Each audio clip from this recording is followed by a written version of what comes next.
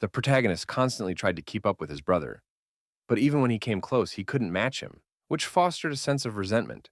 The young man was immensely annoyed by the fact that his relative was always ahead of him, staying one step ahead in every endeavor. His brother's excessive friendliness and concern, dictated by their blood ties, only exacerbated the young man's growing discontent. Barely catching his breath after an exhausting chase, the hero realized the full extent of his delusions and misjudgments. He finally admitted to himself that he was an arrogant scoundrel, having previously denied it in every way and considered such words nothing more than a joke. This bitter realization struck him only at that fateful moment when his brother breathed his last. The young man wondered how he could have felt such intense hatred toward his only blood relative. In reality, he passionately desired to be his equal, not to harbor sincere hatred toward him. His brother had selflessly sacrificed himself to save the boy, and now, because of him, his loved one was dead, while he, the worthless one, was still alive. Flying dragons, drawn by the scent of fresh blood, were approaching, anticipating easy prey. With a bitter grimace on his face, the young man realized that imminent death at the fangs of those loathsome beasts was about to befall him. Unable to flee because of his severed limbs, he resolutely drew his sword, preparing for a final desperate battle. The young man, watching the rapidly approaching pack of bloodthirsty monsters, knew that in the end he would die anyway. Facing certain death, he longed to take as many of these hideous creatures with him to the grave as possible. Waiting until the hated beasts flew close enough, the young man swung his sword with a furious cry, ready for battle. Suddenly, a blinding beam descended from the heavens, marking the beginning of something truly incredible and incomprehensible. Stunned and shaken to the core, the young man froze in place, unable to comprehend what was happening. As the bright glow began to gradually fade, the monster's legs and tail came into view before his astonished eyes.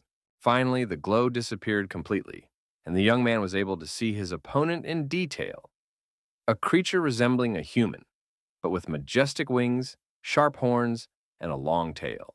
At the sudden appearance of this mysterious creature, the flying dragons froze in midair, as if paralyzed. The protagonist, just like them, froze in genuine astonishment, trying in vain to make sense of what was happening. The young man muttered something unintelligible in surprise, noticing that his trusty sword had cracked, unable to withstand the strain. By all appearances, the king of dragons himself stood before him, but the young man was absolutely certain he had killed every last one of them. The young man had lost his loyal comrades, fighting shoulder to shoulder against a common enemy, and the pain of loss pierced his heart. He had even lost his beloved brother, yet he was firmly convinced that he had managed to destroy every last one of the dragons of royal blood. However, the boy did not sense the power emanating from the mysterious creature. It seemed strange to him, like a deceptive mirage. The creature, with barely perceptible notes of sadness in its voice, stated that the young man was now completely alone, and the others seemed to be already dead, which was indeed a serious problem. A disturbing thought flashed through the boy's mind that the enemy might turn out to be far more terrifying and powerful than the dreaded Seven Kings, and his eyes clearly reflected the realization of the looming threat and primal fear. The protagonist understood clearly. It didn't matter who exactly stood before him now. The main thing was to destroy the enemy at any cost before it was too late. With these thoughts in mind, the young man resolutely placed his hand on the hilt of his sword, preparing for the decisive battle. The creature suddenly spoke thoughtfully, suggesting a certain course of action, but the young man didn't even bother to listen to its words. Ignoring his opponent's words and overcoming the unbearable pain throughout his body, the young man took another step forward, fully aware that he had only one single chance at salvation. He assumed that this way he would be able to reach his opponent with his weapon and deliver a decisive blow. When he succeeded, the young man realized with complete clarity that he couldn't hesitate for a single second and had to act immediately before the enemy could recover. The creature, noticing that the young man was preparing for a swift attack, muttered, urging him to hold off on the attack for a moment. But it was too late. A deafening sound wave pierced the hero's entire body, causing a distinct and painful sensation as if his flesh were separating from his bones. For a brief moment, a blinding white light flashed before the boy's eyes, forcing him to shut them tight. But immediately, the blinding whiteness began to rapidly give way to something dark and mysterious, resembling a sinister passage into the unknown. The next moment, the young man found himself standing before some beautiful city, which fully confirmed his incredible assumption. He stood there stunned, not knowing how to make sense of what had happened. And then a thought flashed through his mind. Had he really traveled back in time? He recalled his teacher's teachings, which students were required to memorize for a deep understanding of the philosophy of dragon slayers. The mentor insisted that a dragon slayer must exterminate monsters, and his pupils were obliged to live up to this title. The teacher emphasized the importance of the students' mission to destroy the monsters that mercilessly took the lives of innocent people. Whether dragon slaying becomes a calling, a duty, or a pastime, the main thing is to remember the purpose of these creatures' slayers' existence. The academy director solemnly welcomed the new recruits, who had become part of the great Aradium family, his gaze sweeping over the sea of excited faces. The legendary Aradium Academy, founded 7 centuries ago, was rightly considered the best educational institution for training dragon slayers. Looking around, the young man realized that today was the day he was enrolling in the legendary academy. He looked around in fear, trying to figure out where the battlefield had vanished to and where the monster was. Could it all have been just a dream? Confused by what had happened, the hero was most troubled by a strange sensation in his hand, as if it were an echo of the recent battle. Mentally cursing the royal dragons, the hero tried to gather his thoughts and come to terms with his unexpected journey through time. A terrifying memory flashed before the hero's eyes, his brother falling into a bottomless abyss and screaming that Rudd must not let a single one of those vile creatures escape. The mysterious creature pondered the possible consequences of the dragon's complete extermination and the need to wait a while. A tear rolled down the hero's cheek at the thought of returning to the past, for he doubted the existence of such magic. And besides, a dragon could hardly have used it. Doubting the reality of what was happening, the boy tried to figure out if his recent opponent had really been a dragon. Whether it was a demon king or a mutant, it didn't matter. To the young man, they were all just pathetic lizards, destined for extermination. Realizing the uniqueness of his opportunity, the hero vowed to himself to exterminate all dragons, no matter the cost. The young man was determined to prevent the deaths of his brother and comrades, so he immediately pressed forward. Suddenly, someone called out to the young man, causing him to turn around, and genuine surprise flashed across the hero's face. It turned out to be a red-haired girl, anxiously inquiring about his well-being and the reason for his bewildered expression. Instantly recognizing his old friend, the hero recalled her dying words about the need to live for the sake of all his fallen comrades. Carelessly mentioning Hennis Halfley's full name, the young man threw his companion into complete confusion with his knowledge of her. Surprised by the young man's knowledge of her, the girl asked him about it, causing the protagonist to shudder inwardly at the fear of altering the course of events. Trying to explain his knowledge, the hero cited Hennis's high grades among the freshmen, frantically coming up with an excuse. Still slightly confused, the girl agreed with the young man's statement, puzzled as to the source of his knowledge. Hennis explained her concern by noting that she had seen the young man talking to himself and cursing, assuming he had a mental disorder. Turning around, Hennis remarked with a laugh that crazy people rarely ended up in Aradium, and although everyone here was of average intelligence, this was the first time she'd seen a real nutcase. Hennis's sarcasm and bluntness evoked warm feelings in the young man, reminding him of the old days and intensifying the sensation of returning to the past. Offended by the young man's smile, Hennis suspected him of having perverted tendencies, forcing Rudd to hastily apologize for his strange behavior. Halfley, having softened somewhat after the young man's sincere apology, noted his realization of the absurdity of his behavior. The sudden start of the formal entrance ceremony interrupted their conversation, and all the students were asked to stand. One of the academy's administrators began reading a solemn speech about the realization of the dreams and hopes of those who had entered the walls of Aradium. The red-haired girl, stretching and sitting back down, pointed out the tedious length of the speeches, with a slight sigh of weariness. Hennis stared intently at Ruda, not taking her eyes off him, trying to unravel the mystery of his unusual behavior and strange knowledge about her. The young man understood the need to satisfy Hennis's curiosity, realizing that ignoring her would only intensify her persistence and suspicions. Agreeing with the girl's remark, Rudd heard from her about the importance of patience as the primary skill of true mages. Sincerely impressed by Hennis's words, the hero recalled how, in his past life, he had been struck by her outstanding magical abilities. The girl, proud of her affiliation with the renowned Halfley family of mages, asked the strange newcomer his name, introducing himself as Rude Donatos. He also mentioned that he had come from the remote village of Duel, which she had likely never heard of. The girl arrogantly declared that this was the first time she had heard the young man's surname or the name of his village, expressing surprise at how he had managed to enroll at Aradium. Hennis muttered that the boy must be completely ignorant, but immediately covered her mouth with her hand, realizing she had said something offensive again. Halfley recalled her mother's advice about the need to behave nobly, even toward fools who would never reach her family's social standing. For it was precisely because of her manner of speaking that Hennis often quarreled with her mother. Glancing at her companion, who sat there unperturbed, the girl surmised that her words apparently hadn't particularly hurt his feelings, which puzzled her somewhat. Trying to gracefully extricate herself from the awkward situation, Hennis cleared her throat slightly and offered her help in case the young man didn't know something. Pointing to the opposite side, the girl explained that the people on the second tier were the leaders of well-known guilds. Hennis explained how guild leaders scout out and evaluate the most promising students well in advance for future collaboration. She mentioned the Sacred Fire Guild, one of the most prestigious organizations in the world of dragon slayers. Then, Hennis mentioned the Dull Moon Guild, known for its unique methods of fighting dragons. Rudd inquired about the presence of the leader of the Pursuer Guild, well aware of the future achievements and tragic fate of these organizations.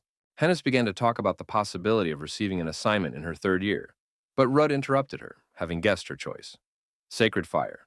The girl confirmed Rudd's guess, but emphasized that she had chosen this guild not only because of its top ranking.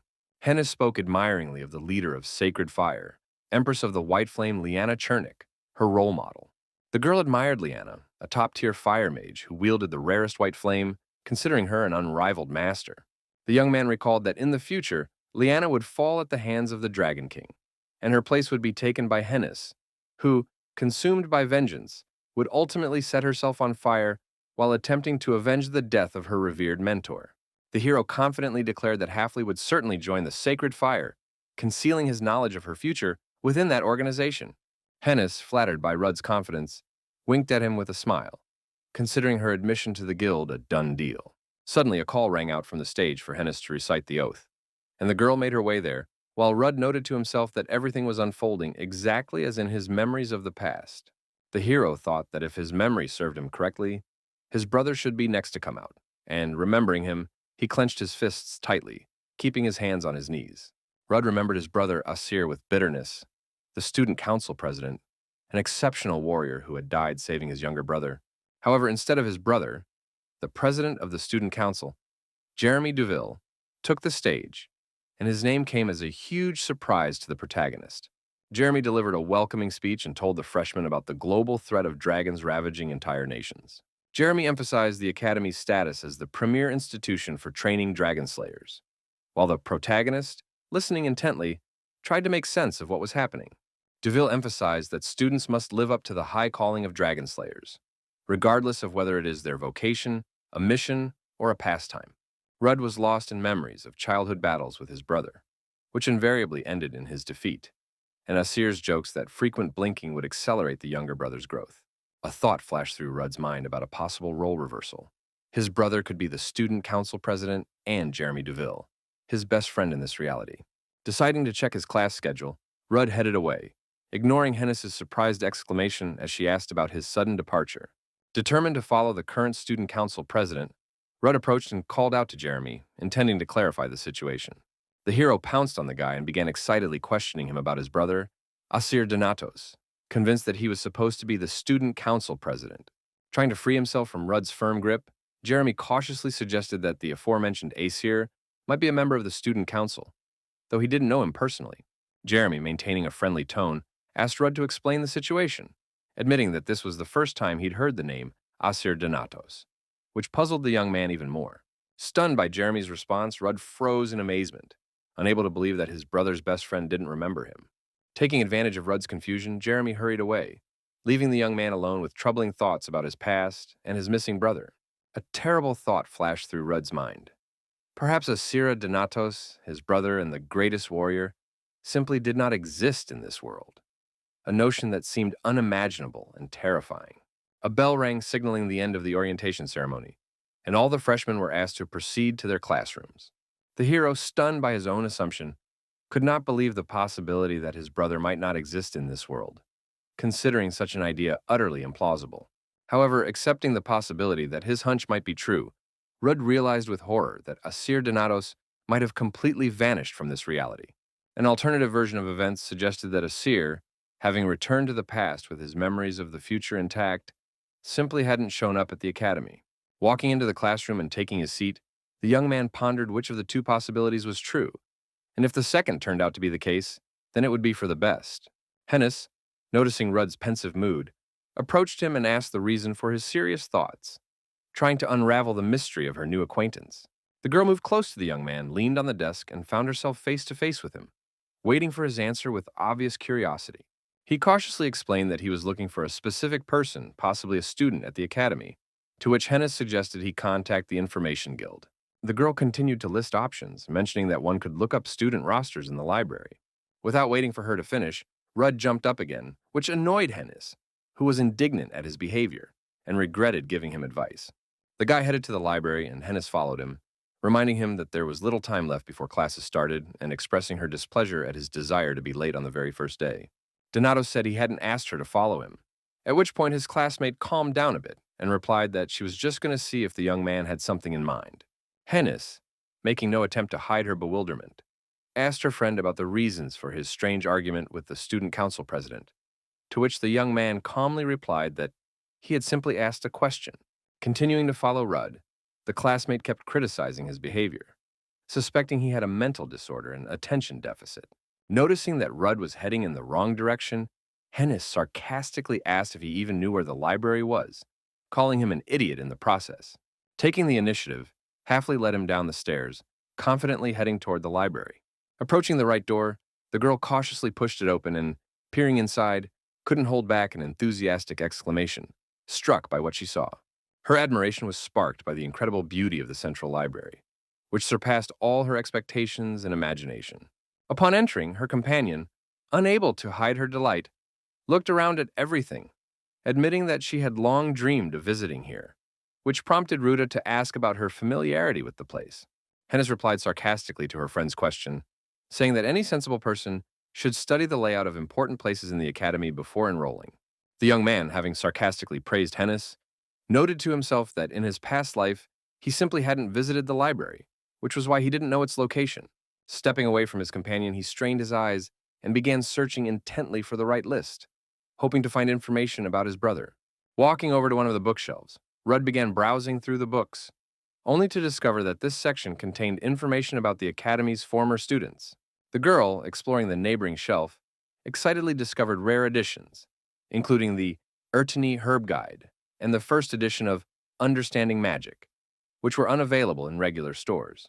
While Hennis marveled at her finds, the protagonist picked up one of the books and began searching for the name Asir, but, to his disappointment, did not find it in the lists. The ancient dragon Sartnan, the king of dragons, capable of controlling time and dimensions. Rudd recalled that in the final battle before his return to the past, Sartnan had vanished along with his brother's body, which raised new questions. Closing the book, the boy hoped that if the dragon hadn't died but had moved to another dimension, there was a chance his brother was alive too. Turning to call out to Hennis, Rudd discovered that the girl wasn't nearby and began searching for her among the library's numerous shelves.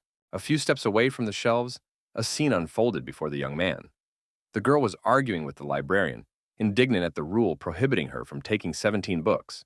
The librarian patiently explained the rules, allowing a maximum of 3 books at a time, and reminded the freshmen that classes were about to begin. Hennis grabbed 3 books and, shouting for Ruta to wait for her, hurried after him, aware of the risk of being late for the first class. They sprinted down the empty hallway and, bursting into their classroom, realized with relief that they had made it just in time. Halfley, tossing her books onto the desk and sinking wearily into a chair, asked her friend if he had found the person he was looking for, suggesting alternative ways to search. Rudd replied briefly that he was looking for his brother, while the teacher began greeting the students, calling for attention and order in the classroom. The professor introduced himself as Daniel Gould and announced that he would be teaching a course on combat for the coming year. He also added that he would be their homeroom teacher, and if the students enrolled in weaponry or combat classes, they would see him more often. The professor warned that the path to becoming a true dragon slayer would not be easy, comparing the training to passing through all the circles of hell. While some female students admired the top-ranked student, Gould described the structure of the program: practical training in guilds during the 3rd year, writing a thesis and taking an exam in the 4th, emphasizing the need for diligence and talent. Listening intently to the professor, Rudd concluded that without innate abilities, even the most diligent efforts might prove useless.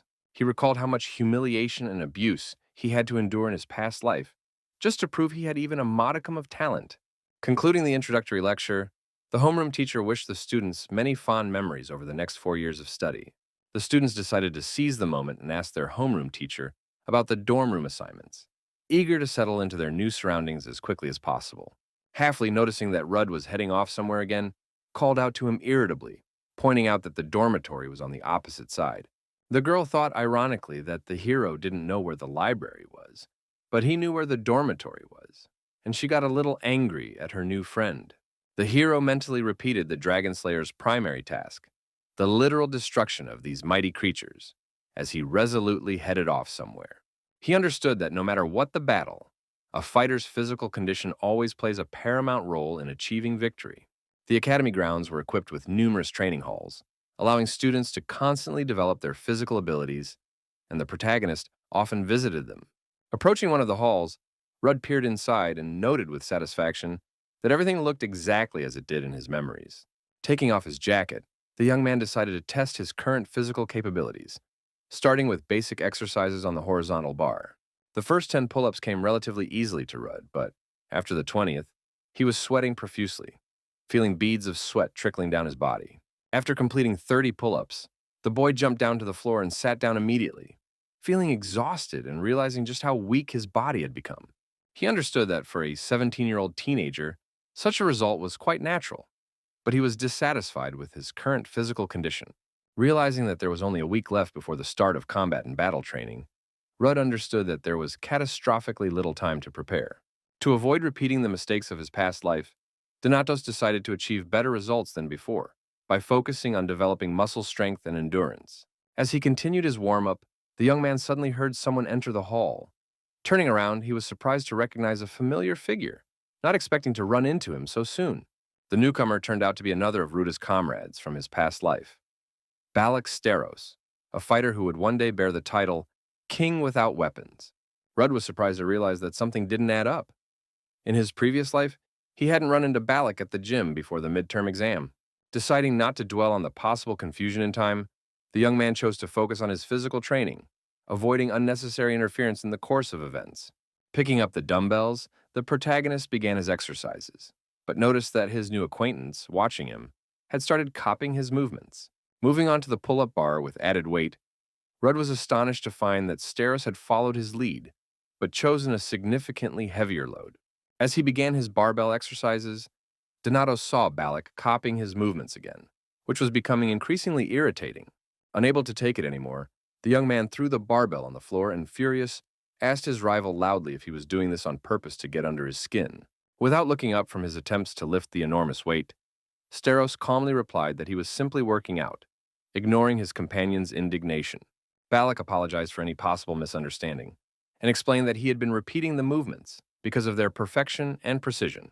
Surprised, Donatos asked again and received confirmation. Rudd's weightlifting technique and shoulder work were flawless. Flaunting his muscles, the new acquaintance asked if Rudd was a god of sports, given the perfection of his movements. Introducing himself as a freshman, the protagonist learned that Balac had also enrolled in the academy's first year. Impressed, Steros announced that from now on, Rudd would be his training mentor, and asked permission to call himself his student. Annoyed by such insistence, the protagonist flatly refused the proposed role of teacher. In the open stadium number 3, instructions were being given on the importance of choosing a primary weapon, which influences one's fighting style. Professor Daniel encouraged the students to try new types of weapons, not limiting themselves to the familiar ones. As the students selected their equipment, they were surprised by the lightness of the swords, assuming they had been specially crafted for novice fighters. Discussing the quality of the weapons, the novices noted their suitability for real combat after a little refinement. A red-haired girl approached the instructor to ask about the necessity of choosing a weapon for a future mage. After receiving an affirmative answer and advice on the importance of weapon proficiency, even for mages, Halfley approached the display, carefully examining the arsenal on offer. Rudd quietly recommended that his friend choose a dagger, noting how easy it was to carry and the ability to magically alter the blade's size. Recalling Hennis's mastery of the dagger in close combat in his past life, the young man was convinced that his advice was sound. The delighted girl chose the dagger that caught her eye, examining its details and features with interest. Noticing the sword in Ruda's hands, Hennis asked if he intended to use that particular weapon. Instead of answering, the young man sharply drew the blade from its sheath, demonstrating his confident mastery of the sword. Surprised by her friend's quick decision, she remarked that others put on quite a show, trying to get a feel for the weapon. Unaware of his homeroom teacher's observation and admiration, Rudd casually noted that the sword was merely for training, downplaying his skills. Hennis suggested looking at other options, but the young man confidently declared the high quality of the entire arsenal on display. A professor who appeared unexpectedly noted Rudd's skill, after which Rudd inquired about the possibility of choosing several types of weapons. Gould explained that there were no strict restrictions, but emphasized the effectiveness of focusing on a single type of weapon. Pondering whether the student's attitude stemmed from boldness or overconfidence, the instructor decided to observe him and allowed him to choose an additional weapon. Without hesitation, the young man took a spear and demonstrated a confident swing, assessing the balance of the new weapon. Not content to stop there, Rudd chose a sword, demonstrating masterful skill with this type of blade as well. Having felt the power and characteristics of all three types of weapons, the student resolutely declared his intention to take them all. The professor, observing the proceedings, noted to himself the unusual nature and possible genius of his new student. Daniel pondered the source of Rudd's elegant movements, admiring the precision and finesse of every swing. Intrigued, the mentor approached the novice and cautiously inquired about his life before entering the academy. The student, with a touch of sadness and reluctance, spoke of his work as a mercenary and the loss of his family to dragons, eliciting sympathy from the teacher and an apology for the tactless question. The teacher's praise did not go unnoticed. Ruda, standing nearby, remarked irritably that his behavior was infuriating her. Hennis, recalling the mention of the loss of his family, asked fearfully if this referred to both of the young man's parents. Pausing, but without turning to face her, the hero briefly confirmed the death of his loved ones. Suddenly hugging her friend, the girl burst into tears, apologizing for her tactlessness, to which Rudd calmly replied, reminding her that the events had happened long ago.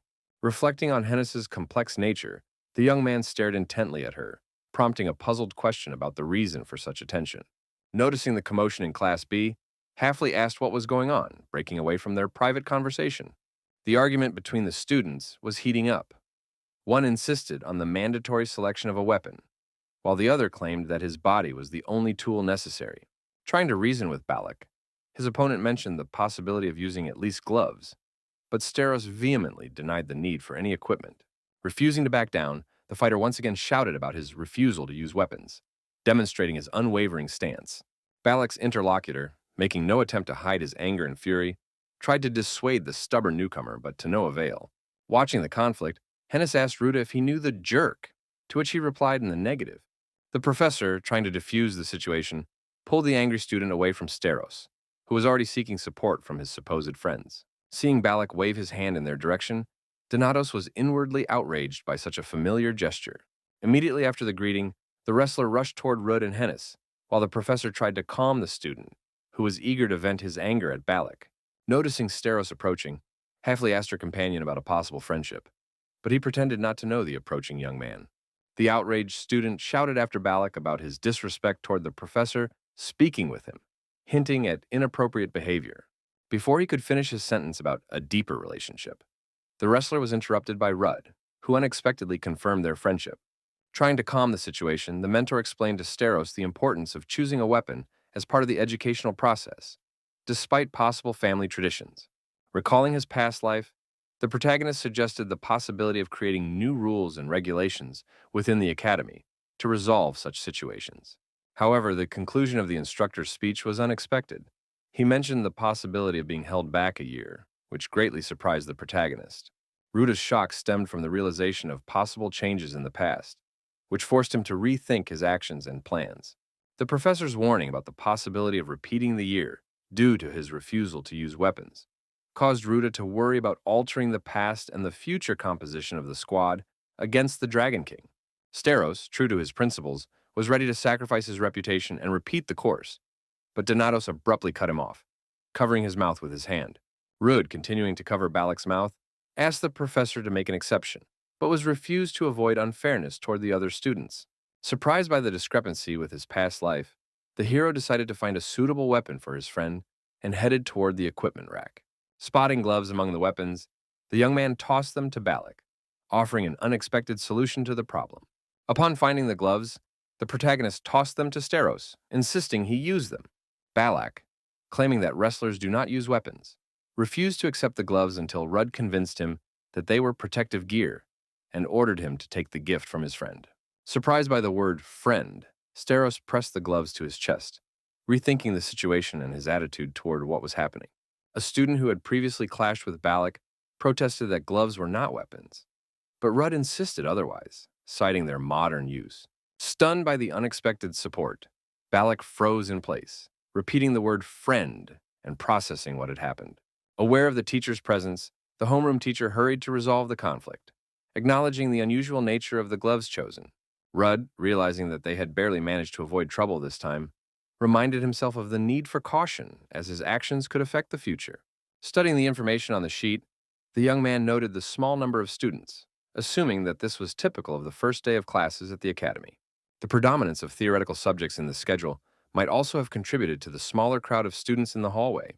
The first week at Iradium served as a period for newcomers to adapt and for instructors to assess their potential for future recommendations to the guild. Donatos, having already taken steps to make a good impression and secure favorable recommendations, focused on preparing for practical training after the battles. Heading to the office accompanied by Balac and Hennis, the young man was puzzled by their relaxed demeanor following the recent conflict. Steros, defending the honor of the fighters, got into an argument with Halfley, who didn't understand his principles and found his behavior strange. Suddenly, a rude remark rang out toward the arguing pair, forcing them to stop talking and turn around. A group of students standing in front of them provocatively addressed Rudd and his companions, using crude insults. Donatos, who had been studying a leaflet until that moment, looked up and asked if they were addressing him, to which he received an affirmative answer laced with new insults. Outraged, Hennis intervened in the conflict, demanding an explanation and defending her friends from the unjust attacks. One of the strangers, recognizing Halfley from her speech at the ceremony, introduced himself as William Farday from Class B and stated he had no complaints against her, extending his hand. The girl, refusing to make his acquaintance, called William an idiot, provoking his indignation and criticism of her choice of company. An angry Hennis continued to stand her ground until Rudd intervened, pushing the girl aside and asking what the offender wanted. Fart, making no attempt to hide his hostility, demanded that the hero calm down and stop trying to curry favor with the instructors. The student from Class B continued to criticize Rudd and his friends for their choice of weapons and behavior, advising them to leave the academy due to their inappropriate attitude. The protagonist, reflecting on his opponent's words, admitted that he had indeed intentionally drawn attention to himself with his actions. Memories of his past life flooded back to Rudd, reminding him of similar conflicts when he tried not to stand out among the other students. Cruel taunts and insults he had endured in the past came to mind, targeting his background and abilities. Speculation that he'd gotten in through connections was replaced by taunts about his lack of parents capable of pulling strings for him. Donatos recalled how, in the past, full of energy, he had taken such provocations seriously and readily fought back. But now, striving to act like an adult, the young man held back his emotions and calmly stated Balac's superiority over William, regardless of the weapon. Continuing the provocation, Rudd added that both he and Hennis could easily handle the offender with their bare hands, heightening the tension of the situation. Enraged, William, unable to contain his fury, shouted an insult, demonstrating his inability to control his emotions. Fardy, having completely lost his composure, accused Rudd of seeking attention and swung at him. By deftly dodging the attack with a simple step backward, the protagonist demonstrated his superior reflexes, and the blow missed its mark. Having misjudged the force of his swing, William lost his balance and fell, ending up in a ridiculous position in front of the spectators. Hennis, unable to contain herself, laughed at her hapless opponent, compounding his humiliation and anger. Lying on the floor, Fart flushed with rage and shame, having completely lost control of his emotions. Realizing he needed to restore his reputation, William got up and reached for his sword, preparing to demonstrate his strength. Halfley loudly warned against the use of weapons outside of training matches, trying to prevent the conflict from escalating. Ignoring the warning, the enraged student ordered her to shut up and swung his sword decisively, intending to attack.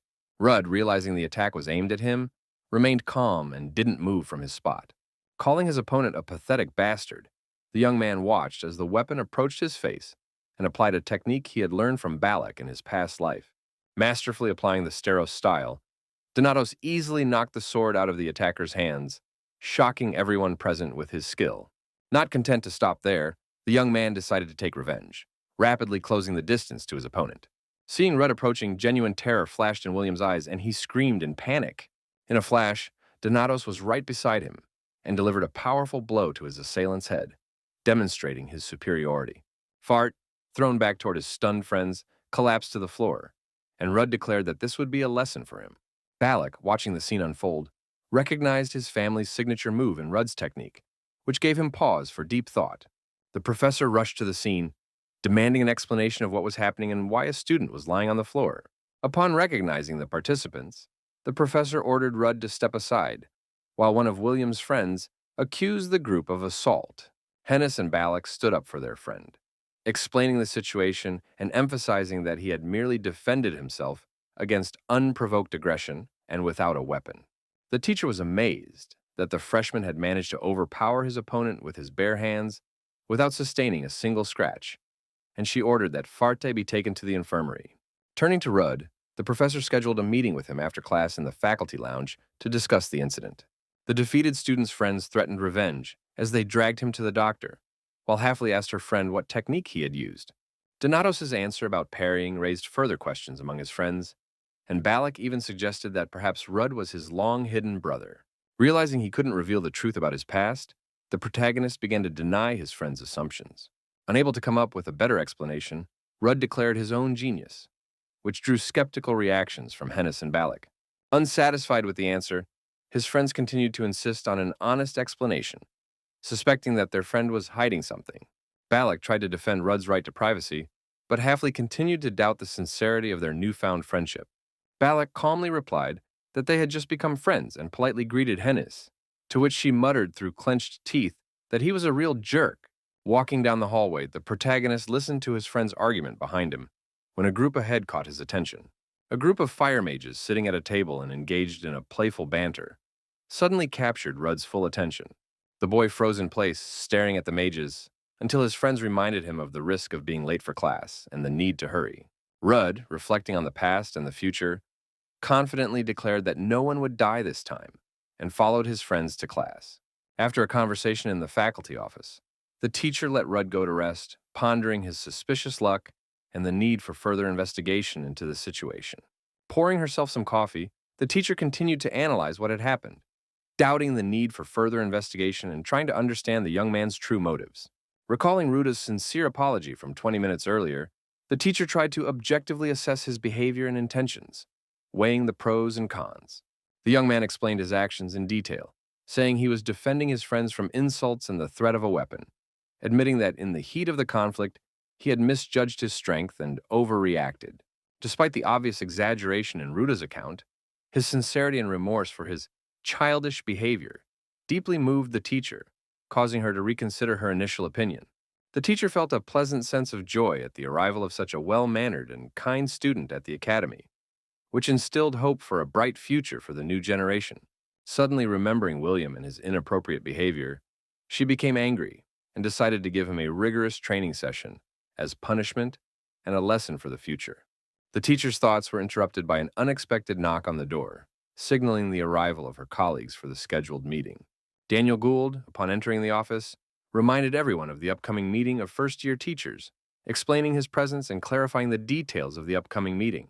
A lighthearted conversation began among the colleagues about the reasons for choosing the meeting location, touching on the topics of stubbornness and laziness when it comes to organizational matters.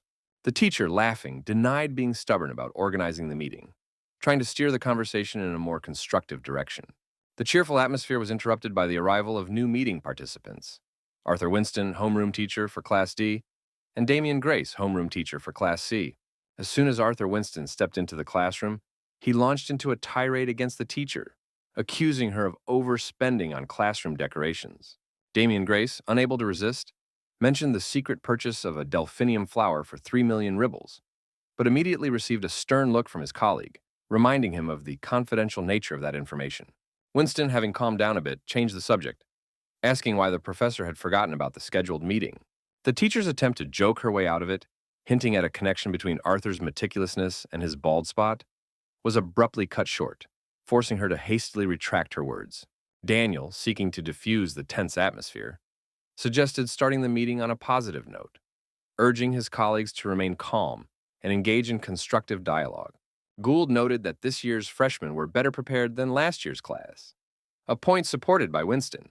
The teacher made an important point, reminding her colleagues of potential issues with students' mental health. Despite their strong skills and preparation, finishing her coffee, she continued her thought and emphasized the key role of teachers in fostering not only the professional, but also the personal growth of students. The homeroom teacher for Class D expressed interest in identifying students who require special attention and support from the teaching staff. Grace noted the high overall level of his class, while the professor pointed out the presence in her group of one underachiever and one psychologically unstable student. Arthur, surprised by his colleague's choice of words, asked her to clarify who she meant by lagging behind and psycho, trying to make sense of the situation. The teacher explained that she was referring to Balac Steros, who showed a stark contrast between his terrible written exam results and his brilliant performance on practical assignments. The professor, reviewing Balac's personal file, inquired about his possible connection to a well-known family renowned for its athletic achievements. Daniel, studying the information about Steros, expressed enthusiasm about the upcoming meeting with this talented and extraordinary student.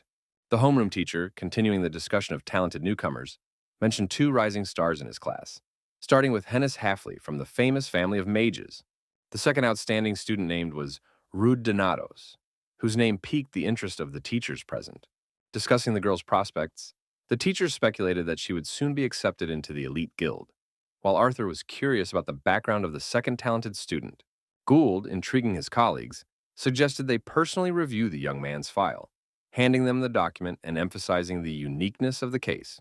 As they studied the papers, the professors noted with surprise the average results of the written and practical exams, as well as the student's tragic past. Anticipating his colleagues' reaction, Daniel stated his conviction that the young man could become the strongest among the freshmen, which drew their close attention.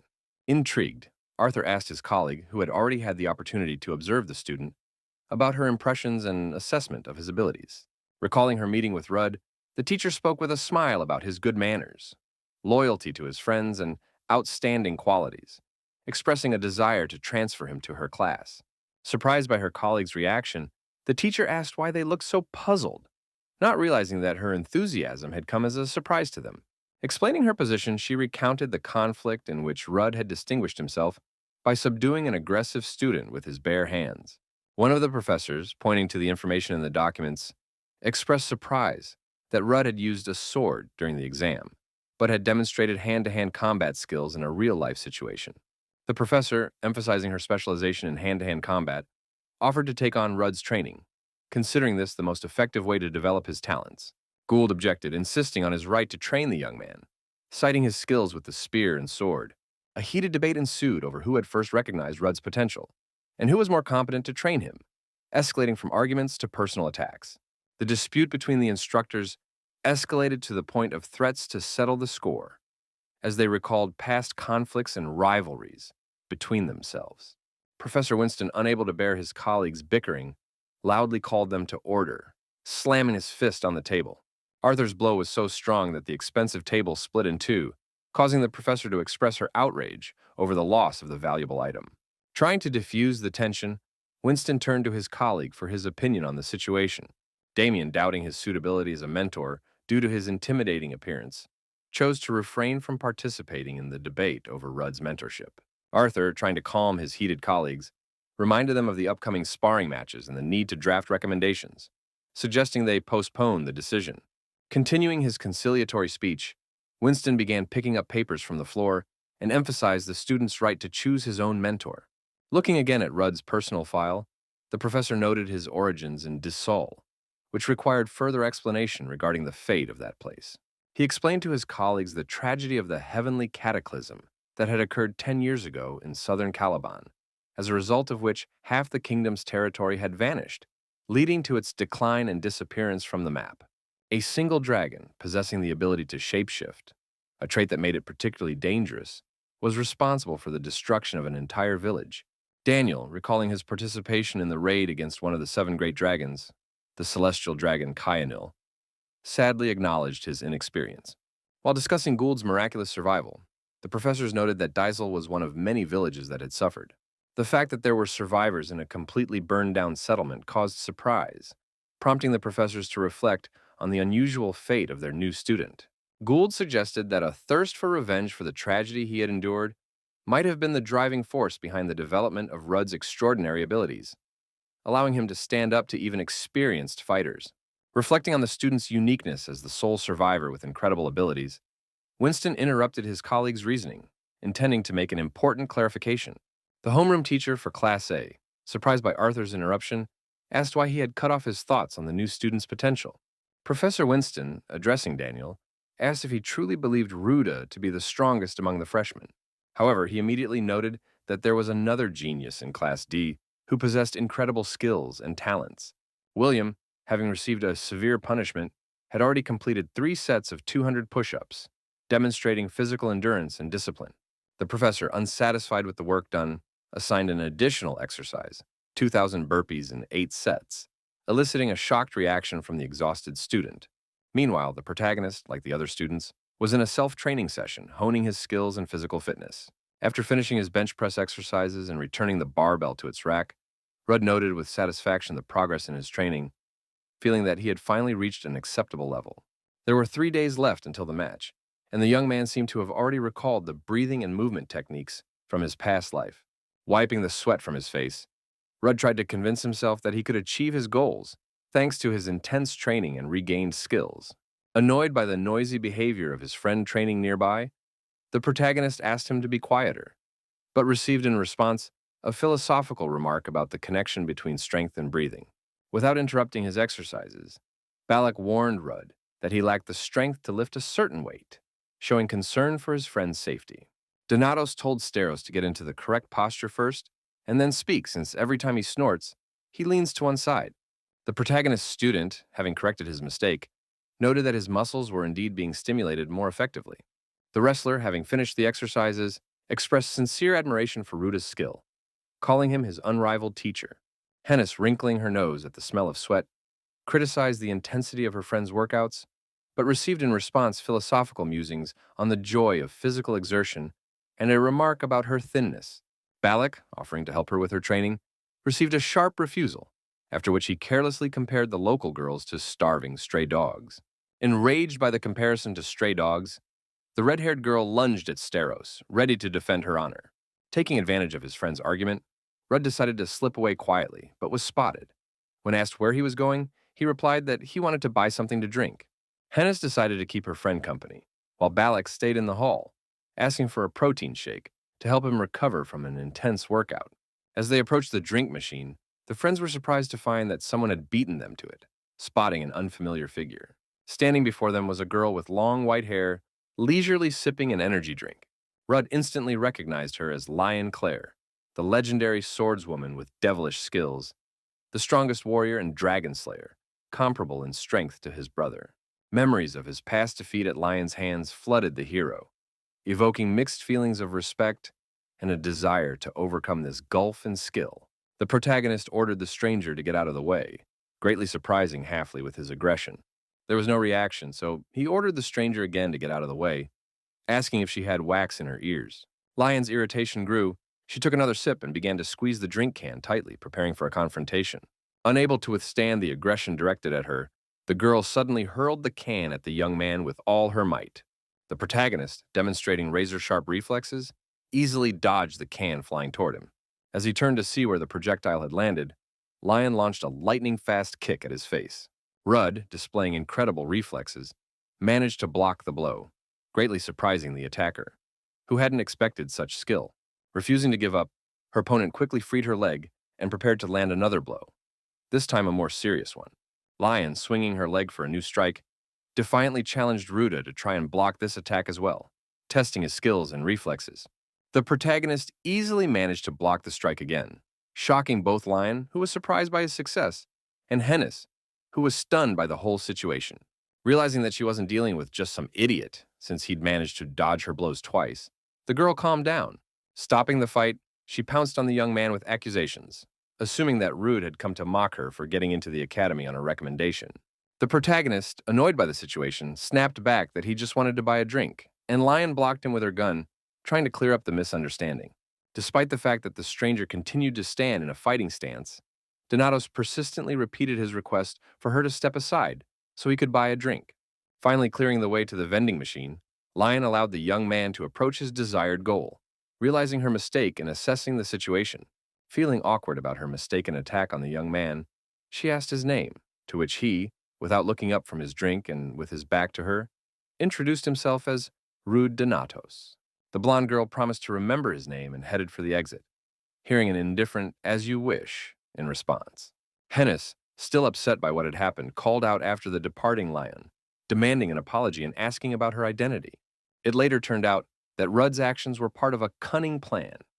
He had deliberately provoked the conflict to gauge the difference in their strength, which turned out to be so great that she nearly broke his arm. Concerned, Hennis began asking her teammate about his well-being and possible injuries, insisting on a visit to the infirmary despite his assurances that he was unharmed. Returning to the training hall after the examination, they encountered a surprised Balac, who asked if his friend had really injured his arm. A female professor passing by upon hearing about the possible injury immediately ran up to the young man, asking with concern and sympathy what had happened. At the shout of Class B's homeroom teacher, Professor Daniel came running over, and Hennis, without waiting for a question, blurted out that some girl had suddenly started kicking and hitting Ruda. The protagonist tried to defuse the situation, insisting that it was just a minor scuffle and that no one had beaten him up. Halfley readily described the freshman with silver hair and yellow eyes, who had been admitted on a recommendation, ignoring the protagonist's attempts to stop her. Upon hearing the description, the homeroom teachers exchanged glances, immediately realizing that they were talking about Lion Claire from Class D. The enraged teacher suggested sorting out the situation immediately, but Daniel tried to calm her down, urging a more measured approach. The professor's loud outbursts caught the attention of all the students in the hall, sparking a wave of rumors and discussions about the incident.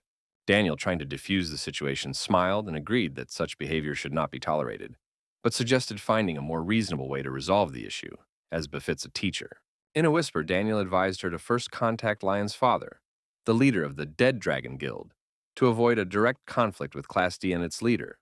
The professor, grasping the essence of the plan, clarified whether Gould was suggesting shifting the blame onto Arthur and gaining the right to punish Lion themselves. Daniel confirmed his idea, suggesting they limit themselves to demerit points, community service, and extra study hours, hinting at the possibility of going beyond the usual punishment. Miss Claire was delighted with her colleague's idea, while the protagonist was burning with shame, considering what had happened a disgrace. Balac tried to comfort Rudd, noting the professor's goodwill and philosophizing about the educational role of defeat. But the boy, still overcome with shame, sharply ordered him to be quiet. 3 days later, a large assembly was organized, at which all the students were asked to line up by class, creating an atmosphere of anticipation for an important event.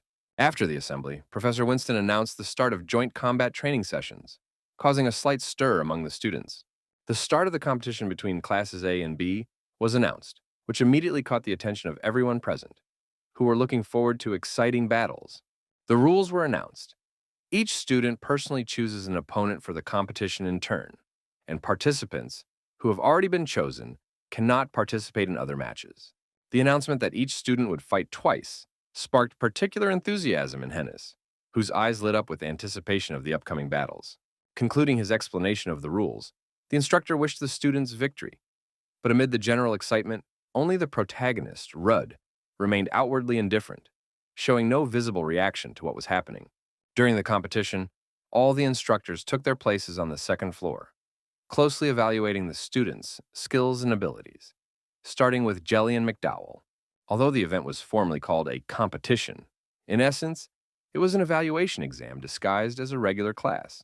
The primary evaluation criteria were solely the students' skills and talents, without any consideration of their background, connections, or past achievements and failures. Hennis noted that everyone present in Iradium was used to hearing about their exceptionality and genius, though Rudd couldn't recall anything like that from his past life. When the host loudly announced Hennis Halfley as number 8, the girl felt a surge of confidence and stepped forward. As she left the formation, Hennis confidently declared that, in the face of a genius like herself, her opponents were simply frozen in fear and awe. Balac, unable to contain his emotions, loudly supported his friend, calling her a true genius, which slightly annoyed the girl with his excessive and inappropriate enthusiasm. Rudd, watching the scene unfold, was surprised by her choice, noting to himself that only she could choose a swordsman, being a mage weak in close combat. At the command, "Begin," Both opponents assumed fighting stances, preparing for the duel. Without wasting a second, Hennis conjured bright fireballs, demonstrating her impressive mastery of fire magic. Without the slightest hesitation, the girl directed her magical attack at her opponent, hoping to catch him off guard with her speed and power. The swordsman, well prepared for possible magical attacks, successfully and in time, shielded himself with a sturdy shield from Hennis's not-too-fast but dangerous fireball. The girl's opponent was inwardly glad that the attack's speed wasn't that high, realizing that otherwise, the fight could have ended unexpectedly after the very first strike. The swordsman, quickly recovering from the first attack, attempted a counterattack, swinging his deadly weapon with determination. His opponent deftly dodged the blow and instantly began casting a new spell, once again surprising the young man with her speed. The swordsman desperately tried to fend off Hennis's multiple fire attacks, gradually losing the initiative and feeling the mounting pressure from her. The distance between the students increased, giving Halfley the opportunity to prepare an even more powerful magic spell. Just as her opponent decided he needed to close the distance immediately, the student suddenly appeared right beside him, deftly pressing a sharp dagger against his unguarded neck. Realizing his defeat, the young man honestly admitted defeat, and the professor immediately declared Hennis Halfley the deserved winner. The girl looked up joyfully, hearing praise from the teachers who had been watching the fight. Hennis's intense gaze was directed for a reason. She was seeking the approval of Miss Liana, her idol, who was among the distinguished spectators in the upper rows. Liana Chernica, known as the Empress of the White Flame, was the celebrated leader of a prestigious guild and an idol to Hennis. Donatos, concerned by his friend's risky tactics, asked what she was thinking, rushing so recklessly toward the swordsman at such a dangerously close range. Hennis, smiling, explained her strategy. She was counting on the element of complete surprise, assuming that an inexperienced opponent would never expect a mage to engage in close combat. Rudd noted to himself how risky such a strategy was, recalling that Hennis had always been known for her unconventional approach to magical duels. The professors watching from above acknowledged that Hennis truly had an excellent sense of her opponent's slightest movements and acted with surprising skill and efficiency. Ms. Clare remarked admiringly on Hennis's correct use of magic and her keen assessment of the situation. Arthur Winston emphasized how rare it was to find such gifted, combat-oriented mages, and suggested bringing in additional instructors for fire magic. When the next participant was announced, Claire waited with undisguised interest to see who else would enter the arena for the duel. William Fart, before even reaching the center of the arena, challenged Rudd Donatos to a duel, seeking long-awaited revenge for a humiliating past defeat. The homeroom teacher of Class A was delighted by this turn of events, eagerly hoping to see her talented favorite once again spectacularly put the arrogant William in his place. Listening to all this, Rudd was inwardly baffled by the excessive grandstanding and unnecessary theatrics, viewing it as a sign of weakness and insecurity. Deciding to accept the challenge and teach him a lesson, Donatos headed for the stage, mentally preparing for the upcoming duel. The protagonist, demonstratively warming up his hands before the fight, decided to give it his all to teach the self-assured and annoying opponent a lesson he'd never forget. The intrigued students watched the start of the fight closely, but suddenly heard William's screams, which caused general astonishment. Fart's desperate cries of surrender rang out from the stage, instantly turning the expressions of the watching students to fear. Rudd, watching William being carried away on a stretcher in disgrace, remarked ironically on his tenacity despite his swift defeat. The professor praised the participants and asked if Rudd Donatos was ready to continue or needed a rest, suggesting they change the order of the matches. The young man firmly declared his intention to continue the battle and was given permission to name his next opponent. To everyone's surprise, Rudd challenged his friend Balac, recognized as one of the strongest and most dangerous students at the academy. Balac was so shocked by the choice that, in his confusion, he could barely utter a word in response. Despite his obvious reluctance to fight a friend, the bewildered Steros nevertheless entered the arena, continuing to express his categorical disagreement with the situation. Rudd, ignoring his friend's doubts, insisted on the duel, arguing that Balac was the strongest of those present. Steros, frowning, declared his fundamental unwillingness to fight his friends, to which Rudd, provoking him, immediately accused his comrade of cowardice. Lost in thought, the young man recalled Balac's incredible strength in his past life, when the ground beneath his feet literally trembled from his powerful strides. In those vivid memories, he possessed such phenomenal, almost mythical power that mountains crumbled at the mere swing of his fists. Realizing that his current strength was insufficient to achieve his great goal, Rudd decided to insult Balac's honor in order to reach a new level of mastery. Balac, yielding to the provocation, reluctantly accepted the challenge, declaring that the fighter Steros does not back down from a fight. Rudd, satisfied that he had achieved his goal, accepted Balac's decision with a smile. Steros, preparing for the inevitable clash, sincerely expressed his hope for a fair fight at full strength, openly acknowledging Rudd's current combat superiority over him. The protagonist noted with a sneer that such words were unnecessary as he prepared for the serious duel. Following the rules, the opponents took their positions on opposite sides of the stage, eagerly awaiting the referee's long-awaited command to begin the fight. Both students were extremely serious, watching each other closely and analyzing every movement, until the referee gave the command, "Begin!" Hearing the long-awaited command, Rudd and Balac began to slowly close in on each other, preparing for their first clash. During an intense training session in the main character's gym, someone suddenly called out to him, distracting him from his workout. It turned out to be the mighty Steros, who had come at the urgent request of Rudd's older brother to rein in his wild behavior. The young man, scowling angrily, ordered him to tell his brother to come in person if he had any complaints, and turned away. But his interlocutor reproached him for being rude to his family. At Balac's unexpected reply, Rudd's sword slipped from his hands, revealing his shock at what he had heard. Enraged, Rudd fiercely ordered the boar to shut up and was outraged by the mention of family. Steros objected that he wasn't a boar and asked the brother why he was confronting him, stepping closer to the young man. The protagonist, completely losing his temper, grabbed Balac by the shirt and asked menacingly if he wanted to die by meddling in his affairs. The protagonist, provoking Balac, goaded him to attack, using offensive language. The cocky young man couldn't have imagined that he would soon find himself defeated, sprawled on the floor. Lying on the floor, Rudd, wincing in pain, acknowledged his opponent's incredible strength, calling him a damn boar.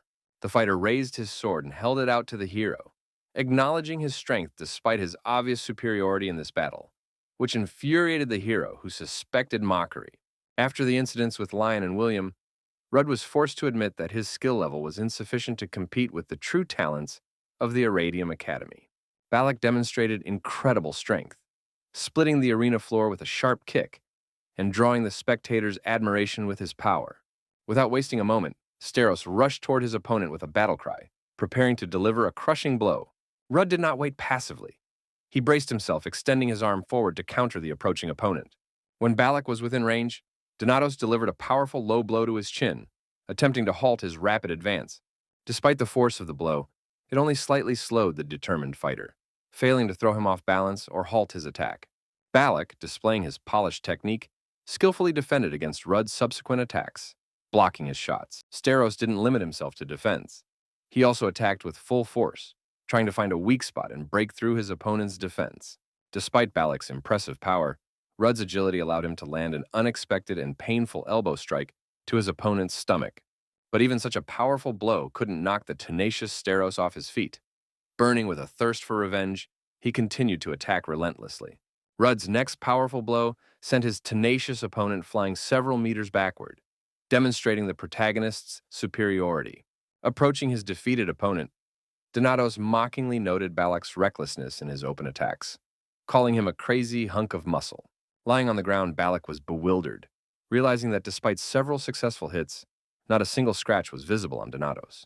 Rudd noted to himself that a wrestler's soul was contained within his muscles, recalling the Steros clan, northern wrestlers obsessed with building muscle.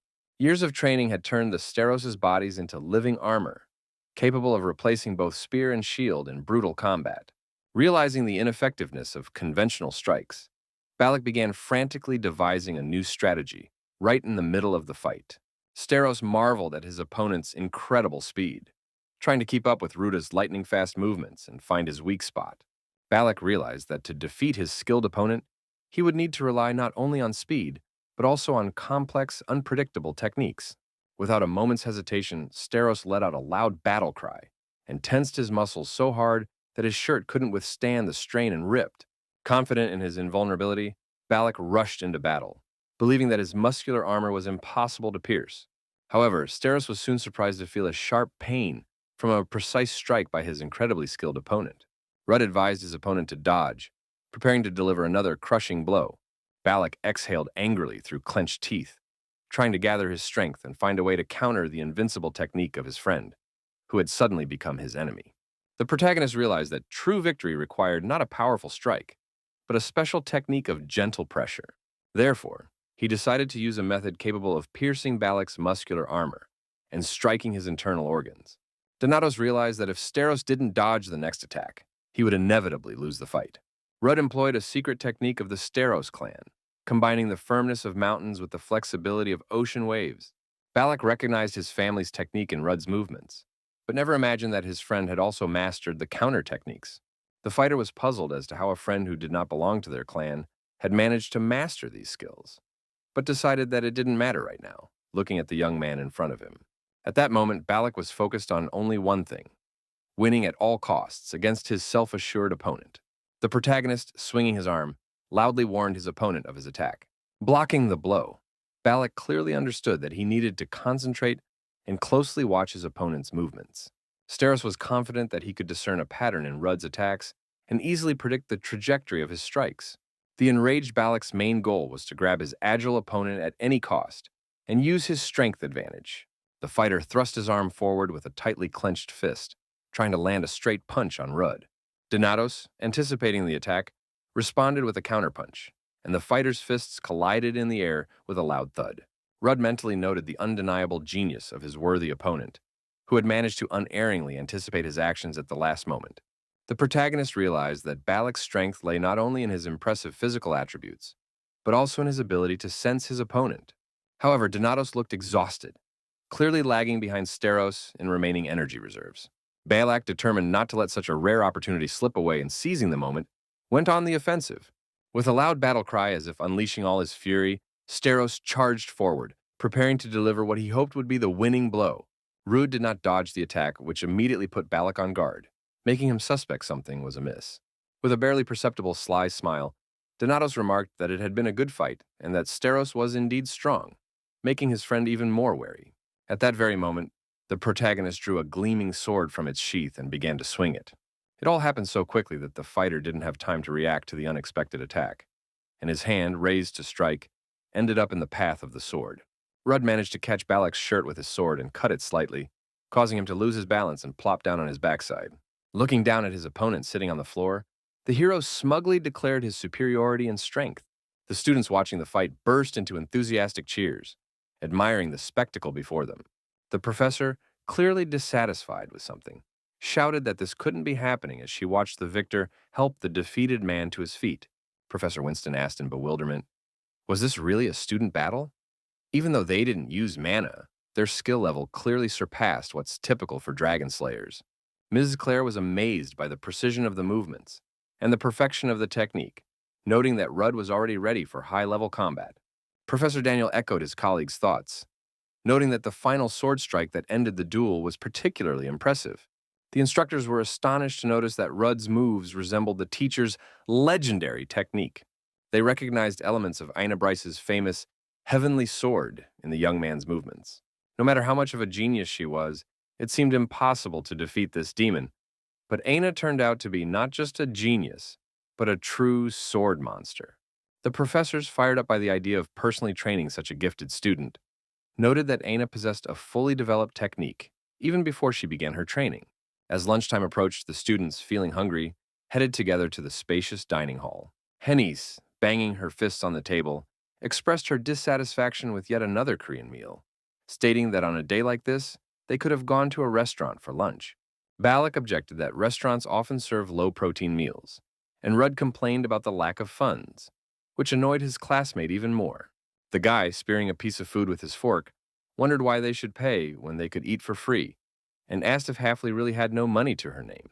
She gave him a piercing look and replied firmly that she had more than enough money. The guy, chewing on another bite of food, remembered that in the past, the girl had come from a very wealthy and respected family. The young man, glancing at Steros sitting next to him, tried to recall that this dimwit, too, had apparently never known want or hardship. Rudd, watching the wrestler greedily shovel food into his mouth with his hands and sit there covered in food, concluded that even though he was an aristocrat, he behaved like a wild primate.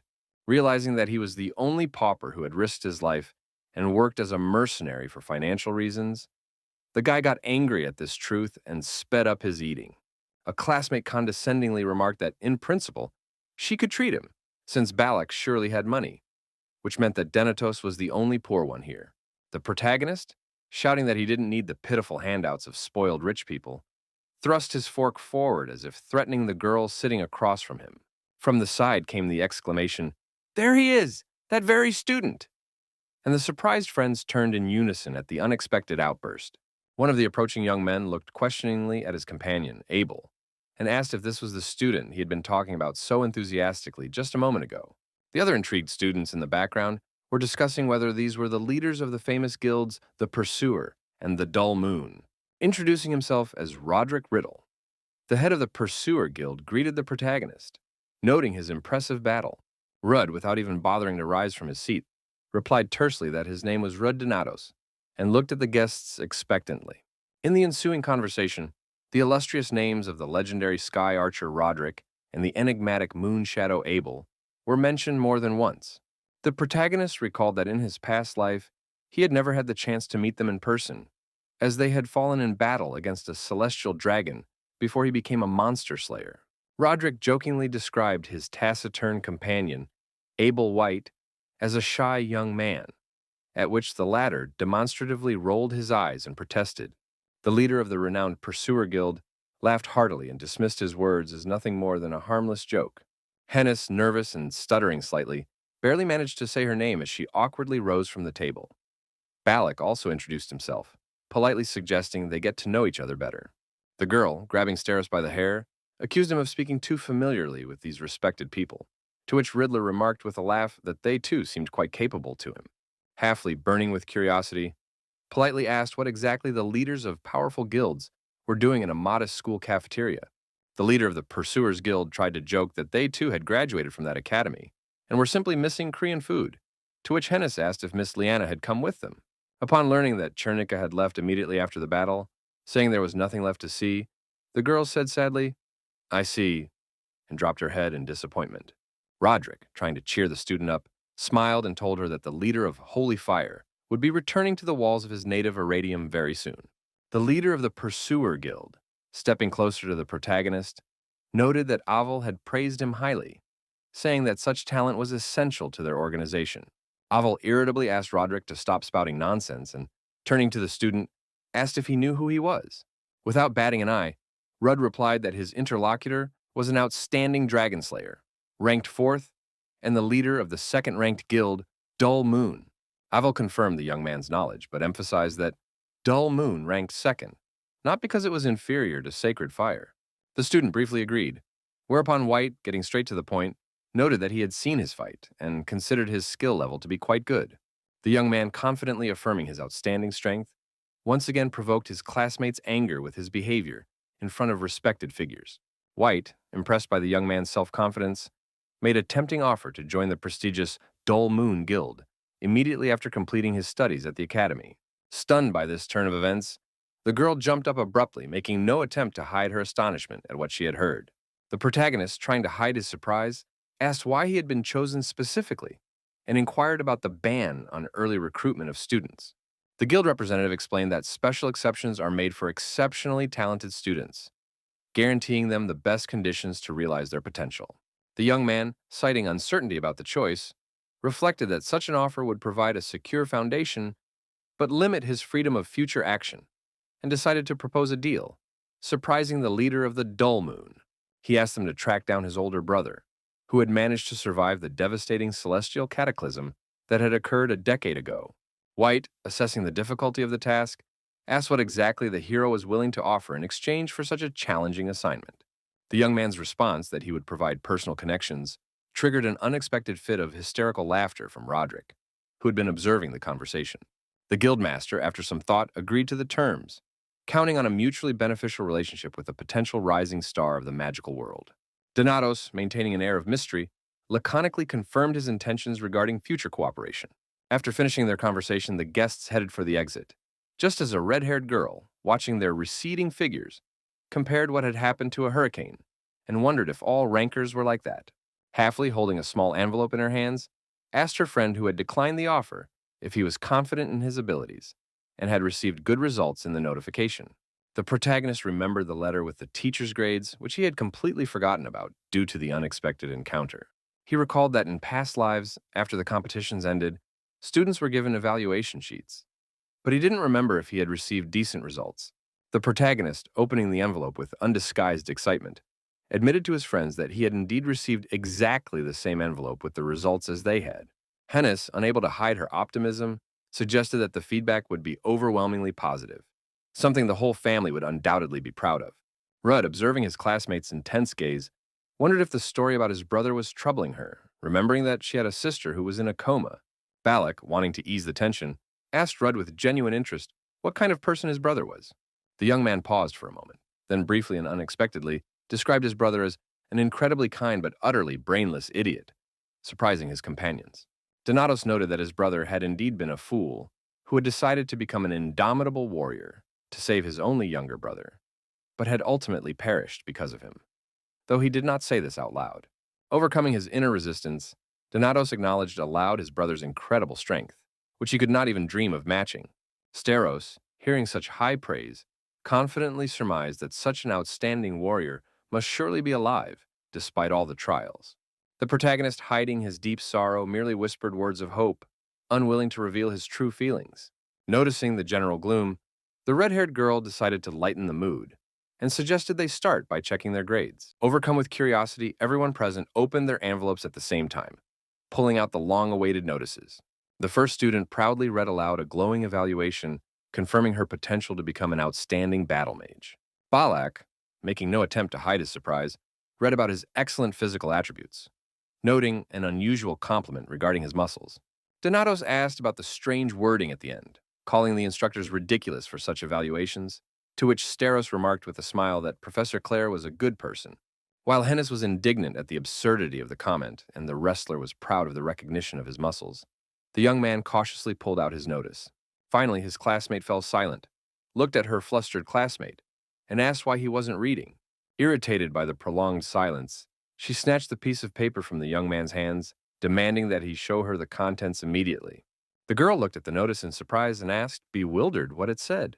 The grade sheet was covered with a multitude of different signatures, which was extremely unusual and surprising. Her curiosity grew, and the young man, wasting no time, headed decisively to the faculty office to clarify the situation. Upon entering the spacious office, the young man saw 4 respected professors and, apologizing sheepishly for the disturbance, waited anxiously for their reaction. The stern homeroom teacher of Class D, furrowing his thick eyebrows, rudely commented on the talented student's sudden appearance, suddenly changing his tone to one that was surprisingly friendly. The same experienced mentor warmly invited the bewildered young man to take a seat. Rudd, remaining vigilant, cautiously accepted the offer, intuitively sensing the unusual and strange nature of the atmosphere that had developed. Caring Mrs. Clare, wishing to create a cozy atmosphere, inquired with motherly warmth about the gifted student's preferences for coffee and cookies. No sooner had she finished her sentence than Professor Daniel, noticing the chill in the room, thoughtfully suggested that the young man put on a warm jacket. Sharply sensing the teacher's obvious attempts to win him over, the quick-witted young man involuntarily turned his keen attention to the mysteriously silent Damian. Deciding to clarify the situation, the protagonist openly asked if he was correct in assuming that this was related to the selection of an advisor. Winston confirmed his guess, noting Rudd's awareness of the significance of the signatures on the evaluation sheet. Patiently and in detail, he explained the procedure for first-year students to select a mentor and the unique opportunity for interested faculty members to interact directly with promising students. The enigmatic Damian Grace, breaking the silence, particularly emphasized the exceptional rarity and significance of obtaining the coveted autographs of all the Academy's professors. Ms. Clare, radiating kindness, enthusiastically praised Ruda for his impressive achievements in various magical fields, encouraging him not to be shy when choosing his future mentor. The teachers present were introduced by their legendary nicknames: the unrivaled White Sword, Daniel Gould, and the indomitable Mad Dog, Claire Mason. Rounding out this outstanding quartet were the mysterious Phantom Predator, Damian Grace, and the mighty Thunderspear, Arthur Winston, each a master of their craft. Lost in his memories, Rudd suddenly realized that in his past life, Daniel had been his mentor, and that he would surely help him grasp the secrets of swordsmanship. Summoning his courage, Donatos resolutely expressed his sincere desire to learn the complex art of fencing from the renowned master of the blade.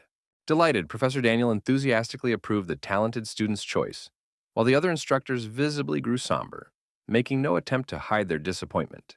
To everyone's surprise, the student put forward a bold condition to become Daniel's personal student, causing shocking astonishment among the teachers present.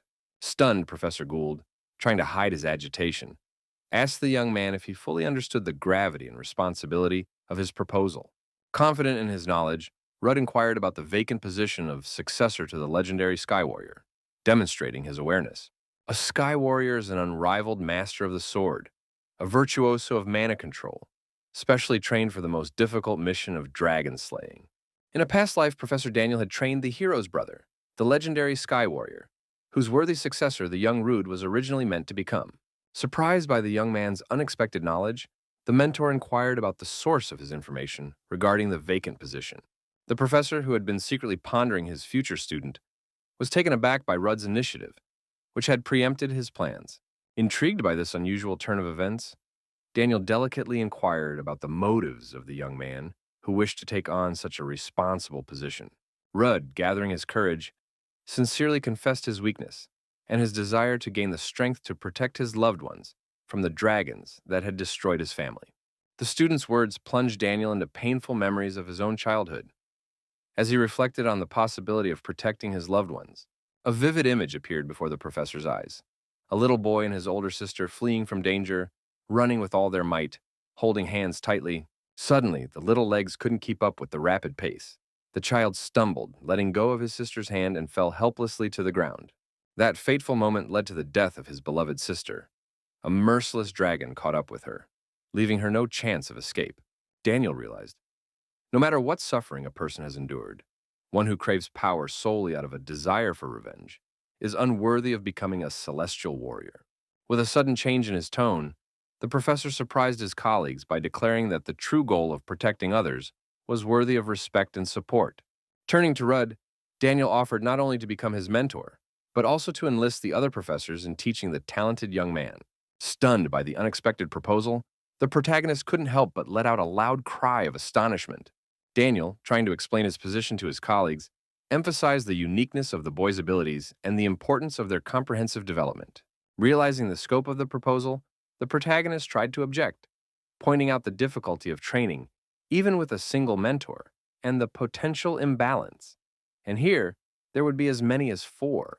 Unexpectedly, Winston supported the idea, declaring the need to train the perfect dragon slayer for the sake of saving the world. The protagonist, surprised by the abrupt change in Professor Arthur's stance, a man known for his adherence to the rules, noticed a clear contradiction in his words.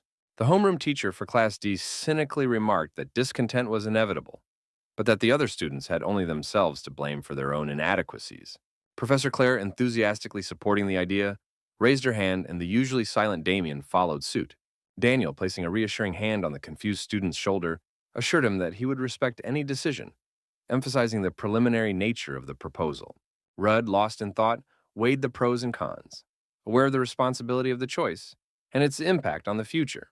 Summoning his courage, the young man turned to the professors, who were listening intently, asking for their support and help in achieving his goal. He expressed his determination to change the future by restoring hope to those who had lost it, even if it meant transcending his former self. Concluding his speech, Rudd firmly declared his intention to become stronger and take on the role of a warrior capable of withstanding the coming calamities. Lion Claire, battered and exhausted, wandered down the hallway, silently cursing the cruel professor for the grueling training. 2 hours earlier, on the training field, Professor Claire had announced an extra lesson, which turned out to be independent training for the student. The girl, stunned by the unexpected turn of events, asked in disbelief about the independent training. The teacher, maintaining a smile, suggested that the student assume a fighting stance, hinting at the trials ahead. Her expression suddenly changing, Claire attacked the student with a battle cry, leaving her no chance to prepare. Now, barely able to move down the hallway and clutching her injured side, Lion felt every blow she received. Anger at Ruta, who had supposedly complained after a single blow, overwhelmed the girl, causing her to kick the vase of flowers in a fit of rage. Sitting down on the steps, Lion reflected on the unfairness of the punishment, acknowledging partial blame for the misunderstanding with Donatos.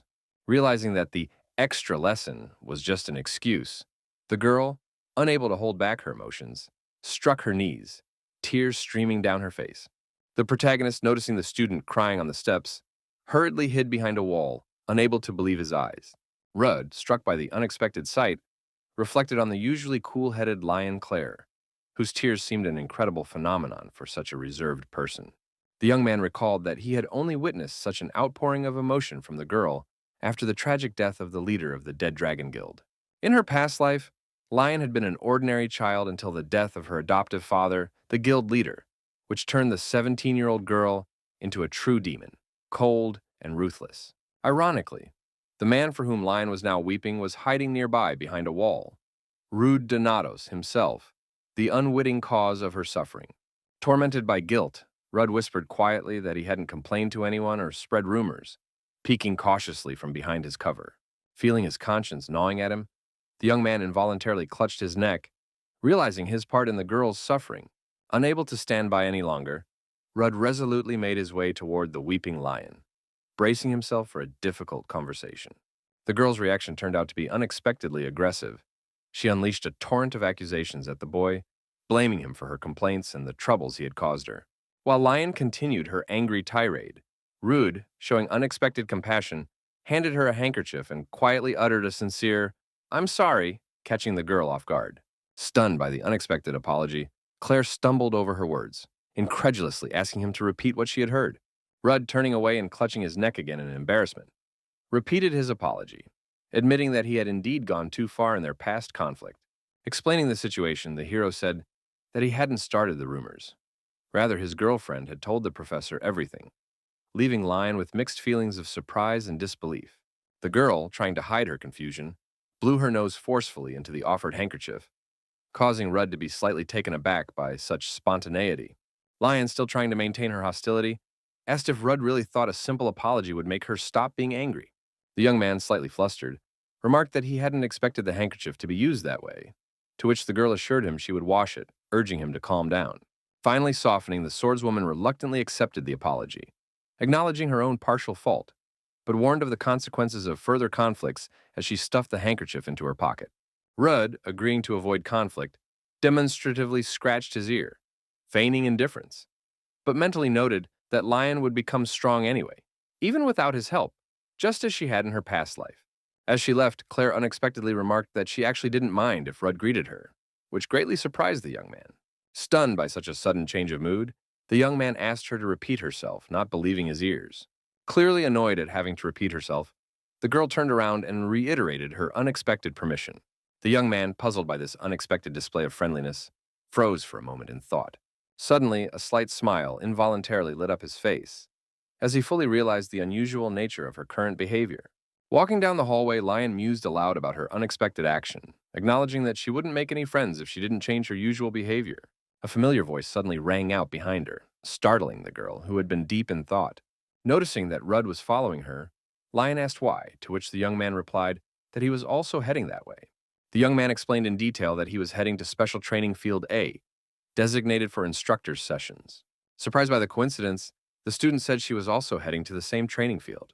The girl began to speculate about the similarity between their advisors, but stopped short when she noticed a sudden change in her companion's expression. The protagonist, his expression unchanged, decisively threw open the door and peered inside the training room. Professor Daniel, who had been waiting for them, asked if the students had come to class together. The protagonist asked in bewilderment if Lion would be attending the class with him, and received an affirmative answer. The young man was shocked, recalling that in his past life, the girl's advisor had been a completely different teacher, namely Professor Claire. When Lion bluntly asked if he was unhappy, Rudd irritably replied in the negative, trying to hide his confusion.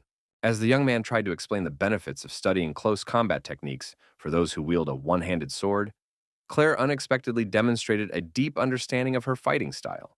Realizing his mistake, the young man tried to justify himself with observations made during competitions, suggesting that strength training be added to sword technique. Professor Daniel confirmed Rudd's words about the benefits of close combat for filling the gaps between an opponent's sword strikes. Lion, though displeased with Rudd's observations, acknowledged that the idea wasn't bad, while the young man tried to justify himself, accidentally letting out a curse. Surprised, Lion noted Rudd's curse, which had slipped from the hero's lips right in front of the instructor, while Daniel merely laughed at the situation. With a sly smirk, Lion threatened Rudd with swift punishment if he dared to get distracted during training. The hero mentally noted Claire's unusual behavior, wondering about her character in her past life. When Lion asked about his words, Rudd explained his surprise at her choice of Professor Daniel over Claire. Having learned that the girl hadn't received any signatures, Lion categorically rejected the idea of training with crazy Claire.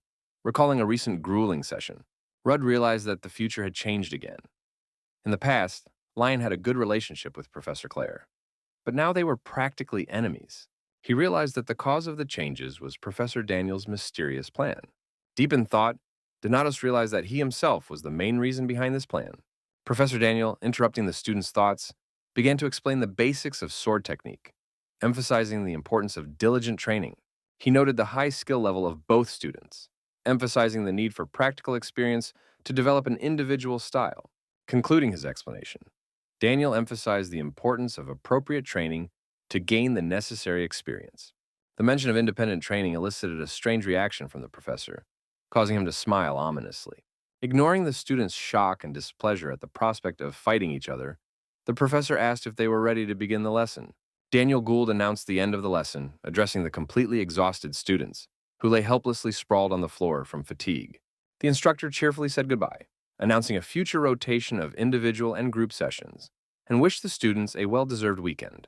Rudd, continuing to lie motionless, blamed it all on his weak defense with annoyance, while Lion slowly and with difficulty got to her feet, and the satisfied instructor left the training room. The observant girl sternly reminded her classmate of the need to watch his language after hearing yet another of his obscene curses. Donatos replied sarcastically that working as a mercenary would quickly teach her to swear, and asked with curiosity about her true feelings after the defeat.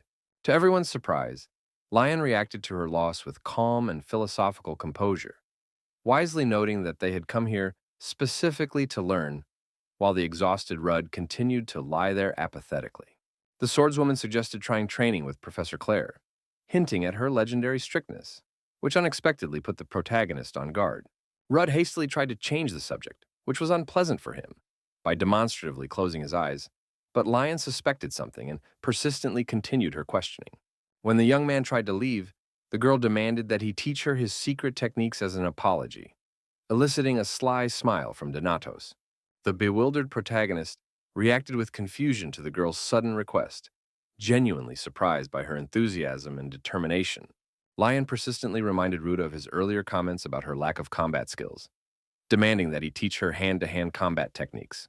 Donatos tried to refuse, suggesting that the girl seek out an instructor, but Claire explained that she didn't have time to learn sword techniques. Unable to take it anymore, Lion, sitting at the young man's feet, began acting like a spoiled child, tugging at his pants and begging for help. The girl looked up at the protagonist, casting a pitiful glance at him, reminiscent of a pleading kitten. Rudd, unable to withstand the pressure, gave in and agreed to help, asking Lion to let go of his clothes and stop manipulating him. Claire exclaimed joyfully, reminding Donatos of his promise as he tried to hastily leave the room. The protagonist reflected on his inability to refuse the girl, noting the striking differences from his past life. Rudd tried to justify his decision with strategic considerations, involuntarily recalling Lion's sweet face and her potentially important role in future events. The young man viewed the situation as a chance to repay a debt from his past life, coming up with a convincing excuse for himself.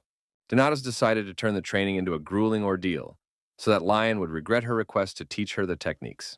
The Iradium Academy, located in the capital of the Althea Empire, had traditionally been the main training ground for the strongest and most invincible dragon slayers in the entire country. The Imperial Palace generously provided comprehensive support to the prestigious academy, as most of its talented graduates went on to work successfully in the Empire's elite guilds. Virtually, despite the excellent conditions, many students were dissatisfied with the limited space within the academy's walls, so the administration allowed students to go into the city on weekends or holidays. The energetic Hennis, laden with a stack of books, impatiently hurried her friends along, loudly reminding them of the many things planned for the day. Sleepy Rudd dreamily spoke of his desire to sleep in, while exhausted Balac supported the idea of resting to recover his tired muscles. Enthusiastic Halfley was surprised by her friends' reluctance to explore the city, scolding them for planning to sleep through the entire weekend during their 4 years at the academy. Trying to cheer up her grumbling companions, The girl promised to treat them to an expensive and delicious lunch after a walk around the city. Rudd, upon hearing about the expensive treat, sarcastically remarked that it was worth putting up with the inconvenience for something like that, making Hennis smile. Balac, noticing his friend's discontent, innocently asked if Hennis had specifically asked Rudd to carry her things, hinting at the possibility of refusing. The protagonist slyly discovered that Steros had no money on him, and deftly shifted the responsibility of carrying the purchases onto his friend, while their friend ran off in search of new items. Exhausted, Balac, lugging Halfley's numerous purchases, muttered sadly about the psychology of the poor, while the energetic girl, running ahead, hurried the slow-moving guys along. After a long shopping spree, during which Hennis bought a huge amount of things, she decided it was time for the promised lavish dinner. The group entered an expensive restaurant, where the attentive waiters respectfully greeted Miss Hennis Halfley, bowing low to her.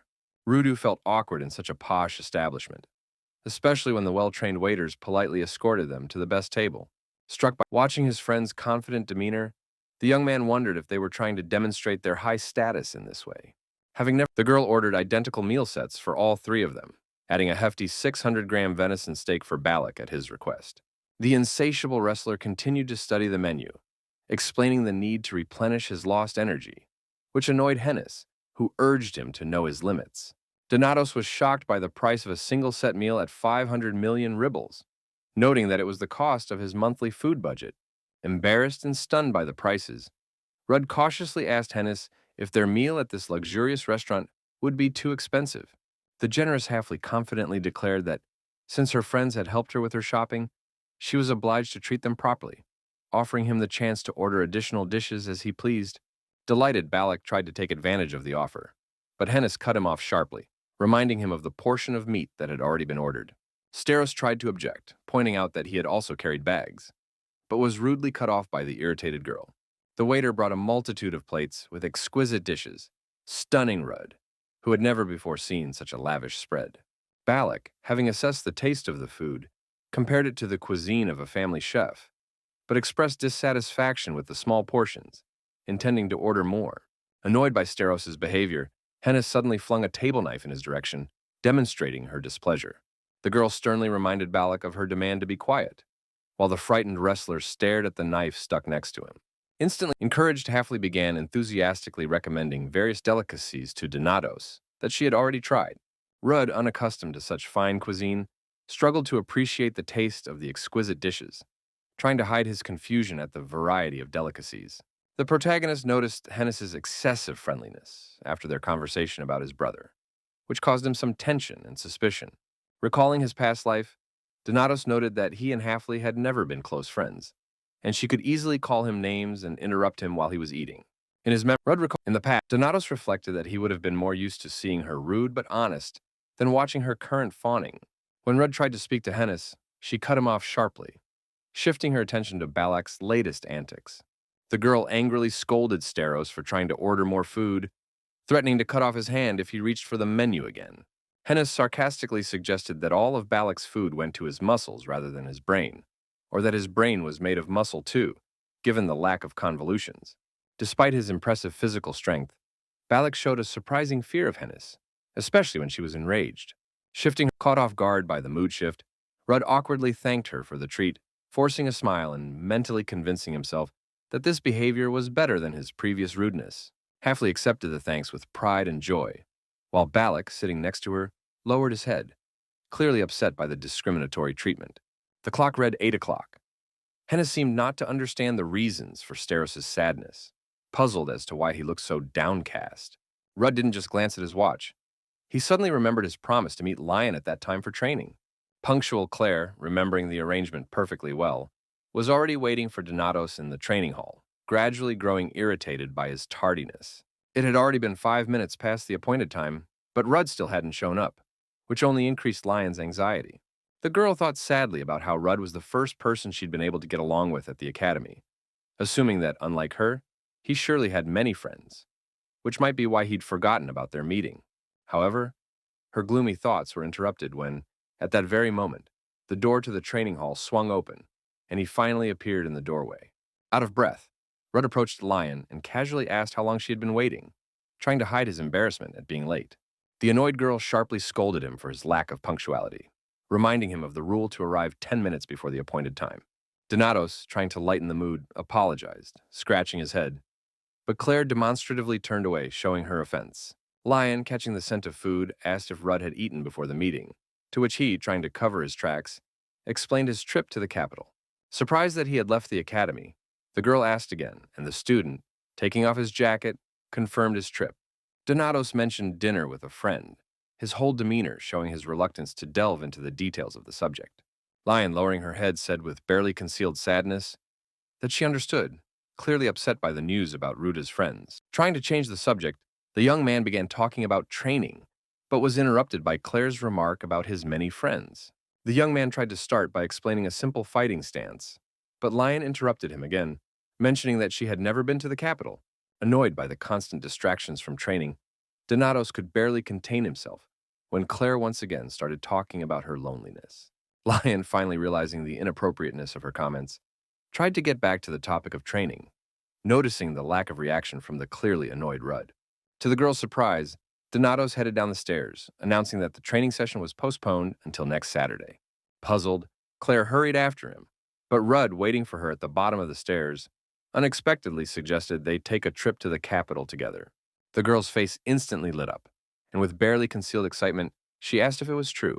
Noticing her joy, Rudd asked about it ironically, to which Lion, trying to hide her emotions, hesitantly agreed to the trip.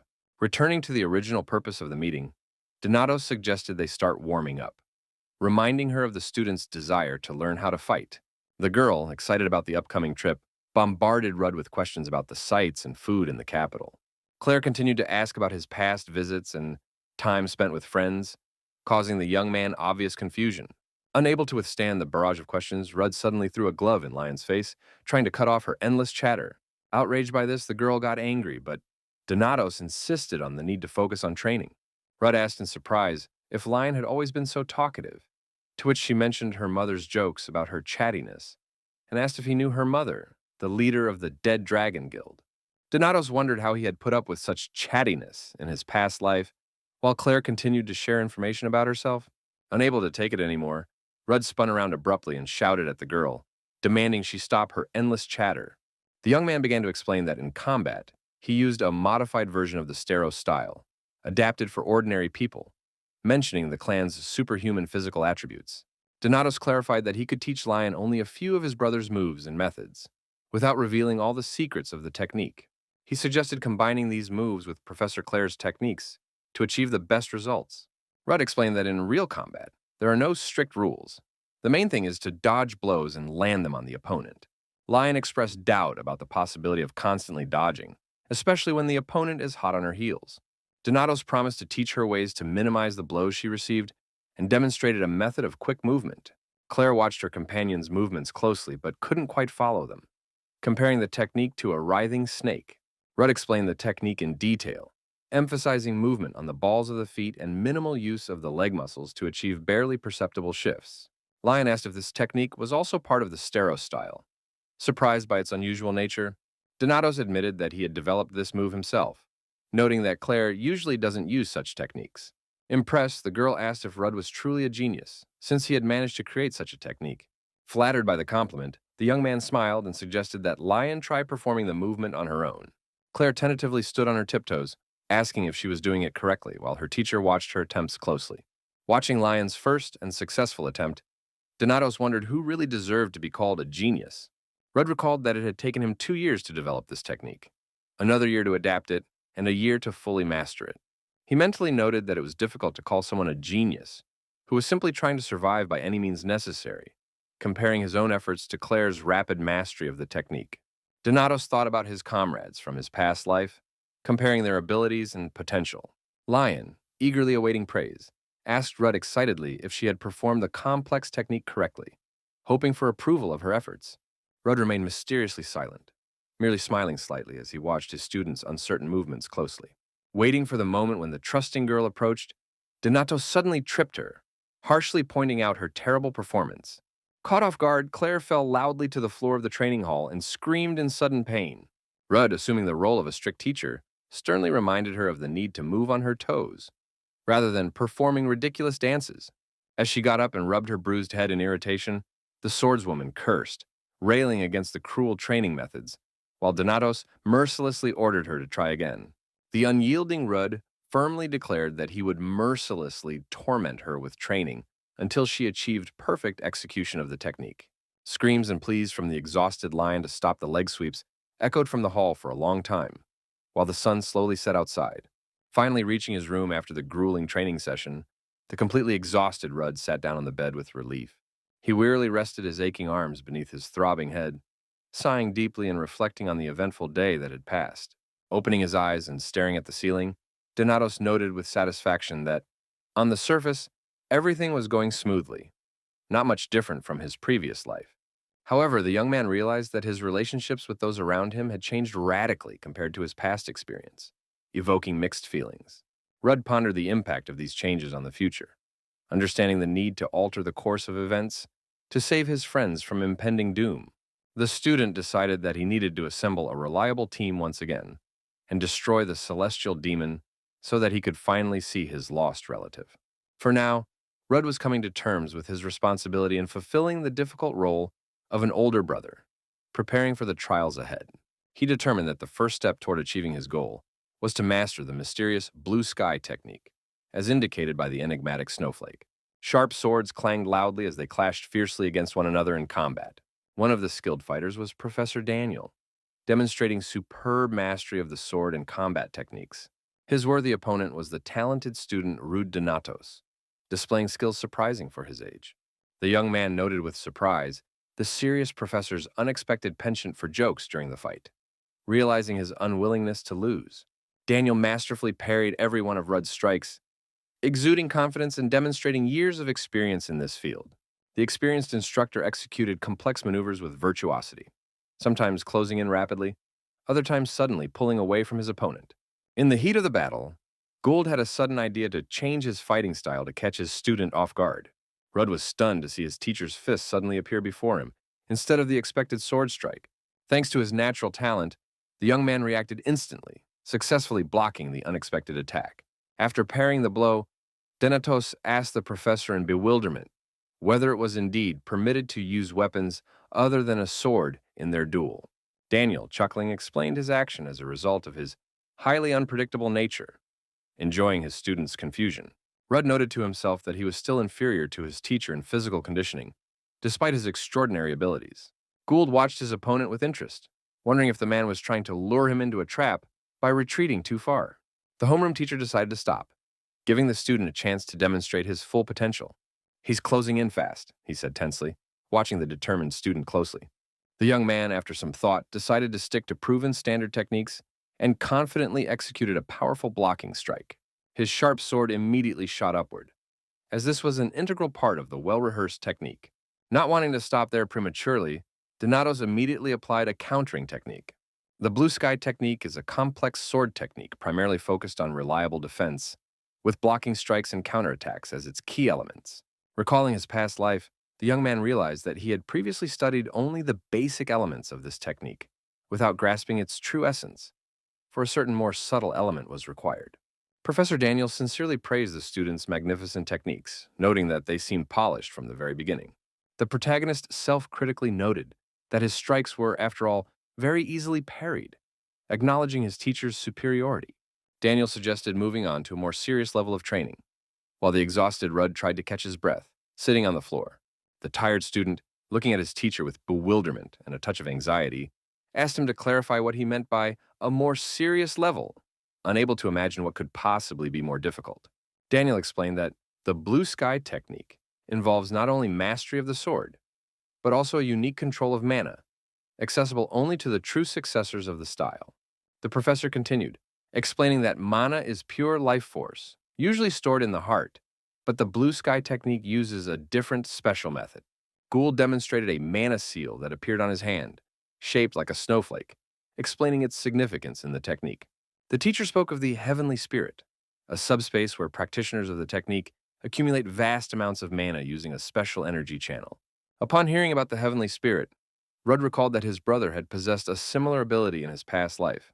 Daniel explained the method's effectiveness, noting that the presence of mana in the heart could diminish its role as a conduit, and asked if Rude had studied other methods of energy control. Donatos firmly confirmed his lack of experience, recalling that in his past life, he had used a conventional method based on the system of ethical circles, reaching his maximum potential in mana control.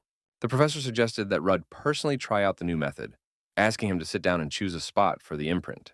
After a moment's thought, the student indicated the desired spot for the seal, preparing for the unknown experience. Daniel warned of a possible slight tingling sensation and reached out his hand to the student, preparing to begin the mysterious ritual. Rudd trustingly placed his hand in his teacher's palm, and Gould, using the finger of his other hand, began to create the magical seal.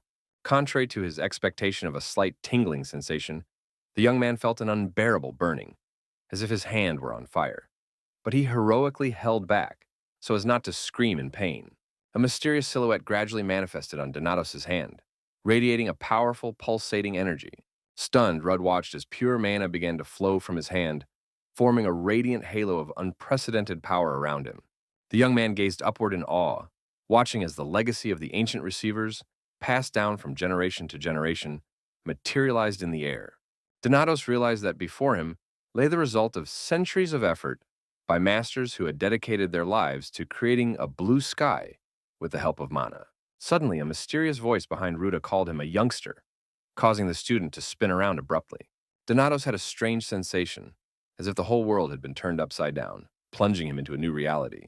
Waking up in the familiar training hall, Rudd heard Professor Daniel ask him about his impressions of his first encounter with the blue sky. The stunned young man admitted that the experience had been truly amazing, while Gould compared mastering mana to the emergence of a new, unexplored organ in the body. Daniel explained that it usually takes a considerable amount of time to get used to the new sensation and begin to use mana effectively, as he watched Rudd's attempts to stand up. The professor noted with surprise that the student had not only managed to stand up, but was already demonstrating a confident sense of mana within his body. Gould was stunned to realize that the young man was not merely sensing, but already controlling the mana descending from the blue sky, just a few minutes after initiation. A question flashed through the teacher's mind about the true nature of his extraordinarily gifted student. Rudd, closely examining his hand with the manifested mana, recalled how in his past life, while learning the standard method of handling energy, a ring would appear in his heart, reflecting his level of mastery. Donatos noted to himself that the level of mastery of the blue sky technique was manifested through the number of wings. His teacher had 6, and the legendary master of the heavenly sword, his brother, had 7. Rudd set himself the ambitious goal of achieving 8 wings, striving to fulfill his brother's dream and surpass the previous limits of mastery. With trepidation and hope, Rudd looked at his hand, eager to see the result of his first attempt at the new technique. To his surprise and slight disappointment, Donatos discovered only a single wing on his hand, realizing that the path to mastery would be long and difficult. Daniel explained that the mana seal was indelible, as it was bound to the soul rather than the body. And even after the recipient's death, their memories and powers would return to the source. Rudd, gazing thoughtfully upward, noted that in the realm of the celestial spirit, he had seen Daniel's teacher and the mysterious stranger, but not his brother. Donatos suggested that if the seal truly remains on the soul, perhaps the celestial spirit preserves memories of his brother after traveling back in time. The young man realized that the teacher had said nothing about the possibility of imprisonment in other dimensions, which heightened his suspicions. The only lead left was his brother's disappearance, along with the celestial dragon Sartnan, which required further investigation. Stepping out into the courtyard, Rudd heard a question about the reason for his late arrival, finding his friends waiting for him. Hennis, standing next to Balac, reminded him irritably of how every second counted for the education of their clueless comrade. Donatos calmly replied that he had finished on time, puzzled as to why his friends hadn't left without him, to which Halfley objected that she couldn't handle the dumbass on her own. An offended Balac flew into a rage, shouting that he wasn't a dimwit, while Hennis reminded him that he risked having to repeat the year because of his behavior. Steros, without stopping chewing, remarked that as soon as the lecture began, he was ready to pass out, demonstrating his attitude towards studying. Balac suddenly suggested that this might be a psychological attack using magic, but the expressions on his friends' faces made it clear just how absurd that idea was. While Steros was thinking about preparing his muscles for an imaginary psychological attack, Hennis asked Rude about his sessions with the mentors. Donatos replied briefly, "Nothing special," omitting the teacher's heightened interest in his abilities. A memory surfaced of an enthusiastic Professor Winston, marveling at Rudd's incredible achievements during training. Ms. Claire also expressed genuine admiration for the technique Donatos had invented on his own. Hennis, not believing her friend's words, reminded him of the unique opportunity to study under all the curators and asked if perhaps he had managed to see Professor Damian without his mask. Rudd replied vaguely, mentally reconstructing the image of the enigmatic professor. His memories transported him to the spacious office of the Class D professor, known for his silence. The protagonist settled into a chair across from Damian, who had remained silent for a full hour the last time they met. The young man mused that if they had known each other before, they could have discussed current events. But because of their rare meetings, he knew nothing about his interlocutor. The young man recalled that, among all the teachers, this professor was the first to die in his previous timeline. Damian's unexpected question about the tea caught Rudd off guard, nearly causing him to choke on his drink. The student politely praised the tea's aroma, to which the professor shared information about its popularity in the empire. Paradoxically, Damian himself didn't take a single sip, after which they spent another half hour in complete silence. After mulling it all over in his head, Donatos told his friends that he had simply drunk the tea and left the office, without going into the details of the strange lesson. Hennis, disappointed by the boring story, headed for the door but was stopped by Ruda's unexpected question about their mentors. Balac enthusiastically shared his impressions of Professor Claire, whom he considers a strong warrior worthy of respect, as well as an admirer of muscular beauty. Rudd noted to himself that this wasn't surprising, since in their past lives, Balac and Claire had gotten along well because both of them had nothing but muscles instead of brains. When it was Hennis's turn, she complained about a terrible experience with a substitute teacher who had criticized the effectiveness of fire magic. The girl angrily recounted the advice to master another type of magic so as not to reach the limit too quickly, and added that he wasn't fit to hold a candle to the empress of the White Flame. Balac, sitting down at the table, tried to calm his classmate, noting that the teacher's words made sense since fire magic was quite rare. Halfley, now even more angry, snapped, "What do you know?" To which Rudd tried to support her by suggesting she switch classes if she didn't like the teacher. The girl said sadly that it was useless, since there wasn't a single fire mage among the professors at Iradium. The young man jokingly suggested that perhaps the Empress of the White Flame would come to teach here, specifically to instruct her.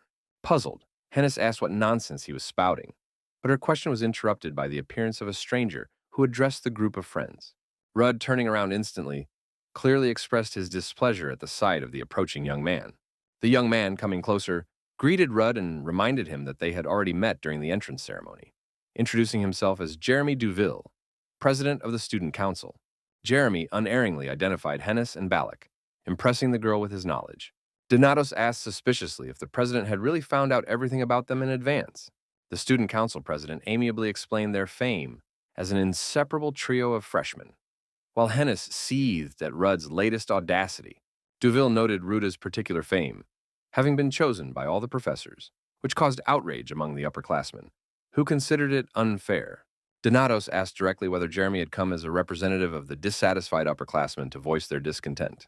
The student council president hastily refuted this assumption, raising his hands in a gesture of friendship and suggesting there were valid reasons for the professor's decision. Duel remarked that, on the contrary, he liked such outstanding personalities as the protagonist, but the latter clearly detected the sarcasm in his words and barely restrained his anger, clenching his fists.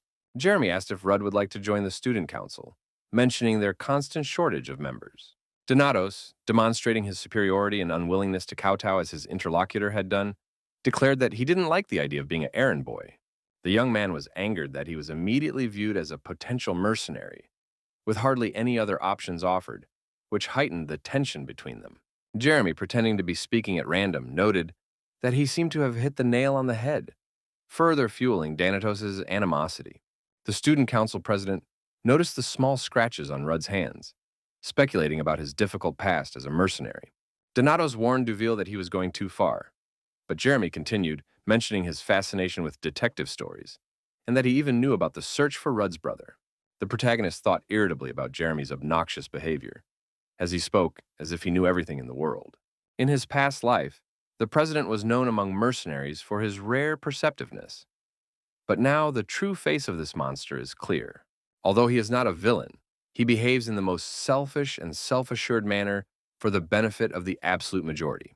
Rudd stated that although he wasn't one for playing detective, he too knew a thing or two about Duel. For instance, that he took far too much interest in other people's affairs. The young man added that the president mistakenly believes that with such a brilliant mind, he is capable of controlling people as if they were his lapdogs. Duel noted Rudd's obvious hatred but expressed interest in him, to which Donatos replied that the president was only interested in people of significance. As he left, the boy emphasized that he had absolutely no interest in Jeremy, disappearing among the rows of books in the library.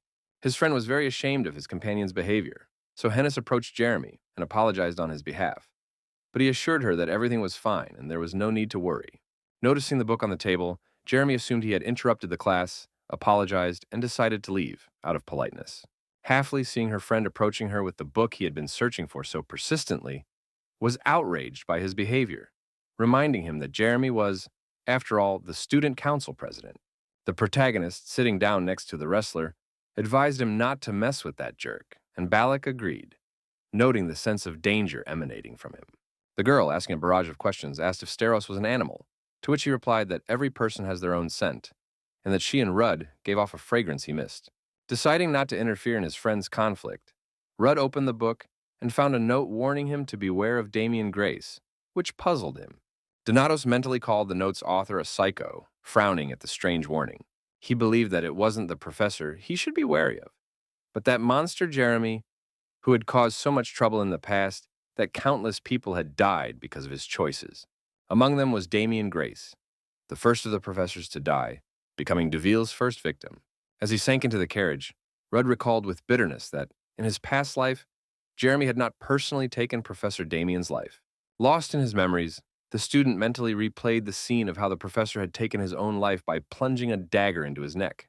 However, it was Duel who had pushed the mentor to take that step, considering him a threat to the Empire, and his death had triggered a chain reaction of all subsequent events. The young man, watching the passengers chatting cheerfully, pondered a plan to neutralize the president before the fateful day. Realizing that time was running out and that the president would gradually start putting pressure on Grace, so there was no time to relax. Lion scolded Rudd irritably for being late yet again, accusing him of having a distorted sense of time. Her companion objected that he had arrived on time, but the girl reminded him of the rule of etiquette that one must arrive 10 minutes early, and they glared at each other in irritation. Rudd declared that he was wasting his precious day off on Lion, to which she reminded him that he was the one who suggested they meet. Donatos began to explain the reason for his suggestion, but the girl, jumping up from her seat, cut him off, happily noting that they had arrived. Stepping out onto the street, Claire marveled at the number of people, clearly not expecting such a bustle. The street where the Dead Dragon Guild was located was always bustling, but not to this extent. Lion cheerfully asked her companion where they were headed next, to which he, recalling past experiences traveling with friends, asked if he wasn't supposed to just carry her things. Claire was surprised by the question about her things, reminding him that Rudd, as the one who had initiated the meeting, should be leading the way. Scratching the back of his head thoughtfully, the guy suggested they start by buying her something, since that's what everyone does. Lion enthusiastically suggested buying new clothes, grabbing Rudd by the hand, which caused his surprise and protest. Ignoring his objections, Claire dragged Rudd along behind her, causing his indignation at her excessive grip and fear of broken fingers. Approaching the first store, Lion curiously headed inside, while Rudd reluctantly followed her. Claire noticed a charming light-colored dress on a mannequin and expressed her delight. After asking Rudd for his opinion, Lion was disappointed by his brief, "not bad white," and demanded a more detailed answer. A friendly saleswoman approached and asked if they'd like to try it on, to which Claire replied affirmatively without hesitation. After trying on the dress, the girl beamed at the salesperson's compliments about how beautifully it fit her. Delighted, Lion asked the protagonist for his opinion, turning to him and saying, "Is it beautiful?" Donatos again replied laconically, "Yes, nice white," irritating Lion with his sparse comment.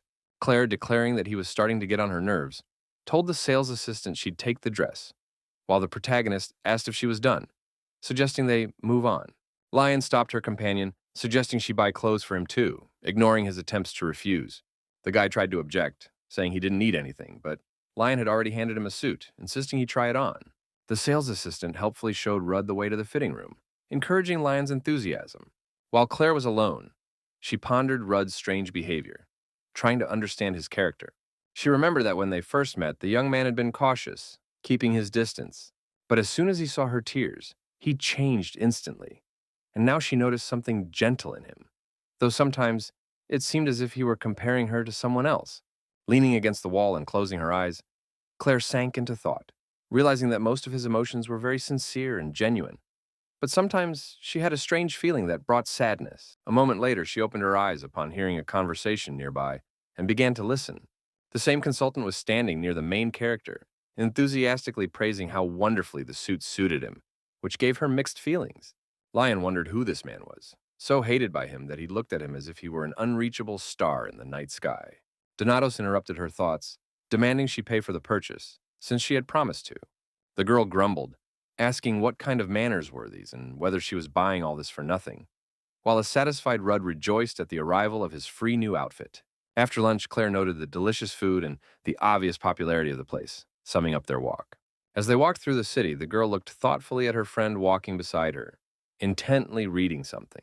She noted to herself that the new clothes looked great on Donatos, admiring his appearance. Noticing her intense gaze, the young man asked why she was staring at him like that, to which Lion muttered sheepishly that it was nothing, and asked why he had suddenly paid himself, since she had promised to treat him.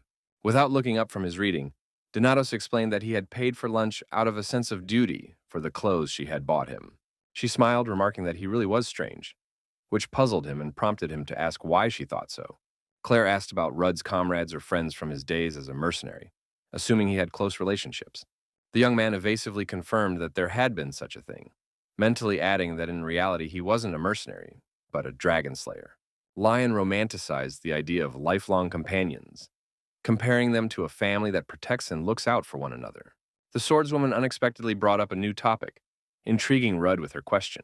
She asked about a possible first love among his companions, one that Rudd simply couldn't forget, causing the young man to lightly crumple the sheet of paper he'd been holding in his hands the whole time. The sudden change in Donatos' expression made Lion feel awkward, as he hadn't expected such a reaction.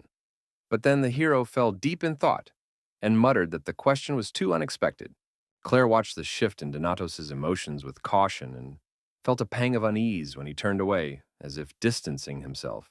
Suddenly, Donatos erupted into an angry tirade about the impossibility of family relationships among mercenaries, to which the frightened girl exclaimed that she hadn't known that, covering her ears from his shouts. Rudd mentally dismissed the idea of love between colleagues, considering Lion's words naive nonsense. But she honestly admitted that this was the first time she'd met someone like him. Still covering her ears with her palms, the girl, still covering her ears, said that this was the first time she'd met someone like him, to which the guy asked irritably what she meant. She pointed out his tendency to get irritated, always dissatisfied, looking defiant, and when he gets angry, he immediately starts swearing. However, she also emphasized Rudd's honesty, his willingness to help, and his attention to detail, since he had been studying the brochure the whole way to figure out where to go next. Summing up that he was a nobody with a terrible temper, the girl had so enraged him that he tore the brochure to shreds. The guy turned around and started complaining that he'd agreed to go out with her but he stopped short and declared his intention to return to the academy, feeling insulted by Lion's words. Claire stopped Ruda, reminding him of the many things they had planned, and slapped him quite hard on the back with her palm. Turning around irritably, he asked why she had hit him, to which the girl replied that her mom did that to show support. She added that if friends support each other, they have a strong bond, which is why she had slightly changed today's plan. Intrigued, Rudd asked about the new plans, not expecting any further developments.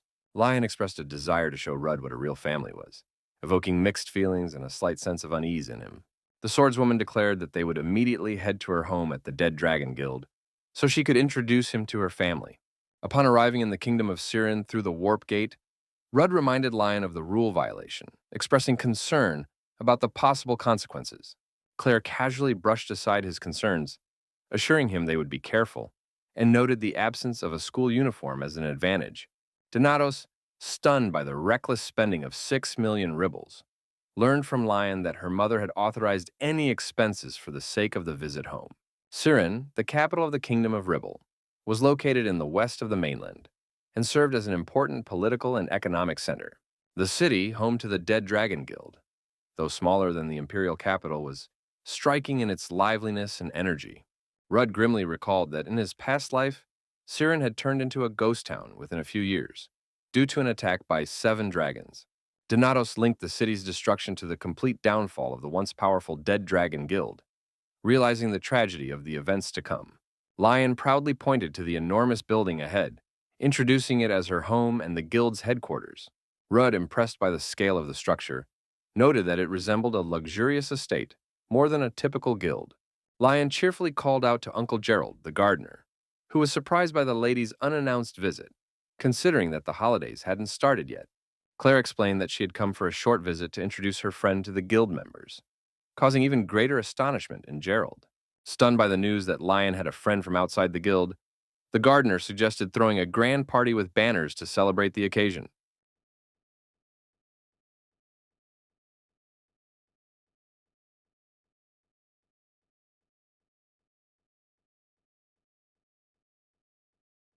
Coming to his senses, the gardener invited the guests into the house, and Claire, turning to Rudd, noticed his smile with irritation, not understanding the reason for his cheerfulness. Donatos, having begun to confidently object to Lion's remark, suddenly fell silent, recalling the numerous unflattering comments about himself from his past life. Rudd, lost in thought, realized with surprise the possibility that he himself might have been an outcast in his past, reevaluating his own experiences. Upon entering the house, they were greeted by enthusiastic cheers from the guild members, who were surprised and delighted by Lion's unexpected visit. Intrigued by the appearance of their friend, the guild members bombarded Rudd with questions, even suggesting that the girl might have paid him for his company. Annoyed by the excessive attention paid to her companion, Lion firmly pushed the curious guild members away, trying to shield her companion from their intrusiveness. The swordswoman turned to her sister for help, believing that the guild members were going too far, but received only a response about the natural joy of her return. The student watched the guild members closely, seeing the members of the Dead Dragon for the first time and marveling at the warmth of their family relationships. Donato suggested that the drastic change in Lion's personality, following the destruction of Sirin, might be a natural result of the tragedy he had endured. Uncle Gerald, appearing on the second floor, invited Miss Claire and her friend into the living room, where the guildmaster and a guest were waiting for them. Intrigued by the unexpected guest, the girl received only a cryptic reply about a familiar person and hurried over there. Upon entering the room, they saw two women, one of whom, upon seeing her daughter, exclaimed her name in surprise. Adelina Claire, leader of the Dead Dragon Guild and also Lion's mother, was very surprised by the sudden appearance of her beloved daughter. The swordswoman threw herself into her mother's arms, showing their warm relationship, while her mother marveled at how much prettier her daughter had become during their time apart. Lion's mother, concerned by her daughter's unexpected visit in the middle of the school year, suggested the possibility of another beating incident, shocking Ruta. Claire Jr., somewhat flustered, explained the real reason for her visit, her desire to introduce her mother to her boyfriend. Adelina, upon hearing the word boyfriend, let out a frightened cry, as if confronted with something unbelievable and terrifying. The girl, surprised by her mother's reaction, didn't understand the reasons for such a strong shock. Unexpectedly, the guest, sipping her tea, commented on the situation, noting the surprising fact that Lion, with her bad temper and zero sociability, had managed to make friends. The guest, who turned out to be Liana Chernica, the Empress of the White Flame and leader of the Sacred Fire Guild, remarked on the rudeness of the young people who had failed to greet their elders. The swordswoman spoke of Liana with obvious contempt, calling her an old woman who constantly came to their house out of boredom, while Rudd politely bowed and introduced himself. Liana recognized Rudd as the young man who had shown discontent during the competitions and asked about Hennis Halfley. The protagonist told her about Hennis's problems with her tutor, which had caused her great distress. The Empress of the White Flame calmed the young man, hinting at the imminent arrival of a better teacher at the academy, and reached for some cookies. Suddenly, Rudd felt someone take him by the shoulder, and turning around, he saw a tearful Adelina, thanking him profusely. Lion's mother explained her daughter's unique trait, a highly developed sixth sense that allowed her to deeply perceive others' emotions, but made it difficult for her to express her own, which had prevented her from making friends among her peers. Rudd was surprised when Adelina suddenly asked about his strength, since there had been an incident last time when Lion had broken her classmate's wrist. The girl casually confirmed the incident and even pointed out that the guy in question was Rude Donatos, continuing to sip her tea calmly as if it were an everyday occurrence. Lion's mother, shocked by this confession, could barely manage to utter a questioning "What?" as her eyes widened in surprise. The girl, munching on a cookie, tried to justify herself, claiming that her opponent had started it, and besides, all the bones had already healed, and she had already been punished for her actions. Adelina, unable to contain her emotions, shouted her daughter's name loudly, making Lion's hair stand on end from the surprise and the force of her mother's anger. In desperation, the mother asked if this was why she had taught her daughter to fight, so that she could torment other people, clearly disappointed by Claire's behavior. Rudd unexpectedly came to Lion's defense, stating that she hadn't tormented him and admitting his own fault in the conflict, trying to diffuse the situation. Adelina, still concerned, insisted that inflicting injuries was unacceptable, regardless of the circumstances. Lion's mother, seeing that the conflict had been resolved, asked if her daughter had apologized, oblivious to Rudd's displeasure, who felt like the only victim. The swordswoman, like a scolded child, reluctantly apologized to Rudd, who, slightly offended by the situation, replied that everything was fine. Rudd, scratching his head, listened intently as Lion's mother repeatedly asked her daughter to be more careful around ordinary students. Realizing the seriousness of the situation, Liana suddenly chimed in, enthusiastically telling Adelina about the boy's impressive fighting skills, mentioning how easily he had dealt with Steros' son.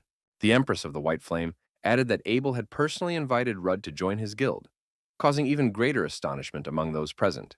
Adelina, stunned by the mention of Steros and the dull moon, widened her eyes, realizing the significance of her guest. Claire proudly confirmed her companion's strength, mentioning that he even taught her how to fight. But the young man hastened to clarify that he had refused to join the guild. Hearing this, Lion's mother smiled mysteriously, clearly up to something and showing particular interest in her daughter's friend. Adelina, assessing the situation, declared that as the guild leader and Lion's mother, she could not ignore such an outstanding young man, catching Rude's interested gaze. With a slight smirk, the head of the Dead Dragon Guild suggested that the hero demonstrate his combat skills, clearly intrigued by his abilities. Lion, stunned by her mother's unexpected proposal, could only let out a surprised exclamation, unable to believe her ears. Rudd, recalling the rumors about the Dead Dragon Guild leader's belligerence, saw this as a chance to test his strength against someone of a higher rank and agreed to the duel. The guild members were baffled that their leader was going to fight a friend whom the young lady had brought home for the first time. Guild observers discussed the upcoming duel between the freshman and the third-ranked dragon slayer with skepticism, placing bets on how many seconds Rudd would last. Some guild members expressed hope that the leader wouldn't do anything foolish, closely watching the preparations for the fight. A friend complimented Rudd, noting how well the battle uniform issued by the Dead Dragon Guild suited him. Feeling awkward, Lion apologized to her comrade for the inconvenience, realizing her mother's true motives in providing the guild uniform. Donatos, on the other hand, expressed his gratitude for the unique opportunity to fight a dragon slayer of such a high level, continuing his warm-up. Impressed by her friend's spirit, Lion jokingly warned him not to die, playfully nudging him with her elbow. Before leaving, the girl quietly asked her mother to be careful with Rudd, and wished both participants in the duel good luck. Claire the Elder, after making sure all spectators had taken safe seats, announced the start of the fight, sparking a wave of excitement among those present. Despite their initial skepticism, the spectators were forced to believe in the reality of what was happening when Rude and Adelina took their positions in the arena. The guild leader announced the rules: wooden swords, magic to be used only within the body, and no strikes to vital organs.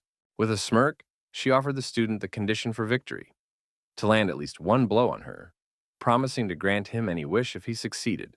Confident in his understanding of the rules, Rudd assumed a fighting stance, preparing for an unpredictable duel with an experienced dragon slayer.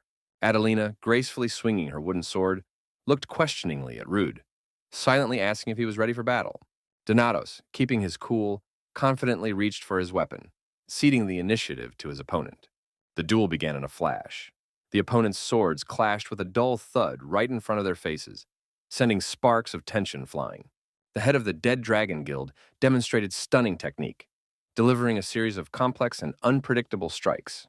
To the amazement of everyone present, the young Rude masterfully parried every one of Adelina's attacks, displaying extraordinary skill. One of the spectators, rubbing his eyes, asked his neighbor in disbelief whether this boy was really parrying the blows of Adelina Claire herself. A wave of whispers and exclamations of surprise swept through the crowd of spectators. No one could believe that an unknown youngster was capable of standing up to an experienced dragon slayer. Adelina, inwardly impressed by Rudd's flawless technique, noted with regret his average physical build, which did not match his level of skill. Unexpectedly, the guildmaster delivered a crushing blow that Rudd could not dodge. He cried out in sharp pain and flew backward amid the astonished gasps of the spectators. Unexpectedly, the guildmaster delivered a crushing blow that made Donatos cry out in pain. Realizing he had reached the limit of his current abilities, the boy mentally noted the harshness of the adult fighters, who showed no mercy even to their young opponents. Adelina, watching Rudd sit down after the powerful blow, asked with a slight smirk if he wasn't tired yet, clearly underestimating the young man's resilience. To everyone's surprise, the student's posture turned out to be a diversionary tactic. A wing of the blue sky lit up on his arm once more, signaling the activation of a hidden technique. The mark on Donatos's arm began to radiate mana, which instantly transferred to his sword, causing the blade to glow with a mysterious light. Without wasting a second, Rudd swung his weapon, directing all his accumulated mana toward the unsuspecting Adelina.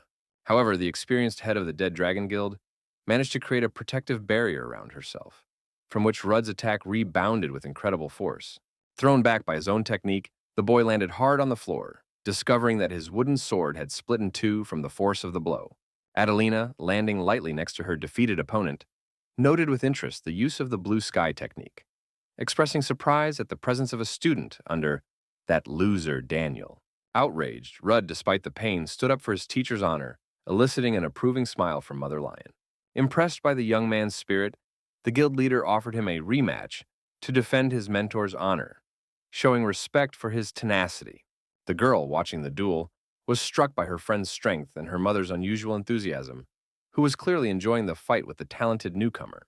Lion, overcome by conflicting emotions, brooded gloomily over her feelings. Was it jealousy, or a crushing sense of her own inadequacy? Donatos, slowly rising from the floor, unexpectedly declared his victory in the match, rejecting the idea of a rematch with unshakable confidence. Adelina, deeply shocked by this audacious statement, asked in bewilderment, unable to believe that the young man dared to declare his superiority over the guildmaster. Donatos, coolly pointing his finger at Adelina, explained that she had just broken the rules by using mana outside her body. Realizing her mistake, she remembered with a start that she had indeed used mana incorrectly, conceding defeat.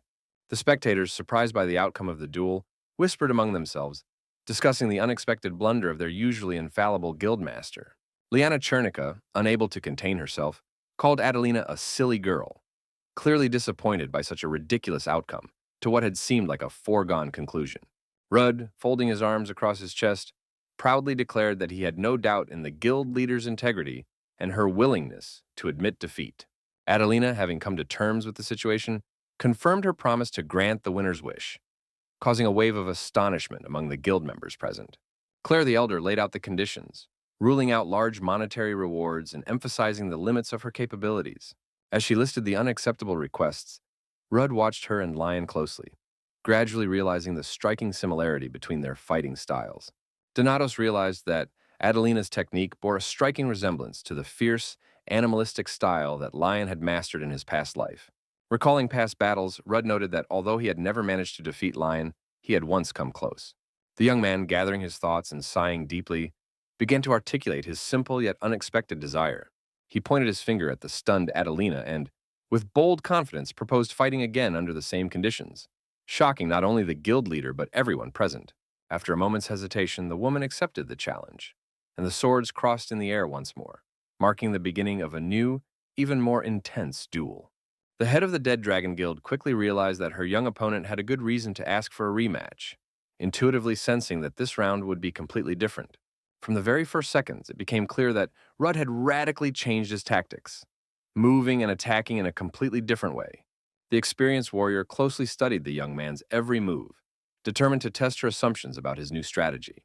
Claire the Elder began to put her plan into action, but almost immediately sensed that something wasn't going as she had expected. What's going on? What kind of insane speed is this? Flashed through the guild leader's mind as she barely managed to keep up with Rudd's lightning-fast movements. Despite her opponent's staggering speed, Adelina didn't lose her confidence, believing she still had a chance to strike back, and thrust her sword forward in a defensive stance. Ruda's movements were so swift and unpredictable that she realized with horror she had practically no chance of standing up to him.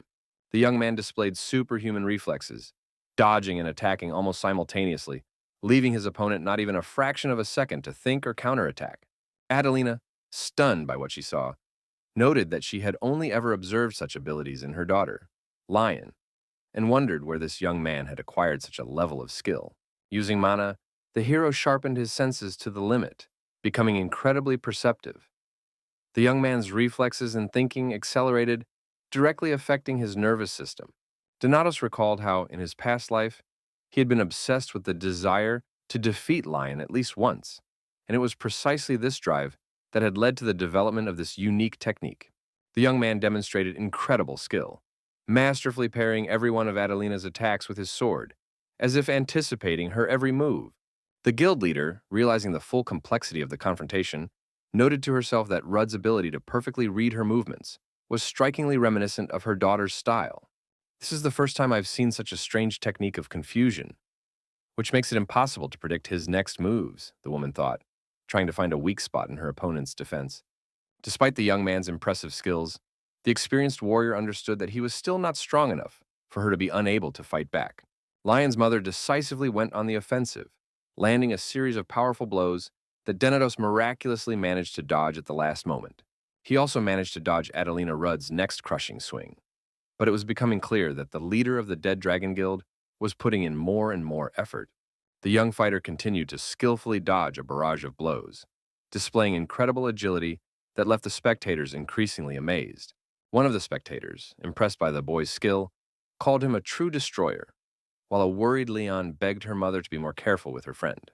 Adelina, growing increasingly heated, challenged her opponent to show what he was truly capable of, once again unleashing a series of lightning-fast strikes upon him. The guild leader, clearly losing patience at her inability to land a hit on the young hero, angrily noted that all he did was dodge. Realizing that this couldn't go on any longer, the woman decided to change tactics and close the distance between herself and Rudd as much as possible. The guild leader triumphantly concluded that she had lured her opponent into a trap, unaware that the young man had something up his sleeve. Donatos was so absorbed in carrying out his plan that he only noticed his approaching opponent at the last moment, when his scheme was nearly complete. Adelina noticed Rudd's sword flying upward, demonstrating the essence of the blue sky technique, and instantly realized that he had deliberately let go of his weapon. The guild leader's spirits soared, deciding that she now had the upper hand, and the fight devolved into an uneven hand-to-hand struggle. Adelina, seizing the moment, began to rapidly deliver a series of kicks, demonstrating her mastery of hand-to-hand combat. Rudd, finding himself in close proximity to his opponent, decided to switch to hand-to-hand combat as well, suddenly leaping forward to attack. The guild leader, realizing she had fallen into a trap the young man had planned from the very beginning, decided to urgently increase the distance between them. Before she could react, Adelina was astonished to find that Donatos had vanished from view, as if he had dissolved into thin air. Remaining in a fighting stance, the guild leader looked around warily, trying to spot her opponent and prevent a surprise attack.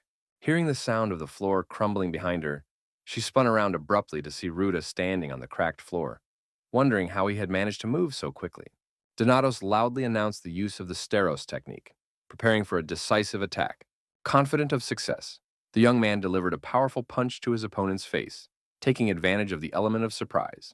However, something went wrong, and to his surprise, Rudd was sent flying backward again, failing to reach his target. He realized his mistake, having underestimated the reflexes and strength of the guild leader, who quickly parried his attack with a counterpunch. Rudd's landing was particularly painful, demonstrating the full force of Adelina's counterattack and causing a wave of concern among the spectators. Lion, frightened by her friend's hard fall, rushed to him, fearing for his life and health after such a powerful blow. The girl, running up to Ruda, began scolding him for his recklessness, simultaneously delivering light taps to his back, expressing her concern and irritation at his risky actions. Lion, still agitated, asked Rudd about the reasons for his stubbornness in continuing the fight, despite his opponent's obvious superiority.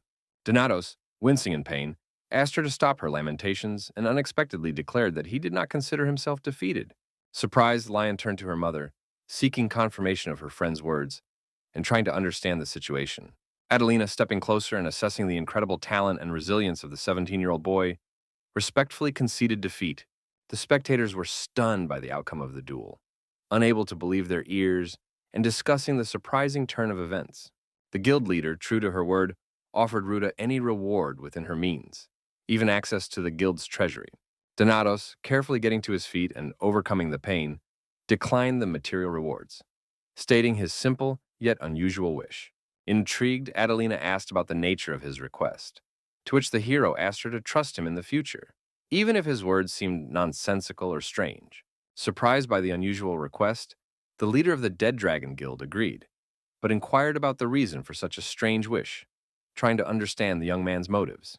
Rude, not wanting to reveal all his cards, briefly explained that his request was connected to a desire to prevent possible deaths in the future, which puzzled Adelina even more. The guild leader, sensing the gravity of the moment, solemnly pledged to fulfill her promise, extending her hand to Rudd to seal the agreement. As she shook the young man's hand, she noted with a touch of sadness the approaching generational shift, while expressing her joy at their meeting and acknowledging the young man's potential. To everyone's surprise, Lion's mother jokingly called Donatos her future son-in-law, causing shock and embarrassment among the young people.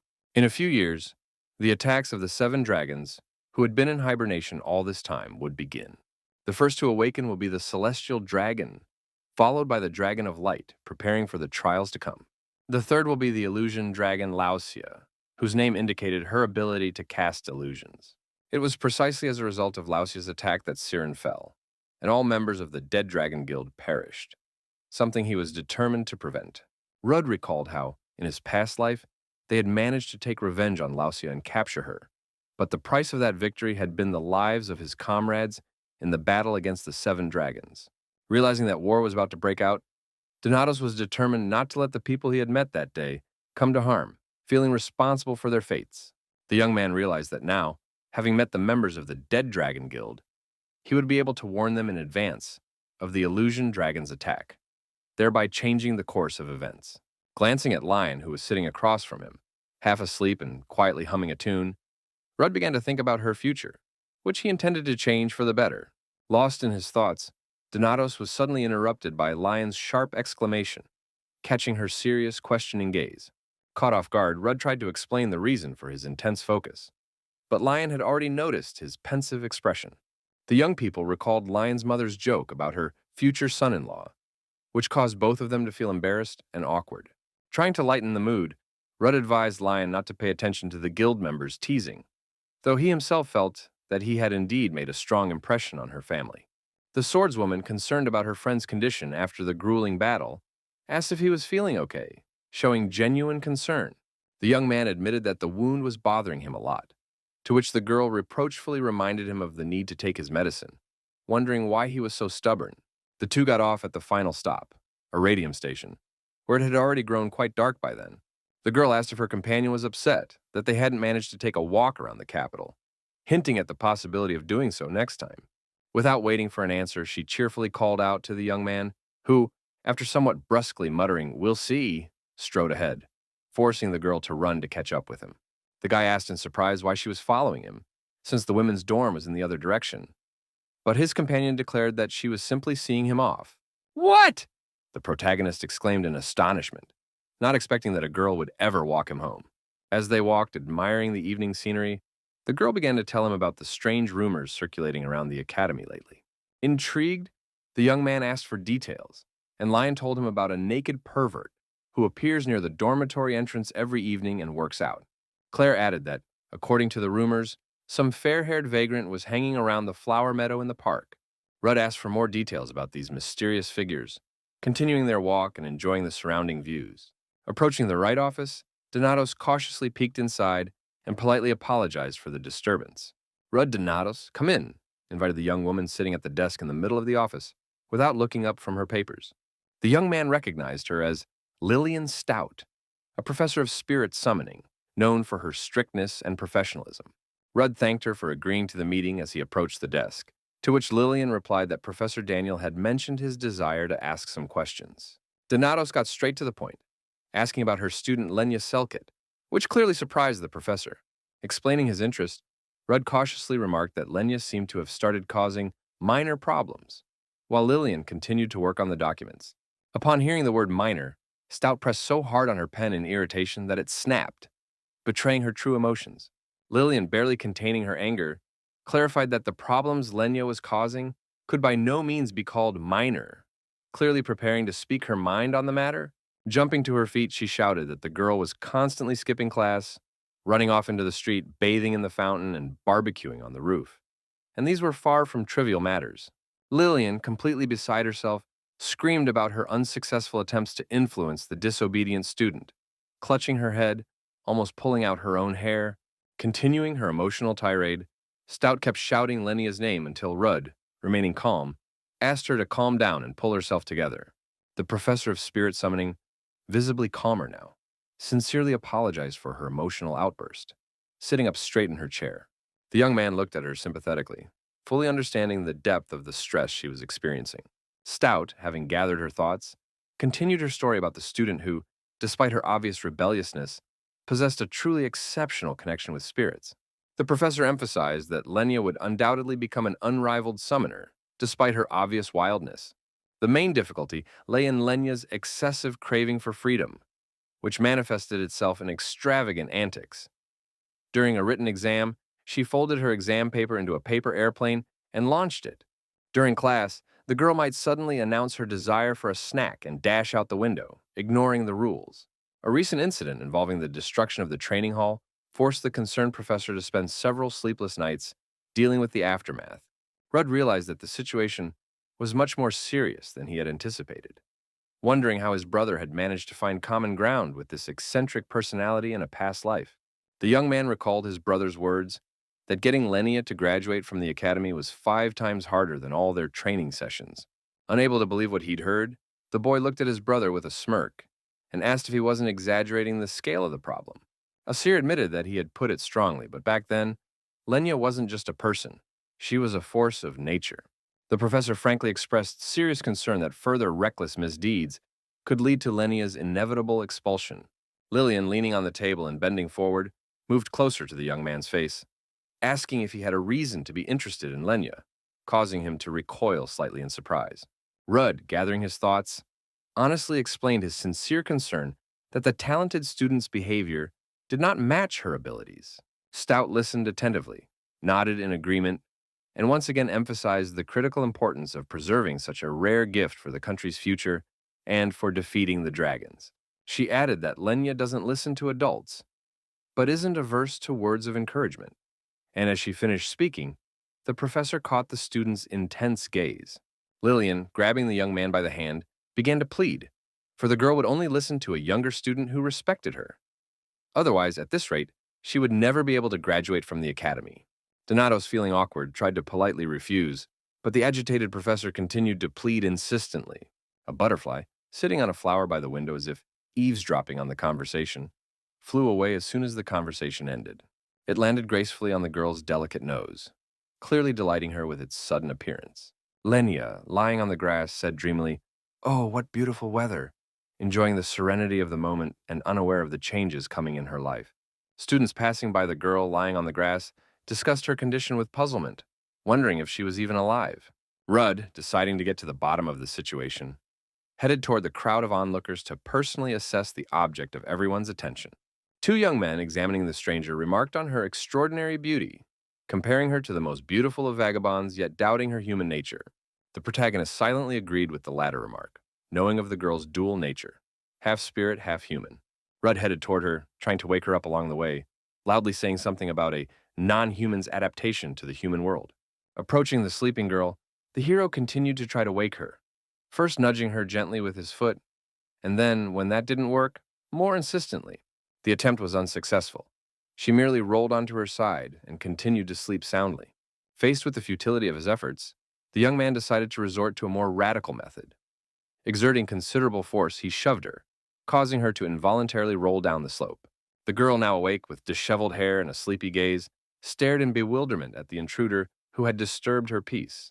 When the student asked why she was there at such an early hour, the stranger innocently replied that she had been admiring the flowers and had fallen asleep. The stranger, in turn, asked about the identity of the young man who had interrupted her sleep. Introducing himself as a freshman sent by Professor Lillian, Rudd sat down next to the girl and continued the conversation. Upon learning of his status as a freshman, his companion perked up, asking why he was there. Pulling a blade of grass from her hair, Rudd expressed his respect, inwardly puzzled by such a casual attitude toward meeting new people. Encouraged by his words, the girl asked about the possibility of friendship, which puzzled the young man. Rudd sighed heavily, pondering the strangeness of the situation and his new acquaintance's unusual behavior. As he began talking about her recent school life, the young man was interrupted by a sudden outburst from the girl, who had become captivated by a butterfly fluttering by. Stopping her, the hero insisted on continuing the conversation, sparking his companion's interest in his emotional exclamation. Realizing his mistake, the young man hesitated, but quickly changed the subject, explaining the expletive as a mere exclamation. Donatos reproached his companion for her absences and strange behavior, threatening that she would lose his respect if she continued acting that way. The surprised student was indignant at the accusation of odd behavior, genuinely not understanding her companion's complaints. The young man reminded her of the recent incident involving the destruction of the training field, to which the girl nonchalantly replied that no one had been hurt. Suppressing his irritation, Rudd asked the stranger about her plans for completing her studies at the academy. To her companion's astonishment, the girl expressed doubt about the necessity of graduating from the academy. Stunned by her response, the young man barely contained his growing irritation as he demanded an explanation. The student explained her preference for the academy's warm climate and blooming nature, in contrast to her homeland, where there was too much snow. Expressing her desire to stay here forever, the girl finally infuriated Rudd with her frivolous attitude toward her studies. The young man reminded her of Iradium's purpose as an academy for training dragon slayers, and of the suffering people endure at the hands of these creatures. Lenia paused briefly and replied that she saw no difference between killing people and dragons, expressing a preference for a peaceful life. The hero rhetorically asked if people and dragons were one and the same, barely containing his pent-up anger as he clenched his fists. The girl, not understanding his reaction, continued to insist that there were no differences between the sides of the conflict. Rudd suggested that her ignorance stemmed from her isolated life in the mountains, and explained that the only safe place now was the Empire of Althea, protected by major guilds, while all the neighboring kingdoms lay in ruins. Donatus described the horrors of the destruction wrought by the dragons and the heroic efforts of the hunters to protect the settlements. The young man asked if she had ever seen her brothers, sisters, parents, and friends torn to pieces, recalling her past. The girl, not understanding the reasons for his anger, asked in bewilderment what had caused such an emotional reaction. Rudd shouted irritably that he might as well be talking to a wall, realizing that she knew nothing and thought whatever she wanted, but he hadn't expected her to be so clueless. The girl said she had come here out of curiosity to see the academy where her mother had studied, not understanding why she was being yelled at. Rudd sarcastically advised her to enjoy life here, ignoring those who had risked everything to get into this place. Realizing the futility of the conversation, the young man walked away, leaving the student staring sadly after him. Realizing she needed to fix the situation, she called out to her dad, a huge crystal who responded kindly, "Yes, sweetie?" Lenny admitted with a heavy heart that she had unintentionally upset Ruta, even though she had only wanted to be friends, and now she was at a loss, not knowing what to do next. Hearing from her father that she shouldn't worry, since true friendship often begins during arguments, the girl cheered up and began jumping for joy. She decided to apologize to Rudd tomorrow, trusting her father completely, as he had never lied and always told the truth. Feldrua, the king of spirits, approved of his daughter's decision and expressed a desire to speak with her new acquaintance. Rudd, stepping back a safe distance, tried to pull himself together and calm down, but all his efforts proved futile, and in desperation he grabbed his hair and began pulling at it furiously, cursing his unbearable temper which always ruined everything. He realized that Lenya, having lived her entire life in the remote mountains and never having experienced the horrors of dragon attacks firsthand, was simply incapable of fully grasping the depth of human suffering. And he bitterly admitted that he had let his pent-up anger spill over onto an innocent girl, and now he couldn't shake the image of her sad and bewildered face from his mind. Comparing himself to his kind-hearted brother, who would surely have been able to find a way to reach Lenya and handle this difficult task, he was now tormented by the question of how he himself could fix the situation. Suddenly, Donatos heard a harsh shout telling him to go away, and he turned toward the source of the noise. "You're just in time," exclaimed Hennis, standing shoulder to shoulder with Balac, toward whom Lion was just approaching. Halfley was furious at Claire's appearance, recalling how she had nearly broken her friend's arms during their very first encounter. Tensions reached a fever pitch when the red-haired girl shouted in the swordswoman's face that she was a sick psychopath who had no business being among normal people. Hennis instantly recognized Lion's true intentions upon her appearance in front of the dormitory, seeing in it a desire to take revenge for a previous punishment. Claire, trying to dispel the suspicions that had arisen, hurried to explain that her visit was purely friendly. She and Rudd had made up, and she had even brought breakfast, backing up her words with a basket of food. Upon hearing of Claire's intention to visit him, Halfley spun around sharply to face her companion, making no attempt to hide her deep indignation and obvious distrust of the unexpected guest's words. The hero, trying to diffuse the situation, told them about his recent visit to Lion, mentioning the unexpected duel and the minor injuries he had sustained. Hennis, summarizing what she had heard, accused both of them of breaking the rules, including leaving the capital and participating in a duel, threatening to report this to the professor. Rudd, realizing the seriousness of the situation, loudly called for Hennis to stop, to which Balac reacted instantly, grabbing the girl by her clothes and lifting her up, causing a storm of reaction. Claire, desperately trying to defuse the tense atmosphere, attempted to explain the situation, mentioning her sincere apologies and the agreement they had reached regarding regular weekend training sessions. Halfley, still held by Balac by her clothes, listened attentively but with obvious distrust to Claire's explanations, in no hurry to change her mind. After Balac finally let go of Halfley, she felt solid ground beneath her feet with relief and exhaled deeply, regaining her balance. The red-haired girl, her expression suddenly changing, smiled and invited her to join their group and become friends. Stunned, Lion, making no attempt to hide her surprise, asked about friendship again, trying to process what she had heard. Hennis, continuing to elaborate on her point, suggested with undisguised sarcasm that to strengthen their newfound friendship, Balaku and she should also get a couple of broken bones. The girl's cutting words deeply wounded Claire's feelings, causing her to feel a sharp sense of insult and embarrassment, which instantly showed on her face. Balac, showing concern for his friend, stepped forward, placed a hand on her shoulder, and asked her to stop making further provocative remarks. Lion, feeling insulted and unwilling to continue the unpleasant conversation, firmly announced her departure and walked away from the group. The protagonist, watching Claire hastily walk away with concern, turned to Hennis and asked about the reasons for her abrupt and frankly unfriendly behavior. Halfley, still in a state of extreme irritation, took her frustration out on the protagonist, accusing him of choosing Lion's company over her and neglecting their friendship. Rudd, stunned by the sudden outburst of anger, froze in place, completely baffled by the reasons behind his friend's such a violent and disproportionate reaction. Steros was in a great hurry, so he announced his plans to go do the community service assigned to him as punishment for breaking school rules. Left alone, the protagonist sank into a pensive state, trying to make sense of the conflict that had occurred and find a way to restore harmony to their relationship. After class ended, the students were dismissed for lunch with a reminder to turn in their reports by the next session. At the end of the class, Rudd was packing up his school supplies, getting ready to leave the classroom. An unexpected greeting made the young man pause in his packing and look up at the person who had addressed him. Surprised by Lenia's appearance, Donatos recalled their recent conflict, struggling to find the right words. The girl asked with a smile about his plans for lunch, clearly hinting at some interesting proposal. The gorgeous weather outside, with bright sunshine and a cloudless sky, created the perfect atmosphere for a picnic, complemented by the appetizing aroma of sizzling meat. Rudd, who had long since taken his seat at the table and armed himself with cutlery, eagerly awaited the arrival of the promised culinary masterpieces, which exuded a delightful aroma. Selket, skillfully handling the grill, asked her new friend about his preferences regarding how well done he liked his steak.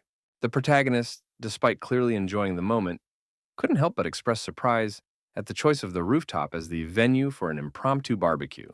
The girl, explaining her choice of location with an unflappable air, justified it by her desire to avoid filling the room with smoke. Selket, proudly presenting the result of her culinary efforts, urged the protagonist to begin eating before the meat got cold, praising how perfectly it was cooked. Taking a seat at the table across from the young man, the girl also filled her plate, preparing to share this unexpected but pleasant lunch with him.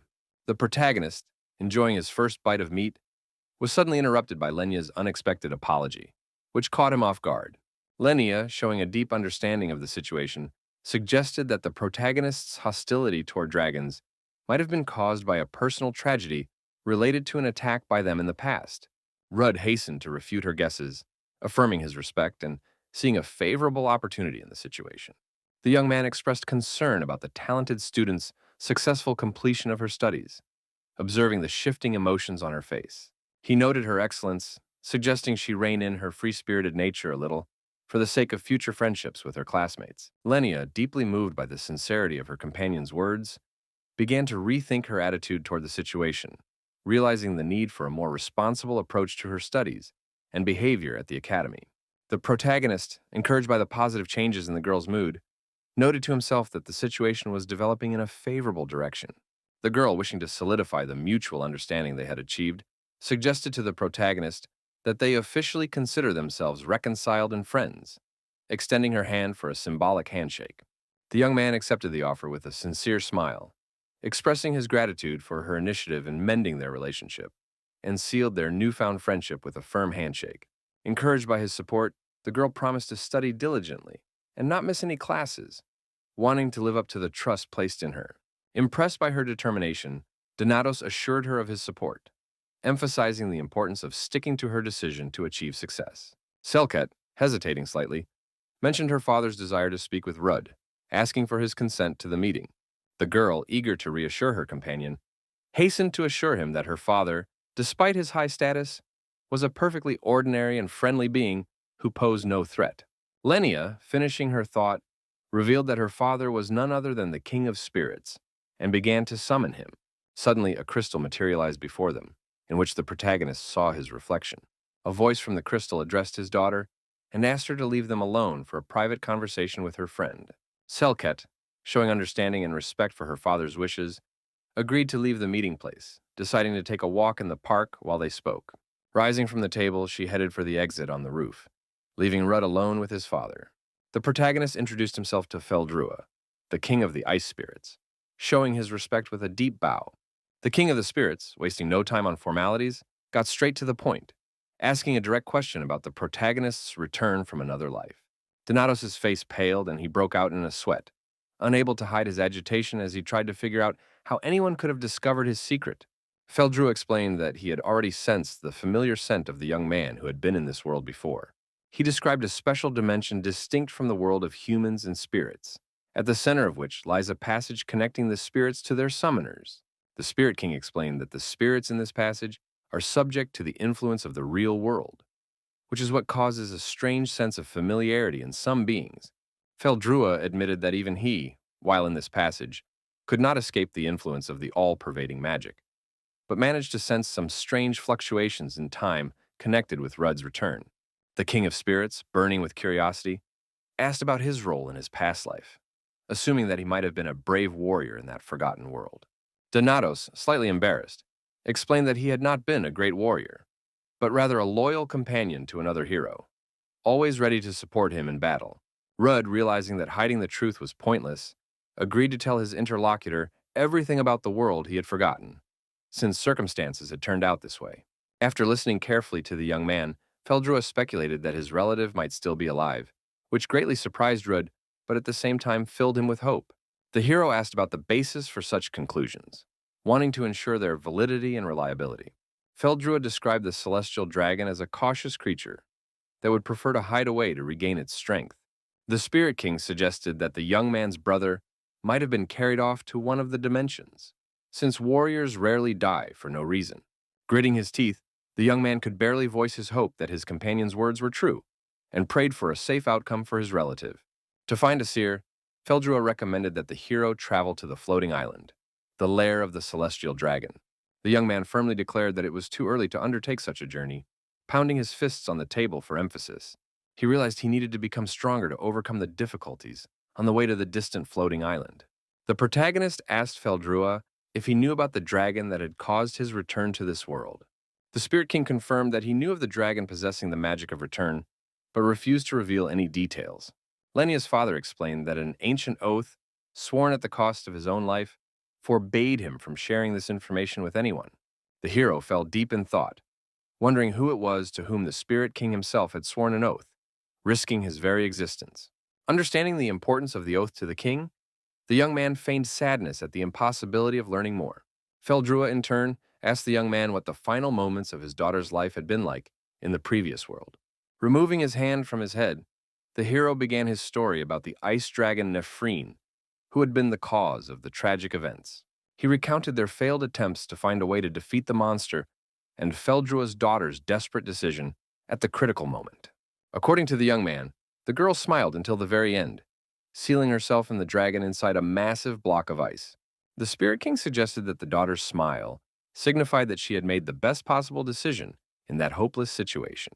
Feldrua emphasized that, regardless of the reason for the hero's return to the past, he had a chance to change the girl's future. The hero agreed that he would try to do everything possible, despite his doubts about his own strength and abilities.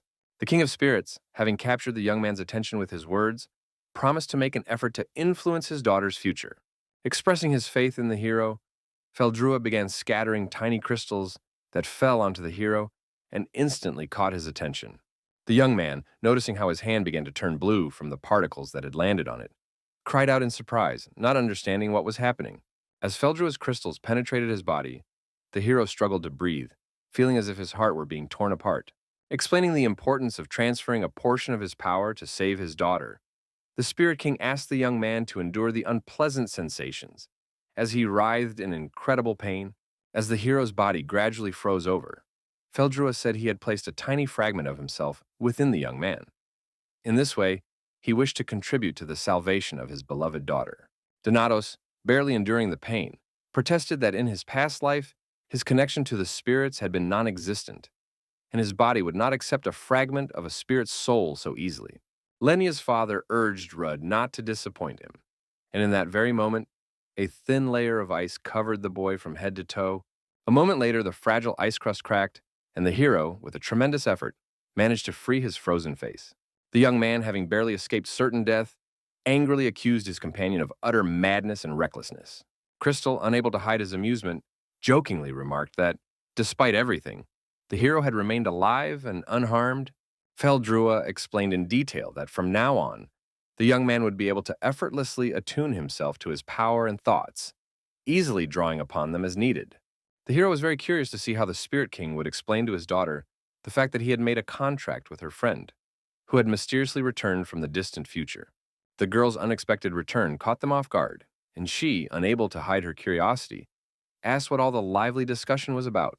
Feldrua's daughter, smiling sheepishly, explained her return by saying that the conversation between the two men had seemed to her to be dragging on for far too long. Stepping closer to the young man, she was surprised to catch a faint scent of her father and was greatly astonished, since that scent had been completely absent before. The girl, making no attempt to hide her astonishment, decided not to prolong the conversation, stating seriously that he needed to explain the situation. The King of Spirits, seeking to ease the awkwardness of the situation, began a lengthy explanation, but was rudely interrupted by her friend. The young man declared without a shadow of a doubt that he and Feldrua had understood each other perfectly at first sight and had unanimously decided to become friends. Such a bold and self-assured statement from the young hero utterly surprised and even slightly shocked the venerable King of Spirits. The girl was genuinely delighted by Ruda's incredible sociability, as he had managed to befriend her father despite the colossal age difference, amounting to several centuries. The young man mentally interpreted his words as a cunning act of revenge for his uninvited intrusion into his heart, and pointedly asked Feldrua to confirm what he had just said. As he left the rooftop, the young man urged his companion not to skip any classes under any circumstances, and she, smiling radiantly, readily agreed. A few hectic weeks after acquiring the powerful fragment of the Spirit King's soul, the excited hero hurried to a long-awaited meeting with Lenya, which Feldrua himself had reminded him of. As he was about to rush out of the room, the agitated young man suddenly heard a persistent knock on the door and a loud announcement about an urgent delivery of a letter. The protagonist carefully opened the envelope and, after reading the contents, breathed a sigh of relief and quietly remarked that they had finally completed their quest. The long-awaited letter contained information about the protagonist's brother, painstakingly obtained by the Dull Moon Guild. Oval White, the head of the Dull Moon Guild, whom the hero had met in the dining hall, had sent him the promised report with the results of the investigation. Despite the report's impressive length of several dozen pages, the conclusion was unequivocal. No traces of a man named Asir Donatos could be found. According to the conclusion of the top intelligence organization Dull Moon, it was likely that the protagonist's brother had never existed in this world to begin with. Crystal once again voiced his theory about the brother possibly being imprisoned alongside the celestial dragon in another dimension, and asked about the young man's next steps. With a hint of sadness in his voice, the young man said he saw two possible ways to solve the problem. The first option is to try to find traces of his brother in the celestial spirit's treasury using the blue sky technique. But to do this, the hero must reach the level of a seer. The second path is to find traces of the celestial dragon on his flying island, which is also no easy task due to the need to battle numerous guards. The Spirit King concluded that both options were currently difficult to carry out, regardless of the hero's choice. The young man agreed that even if he found the traces and calculated the coordinates, he would not be able to enter that dimension without the help of a sorcerer who explores other worlds. The hero approached the door and gently pushed it open, intending to enter the room unnoticed. To the young man's surprise, a cheerful Lenya stood behind the door, her unexpected appearance catching him off guard. The girl explained that she had sensed his presence by his scent and said she had come to study as promised, asking if that was worthy of respect. One of the library visitors slammed his palm down on the table and shouted for everyone to keep it down. It was the spiteful Hennis, who asked Donatos why he had arrived later than the agreed-upon time. The girl, shouting at the approaching young man, was indignant that she had to sit there with two idiots, since he was the one who was supposed to be tutoring Lenya. Lost in thought, the young man replied that he needed to think about something, and the girl walking beside him loudly objected that she wasn't an idiot. Halfley sarcastically reminded Selkit that she had to repeat her second year of studies, thereby confirming his words. The Spirit King's daughter asked indignantly what that had to do with the current situation. A tense silence hung between the arguing pair, and only Balac slept peacefully, his head resting on his hands folded on the table. Hearing someone say his name, a surprised Rudd assumed it was the spirit of Professor Daniel, who had asked him to come into his office for a moment. Before leaving, Donatos turned to Steros, who was sleeping across from him, saying, "Hey, wake up!" and touched him with his hand. The sleepy Boritz lifted his head. A sheet of paper stuck to his mouth, dripping with saliva, and wished him good morning, to which his friend objected that it was clearly not morning. Donatos quietly whispered to his friend that he needed to step away for a moment, and asked him to make sure the girls didn't get into a fight, given their clearly hostile relationship. Balac confidently stated that it was unlikely Lenya and Selkit would fight, since they had only met very recently. The hero mentally noted that he couldn't tell his friend how the girls had pulled each other's hair during their first meeting in a past life, and simply asked him to break them up in case of a conflict.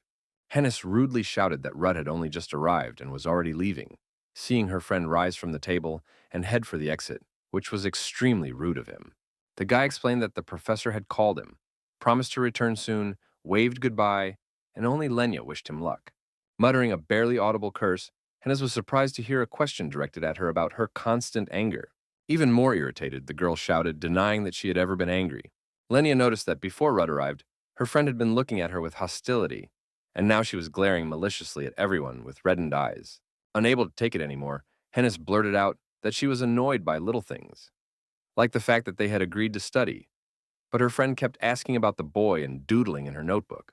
Selkit retorted that getting annoyed over such trifles revealed Hennis's narrow-mindedness and bad temper, and that hardly anyone would want to be friends with her. Her opponent snapped back, calling Selkit a repeat student and a fan of sleeping on the street, implying that she had no right to judge her. The girl sarcastically noted that she was, after all, better mannered than Hennis, and asked if Rudd and the other guys knew about her rude manner of speaking. With a sneer, Halfley remarked that friends appear when people know each other well, and asked if Lenya wasn't tired of constantly pretending and putting on an innocent face. Lenya turned to the red-haired girl, asking what was behind her hostility and intense stare. The tension between the girls was mounting, and Balac, not understanding what was about to happen or how to extricate himself from the situation, was at a loss. Mentally calling out to Rudd, the young man burst into tears, not knowing how to stop the looming conflict. Meanwhile, Donatos approached the professor's office and knocked on the door. Prying the door open slightly, the student peered inside and asked Professor Daniel what had happened, since he had summoned him so urgently through the spirit. The professor invited the young man in, greeted him, and introduced the man sitting on the sofa as his teacher, who would also become a great mentor to Donatos. Bryce, the master of the celestial sword, smiled and greeted the young man warmly, calling him Kid. The student introduced himself, bowed, and expressed his joy at meeting the great teacher. The crystal that appeared whispered in the young man's ear that he had heard the name of the master of the heavenly sword, Bryce, but was seeing him for the first time and was surprised by his youth. Feldrew explained that thanks to his high level of mana mastery, Bryce's aging process had stopped, which typically occurs around the 6th level of the blue sky technique. The Spirit King marveled at Bryce's incredible abilities, emphasizing that most importantly, he was the one who had defeated the heavenly dragon. Turning to Professor Daniel, the teacher remarked approvingly that he knew how to choose his students, and that the new student made a good impression. The professor thanked him for the compliment, but with a smile reproached Donatos for his lack of manners, hinting that he could have bought a cake on the way to celebrate meeting the great teacher. The young man was slightly taken aback by this remark, and Daniel immediately offered to go get the cake himself. Bryce added that on the way, he should buy 5 scoops of ice cream at the shop near the academy, since 2 wouldn't be enough. When the student sat down and Gould headed for the door, the teacher put his hand on the boy's shoulder and tried to cheer him up, saying he'd be back soon. After the homeroom teacher left, Bryce and the young man remained alone in the office, sitting across from each other. The teacher took a sip of tea and asked the student why he thought he had come there. Noticing the many shopping bags next to his guest, the young man smirked and suggested that the student had decided to sightsee. Bryce, getting angry, declared that the student not only lacked manners, but was also hopeless. The teacher warned that what he was about to say, Donatos must keep secret from his teacher Daniel, which surprised his interlocutor. Adopting a more serious tone, the great teacher asked the young man if he knew Damian Grace, who worked as a professor at Iradium. Leaning closer to the protagonist, the great teacher added that this educator was connected to a celestial dragon. Among the professors of Iradium, Damian Grace stands out, for within his body beats the heart of a celestial dragon. It remains a mystery how a human can exist with a dragon's heart, whether through a successful transplant or magical intervention. One thing is clear, the heart of the celestial dragon has penetrated Damian's soul, and his complete submission will lead to a second cataclysm. In a past life, Jeremy tried to provoke the professor into committing suicide before the tragedy struck, and many initially approved of this decision. However, after Damian's death, Duel secretly stole the heart of the celestial dragon, fully aware of the dangerous consequences of his actions. Jeremy's actions led to negative results. Sometime later, the light dragon Harma attacked Iradium. As a young boy, the hero watched helplessly as panic ensued, witnessing the death of Professor Daniel, the Heavenly Sword, and the hundreds of people who had been defending the citizens. The protagonist was surprised by Aina's knowledge of Professor Damian, not understanding where he had gotten this information. The great teacher firmly stated that he had come to Iradium for the purpose of observing Professor Grace. The student asked in surprise whether Professor Gould knew of his mentor's true intentions. Bryce explained that he hadn't told Daniel in advance because of his tendency to form attachments quickly, fearing his reaction. The young man asked with interest why the great teacher had decided to share this information with him specifically. Ain explained that the student had been chosen because of his origins in the village of Disol, and without pausing, he took something out of his bags. The teacher believed that the young man, as one of the few survivors of the celestial catastrophe, had the right to know the truth and to feel hatred. Unwrapping a box of cookies, Bryce asked the student what he thought of Damian, given their frequent meetings with the professor.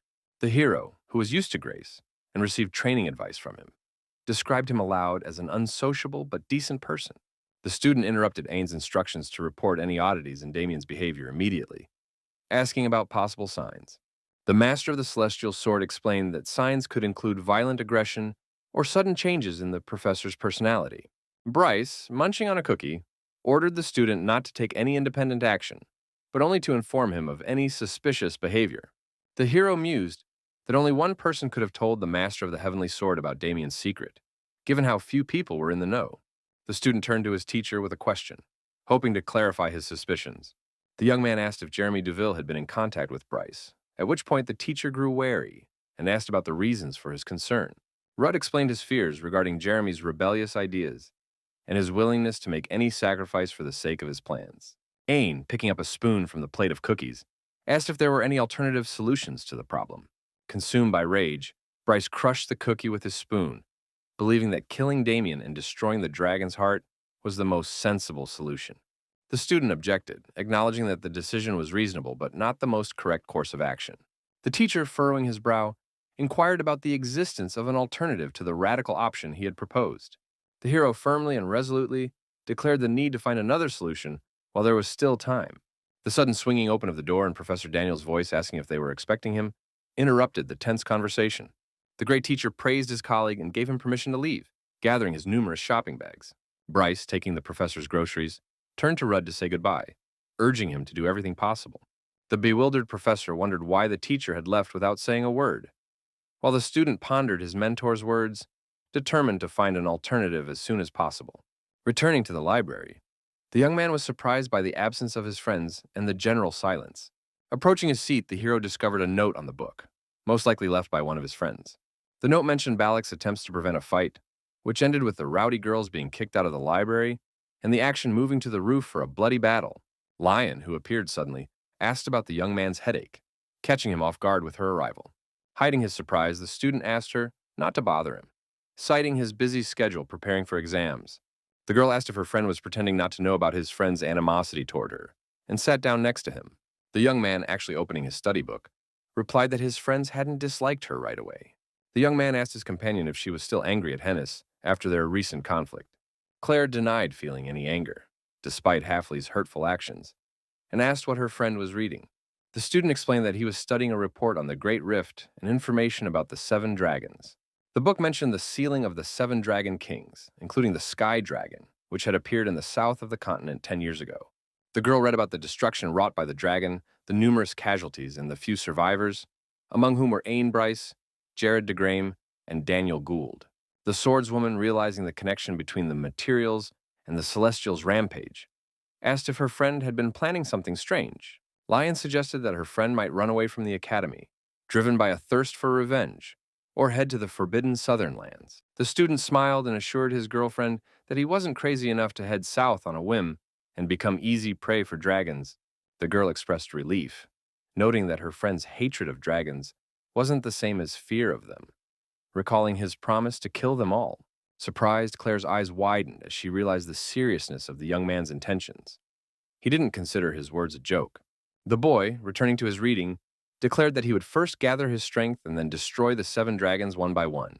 The hero crumpled the page in anger, adding that after that he would set about exterminating the remaining reptiles. Lion looked at her friend with a mixture of pity and concern, as he promised to restore everything that had been lost. The young man swore to wipe all dragons off the face of the earth, obsessed with the idea of the total extermination of the hated creatures. Her friend was mentally surprised by his intention to launch a raid on the legendary seven dragons, whose existence remained in question. The girl slammed her fist loudly on the table and asked Ruta about the reality of the existence of dragons, so named by people because of their resemblance to celestial beings. The young man, without looking up from his reading, briefly confirmed the existence of the creatures in question, realizing he needed to elaborate on his answer. The hero mentioned that 10 years ago he had personally seen a celestial dragon, which had caused a real catastrophe. The student apologized sheepishly for her question, trying to find the words to express her feelings and thoughts. The young man stated his unwillingness to relive the nightmare he had experienced, expressing his intention to eradicate the cause of the tragedy. The girl, lowering her gaze, asked her companion if he wasn't afraid to take on such a dangerous task. Rudd, observing his companion's movements, asked if she herself was afraid of the scaly monsters. Claire, looking away, admitted that she wasn't afraid of the dragons themselves, but of the potential harm to those close to her. Guild members, relatives, and friends. Leaning back in his chair, the young man remarked ironically that even the fearless lion Claire feared something. Her surprised companion turned to him, whereupon he quickly changed the subject and mentioned how late it was. Citing the late hour, Rudd announced his intention to go to dinner, suggesting that his friends stay in the library. Without giving the swordswoman a chance to reply, the hero strode quickly toward the exit, avoiding further conversation. Lion, catching up to Rudd on the street, firmly tugged at his clothes, declaring her desire to help with his mission. The girl offered her support in developing a strategy and establishing a new guild, insisting on joint action. Surprised by the sincerity of the offer, the young man asked about the fate of the Dead Dragon Guild in the event of her departure. Claire expressed confidence that her mother would respect her choice, emphasizing the value of her skills to the common cause. The hero inquired about the reasons behind the girl's decision, suggesting that many guilds were interested in her abilities.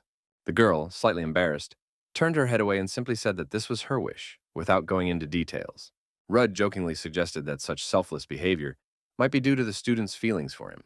The girl, flushing with indignation, was ready to strike the hero, but he hastily explained that it was just a joke.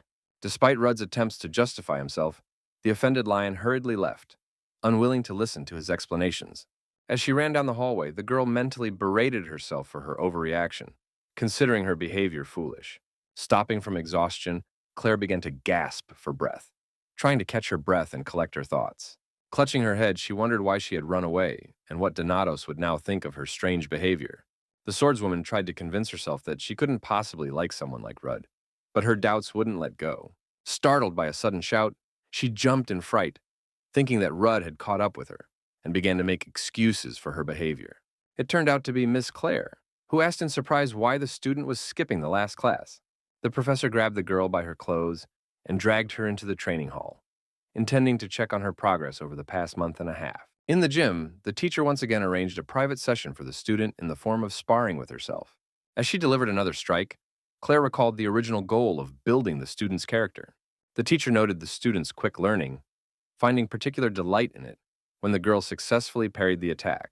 The teacher praised the student's footwork, unaware that Rudd had taught her this during their secret training sessions. Claire demonstrated good skills, skillfully executing complex offensive moves during sparring. To the professor's surprise, the student demonstrated counterattack skills, landing a precise blow to Claire's ribs and showing her progress. However, still being a student, the girl sometimes lost her concentration, which her experienced mentor immediately took advantage of, knocking her off her feet. Claire noted to herself that the student had managed to dodge the previous blow, watching as the student began to lose her balance. Realizing that simply knocking the student to the floor was not the main goal of the training, the teacher delivered an additional blow to the falling girl's stomach. Lion collapsed to the floor with a loud cry, curling up in pain and clutching her bruised stomach. The professor praised her progress, noting that she hadn't just taken the blows, but had also learned a lot during that time. Claire replied indignantly that she had learned new techniques from someone else, not thanks to the professor's beatings. Claire mentioned that she had heard about the lessons with Rudd, noting his talent for explaining and teaching useful fighting techniques. The professor asked when the students had become friends, hinting at something more than just friendship. The girl, realizing where the conversation was headed, became very embarrassed, not knowing how to react to such hints. Feeling the awkwardness of the situation, Lion tried to end the conversation by hastily asking about the end of the class and ran off. Evening fell, and the protagonist, enjoying the beautiful weather, sat alone on a bench in the academy courtyard. The suddenly appearing Feldrew Crystal jokingly asked if Rudd was going on a date on such a wonderful evening. The young man irritably told the spirit to be quiet, dismissing the absurdity of such assumptions. The king explained with a smile the heightened emotionality of people at that age and their tendency to develop crushes. The hero, lowering his head, admitted with a sigh that he was aware of such things, not wishing to elaborate on the subject. Feldrew emphasized that interest in a person with outstanding abilities was a good sign, regardless of the reasons. Crystal, watching the stars appear in the sky, reminded Rudd that the current Lion Claire was different from the one who had been there before his return. The young man, looking up at the starry sky, quietly agreed that he knew this too, sinking into deep thought. The students on the street, chatting animatedly among themselves, were discussing how prepared they were for the upcoming written exam. While his classmates argued, the protagonist chose to retreat to the murmuring fountain, immersing himself in reading a book. For the past few days, Lion had been pointedly avoiding any interaction with the young man, which couldn't help but make him feel uncomfortable. Crystal suggested that the girl was ashamed after the boy's careless words, to which he reluctantly agreed, asking her to be quiet. The hero was tormented by pangs of conscience, recalling his past life, where Lion had looked down on him and now stood alive without a trace of blood. The young man was pondering the possibility of defeating the dragon and ridding himself of his guilt when he was distracted by someone's question. Wiping away a traitorous tear, Claire said with feigned indifference that nothing special was happening. The girl wished him luck on his exam and thrust the envelope at him with such force that her hand painfully slammed into the bewildered boy's body. Uttering a cryptic phrase, Lion spun around abruptly and quickly disappeared from view, leaving the boy bewildered. Clutching the envelope in his hands and angry at his own ridiculous behavior and the missed opportunity to explain himself, Rudd stood alone in the middle of the deserted alley. Exhausted but eager for social interaction, the students began to gradually gather in the spacious dining hall after the grueling exam. A red-haired girl boasted about her speed, claiming she'd finished the most difficult test in just 5 minutes. Slightly taken aback, Rudd asked skeptically whether it was considered normal to complete a 1-hour test in such a short time. Balac tried to outdo everyone by claiming he'd finished in a minute, but Hennis exposed his trick with a note to the professor, asking him not to punish him. Without hiding her contempt, Halfley commented on Steros' abilities, saying that nothing could help him now, and that trying to teach this nutcase was pointless. Lenia, passing by, intervened decisively, saying without a shadow of a doubt that she had really enjoyed working with Rudd. The sarcastic Halfley retorted that she could now clearly see her interlocutor's true intellectual abilities, hinting at the limitations of her judgment. The quick-witted opponent asked with a laugh whether Halfley was the only one capable of accurately assessing others' intelligence, implying that her own perspective was limited. Alarmed, Balac choked, began to panic, and frantically pounded his chest, simultaneously complaining to Rudd about a sudden upset stomach. Donatos mentally turned to Feldrew for help in resolving the girls' quarrel, but received a philosophical reply that girls often grow closer precisely through arguments. The student viewed the prospects of the girls making up with skepticism, watching as the conflict between Hennis and Selkit gradually intensified. Chewing on a piece of gum, Balac asked Rudd in a muffled voice if he was ready for tomorrow's practical exam. The hero was surprised by this statement, so he expressed doubt about the need to prepare, considering that the training field would be chosen at random. The wrestler hinted at his friend's lack of awareness, suggesting that he might end up in a desert where water would be needed. Rudd, acknowledging the wisdom of this idea, asked how he planned to transport the water. Watching the girls' argument escalate, Steros declared with absolute seriousness that he would pour the water straight into his stomach and head to the exam. The situation had reached a boiling point. The girls had gone from a verbal spat to a physical confrontation. On the day of the practical exam, the nervous students looked extremely serious, not knowing what to expect. Professor Winston called everyone's attention, preparing to briefly explain the upcoming test. The exam is held at a special stadium in Iradium, on the outskirts of the Alphea Empire, which simulates various natural zones with corresponding monsters. Arthur, adjusting his mustache, warned the students about the variety of challenges, which were not limited to battles with monsters. The exam's objectives included passing through a warp gate, surviving among monsters, and searching for traces of a dragon to destroy it. The professor reminded them of the danger posed by dragons, whose tough hide could not be scratched by ordinary weapons, and advised them not to let their guard down. Successful students were offered an additional tournament with the opportunity to use their own weapons and artifacts from the Iradium treasury. The professor reminded them of the risks associated with the profession of dragon slayer, emphasizing the seriousness of the path they had chosen. After finishing the briefing, Winston announced the start of the practical exam, causing excitement among the students. Approaching the gates, the hero recalled his defeat of Lion in the final round of the additional trials in his past life, which stirred mixed feelings. Crystal questioned the young man's motives, suspecting a desire to rid himself of guilt by defeating a lion who remembered nothing. Once in the forest, the hero tried to calm himself, realizing the importance of self-control in the upcoming trial. Feldrua warned of the presence of monsters, but the young man, confident in his abilities, did not pay much attention to it. Donatos counted on the professors to intervene in case of extreme danger, since they were observing the exam, which gave Rudd additional confidence. Looking around for a target, the young man noted the absence of any obvious threats and began to warm up so that he could then calmly search for the dragon, his main objective in the trial. Suddenly, a huge monster appeared behind Donatos, swinging for a deadly blow. The hero sarcastically asked the crystal to check for the dragon's presence, but it refused, suggesting he check for himself. The monster's powerful blow split the ground, demonstrating the incredible danger of the situation.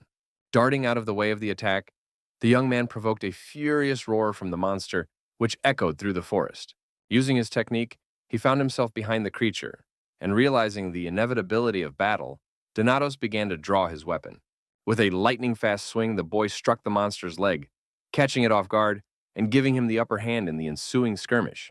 Following his strategy, the young man jumped up and struck the monster in the stomach, forcing it to lose its balance and fall.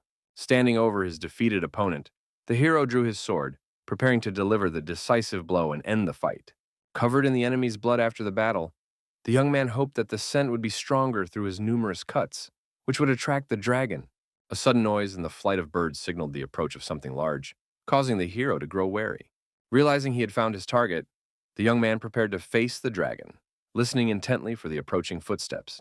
Confident in his discovery and judging the size of the approaching creature by the sound, the hero gripped the hilt of his sword tighter, preparing for battle. Judging by the sound of the approaching footsteps, it was a rather large lizard. But just then, a breathless and frightened student ran up to Rudd. The stranger, tear-stained and covered in sweat, asked in surprise if Rudd Donatos had also ended up in this dangerous place. The protagonist, looking closely at the frightened young man, cautiously asked who he was and what he was doing there. Introducing himself as William Fart, the agitated young man reminded the hero of their recent encounter in the academy hallway. In genuine panic, the student shouted that they had to run immediately because something huge and terrifying was rapidly approaching. He hadn't even finished speaking when the very monster he had so desperately warned them about appeared before the stunned boys.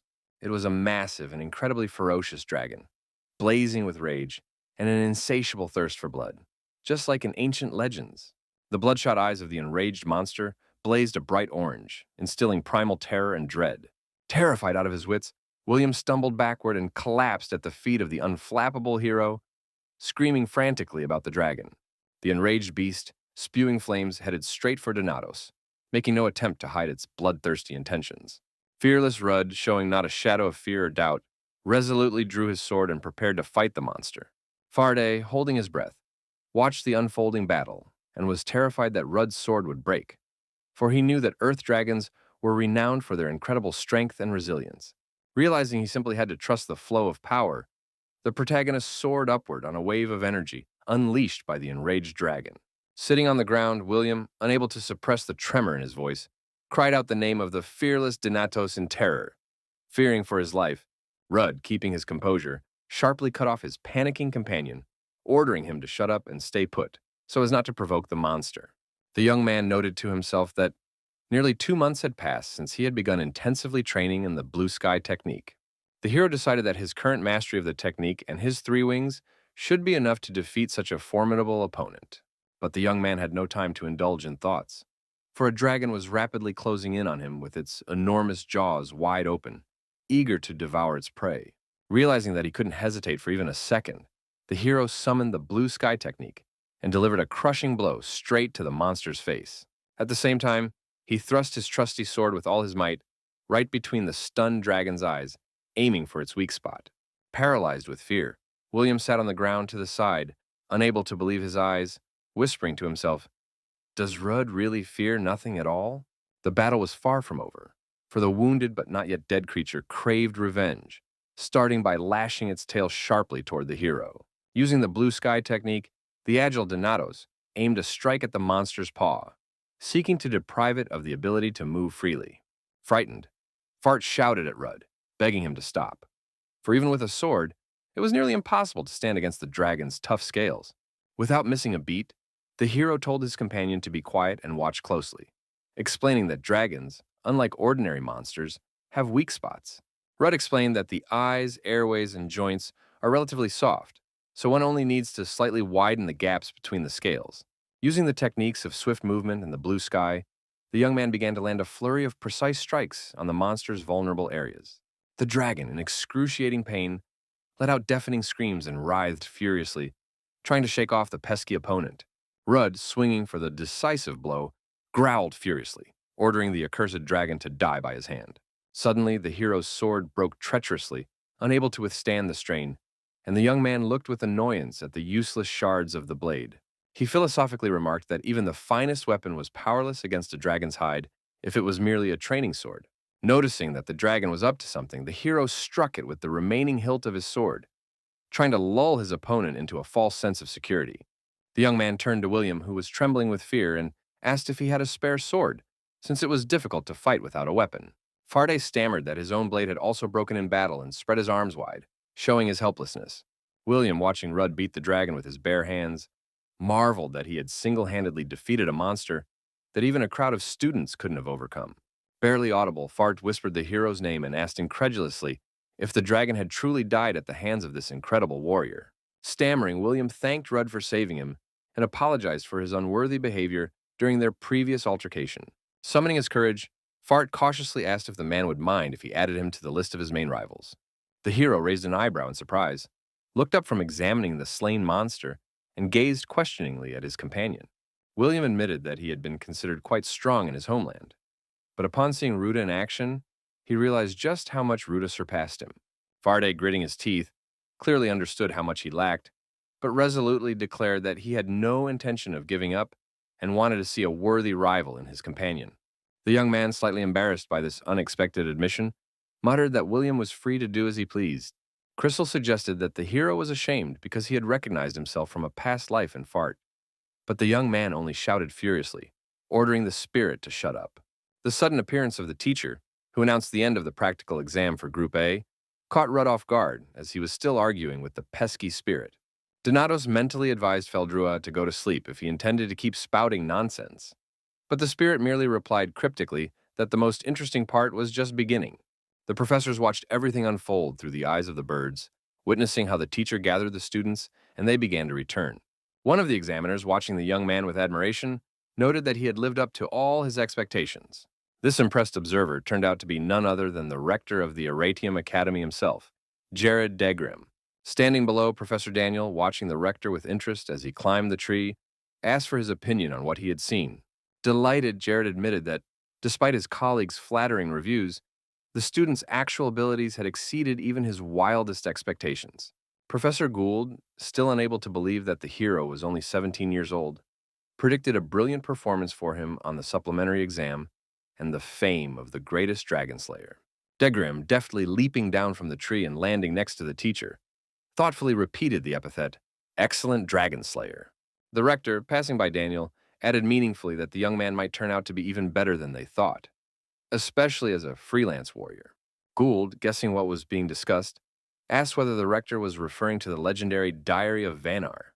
Degrim confirmed the professor's guess, mentioning the mysterious dragon slayer who had once been human himself. The rector began a tale of a time when humans were considered nothing more than prey for the mighty and cruel dragons. Monsters the size of mountains roamed the earth unhindered and flew through the skies, ruling the world with absolute power. A special kind of creature, the dragon people, visually indistinguishable from humans, but possessing incredible intelligence and strength, ruled over the dragons. Degrim recounted that 700 years ago, cruel dragon people forced humans to fight each other for the amusement of the public. The rector noted with surprise that now the Iradium Stadium, the former arena of brutal games, had become a symbol of freedom and the fight against dragons. Daniel, as a recipient of the Blue Sky technology, admitted that he vaguely remembered fragments of those distant events. The rector explained that Vanar was one of the slaves the dragon folk used for their bloody entertainment. Being stronger than the others, Vanar rallied like-minded people around him and led a rebellion against the hated oppressors. Thus appeared the first dragon slayers, who managed to drive the dragon folk back to the northern mountains and achieve a fateful victory. The heroic liberators managed to seal the dragon people king, the seventh dragon, in China, ushering in an era of freedom for humanity.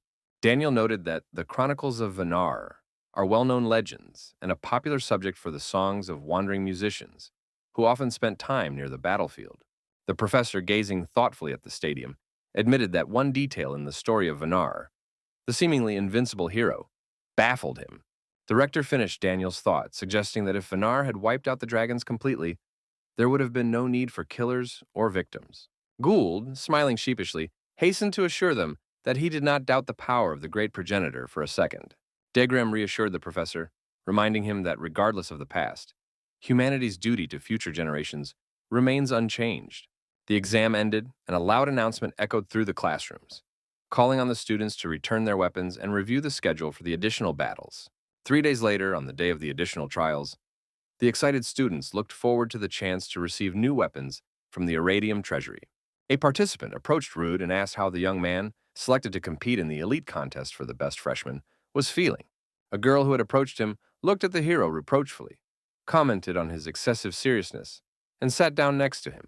Hennis, yawning, warned that she wasn't going to give in even to her friends, and that she could buy a weapon herself, but she was terribly curious to see the contents of the Academy's treasure trove.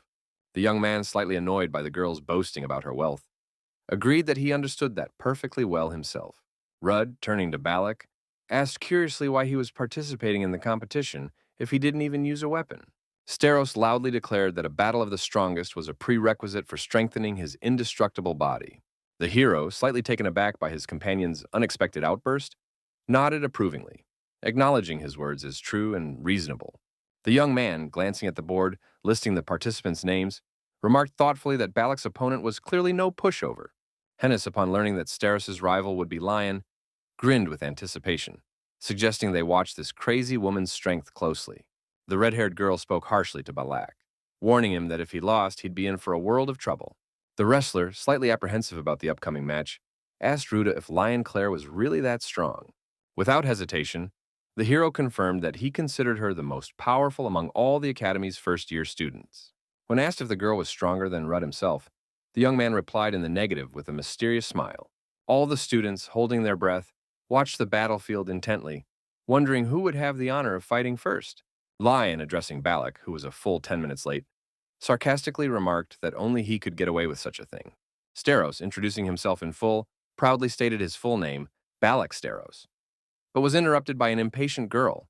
Claire, holding her sword out in front of her, bluntly suggested that her opponent begin the duel without wasting time on meaningless chatter. Balac, indignantly jabbing his finger in Lion's direction, declared that announcing one's name at the start of a fight was a sacred tradition of his family. His opponent, with an elegant flourish of her sword, introduced herself as well, and asked with a touch of irony if he was satisfied with the observance of formalities. Steros, smiling smugly, suddenly grew serious and solemnly declared that he was glad to see in Lion a worthy opponent for a noble duel. The girl, wasting no time on idle chatter, interrupted his grand speech with a swift lunge of her sharp blade. Imagine everyone's astonishment when Balac effortlessly parried the powerful blow, not with a magical shield, but with his own steel-like muscles. With undisguised pride, the young man exclaimed that his magnificent muscles would undoubtedly appeal to his charming opponent. Lion, still bewildered by her opponent's abilities, noted that he had parried the sword strike with his bare hands, not a simple magical shield. Without giving the girl a chance to recover, Steros closed the distance in a flash and swung his powerful fist, intending to strike. Balac's blow met Claire's sword, impressing her with its speed and wide range. As she continued to fend off her opponent's onslaught, Lion suddenly noticed her opponent's exposed neck, which presented the perfect target. Realizing the opportunity, the girl swung her sword rapidly, intending to deliver a decisive blow to the unguarded spot. Steros once again parried the weapon with his bare hands, knocking the sword from the stunned Lion's grasp as she realized the flaw in her strategy. With no intention of dodging, Balac, having knocked the blade away, immediately counterattacked with a powerful punch, catching his opponent off guard. Claire, keeping her composure, seized the moment and slammed her fist into her opponent's stomach with all her might, forcing him to double over in pain. Steros's face contorted with pain, his eyebrows furrowed, and the veins on his forehead bulged, testifying to the force of the blow he had taken. Realizing he needed a breather, Balac increased the distance between them, stepping back to regain his strength and consider his next move. Picking up her knocked-away sword, Lion surmised that Steros's muscles were imbued with mana, making him incredibly strong and resistant to blows. Balac, acknowledging the power of his opponent's attacks, complained that the pain pierced right to his bones, though it wasn't life-threatening. Claire, looking at her opponent, wondered if his physical abilities truly surpassed her honed skills. To everyone's surprise, Steros let out a loud cry, tensed his muscles, and ripped his shirt open, revealing an impressive torso. With a battle cry, asserting his body's invulnerability to the sword, Balac rushed headlong into an attack on the stunned Lion. The girl froze in bewilderment, staring at the massive man flying straight at her with the clear intent to crush her. Recalling her lessons and skills, Claire managed to intercept Steros's arm mid-flight and, using his momentum, flip him over her. The self-assured fighter crashed to the floor with a deafening thud, defeated by the agility of his seemingly fragile opponent. Glancing at the sprawled Balac, Lion remarked with a smirk that this was precisely why she preferred not to use a sword in combat. Approaching her opponent, the girl delivered an additional kick, calling him a damn narcissist. As she prepared to strike again, Claire was surprised to see how quickly Steros had managed to get back on his feet, parrying her attack. Although the fighter managed to dodge the fist that whizzed past him, Lion decided not to stop there, aiming a powerful kick at her opponent. The deafening kick sent Balac flying several meters backward, causing him to tumble across the floor from the force of the impact.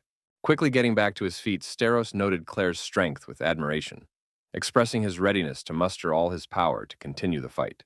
Exhausted, Lion, noting her opponent's incredible tenacity, prepared for the decisive clash, realizing that there would be no easy victory. Balac tensed his muscles again, causing them to rapidly swell in size, which caused his pants to start tearing. Before Steros could finish his transformation, a man approached from behind and announced his immediate disqualification. The outraged wrestler demanded an explanation for his disqualification, deeming the decision unfair, while the spectators booed the nearly naked contestant. Balac, who was being escorted out by 2 security guards, continued to shout that Steros's body was not a nude, but a true work of art. Left alone on stage, Lion heard the host declare her the undisputed winner of the match. The protagonist, standing in the crowd of spectators, cast a strange, pensive glance at the victor as if lost in thought. Claire, catching Rudd's gaze, looked back at him defiantly, then turned away and walked off. Hennis, approaching Donatos, suggested they pretend not to know Balac, since it would soon be their turn to fight. The girl was overcome with sadness at the thought that something had happened between Rudd and Lion that had changed their relationship. Realizing she was talking to herself while her companion was lost in thought, Halfley angrily slapped the hero, snapping him out of his reverie. Surprised by the sudden attack, the young man asked what had happened, to which he received an irritated reply about the imminent start of their duel. As she stepped into the arena, the red-haired warrior sternly warned Rudd not to dare give in to her in the upcoming battle. Hennis Halfley, known as the Fire Witch, was considered the strongest representative of the element of fire and an unrivaled fighter. Having fought countless battles, the girl had earned a reputation as an invincible warrior whose skill knew no equal. Thanks to her unmatched skills and ability to make the right decisions in critical situations, Hennis's name became known to all. Exhausted, sitting on the floor amid scattered daggers and a dying flame, Halfley whispered bitterly that she had lost. Despite her defeat, the red-haired beast's fierce will to win never wavered, driving her forward. In this tense battle, the victor was none other than Rud Donatos, who amazed everyone with his skill. Sheathing his sword, the hero praised his friend, noting that the final blow had been a bit weak, though the timing of the attack had been spot on. Hennis, sitting on the floor and clutching her head, hissed in annoyance that Rudd's superiority was driving her crazy. When the young man reached out to help his opponent up, Halfley suggested he teach her the art of dagger fighting. Lion, passing by, noticed Hennis's hand reaching out to Rudd. Upon seeing this gesture, she quickly ran away. Halfley couldn't understand why the hero constantly refused to help her master the daggers, even though he held regular training sessions for Lion. Donatos looked away in embarrassment, making it clear with his whole demeanor that he did not wish to answer this question. Citing urgent business, the young man hurriedly took his leave, leaving a bewildered Halfley behind, who managed to call after him that the final was about to begin. Left alone, the red-haired warrior wondered what was really going on between Rudd and Lion. The instructors, discussing the freshmen's achievements, were pleased that their predictions had come true and that the final would pit a student from Disol against the daughter of the Dead Dragon Guild's leader. Unnoticed by the teachers, Lion ran frantically down the academy corridor, repeating to herself that she didn't want to fight. The girl wondered if Rudd might not want the battle either, since he had previously refused to train under various pretexts. Claire wondered why the young man was now acting as if he himself craved this duel, radiating determination and hostility. Stopping, Lion wondered why she was so reluctant to fight Rudd, despite his obvious desire to win. An approaching friend called out to the girl, asking what she was doing here alone instead of preparing for the final. The young man ordered Claire to return to the waiting room, reminding her that the tournament's decisive battle would begin in half an hour. Lion tried to argue that it was none of his business, but the boy reminded her of his status as her opponent in the upcoming match. The girl looked away and declared that she had no intention of fighting and would withdraw from the competition, since she wasn't interested in the prize. Upon hearing of Claire's intention to withdraw, the young man clenched his fists so tightly in anger that the veins in his arm bulged with tension. The hero, barely holding back a scream, asked Lion if she was joking, unable to believe his ears, and trying to understand the reason for her decision. Growing even angrier, the boy contemptuously suggested that the girl was taking pity on a worthless scum who wasn't even worth fighting. Claire tried to object, saying that wasn't the reason at all, and she herself wanted to ask the young man about his motives. But he rudely cut her off. Grabbing Lion by the shoulders, the hero shouted for her to shut up and declared that she had no right to give up the victory. Surprised by her friend's reaction, the girl looked at him questioningly, not understanding the reasons for such a violent outburst of emotion. Baring his teeth, the young man growled through clenched teeth that this time, no matter how hard she tried, Claire wouldn't be able to escape the duel. Kneeling before the dying Lion, the hero from his past life screamed, begging her to open her eyes and not leave him. Weeping, the young man called out Claire's name, desperately trying to bring her to her senses and bring her back to life. Unwilling to accept the loss, choking back tears, the hero begged Lion not to die, for she had never once defeated him, threatening to curse her forever should she die. The fading girl, looking at the grief-stricken young man, whispered that he had always been so emotional and hadn't changed a bit. The young man, ignoring the dying woman, panicked and ordered her to be quiet and think of a way to stop the blood gushing from her wounds. Lion, smiling faintly, whispered tenderly that Rudd had always been and remained a true idiot. After these words, the girl's hand, drained of its last ounce of life, fell limply into the spreading pool of blood. The hero, still sitting and holding his friend's body on his lap, remembered how she had called him scum, a moron, and an idiot, despite their mutual dislike. The battle dragon Leifei, watching the events unfold, noted that Lion had made a foolish choice, sacrificing herself to protect a weakling. The young man, sensing the presence of a mighty dragon behind him, one capable of killing him at any moment, braced himself in anticipation of an attack. However, Leifei, having lost interest in the boy, turned and walked away, seeing no point in taking his life. Donatos, trying to lift his friend's lifeless body, let out a cry full of pain and despair that shattered the silence of the forest. The hero, still holding Lion by the shoulders, realized he was spouting meaningless nonsense, trying to justify his defeat and sense of loss. The girl, alarmed by the young man's strange behavior, demanded loudly that he let her go, shaking his hands off her collarbones. Claire, lost in thought, asked Rudd not to follow her, making it clear that she wanted to be alone. Watching Lion's receding figure, the hero noted to himself that at that moment she looked lost and lonely. The young man admitted to himself that he had lived only for the dream of outdoing his brilliant friend, appearing in her eyes as a pathetic avenger, obsessed with hatred for dragons. Rudd realized he couldn't forgive or understand Claire, for she was a damn genius, a wall and a goal he was bound to overcome at any cost. In a fit of rage, the hero struck the wall with all his might, shouting the question of why the girl had chosen to defend such a worthless man as him. Crystal tried to speak to the young man, but he cut him off sharply, asking him not to say anything, at which point Feldrua told him to be quiet. The announcement stated that the finalists had failed to appear for the duel, which was considered a forfeit, and the victory was awarded to Rudd Donatos. The spectators watching the proceedings were puzzled as to what could have happened to Lion, assuming that she had gotten scared or changed her mind about fighting. Halfley, upset by the student's disappearance, suggested that she had run away, unable to handle the pressure or disappointed in herself. Standing alone in the empty arena, Rudd sadly noted that Claire had never shown up for the match. Leaving the stadium, the hero solemnly vowed that this time he would not let the runaway get away, determined to find her no matter what. Meanwhile, Lion, having withdrawn to the forest and sat down on a rock, was lost in deep thought, trying to make sense of her feelings. The girl sat alone until complete darkness fell, waiting for the supplementary exam to end. Looking at the lit windows of the academy, Claire wondered thoughtfully whether Rudd was very angry with her for not showing up for the final duel. Alerted by the sound of approaching footsteps in the night silence of the forest, the girl began looking around, trying to pinpoint the source of the sound. Rudd stepped out from behind a tree, appearing before his surprised friend, who asked in a serious tone what he was doing there. Lost in memories of his past life, the hero noted that the girl always came here in moments of distress, and he, to fight her.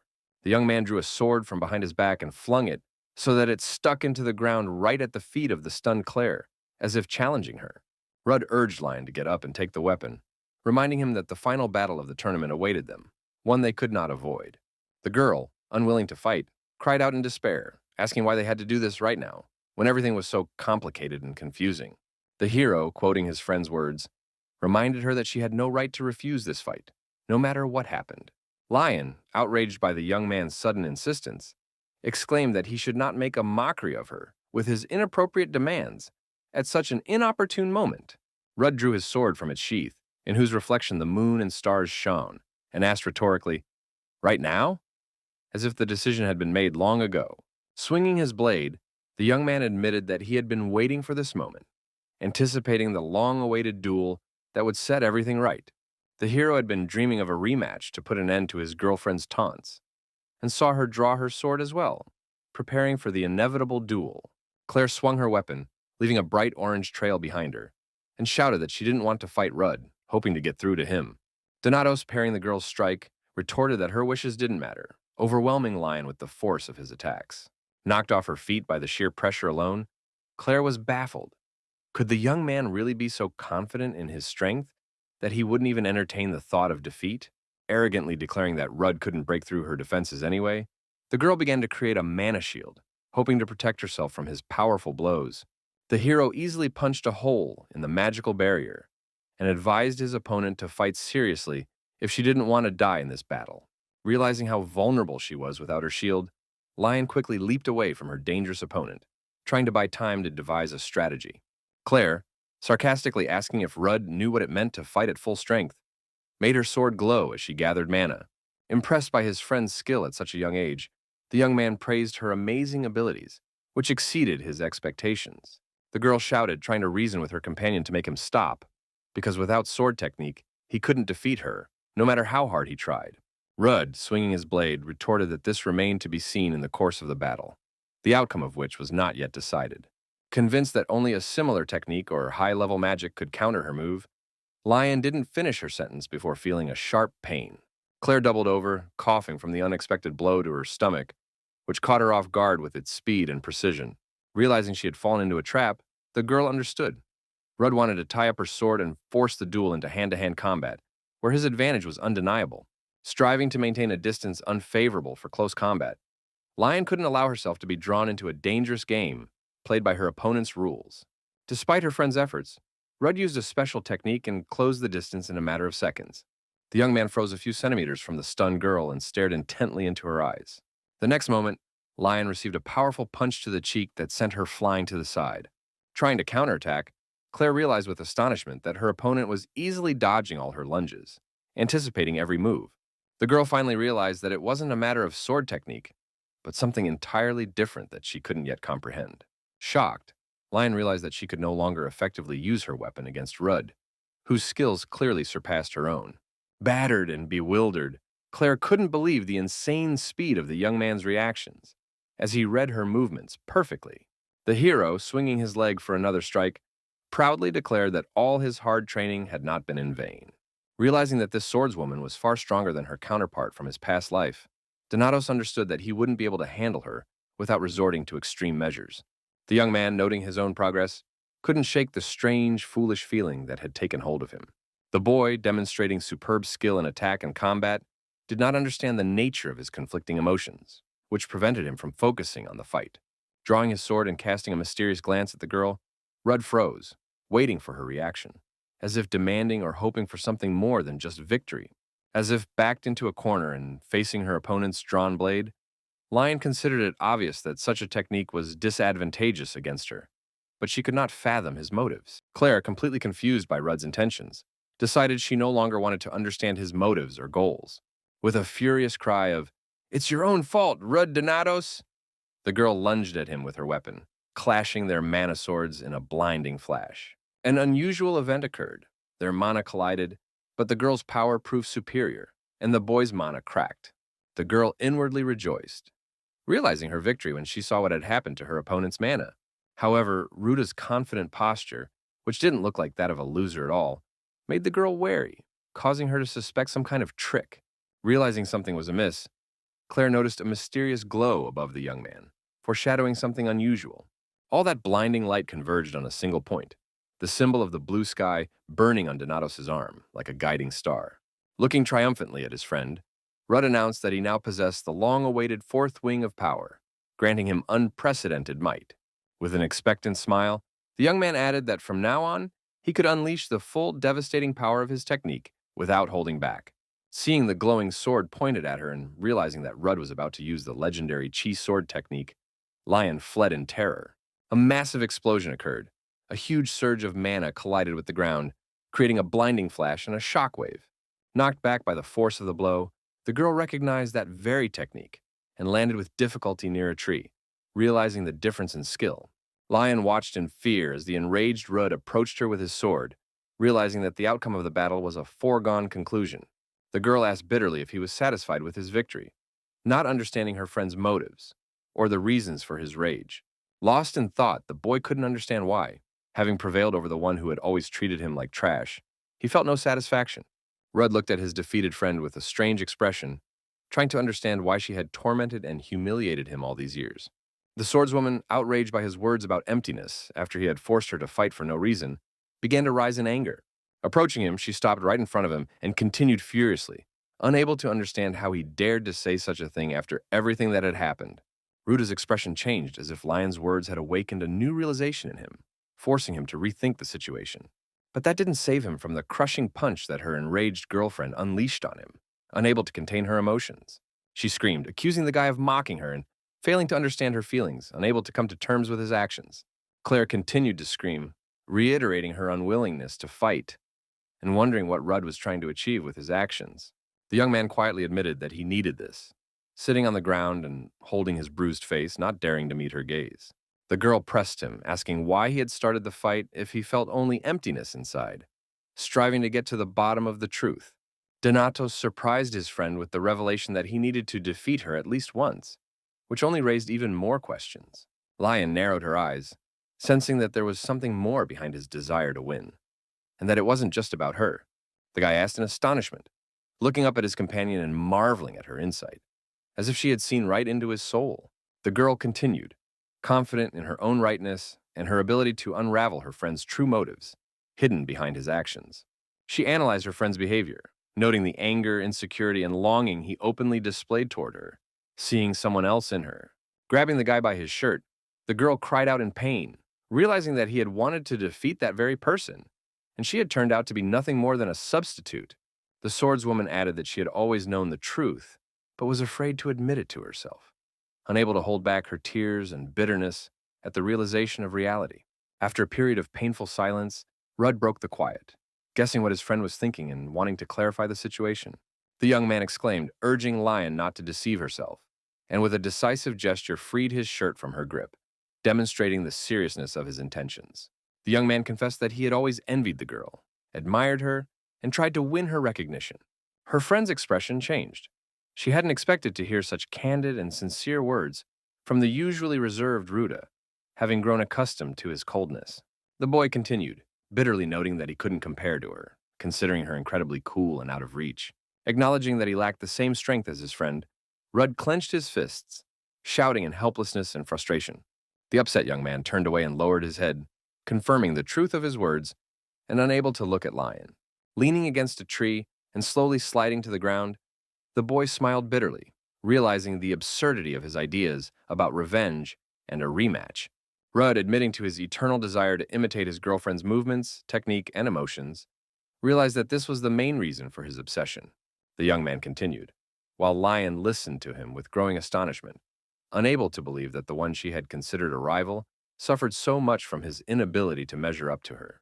With pain in his voice, the boy admitted that he could not accept the death of his friend, who had sacrificed herself to save a scoundrel like him. Shocked by Ruda's story, the girl's eyes widened, not understanding what he was talking about or how it related to their current situation. The young man corrected himself, explaining that he felt not emptiness, but unbearable bitterness over what had happened in the past. Lion protested, dismissing her friend's words as nonsense and reminding him that they had first met here, not in some past life. Rudd cut her off, insisting he was right, and not letting his friend doubt the reality of his memories. Interrupting the conversation, Crystal asked the boy to stop, fearing the consequences of his revelations for the unprepared girl. Ignoring the spirit's pleas, the young man continued, mentioning Lion's death in the past and her ridiculous will, further astonishing his friend. With a bitter chuckle, Rudd added that he was talking about a past life, seeing the growing astonishment on the girl's face, who was not ready to accept the truth. Repeating himself once more, the young man called his companion a crazy girl from the past, emphasizing the absurdity of the situation and her disbelief. Lion couldn't believe her ears, asking him to repeat what he'd said about his past life and trying to process what she'd heard, struggling with shock and bewilderment. Explaining that he didn't care whether his friend believed him, Rudd insisted on the truth of the story about returning to the past, despite the lack of evidence. Repeating the phrase about returning to the past, the girl looked at the young man in surprise and fear, not knowing how to react to such an incredible statement. The young man argued his case, noting that his level of mastery was too high to be attributed to mere talent or genius. He continued, pointing to his mastery of knowledge that could not be acquired without relevant experience and practice. The young man listed evidence, mentioning his ability to mimic the skills and talents of people he had never met before. Rudd concluded that none of this would be possible without prior study and preparation, trying to convince Lion of the truth of his words. After giving it some thought, the girl realized that traveling back in time might explain all the inconsistencies and doubts she'd been feeling. Wanting to verify the truth of her friend's crazy words, the swordswoman asked what he knew about her adult self, a version of herself that was inaccessible to her. With anger and sadness, Rudd admitted that in her past life, his friend had lived only for herself, treating him like trash despite his efforts. Lowering his eyes, the young man added that Lion had never looked him in the eye, as if he were unworthy of her attention and respect. With pain in his voice, the young man asked if she could imagine how hurtful it was to realize that she had sacrificed her life to save him. Admitting that he had risked everything just to fight her and prove his worth, Rudd continued his confession while his friend listened intently. Skeptically, Lion asked if she really was that unattainable person whom the young man both hated and longed for. The young man admitted that when they first met in this life, he had intended to fight her immediately, but had underestimated her strength, which he now regretted. Indignant, the girl reminded Rudd that she was much younger than him now and asked if his hatred had really been so strong that he would behave in such a way. Without hiding his true feelings and motives, the young man confirmed that otherwise he would not have gone so far in his quest to defeat Lion. Recalling the episode and asking in surprise why Donatos had apologized during their first meeting, the girl made the young man realize something important, noting that if they truly hated each other, they would have simply walked past one another Lion mentally revisited the situation with the handkerchief, looking for inconsistencies. Trying to justify himself, the boy explained his behavior as a desire to quickly resolve the conflict caused by his girlfriend, so that the teachers wouldn't be drawn to the commotion. Undeterred, the girl reminded him of how Rudd had taught her fighting skills, trying to find flaws in his story and catch him in contradictions. Muttering over his shoulder that defeating the weak lion was pointless, the young man quickened his pace, eager to cut short the unpleasant conversation. Catching up to her departing friend, the girl shouted a question about why he had shown her the outskirts of the capital if he harbored such strong animosity. Spinning around abruptly, Rudd shouted furiously, asking what Claire was trying to achieve and why she couldn't understand the obvious. Still shouting, the boy reminded her that in their past life, she had treated him worse than a dog, constantly humiliating him. Trying to calm the enraged young man, the girl pointed out that everything had changed now, and that he himself had called what was happening a second chance. Rudd started to object but fell silent when he saw Lion's hand approaching his face with a handkerchief, and he grew wary, unsure of her intentions. Ordering the boy to stand still, the girl reminded him that he had lent her this handkerchief when she was crying on the stairs, and asked if he remembered that incident. Fending off his friend's hand with a sharp movement, the young man shouted menacingly, asking what the hell she was doing and why she was bringing up the past. Quietly offering an apology instead of her previous version, Lion looked into her friend's eyes, noticing a shift in his emotions. Continuing to apologize, the girl asked for forgiveness for always calling Ruda trash and coldly ignoring him. Realizing she was in the wrong, giving his friend a weary look, the guy asked if she had lost her mind, thinking he needed her apologies, which only reopened old wounds. He grew heated again, asking why she had told him about her past life, and answered his own question. It was all so he could finally let go of the long-standing regrets that had been wearing him down, even after his return. Rudd continued to shout at the top of his lungs, trying to vent his pent-up anger, and asked why she, not being a wimp, was apologizing instead of getting angry. The swordswoman, shouting over her companion, told him to shut up. Grabbing him by the shirt, she asked if he thought it was easy for her, since he was the one who should be apologizing for his inability to let go of past regrets, even after being reborn. The girl said she had no idea about the past, which is why she made an exception and apologized first, because the past version the young man kept harping on was different from her. Claire admitted that she couldn't control her feelings, despite Rudd's hatred and their past, because the present was more important to her. Holding the boy by his shirt, the girl pulled him sharply toward her, pausing for a moment and looking into his eyes, preparing for the decisive move. In that very moment before Rudd could react, she kissed him, catching him off guard and leaving him speechless. The young man, offering no resistance to the kiss, looked at his girlfriend with eyes wide open in astonishment, while she savored the moment of intimacy. Finishing the kiss and pulling back slightly, Lion looked into Rudd's surprised eyes, searching for a response to her feelings. With a radiant smile, the girl confessed to the boy that she liked him, saying his full name and making no attempt to hide her emotions. He woke up in a cold sweat, screaming in terror. His heart was pounding wildly, and his mind hadn't yet fully grasped the reality of what was happening. A dream? The thought flashed through his mind. But the crystal that suddenly appeared dashed that hope, mockingly refuting his thoughts. Feldrua mercilessly reproached Rudinatos, hinting at his shameful deeds, which he would have preferred to forget. The boy tried to cover his eyes with his hand, but only cursed, realizing he couldn't escape reality. The Spirit King continued to accuse the hero while he tried to hide, covering his head and face with his hands like a child. Crystal reminded him of yesterday's incident, when the hero had frozen in front of the girl, not knowing what to say, while she waited awkwardly for his answer. Continuing the conversation, he noted with irony how amusing the guy's reaction had been. He'd acted like an idiot, since nothing smarter than simply running away had occurred to him.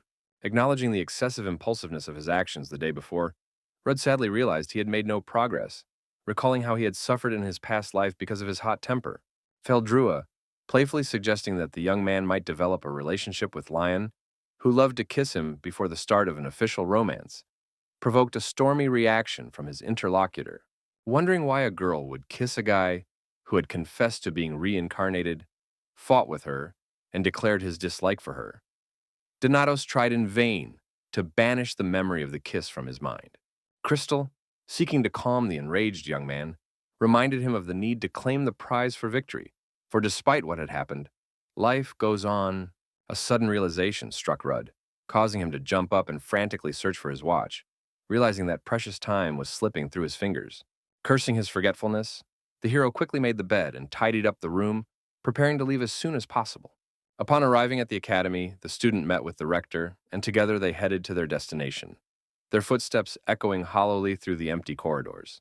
Jared, after carefully examining the student, noticed signs of fatigue on his face and asked if he had managed to get any sleep before this important day.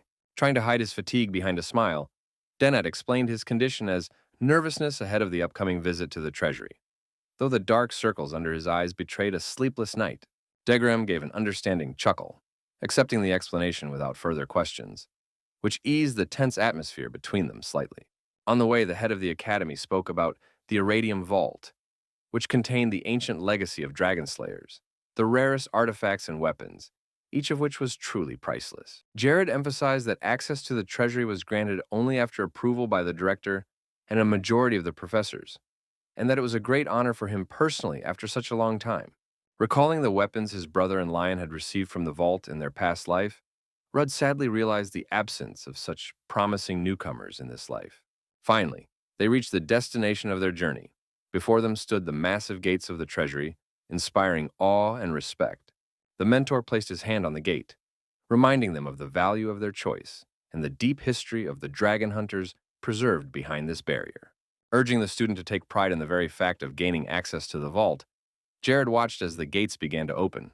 Heeding the advice and adopting a serious expression, Donatos began to approach the opening doors, fully aware of the significance of the moment. Reaching his hand inside, the young man immediately sensed that the flow of mana was different from what he was used to, which led him to certain conclusions. Crystal explained that this was a subspace, and Rudd, stepping over the threshold, began looking around in amazement, trying to make sense of his surroundings.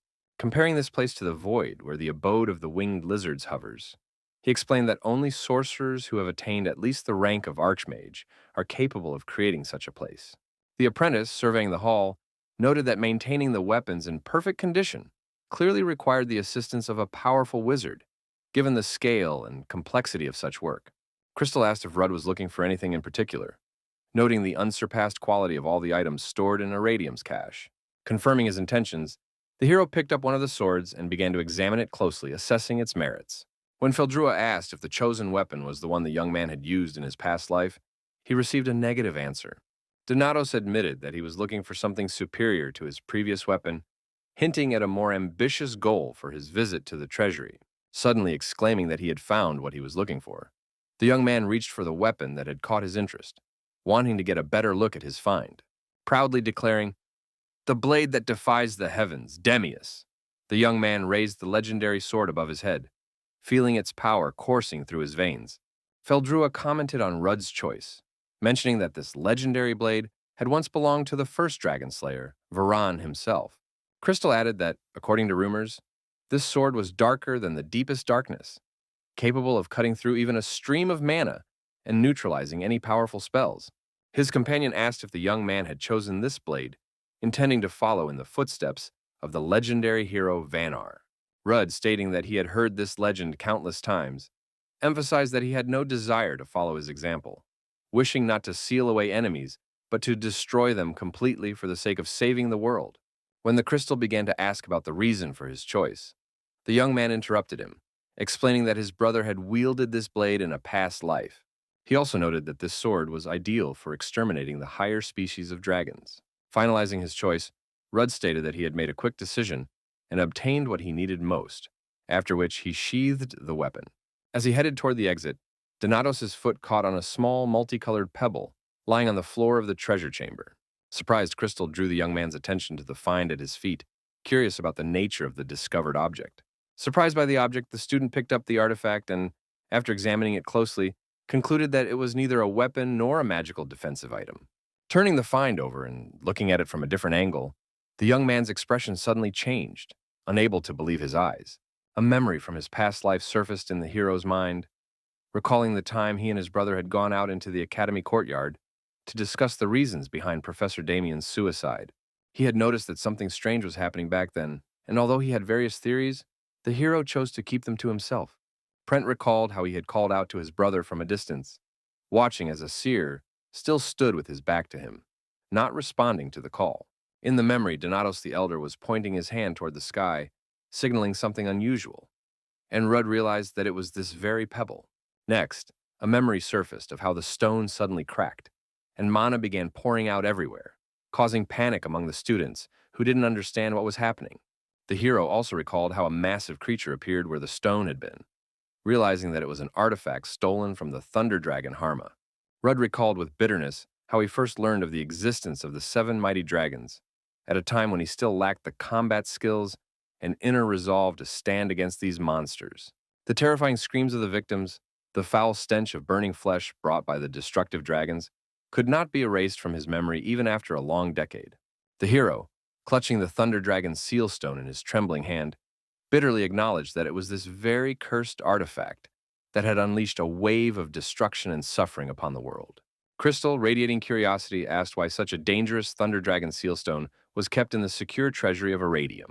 Rudd frowned and honestly admitted that he didn't know the exact reason, but he was absolutely certain that this sinister object definitely didn't belong here. The hero, having examined the stone closely, noted the absence of protective spells on it, unlike the other relics in the vault, which were carefully guarded by magic. This unexpected observation led to the conclusion that such an obvious vulnerability in the seal indicated that there had been no direct attack by a dragon on the Academy. A logical question arose in Rudd's mind. Could this dangerous object have been here since the Academy's very founding? Rudd fell deep in thought, trying to figure out who could have secretly brought such a dangerous artifact here, considering that a full 700 years had passed since the heroic sealing of the Thunder Dragon. The young man, having gathered his thoughts, asked Feldrua to do everything in his power to find out exactly when the fearsome dragon was going to awaken from its centuries-long slumber. After carefully analyzing the current state of the ancient seals, the Spirit King cautiously suggested that they were unlikely to hold out for more than 2 years. Rudd, straining his memory, recalled that in his past life, the Dragon of Light had unexpectedly attacked about 6 months from the present moment. Swallowing the lump in his throat, the young man added that the tragedy had unfolded just a few months after Professor Damian's mysterious death. Putting the facts together, the hero surmised that the heart of the 1,000-year-old dragon, stolen by Jeremy, had somehow stimulated the dangerous activity of the slumbering Thunder Dragon. As Rudd headed for the exit again, the crystal asked if he would take the stone with him, closely watching the young man's reaction. Pausing for a moment and clenching his teeth, he confirmed his intention, calling the artifact an ominous seed of impending disaster, and therefore it was necessary to act preemptively. Feldrua asked whether Rudd's decision to kill all dragons would remain unchanged, even if a good dragon existed in the world, trying to understand the depth of his convictions. Frozen in place, Donatos declared that the so-called good dragon, in their reality, was surely already dead. His voice sounded cold and merciless. Realizing it was impossible to influence the seal stone, the hero decided to prepare for the coming events by resuming his lessons with Professor Damian to hone his skills. Damian, noticing the student's tension, asked about the cause of his anxiety with genuine concern in his eyes. Forcing a pale smile, the student blurted out the first thing that came to mind, an admiring comment about the magical aroma of the drink, hoping to throw the professor off guard. Feeling a huge weight lift off his shoulders, Grace exhaled with relief, glad he'd chosen the right kind of coffee even though he'd had his doubts until the very last moment. Looking thoughtfully at Rudd, the professor noted that the young man's skill with the dagger had matched his own, marveling at his consistent attendance in class. Damian narrowed his eyes slyly and suggested that the reason for such zeal lay in Ruta's fondness for the aromatic beverage, promising to procure even more exquisite beans. The apprentice objected that coffee was merely a pleasant bonus, and that the true purpose of his visits was the desire to absorb the Dragon Slayer's invaluable experience. He also emphasized the importance of the professor's experience and his desire to learn more about his past as a Dragon Slayer. The unexpected topic caught Damian off guard, causing him to fall silent and lower his head in embarrassment. Keeping his inquisitive gaze fixed on his mentor's face, the hero pondered intently why the man had suddenly fallen silent, as if he wanted to say something important, but couldn't bring himself to do so. Feeling the anticipation of an impending victory welling up in his chest, the hero thought that fate had granted him a unique chance to get to the bottom of the truth by playing on the professor's sense of guilt. Realizing that the next question wasn't directly related to the topic of conversation, the young man nevertheless decided to ask Grace if he had ever been to the ruined city of Diesel, his former homeland. Taking a sip of his cooling coffee, Rudd furtively watched the professor's reaction. fully aware of what a blow those innocent memories would be to him. The professor's reaction to the mention of the student's hometown was predictable, a fact that did not escape the student's keen observation. Trying to keep his voice sounding casual, the young man continued to share idyllic images of the past with Damian, immersing himself in the bright moments of his childhood, while his companion withdrew into himself. He described happy moments hunting with his father and cozy family dinners, until the dragon appeared and destroyed everything. The mention of the survivors, Rude and his brother, made Damian look up at his companion in alarm. Feeling nausea and chills creeping up on him, Grace clutched his pant leg with pale fingers and whispered barely audibly whether his companion really had an older brother. Nodding casually and replying that their paths had now diverged, Rudd, making no attempt to hide a sardonic smirk, began to talk about Asir, aware that every word was a sharp knife to the professor's heart. Trying to finish his sentence, the young man plunged painfully into memories of his brother, and his hands trembled so violently that the coffee rippled, threatening to spill. Feeling his eyes sting with the rising tears, the young man realized with piercing clarity, if not for his mistakes, Asir would still be alive. Unable to finish the story, Rudd fell silent, and the professor, not wanting to rub salt in the wound or overstep boundaries, sat across from him, unsure how to ease another's pain. Suddenly rising from the sofa and remarking that it was getting late, Grace suggested postponing the rest of the story, or forgetting about it altogether, adding that it was too boring and drawn out.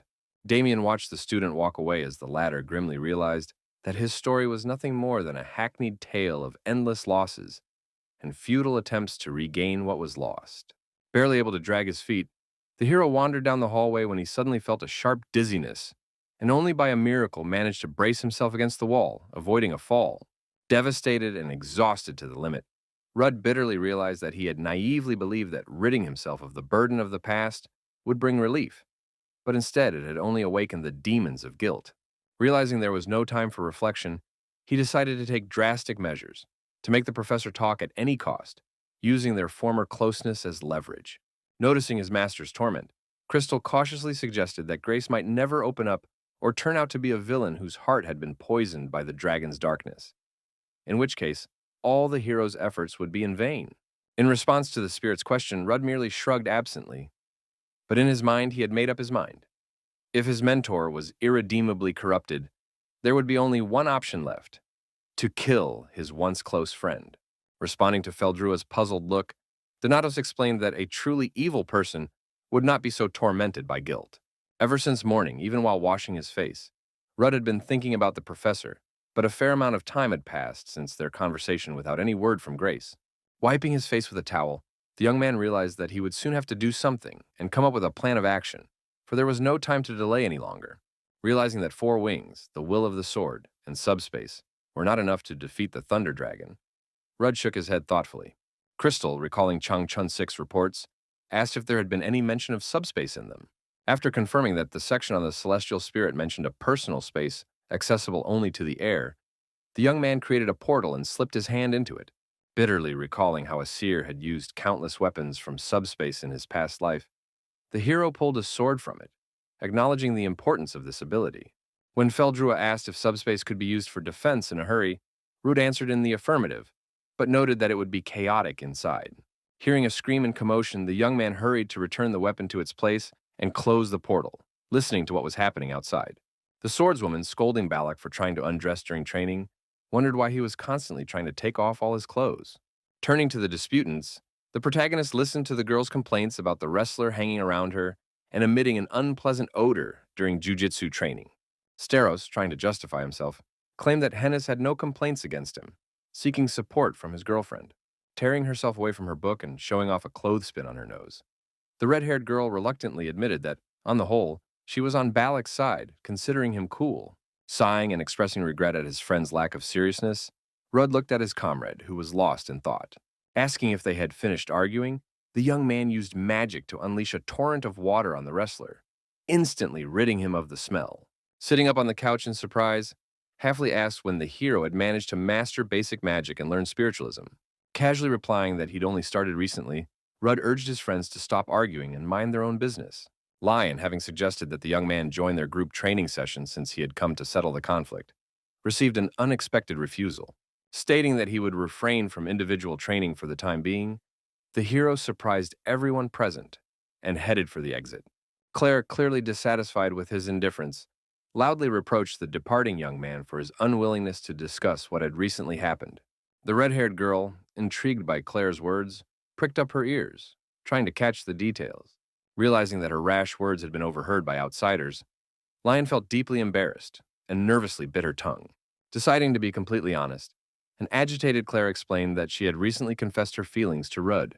Hennis, taken aback by the unexpected confession, couldn't help but let out a surprised gasp and widened her eyes.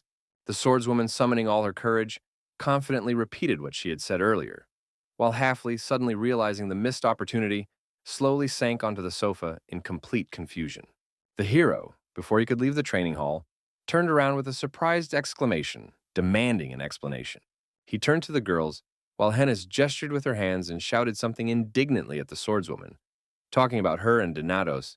A sudden deafening sound coming from somewhere outside caught everyone's attention, abruptly interrupting the tense conversation. The agitated group cautiously peeked through the slightly ajar door, trying to figure out the true source of the noise. Outside the door, they saw three aggressive guys brutally beating a fourth, who, though badly beaten, still couldn't come to his senses. Despite the numerous and painful blows, he stubbornly demanded an apology, provoking even greater uncontrollable rage in his attackers. Lion, alarmed and unable to recognize the victim, anxiously asked her friend standing nearby to help identify the unfortunate man, and she immediately replied that it was Fart. Balac, hinting at a desire to intervene, looked questioningly at Ruda, but the latter, shrugging indifferently, remarked philosophically on how children grow up. Before the friends could discuss the situation, angry demands to apologize for the insults directed at Ruda Donatos came from the street, catching the protagonist's attention. The battered William, trying to get to his feet, hoarsely defended the honor of his rival, who did not deserve such insults. Farty's attempt to stand proved futile. A new powerful blow knocked him back, eliciting sympathetic sighs from the onlookers. The instigator of the fight sneered contemptuously, reminding everyone of Rudd's lowly origins and his mere luck in recent events. Bloodied William, despite the brutal beating, stubbornly demanded an apology, just as he was grabbed by the collar again. The attacker, irritated by his victim's stubbornness, rudely reminded him of the need to respect his elders, threatening further beatings. The aggressor, holding Fart firmly by his shirt, swung back for a crushing blow, intending to break his will once and for all. At the critical moment, Rudd suddenly appeared, intercepting the arm raised to strike and drawing the attention of the enraged opponent. The interrupted bully, turning irritably toward the interruption, heard a mocking greeting from the orphan. Without wasting time on words, Rudd responded with a powerful blow, causing the bully to stagger in surprise. Donatos' sudden intervention sparked a full-blown brawl, delighting the onlookers and terrifying the instigator's henchmen. The battered William, emboldened by Rudd's appearance, begged for further protection, which puzzled his unexpected savior.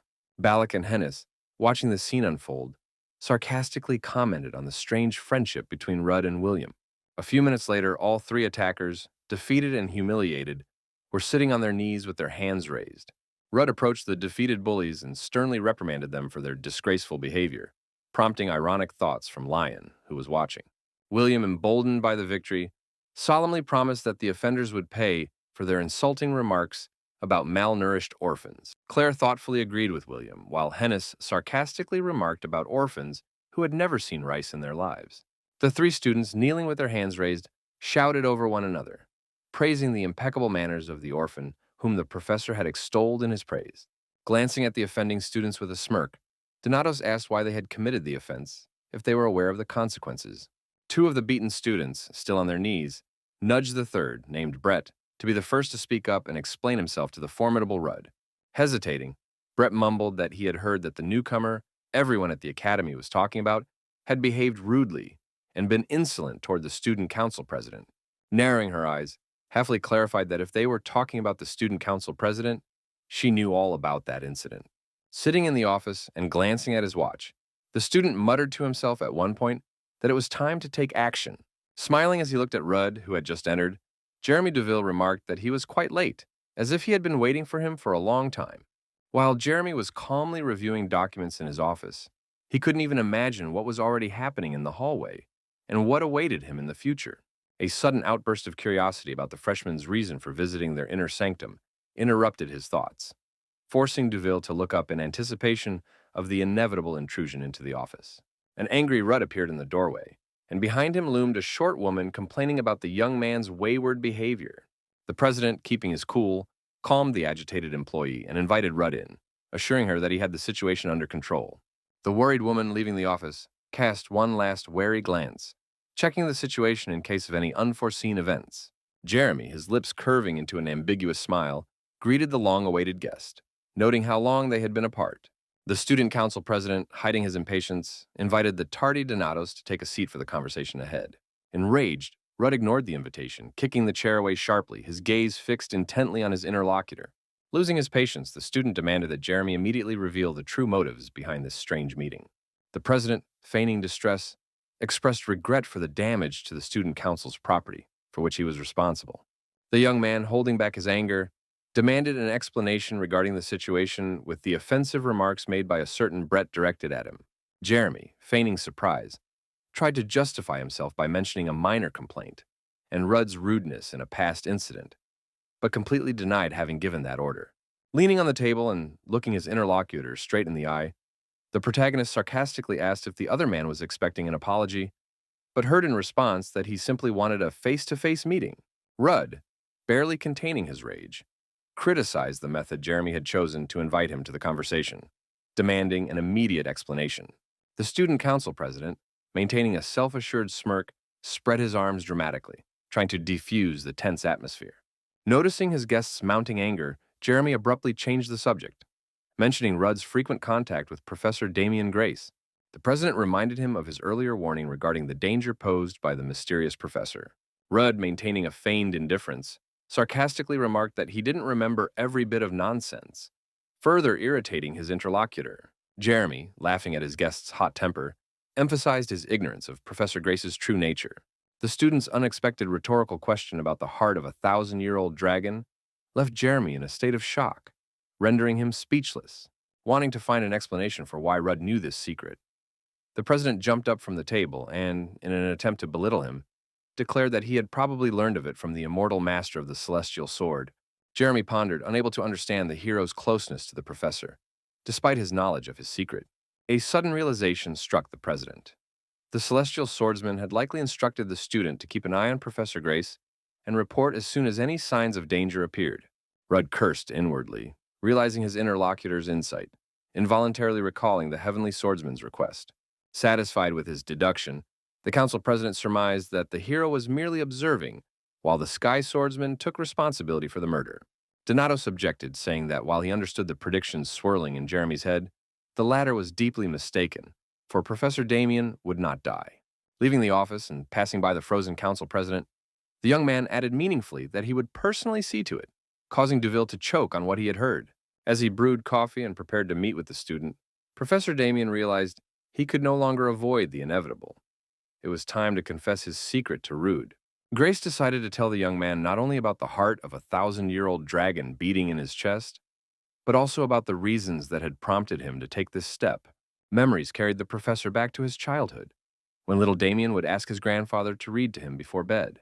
Standing by the bookshelves, the old man offered his grandson a choice of thrilling stories about demonic realms and heavenly evil.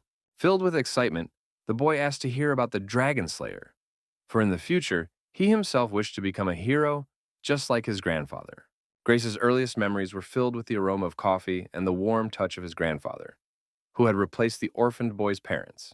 Thanks to his grandfather's care, Damian grew up a happy child, dreaming of following in his parents' footsteps and becoming a dragon slayer. Fate had other plans.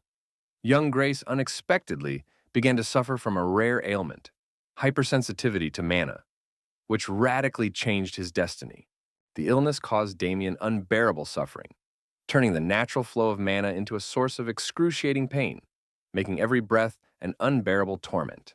Years of unsuccessful treatment by healers and mages confined the young man to his bed, robbing him of any hope of recovery, while his grandfather sat by his side constantly, supporting his grandson. So engrossed in his battle with the illness, the boy had completely forgotten about the outside world, until one evening he noticed his grandfather returning home looking very strange. Alarmed by his grandfather's despondent state, the grandson asked what could have happened to make him sigh so heavily and grow so gloomy before his very eyes. The old man, approaching his grandson's bed, asked him a fateful question about his desire to live. staring intently into his grandson's face. Surprised by the question and his grandfather's unusual seriousness, Grace nodded slightly, indicating his agreement, without understanding where the old man was going with this. Determined, the grandfather reached under his cloak, pulling out something capable of changing Damian's life forever. Holding out the glowing object to his grandson, the old man insisted that the boy swallow the mysterious medicine immediately. Asking in fear what it was, the boy stared wide-eyed at the glowing object, not daring to touch it even with his fingertips. The old man, promising that his grandson would recover in the blink of an eye, held out his hand, clutching the heart, his whole demeanor making it clear that he would not take no for an answer. The boy, frightened and unwilling to eat the strange object, tried to pull away, but his grandfather decided to act decisively and, grabbing Damian by the head, forced the heart into his mouth, pressing down with his hand so that he couldn't spit it out. Damian screamed and coughed, trying to break free from his grandfather's iron grip, but the old man continued to hold him until it was all over, ignoring his grandson's resistance and pleas. Watching the boy's agony, the grandfather burst into tears, repeating over and over, I'm sorry, Damian," as if he understood what an irreparable mistake he was making.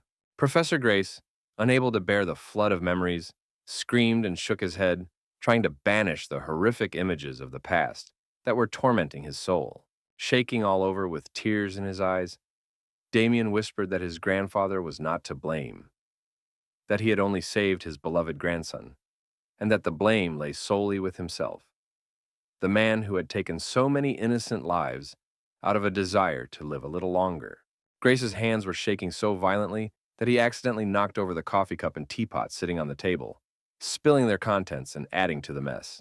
Looking at the student sitting across from him, Damian pointed a finger at him and bitterly uttered his name, Rude Donatos, as if admitting his guilt and awaiting his sentence. Hennis, who had been sleeping soundly in the alchemy club room in the Magic Research Building B, had been dreaming of Lion confessing her feelings to Rudd when she was awakened by someone's insistent voice repeating the girl's name.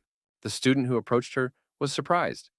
Could it be that her friend didn't have vocational training today? After all, she always got up half an hour early to meet with Leanna. Sleepy Hennis, rubbing her temples, complained of distraction and a jumble of thoughts, explaining why her training with Leanna had ended early. The instructor, noticing the student's lack of concentration, decided to cut the session short to prevent the training area from being destroyed. A curious friend trying to figure out the reason for Hennis's anxiety suggested a connection to the upcoming festival and club recruitment. Halfley reminded her friend of the importance of working on her thesis, mentioning the low graduation rate in an attempt to steer the conversation away from the unpleasant topic, having realized her friend's true intentions. Unexpectedly, Hennis decided to change the subject again, asking about what was really bothering her, questions about her feelings for a friend who was starting a relationship. With a chuckle, the senior noted with understanding that now it was clear where the root of the problem lay. Halfley's worries were related to her relationship, not her studies or club activities. Bombarding the red-haired girl with questions and poking her with a finger, her friend began to jokingly ask about the identity of the mysterious friend and his personality. Suddenly, Rudd appeared in the doorway, politely asking if the alchemy club was located there, catching the girls off guard. Hennis, seeing her friend, screamed in surprise, fearing he might have overheard their conversation. But the young man simply replied calmly that he had come to join the club. The freshman, doubting her classmate's alchemical abilities, tried to dissuade him, but the upperclassman reminded her that membership wasn't limited to mages, and, after greeting the student, offered him a form to fill out. While Rudd was filling out the application, the girls whispered quietly, discussing the possibility of a romantic relationship developing between him and Hafel. After welcoming the new club member, the upperclassman promised that her friend would tell him everything he needed to know, and she herself, citing urgent work on her thesis, waved her hand and hurriedly left. The red-haired girl, hiding her irritation, struggled to contain her emotions as she watched Rudd finish filling out the paperwork. Embarrassed, Hennis, avoiding eye contact, snatched Donatos' application, trying to hide her nervousness behind a business-like demeanor. Glancing over the form, she noted that her friend had no experience in alchemy or understanding of magic, and that his motivation for joining was a desire to create potion-like medicines, which struck her as rather unusual. Puzzled by Hennis's reaction to his interest in potion-making, the hero asked why she was surprised, causing the girl to blush and hurriedly go fetch her research notes. Heading to where the girl had sent him, Rudd noticed a table with an impressive stack of books that involuntarily caught his attention. Approaching the table, the young man discovered notes on the study of the symptoms of magical fever, which gave him much to ponder. Mana is defined as the source of life, an unknown force of the surrounding world, flowing within bodies, and still the subject of study. The unknown nature of mana gives rise to many unknown laws and diseases that baffle even experienced researchers. Magical fever, caused by an excess of mana, is similar to the ailment of Professor Damian, who suffers from hypersensitivity to this force. In her past life, Hennis devoted herself to developing treatments for her sister Layla, who suffered from magical fever. Halfley's persistent research eventually led to the development of a treatment, which made her extremely happy. However, for Layla, the discovery came too late to save her life. 4 months after her older sister's funeral, Hennis was still grieving, refusing to eat and spending her days in tears, which greatly displeased her friends. Balac was concerned about the prolonged absence of the head of the Holy Fire Guild, as discontent was already growing within the organization. Rudd, ignoring Balac's attempts to stop him, resolutely headed toward the room where the grief-stricken Hennis was staying. Kicking the door open, the young man burst into the room and shouted his girlfriend's name, "Hennis Halfley!" The girl was found kneeling, her head resting on the bed, and she continued to sob uncontrollably. Hennis, stunned by the sudden intrusion, raised her tear-stained face, making no attempt to hide her irritation at Rudd's rudeness. The hero reproached her for neglecting her duties to the sacred fire and the dragon slayers because of her sister's death. He accused her of rejecting the peace that her predecessors had defended at the cost of their lives, and reminded her of her claims to the title of empress. Ruda's words about neglecting the duties of the empress of the White Flame struck a raw nerve with Hennis, and she tried to warn him against further rash provocations. With obvious mockery, her companion asked sarcastically if she was going to go and whine to her late sister like a child. A powerful burst of blinding, round flame suddenly burst out of the room through the loosely closed door. Balac and Lenya, who were waiting outside, staggered slightly, and Steros calmly noted that he had foreseen such a violent outcome. Rudd, slightly injured by the explosion, sat awkwardly on the floor, coughing heavily, while an enraged Hennis sarcastically reminded him of his obvious weakness in the face of her power. Donatos, justifying his intrusion, reminded Halfley of her former hot-headedness and the need to return to her duties after all. Recognizing the girl's strength, the hero urged her to stop feeling sorry for herself and join the group the next day, acknowledging her power and importance to the team. Hennis struck Ruda hard on the head, causing him to let out a loud, pained cry of, "Arr!" The girl, realizing her comrade's good intentions, couldn't help but smile, calling him a crazy but grateful friend, while he rubbed the bruised spot. Returning with her books, the student found Donatos studying her research, which caused her to panic and become indignant. Trying to justify himself, he pointed to the documents scattered chaotically around the room, as if hinting at their accessibility, and asked why she was studying such a rare disease.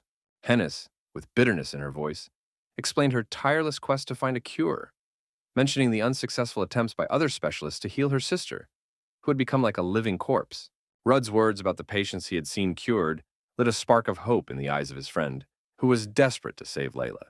Stunned, Hennis dropped her books and bombarded the student with questions, but in response heard only a story about a talented but now deceased female researcher whose knowledge might help in creating a cure. The hero confidently offered his help in gathering the necessary ingredients, emphasizing that making the medicine shouldn't be too difficult for his friend. No sooner had he finished speaking than Halfley suddenly rushed to Rudd, hugging him tightly and pressing herself against his chest. Through tears of gratitude, she quietly whispered words of thanks, deeply moved by his willingness to help. The young man smiled gently and placed his hand on her back, silently hoping that this time they wouldn't be too late to save her sister. The annual Spring Festival in Irradium is a major event that attracts the attention not only of students, but of the entire nation. This momentous event commemorates the dawn of the human era, when the first dragon slayers managed to seal away the 7 mighty beasts. The festival is open to everyone, drawing crowds of tourists from beyond the borders of the Althea Empire and filling the streets with enthusiastic visitors. Lion sadly confided in her unfulfilled wish to explore the sights during the festival with someone special. The girl wondered why her friend had been so busy lately that it was practically impossible to see him, hoping that it wasn't intentional avoidance. Claire and Hennis, sitting by the fountain at a distance from each other, sighed sadly, each lost in her own melancholy thoughts. To both of their surprise, their simultaneous loud sighs drew their attention to one another, causing them to look at each other in surprise. Claire curiously asked Halfley why she was alone in the middle of festival season, Caught off guard, Hennis awkwardly tried to come up with a convincing explanation for her loneliness. Blushing with embarrassment, thoughts of Lion and her confession of love to their mutual friend once again stirred painful memories in Hennis's heart, for she simply could not forget their embrace in the library. The red-haired girl, lost in conflicting thoughts, nearly pulled her hair out while Lion watched her, puzzled. Halfley, trying to hide her feelings, abruptly asked Claire why she was alone at the festival and had no friends. The swordswoman, hastily mentioning a scheduled meeting, tried to justify her solitary pastime while saving face. Hennis, sighing heavily, shared her disappointment that her friends had canceled their plans and left her at the last minute. Halfley's sincerity brought an involuntary smile to Lion's face, which immediately provoked a flash of irritation in the red-haired girl. Claire, deciding to be honest, confessed to her lie about the gathering, revealing that she too had no friends to celebrate with. This unexpected confession from Lion evoked mixed feelings of sadness and sympathy in Hennis toward her recent rival. Hennis, demonstrating her strength of character, suggested that Lion address her simply by her first name, which caused the latter some slight confusion. Despite her obvious dislike, Halfley reluctantly acknowledged Lion's talents, hinting at the inevitability of their frequent encounters in the future. Hennis's bluntness did not escape Claire's notice, which instantly provoked a new outburst of irritation from her hot-tempered red-haired companion. Trying to defuse the tense situation, the swordswoman hurried to explain that her words were merely a compliment to her friend's unyielding honesty. This unexpected interpretation caused Hennis to freeze for a moment, processing what she had heard and involuntarily softening her combative attitude. Lenia's sudden appearance interrupted the girls' tense conversation, triggering another wave of irritation in the already agitated Halfley. Making no attempt to hide her displeasure, the student reacted sharply to the newcomer's greeting, barely holding back the curses bursting to escape her lips. Ignoring Hennis's obvious rudeness, the curious Lenia turned to the unfamiliar Lion, assuming a connection to Rude. After politely introducing herself, Lion couldn't hide her interest in the suddenly appearing Lenya Selkett. Emphasizing her status as a senior classmate, Lenya hinted at a friendly relationship with their mutual acquaintance, thereby sparking a new wave of suspicion.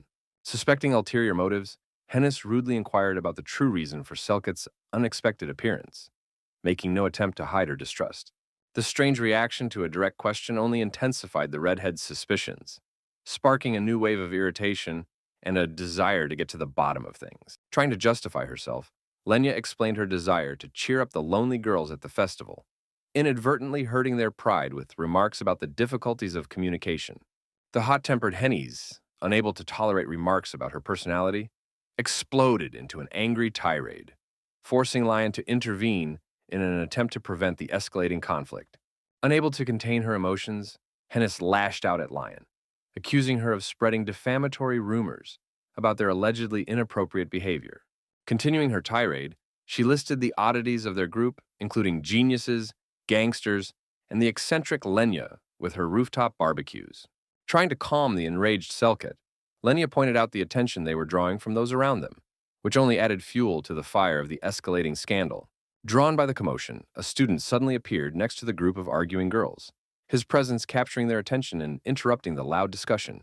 It was Balac, in a provocatively revealing outfit, who also told his girlfriend to keep her voice down. Trying to explain his shocking appearance, the wrestler spoke of a family tradition of giving his all even on holidays, which only deepened his companion's bewilderment. A guy who suddenly peeked out from behind Steros enthusiastically praised Balac's physical perfection, in sharp contrast to the earlier mockery. William, choking with admiration, shared a story about the growing popularity of the god of muscles, ignoring the threats from a recoiling Lion. Surprised by the guy's sudden friendship, Hennis was told about their joint workouts and endless conversations about the beauty of the body, which only left her bewildered. Lenya expressed disgust and laughed loudly, while Claire looked at her with confusion as she was irritated by the repulsive smell of sweat. Trying to smooth over the awkwardness, Balac suggested that the whole group take a stroll through the festival together, displaying the Steros family's gentlemanly manners.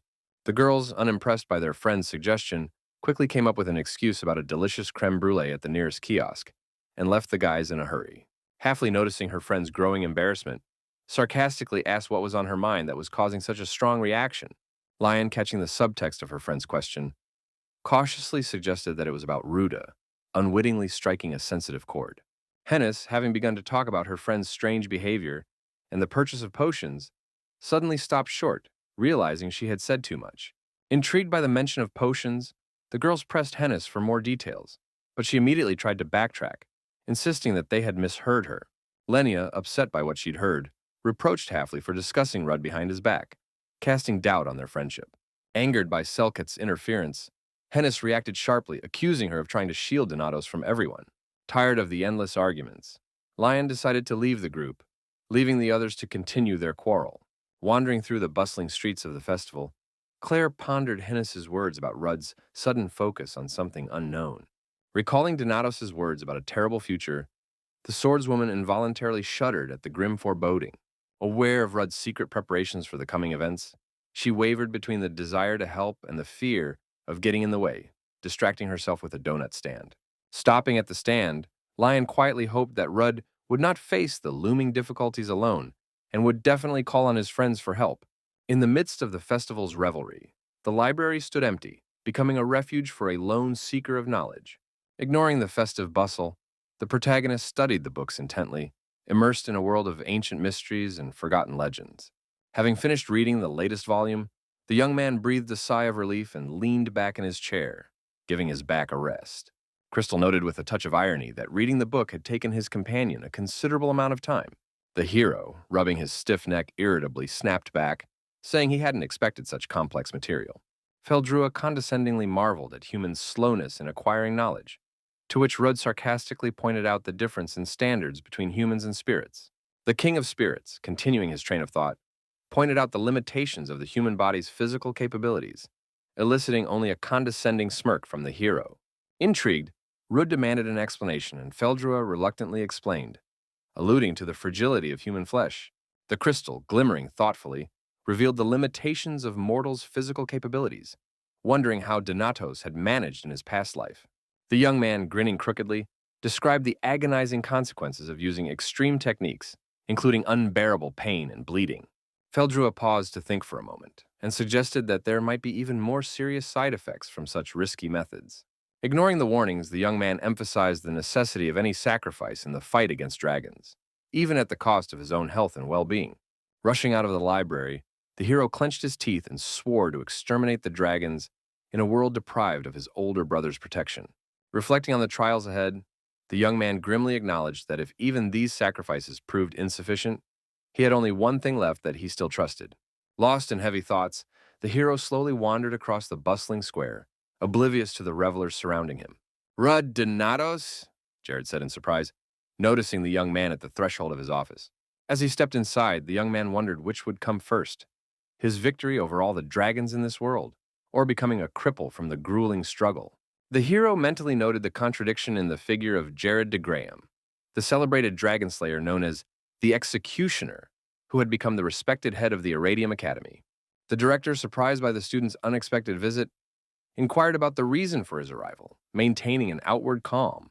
The student, mentally noting the connection between the stolen heart of the 1,000-year-old dragon and the old man, stared intently at Jared's face. Approaching the table, the young man politely explained the purpose of his visit, to which the rector replied with a friendly greeting, hiding his growing tension.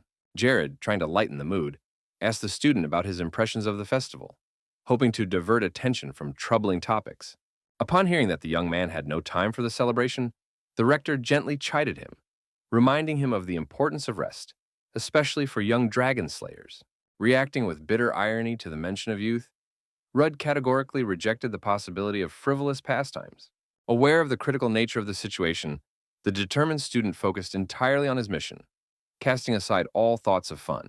The rector, surprised by the seriousness of the student's tone, asked again about the urgency of the situation, feeling a growing sense of unease. Leaning toward the table, the young man spoke of his frequent conversations with Professor Damian, hinting at the revelations he had received. Donatos, revealing his knowledge of his kinship with the professor, watched the director's reaction, noticing the fear that flashed in his eyes. Continuing his story, the hero mentioned Damian's chronic illness and its consequences, increasingly cornering the director. The conversation culminated with a mention of the heart of a 1,000-year-old dragon, which provoked a violent and uncontrollable reaction in Jared, betraying his involvement in a long-standing secret. Observing the director's obvious confusion, Rudd asked with biting irony whether such a violent display of emotion might be related to his interlocutor's age-related hearing problems. The young man directly accused the director of transplanting the heart of a 1,000-year-old dragon into his grandson. Before he could finish speaking, the student found himself in Jared's tight grip, whose hand was moving toward his neck with lightning speed. Despite the danger of the situation, the hero seemed to have anticipated such a turn of events, as he was prepared for it. Behind the academy director's benevolent mask still lurked a ruthless executioner, capable of radiating the deadly aura of a sword, even without a weapon in his hands. The hero's confidence in his preparation for the impending confrontation only intensified the rector's anger, as he failed to understand the motives behind such audacious behavior. Holding a massive sword before him, Jared expressed complete incomprehension of the reasons that had prompted the student to reveal such dangerous information. The threat of death that came from the director's lips hung in the air, creating an atmosphere of tense confrontation. Without losing his composure, the young man parried the threat with a question about the rector's willingness to kill a student, despite his high status at the academy.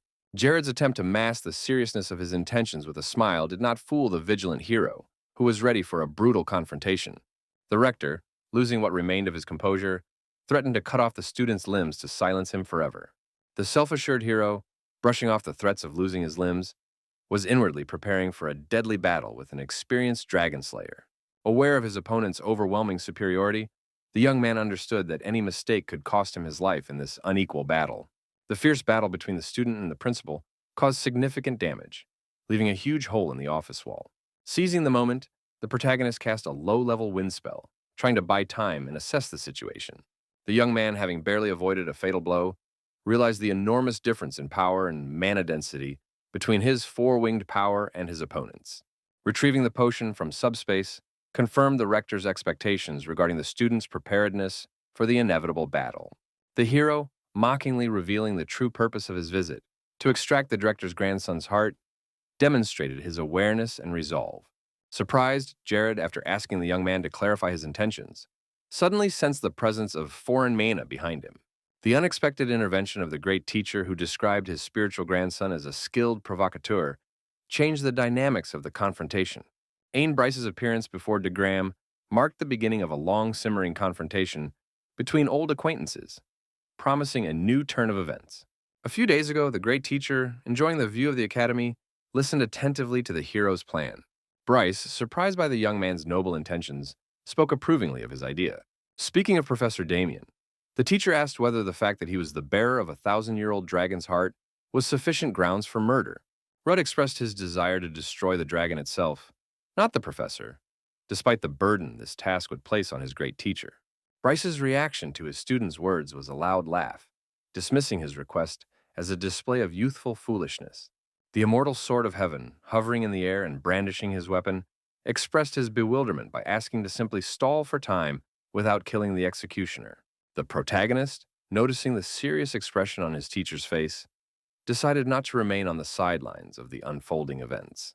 Bryce, turning to Jared, sarcastically noted the long absence of meetings between them, adding an insulting remark.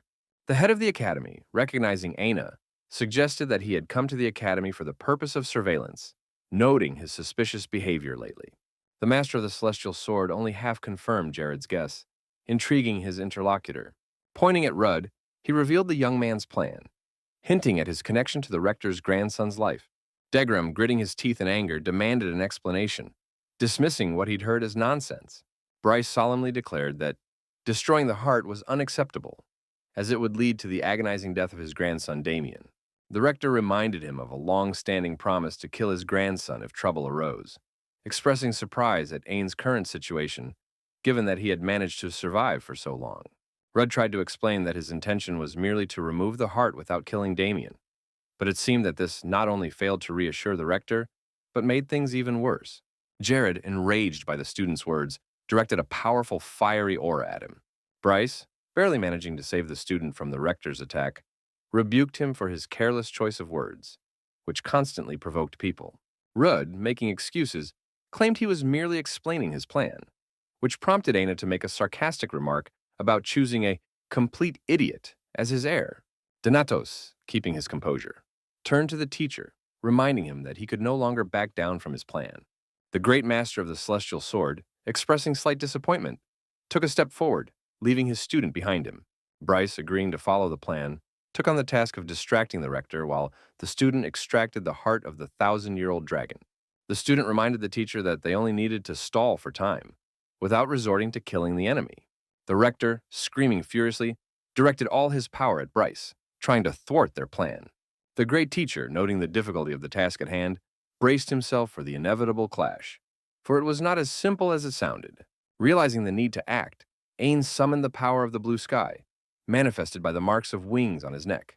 The pure mana emanating from them swiftly entered into a frenzied battle with the dark energy of the enraged rector. The clash of the most powerful technique, whirlwind piercing the heavens, instantly rendered everything around them out of reach for the enemy. Both masters demonstrated mastery of various techniques, fighting as equals. Watching the battle, Rudd noted with satisfaction that everything was going strictly according to plan and fully met his expectations. The young man was certain that this time, the ghost of the past, the thousand-year-old dragon, would not return from the world of the dead.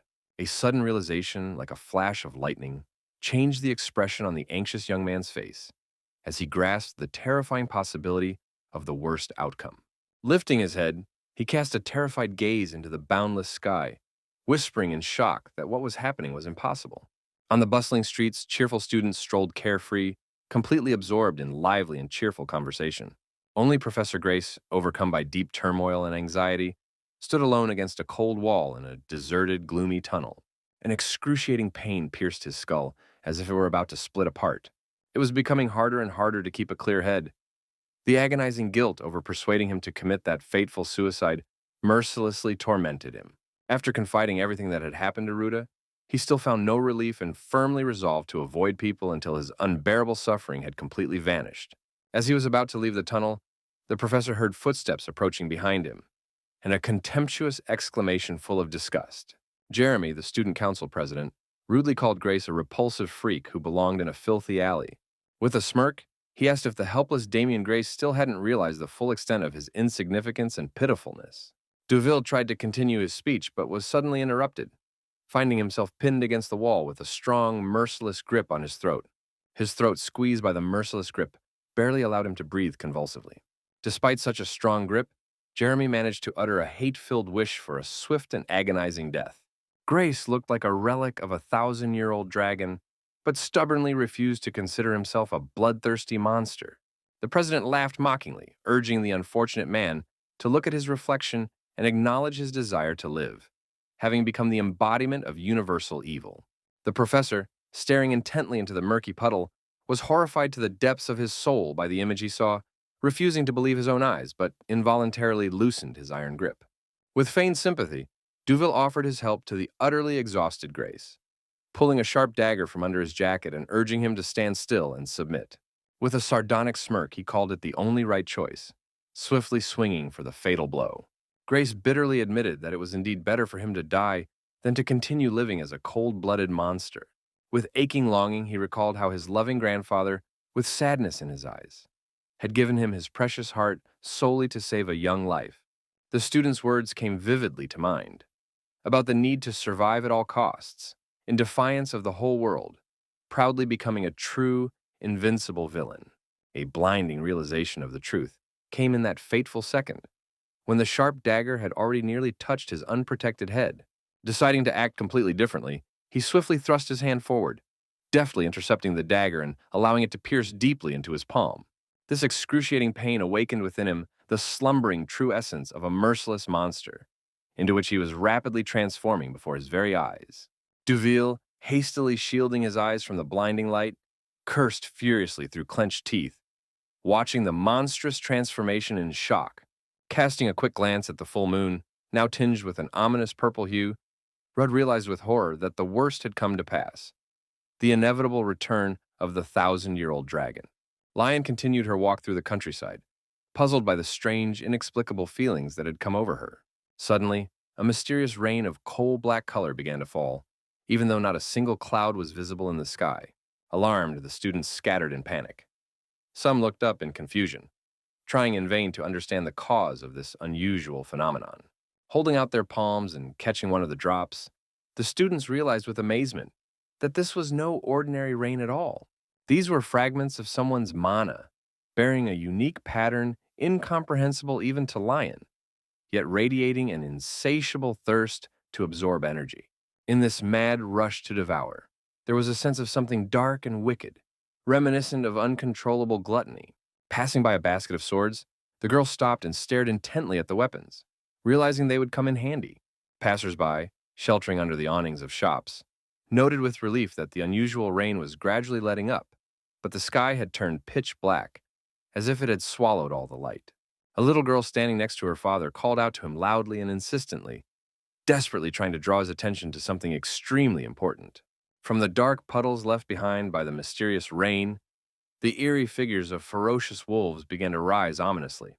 The father and daughter, who were closest to the monsters that had appeared, were doomed to become their first victims.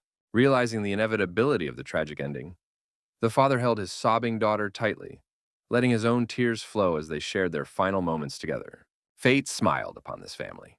Lion managed to destroy the wolf in time, preventing it from reaching its intended victims.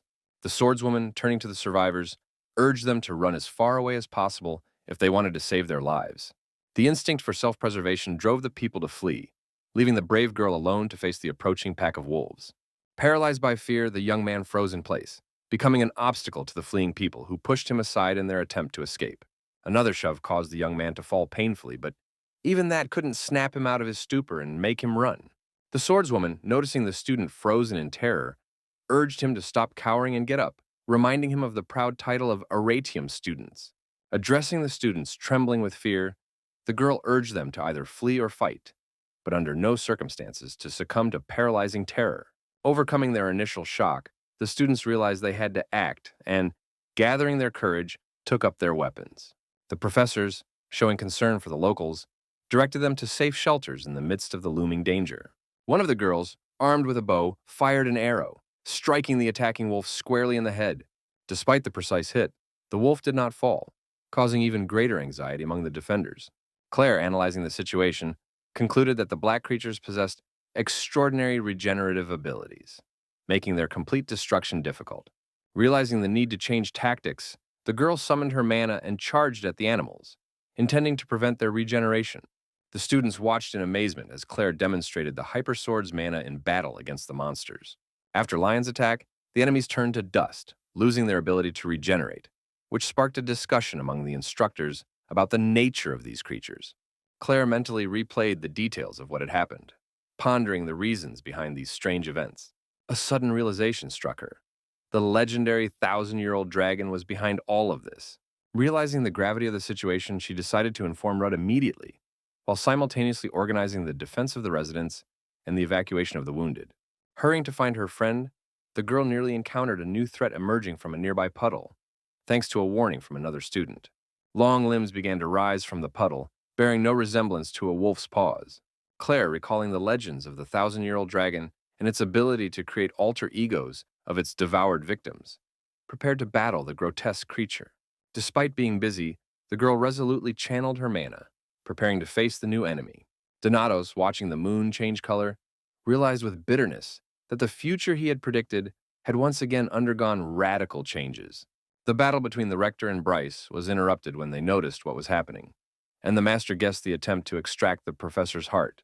Despite what had happened, the protagonist did not abandon his intention to save Grace, deciding to stick to his original plan. The search for the professor proved unnecessary when he appeared in the protagonist's line of sight himself, soaring upward and drawing everyone's attention. Ain, noticing Damian's arrival, noted to himself that he had come of his own accord, preparing for the inevitable confrontation. The professor's face, having lost its human features, clearly bore witness to the profound transformations taking place within him. Jared, seeing his grandson in such a state, could not hold back his tears, realizing the tragedy of the situation. Degrium's son confessed his hatred for his father, but held no grudge against him for his mother's death in the name of saving the world. Damian's father's words came to mind, his plea to protect his son no matter what, which now sounded like bitter irony. The dying father Damian asked his father, the head of the academy, to make him a promise, realizing the inevitability of his fate. The rector, weeping, admitted his mistake, realizing that he had repeated the tragedy of the previous generation. The grandson continued to rapidly lose his human form, increasingly transforming into a dragon before the eyes of those present. Grace, who had suddenly transformed, thrust his arm forward sharply, lunging at his grandfather, with clearly hostile intentions. The old man, having resigned himself to the inevitable, closed his eyes and stood motionless, preparing to accept his fate at the hands of his own grandson. The protagonist stepped between Damian and the head of the academy without hesitation, ready to defend the latter. The student's mana proved painful to the dragon, causing it to suffer and retreat under the onslaught of the protective aura. Noticing the effectiveness of his actions, the student intensified the flow of mana, directing more and more energy against his transformed opponent. The rector, unable to accept what was happening, cried out in despair, unwilling to let the child die before his eyes. Ain, assessing the situation in a flash, stepped between the rector and the student, protecting Donatos from a potential attack by the enraged Jared. The protagonist, justifying his actions, expressed bewilderment. Was he really supposed to let an innocent person die? The master of the heavenly sword, making no attempt to hide his irritation, declared that Damian bore personal responsibility for his fate, which had resulted from his rash actions. Ain emphasized that the decision to touch the heart of the 1,000-year-old dragon inevitably led to a tragic outcome predetermined by fate. The hero, without losing his optimism, insisted on the possibility of resolving the situation without casualties, focusing on neutralizing the dragon's heart. After assessing the situation, Bryce noted the significant progress in Damian's fusion with the dragon, expressing doubts about the effectiveness of the hero's plan. The master pointed out the visible signs of transformation and the growing regenerative abilities, emphasizing the limited time available for action. Realizing the critical nature of the situation, the hero asked the Grand Master to focus on holding back the rector, giving him a meaningful nod. The mentor, expressing a mixture of irritation and concern, demanded that the student survive at all costs before setting out to carry out his part of the plan. Left alone with the transforming grace, the young man mentally noted the limited time available to carry out his plan. Carefully studying his opponent, the hero noticed that Damian's eyes had already taken on dragon-like features, indicating the depth of his transformation. The dragon, remembering the student's recent interference, decided to attack him, driven by rage and a thirst for revenge. The professor's mind was completely under the dragon's control, but it was still Damian's body, so all his attacks followed familiar trajectories, which the student easily parried. Mentally thanking himself for diligently attending lectures and sparring sessions, the hero realized the value of the knowledge he had gained in the current battle. Aware of the capabilities of the professor's new body, Rudd made a sound assessment of his accumulated mana, assuming it would be sufficient for the upcoming attack. Concentrating all his gathered energy, the young man directed a powerful blow straight at the transformed opponent's body. Despite the force of the attack, the dragon's extremely well-protected body remained invulnerable, and its heart, located on its neck, was out of reach. Donatos pondered the consequences of destroying the dragon's heart, realizing that it would lead to the death not only of the beast, but also of its host. Pushing aside his doubts, the young man resolutely plunged his hand into subspace, trying to find a more powerful weapon there to continue the fight. The massive axe that appeared in the hero's hands demanded that he maintain his composure and resolve in the upcoming battle. Without wasting a moment, Donatos channeled a stream of mana through his new weapon, preparing to strike the enemy once more. Changing his tactics, the hero attacked the dragon from behind, hoping to catch it off guard and deliver a decisive blow. Watching his opponent's reaction, Rudd was surprised by its passivity, wondering what could be causing such strange behavior. The monster's clumsiness allowed the hero to land a fairly powerful blow from below to its chin, causing the enemy to fly slightly upward. The student, unable to contain his emotions, shouted an insult at the dragon, emphasizing its inferiority and the incompleteness of its transformation. Taking advantage of the confusion, the student landed another blow before the dragon could retaliate. The regeneration process continued, covering the professor's neck and face with scales, increasingly transforming him into a true dragon. Undeterred, the hero prepared to strike with a fist of wind, confident in its ability to pierce even the dragon's tough scales. The powerful attack hit its mark, causing the dragon to cough up blood and lose his balance for a moment. Encouraged by his success, Donatos resolved to continue the fight, preparing to deliver a new, much stronger blow. The dragon, having adapted to the student's actions, began to defend itself successfully, deftly dodging the blows and not letting itself be hit.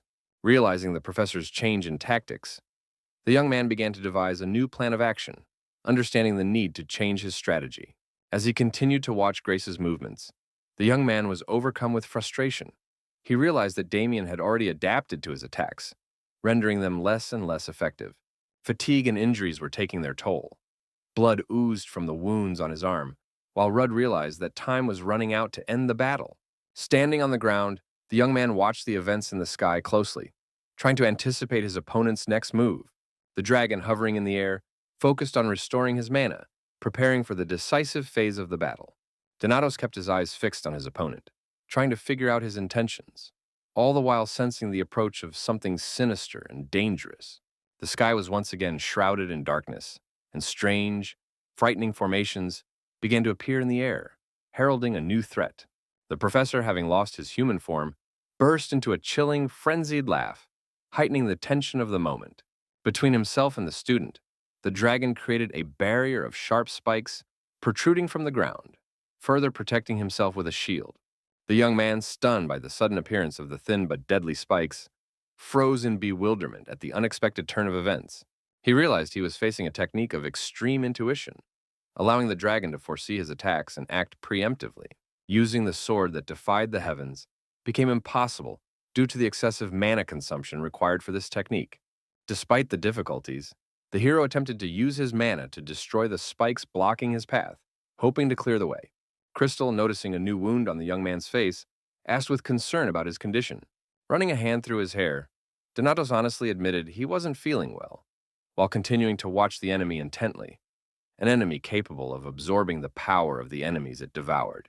The student, accepting the logic of the situation, recalled the hundreds of assassins devoured by the dragon and pulled a small vial of potion from his shirt pocket.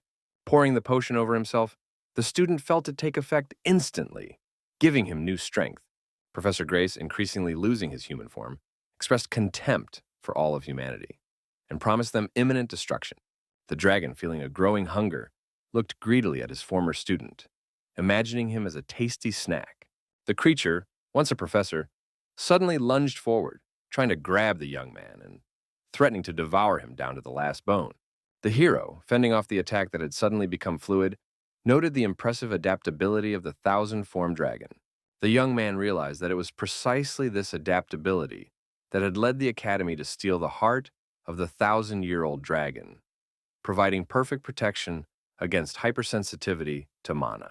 As the battle continued, the boy reflected that, despite all the changes, Professor Damian's skills still remained within the norm.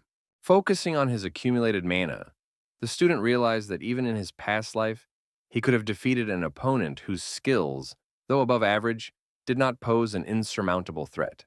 The hero's powerful blow left a noticeable mark on the dragon's face, provoking obvious displeasure and a desire for revenge. The creature decided to create something terrifying, forming a vortex of darkness with a mysterious green pattern inside, directing it toward the opponent. The hero realized he could block the attack with his sky-defying sword, but using high-level magic caused him intense pain. Rudd pondered the possibility of conserving his strength and delivering a single decisive blow, rather than constantly using magic.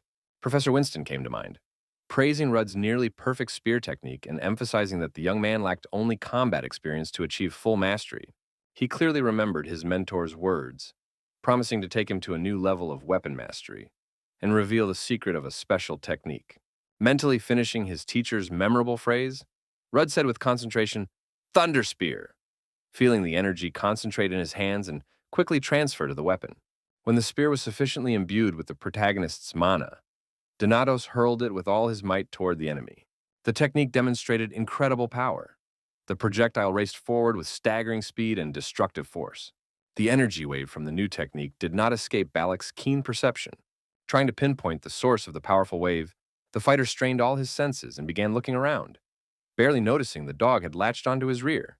Steros effortlessly brushed aside the attacking creature, calling it a mere pest incapable of even scratching his skin. Hennis, losing her patience, urged everyone to focus on blocking the monster's attacks, warning that entire villages would be destroyed if they broke through the Academy's defenses. Lenya, using her power to shield everyone from the attacking dogs, corrected Hennis, calling the creatures real dogs, not just doggy nonsense. Halfley, reacting irritably to the remark, admitted to being aware of the creature's nature, expressing her dissatisfaction with their endless numbers. Realizing the futility of indiscriminately destroying enemies, the girl took a few steps forward, ignoring Hennis's shouts about her actions. Lenya, bringing her hands together in front of her and tilting her head slightly, prepared to use her mana, trying not to react in any way to the dogs leaping at her. The technique she used proved so effective that it froze all the attackers right in midair, leaving Selket herself unharmed. The seniors' friends, stunned by what they saw, froze with their eyes and mouths wide open in surprise. Selket, maintaining her composure, suggested with a hint of sarcasm in her voice that Hennis take care of destroying the immobilized enemies. A brief exchange ensued between the girls, during which it became clear that Lenya had exhausted a significant portion of her mana, which greatly angered Halfley. Hennis, realizing the gravity of the situation and mindful of her limited capabilities as a third circle mage, decided to act anyway. She decided to use a combination of first circle spells, hoping they would be effective and achieve maximum impact. After determining the coordinates, the red-haired sorceress began to conjure fire magic around herself. Despite the coordinates being set correctly, the spell's effect was limited. Only a few animals caught fire. Realizing her mistake, Hennis sank to the ground in exhaustion, realizing she had overreached with her magic. A heated exchange broke out between the girls. Selket noted the ineffectiveness of the attack with a slight sneer. While Halfley tried to make excuses, the dogs, revived after the attacks, resumed their assault, forcing the fighter to engage in battle using her physical strength. A friend who had come to the girls' defense urged them to stop arguing and conserve their mana, promising to deal with the enemies himself. A dispute broke out between Halfley and the defender over his previous inaction and his actual contribution to the battle. But Fart interrupted the girls' accusations and stood up for the mentor. William explained his important role in ensuring safety, while others cast spells, and now considered this role his own. But he didn't get a chance to demonstrate his skills, as he was suddenly knocked back by a shockwave from a creature that had landed nearby. Balac, stunned by the creature's speed, watched its approach in surprise, analyzing his opponent's every move. Steros recognized more and more clearly the familiar elements of the restraining skill and the unpredictable movements of his family's technique. Balac felt the perfect combination of ancestral power, mana, and strength coursing through his entire being at this critical moment. The unknown creature's strikes were striking in their lightning speed and precision, overwhelming the fighter with a vast difference in speed and skill. The realization of inevitable defeat came to Balac even before the first strike was completed. So overwhelming was the opponent's power. Despite his opponent's obvious superiority, the fighter decided not to give up, trying to defend himself against the onslaught of hostile mana by clasping his hands above his head. Steros, true to his principles, began to radiate his own mana, preparing not only to defend, but also to counterattack against his superior opponent. Seizing the moment when the enemy seemed distracted, Balac swung decisively for a strike, hoping to turn the tide of battle. Suddenly appearing between the combatants, Miss Claire prevented their forces from colliding, prying the fighters' arms apart and averting disaster. The students' surprise at the sight of Claire Mason intervening was evident, despite the tension of the situation. Professor Mason, having released the students' hands, continued to hold the mysterious creature while simultaneously scolding her negligent pupil. Descending to the ground and finding herself among the other students, Claire continued to instruct Balac on the importance of thinking in combat. After assessing the situation, the professor asked about the students' condition, to which Hennis briefly confirmed that they were relatively unharmed. The girl noted with concern the ever-increasing number of attacking monsters, which was complicating their defense. Professor Mason smiled, urged the students not to panic, and began to crack her knuckles, preparing to demonstrate her abilities. Before she could finish her self-praise, she was interrupted by a sudden surge of mana directed at her. Professor Daniel, having arrived at the scene, first inquired about the well-being of those present. Encouraged by Daniel's arrival, Hennis asked about the fate of the other academy students, feeling like she was special. The mentor assured them of their safety, reporting the arrival of an elite squad of Imperial Black Wolf Knights. He praised the students' bravery in defending the civilians, urging them to relax and leave further actions to the experienced fighters. Suddenly, a knight with a bloodied blade interrupted the conversation, addressing the professor. Raven Edelf, leader of the knightly order, addressed Daniel, expressing doubt about the seriousness of the threat and the necessity of summoning the knights. The professor calmly explained that the dragon had split its body, sending parts of it out to hunt, which had caused the current situation. Edelf, outraged by the situation, called for everyone to stop and reminded them that they hadn't come here to fight a couple of weaklings. The knight insisted on a personal encounter with the dragon of 1,000 forms, appealing to the honor of the imperial family. But his grandiloquent speech was interrupted by an unexpected incident. Passing by, Lion, swinging her bloodied sword, sarcastically criticized the knight's obsession with notions of honor in the midst of such a critical situation. Splashes of blood from the girl's blade landed on the face of the leader of the Black Wolf Order, which he wiped away slightly, thereby eliciting a grimace of disgust and indignation. The swordswoman, without ceremony, roughly shoved the arrogant knight aside with her shoulder as she passed, and demanded he not stand in her way to the next opponent. Enraged, Adelph, losing his composure, abruptly grabbed Claire by the arm, shouting insults and threats at her. Professor Daniel immediately intervened, defending his student and supporting her view that the situation was critical. The knight, irritably releasing the headstrong girl's hand, warned her of the possible consequences once the crisis was resolved. The leader of the order, regaining control of the situation, loudly ordered the remaining knights to destroy all remnants of enemy forces they encountered. The exhausted red-haired girl, sitting on the ground, listened intently as the professors issued urgent orders and anxiously discussed the likely onset of an invasion from the academy rector's office. A sudden explosion in the sky caught everyone's attention, interrupting the ongoing discussions and actions of all present. Lion, recognizing the familiar style of the attack, uttered Rudd's name in fear, realizing his direct involvement in the chaos unfolding. It quickly became clear that the powerful spear, launched by the hero, though it struck the dragon, unfortunately had not hit a vital spot. Rudd, clearly frustrated by his throw, repeated the complex lightning spear technique, unable to understand how he could have missed so badly. Analyzing the situation, the hero noted that due to a lack of strength, he had used the Spirit of Lightning as a substitute, which led to the instantaneous depletion of half his mana reserve. Realizing the critical nature of the moment, Rudd resolutely headed toward the defeated but still dangerous dragon, preparing to deliver the final blow. The wounded professor, desperately trying to recover, muttered about the urgent need to refuel to replenish his strength. With every step Donatos took, the mana surrounding him concentrated more and more around his sword, preparing for a deadly attack. Shouting a battle cry, the hero swung his sword with all his might, intending to end the threat once and for all. Grace, realizing it was impossible to dodge the attack, desperately accepted the approach of his end, powerless to change anything.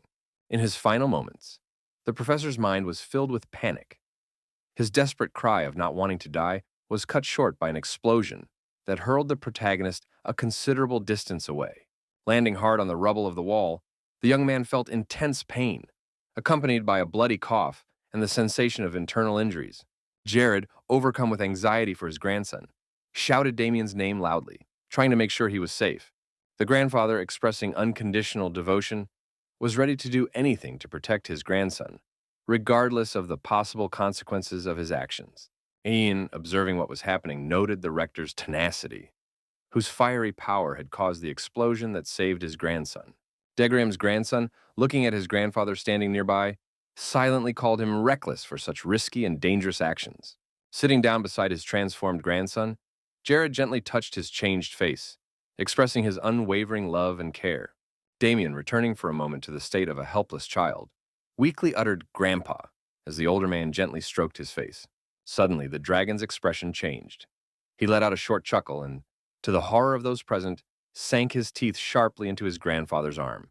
Aina's frenzied attack crashed down on the rector in a torrent of furious mana, forcing him to hastily erect a protective sphere around himself. Bryce's irritation grew with every passing second, as he was forced to acknowledge the tenacity and persistence of his opponent, who refused to give up.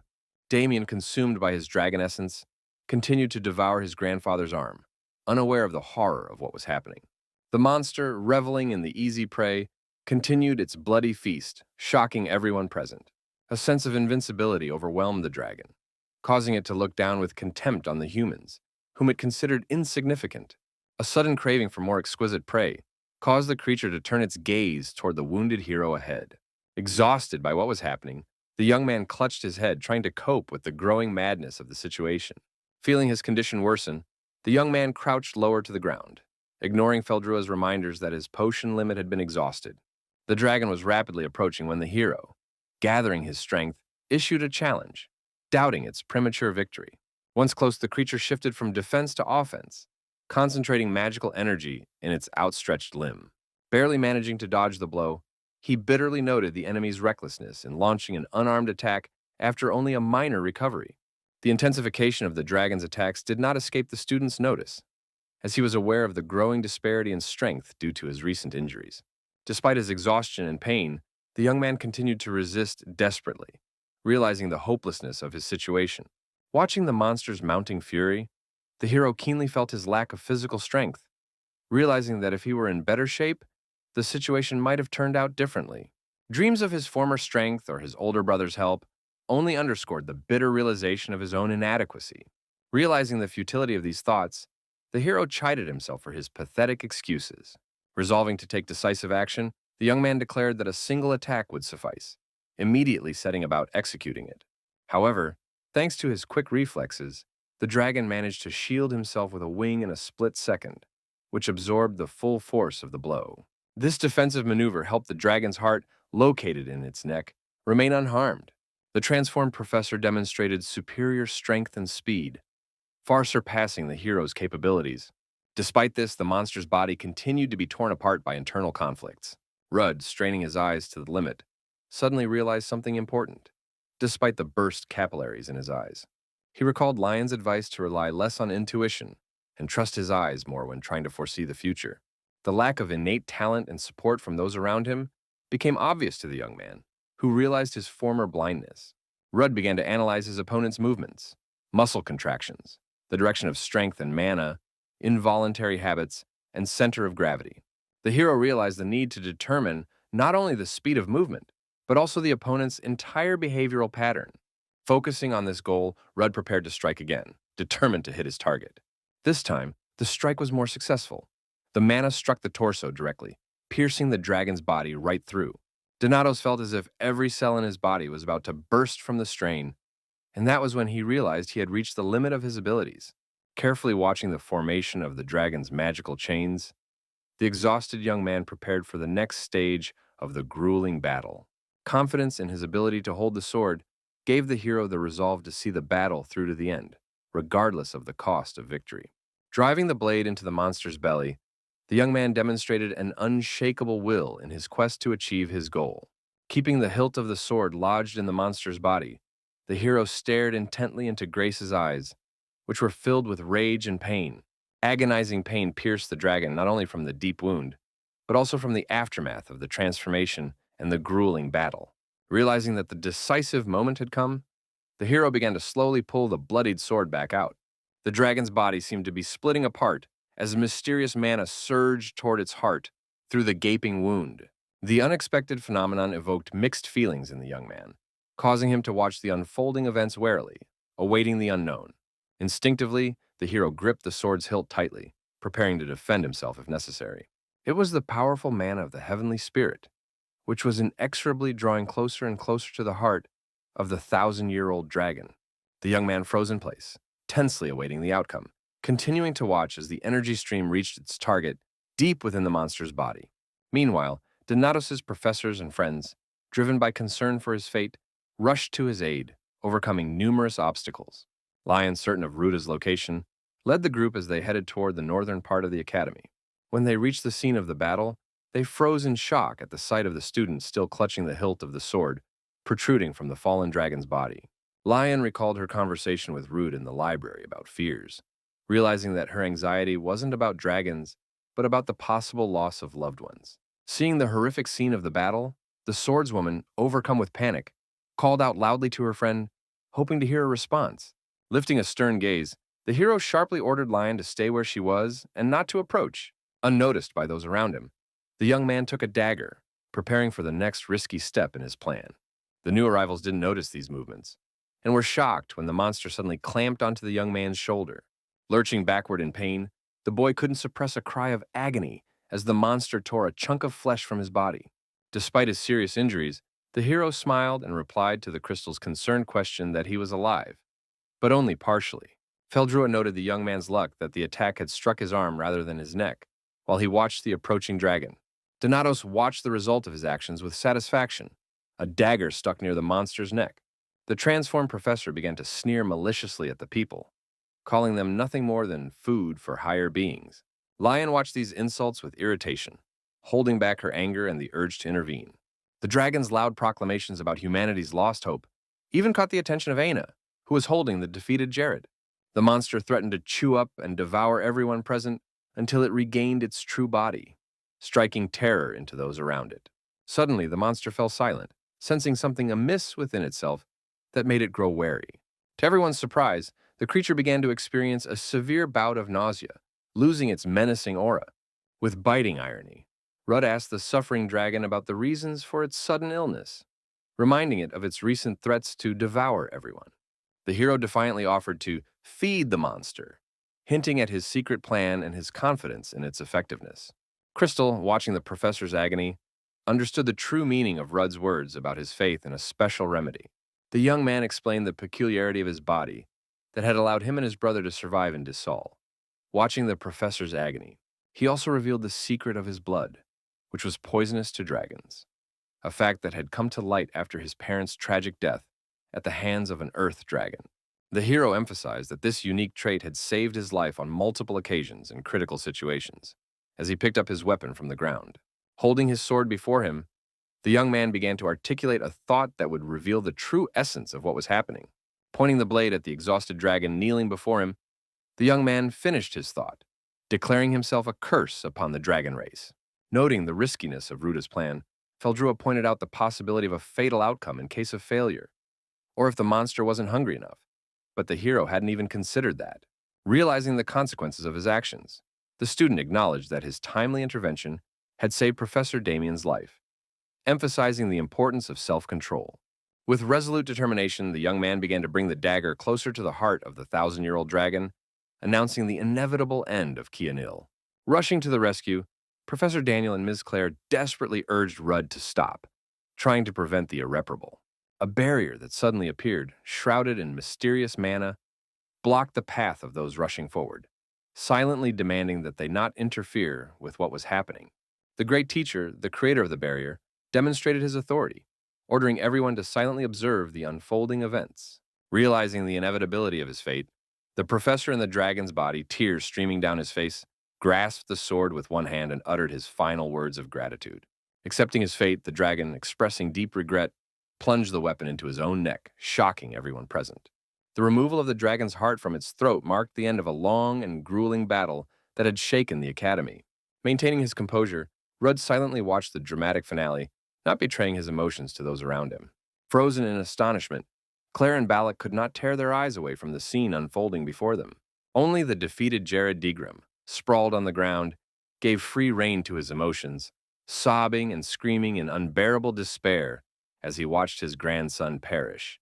The transformation was complete, and the monstrous form vanished, leaving Damian's wounded body lying lifeless on the ground. Rudd, reaching once more into his pouch for the potion, continued to speak of the importance of sincere repentance. The student carefully poured the contents of the vial onto Grace, urging him to cling to life until the very last moment. Feldrua explained the complexity of the situation with the disrupted mana flows in Damian's body, while the wounds on the professor's skin miraculously began to heal. Using the celestial divine sword to correct the mana flows opened up new, uncharted possibilities for saving the professor.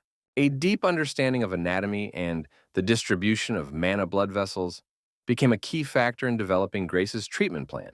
The healing process involved masterfully severing the incorrect mana flows with the sword and forming new ones with the help of a restorative potion. Crystal noted that Rudd's unique knowledge, stemming from his rebirth, made his explanations difficult for those around him to understand. Intently observing the energy flows, the hero cautiously brought his sword close to the professor's body to perform precise manipulations. The rector was thrown into a panic by Rudd's actions.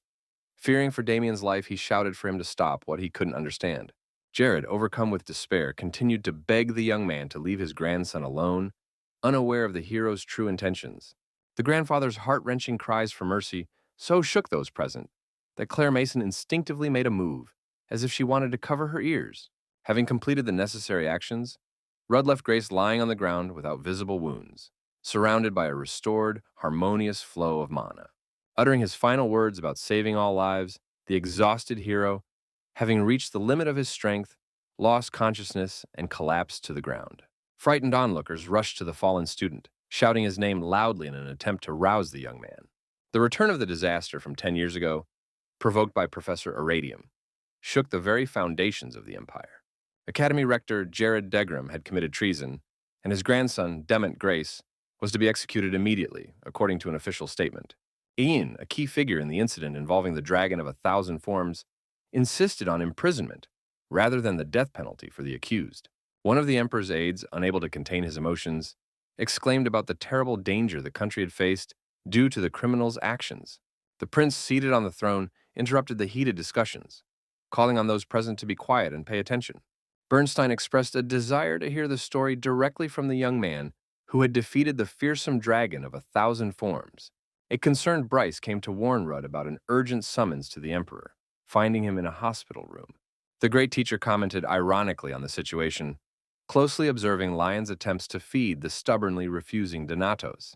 The flustered girl hastily began to make excuses, while the irritated young man reacted sharply to Bryce's tactless remark, pointing out his vision problems. Wanting to speak with his student in private, Ain politely asked the girl to leave, to which she readily agreed. Before leaving, Lion made a meaningful allusion to the long month of forced inactivity, leaving her companion slightly bewildered. The great teacher briefly commented on the typical behavior of modern youth, inadvertently causing the student to feel a sharp sense of awkwardness. As soon as the door closed, Bryce chided Rudd for his 3-day lapse of memory, jokingly threatening to find a new student, which provoked a protest from the young man.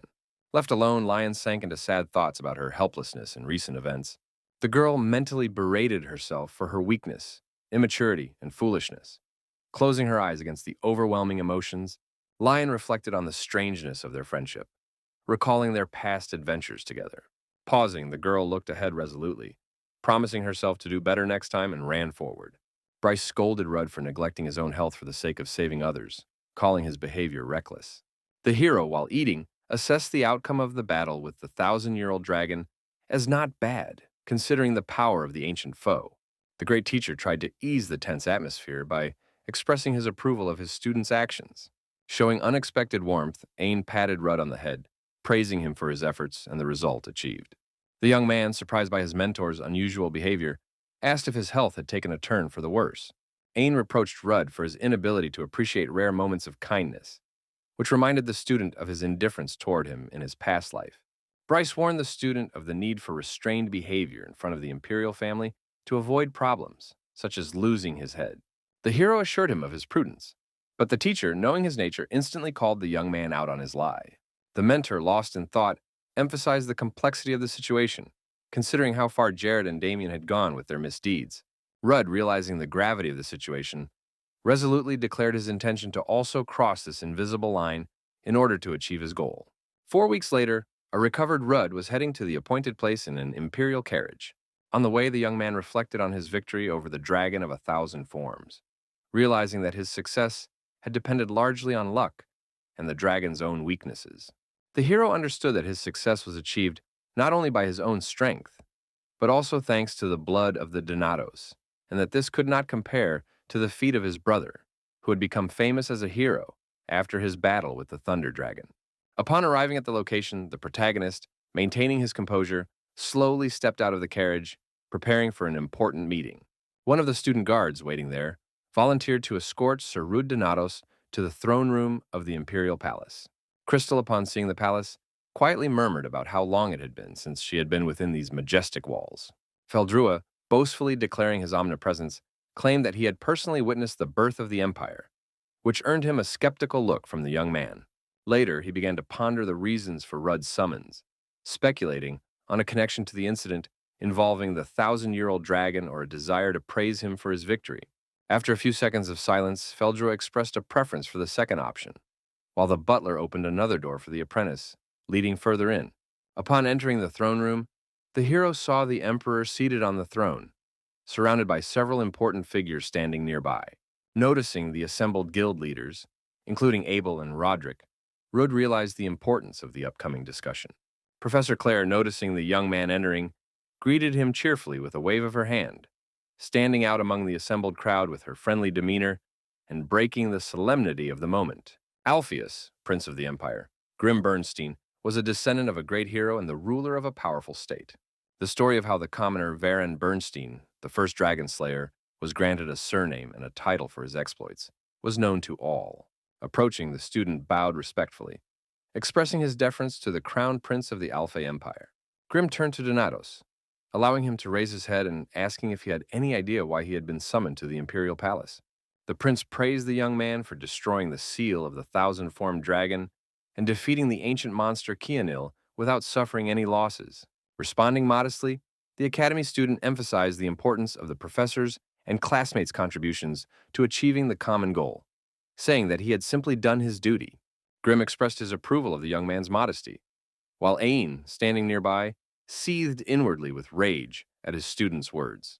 The representative of the imperial family offered a reward for the feat, at which point Rudd decided to ask for a favor, while closely watching the reaction.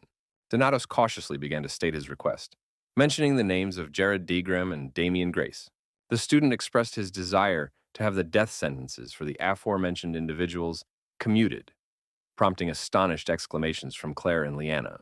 The prince began to respond, but was interrupted by an indignant outcry from one of those present. The indignant voice continued to shout that the death penalty was insufficient for those who aided in the revival of the ancient dragon. The man shouting the accusations reproached Rudd for failing to understand the essence of the problem of the 7 dragons, drawing the attention of the guild leaders. Unable to bear the negative outcries, the crown prince, with an elegant gesture of his hand, called the angry man to silence. Grimm, addressing the young hero, delicately hinted at the difficulty of fulfilling his request, emphasizing the minimal chances of success. Rudd, anticipating a refusal, stepped forward, realizing that in the chaos of the empire, conventional methods would not work. Donatos, undeterred, began to approach the heir to the throne, preparing to present a new argument. Those present tensed, noticing as the student reached into his pocket, as if intending to pull something out. Exclamations of astonishment filled the hall when the young man presented the prince with the Thunder Dragon seal found in the treasury. The Thunder Dragon Harma, the only polymorph among the 7 great ones, was renowned for his incredible power and wisdom in choosing tactics. In his past life, the hero, thanks to the sacrifices of many dragon slayers and his brother's efforts, had managed to defeat this invulnerable creature. Those present, even without having encountered Harma personally, were well aware of the danger posed by such a monster. Rudd, feeling the blades pointed at him, pondered the true threat lurking within the sealstone. An unknown voice furiously demanded the immediate execution of the young man who had brought such a dangerous artifact into the palace. The prince, maintaining his composure, gently ordered everyone to lower their weapons, seeking to diffuse the tense atmosphere. The guild leaders and professors, ignoring the order, continued to insist that such actions were unacceptable. Grimm, addressing Donatos, demanded an explanation regarding the stone's origin and the student's true intentions. The hero honestly admitted to discovering the artifact in the Academy's treasury, emphasizing its role in advancing the proposal. The heir to the throne, like everyone present, suspected blackmail, but was surprised by the young man's response, in which he claimed to have had other motives for his actions. Rudd suggested checking the condition of the seal, warning that it was unstable and could shatter at any moment. Leanna took the stone and confirmed the student's words, sensing the fragility of the magical artifact.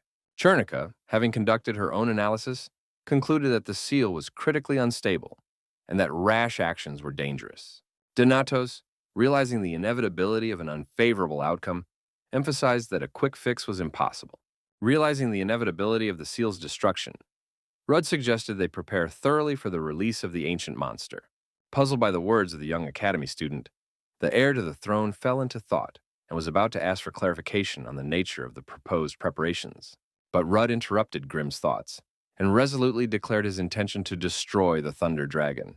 Continuing to shock those present, the student promised to deal with the illusory, blazing, and icy monsters. Ignoring Roderick's restrained laughter, the young man announced his plans to defeat the Battle Dragon and the Void Dragon. Concluding his bold speech, the protagonist declared his goal to exterminate all the dragons remaining in the world. The prince's aide, making no attempt to hide his sarcasm, reminded him of the fear instilled by the 7 great lizards and of Rudd's inexperience.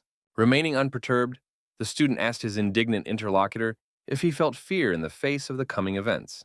Unable to believe his ears, the man, who had been shouting constantly, rudely asked the young man to repeat what he had just said. Deliberately provoking his opponent, Donatos asked if the man was ready to meekly submit to fate because of his fear. Enraged by Rudd's outburst, the man began to shout furiously, losing what little composure he had left in the presence of high-ranking officials. Remaining calm, the prince inquired about the source of the young man's confidence, recalling Venar's unparalleled feats. Grimm mentioned the recent invasion of the Dragon of 1,000 Forms and the incredible ferocity of the Thunderer, emphasizing the danger of the scheme.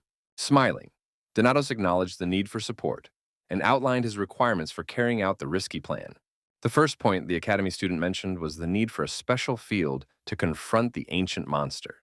Surprised by the student's request, the heir to the throne asked about the purpose of the field, meeting Professor Claire's puzzled gaze. Rudd explained the need for a spatial magic zone, drawing the attention of those present to Liana Chernica. Unable to bear the stares, Chernica mentioned the mistress of the Crimson Tower, the enigmatic Hennis Halfley, as a possible ally. Continuing to outline the plan, the young man specified the time frame for preparation, about 1.5 years for all the preparations.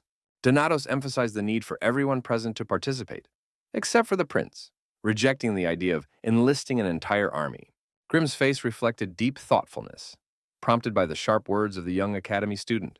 Donato suggested that those who felt an insurmountable fear should not participate, hinting at his constantly screaming opponent. Avel, remaining rational, expressed doubts about the success of a battle against the monster in a confined space with so few participants. Acknowledging the risks, Rudd emphasized the futility of the fight if the continent's strongest warriors could not survive the battle.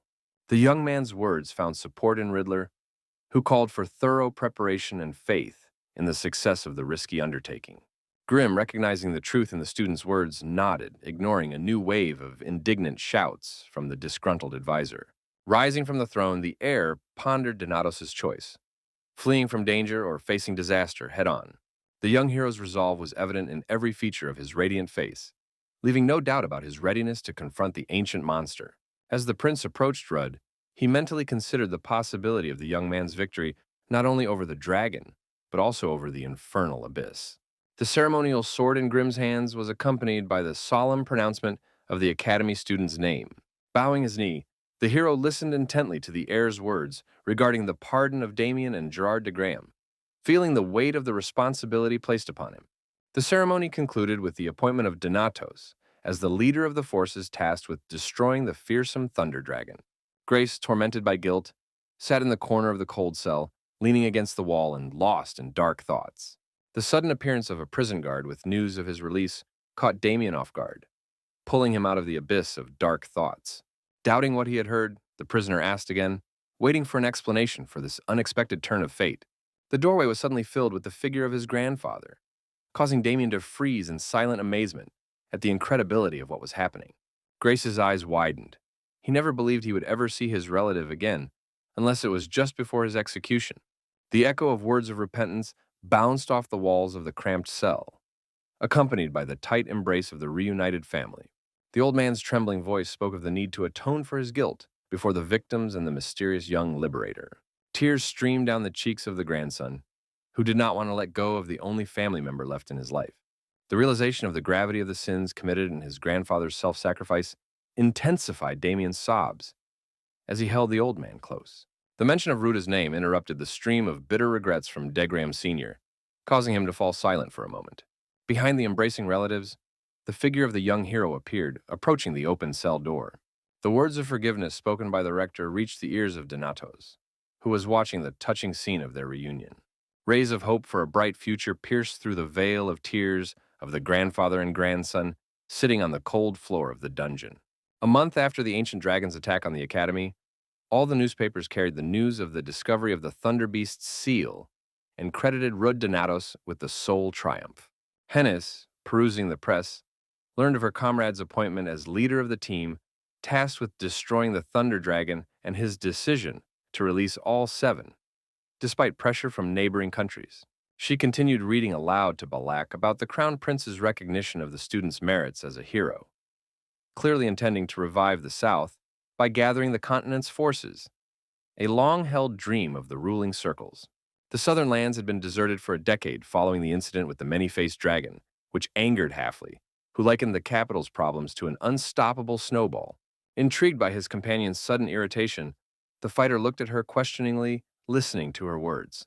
Hennis reproached Ruta for her tendency to act alone, insisting on the need to ask for help and report her plans in case of unforeseen situations.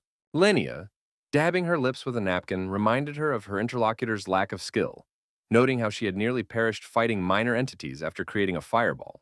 The red-haired warrior, in a fit of rage, slammed her fist down on the table, recalling the recent incident.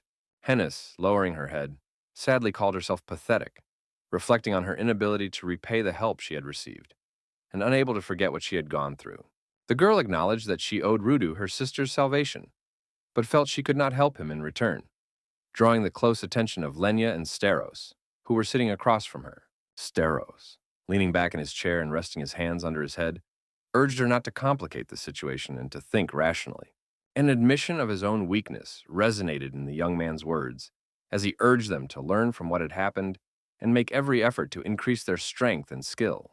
The opportunity to help Rudd at the moment of greatest need became the main motivation for the friends in their quest for self-improvement. The student, folding the newspaper he had just read, noted that, as expected, it had been easier to come to an agreement with the prince than with the emperor.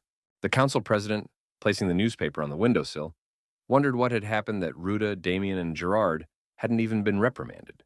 Jeremy pondered the motives behind the young hero's behavior, and as soon as the student entered the office, Duel addressed him, using the young hero's title. As he spoke the name of the young academy student, the head of the student council had no idea of the storm brewing. Donatos' sudden outburst of rage manifested as a powerful blow, accompanied by an angry insult directed at the upperclassmen. The president's lack of preparation for the attack led to his crushing fall to the floor of the office, caught off guard. The young man's angry tirade rained down on the defeated Duel, accusing him of irresponsibility and threatening further retribution. Gripping the beaten senior's shirt, Rudd demanded an explanation regarding his knowledge of the ancient monster's heart.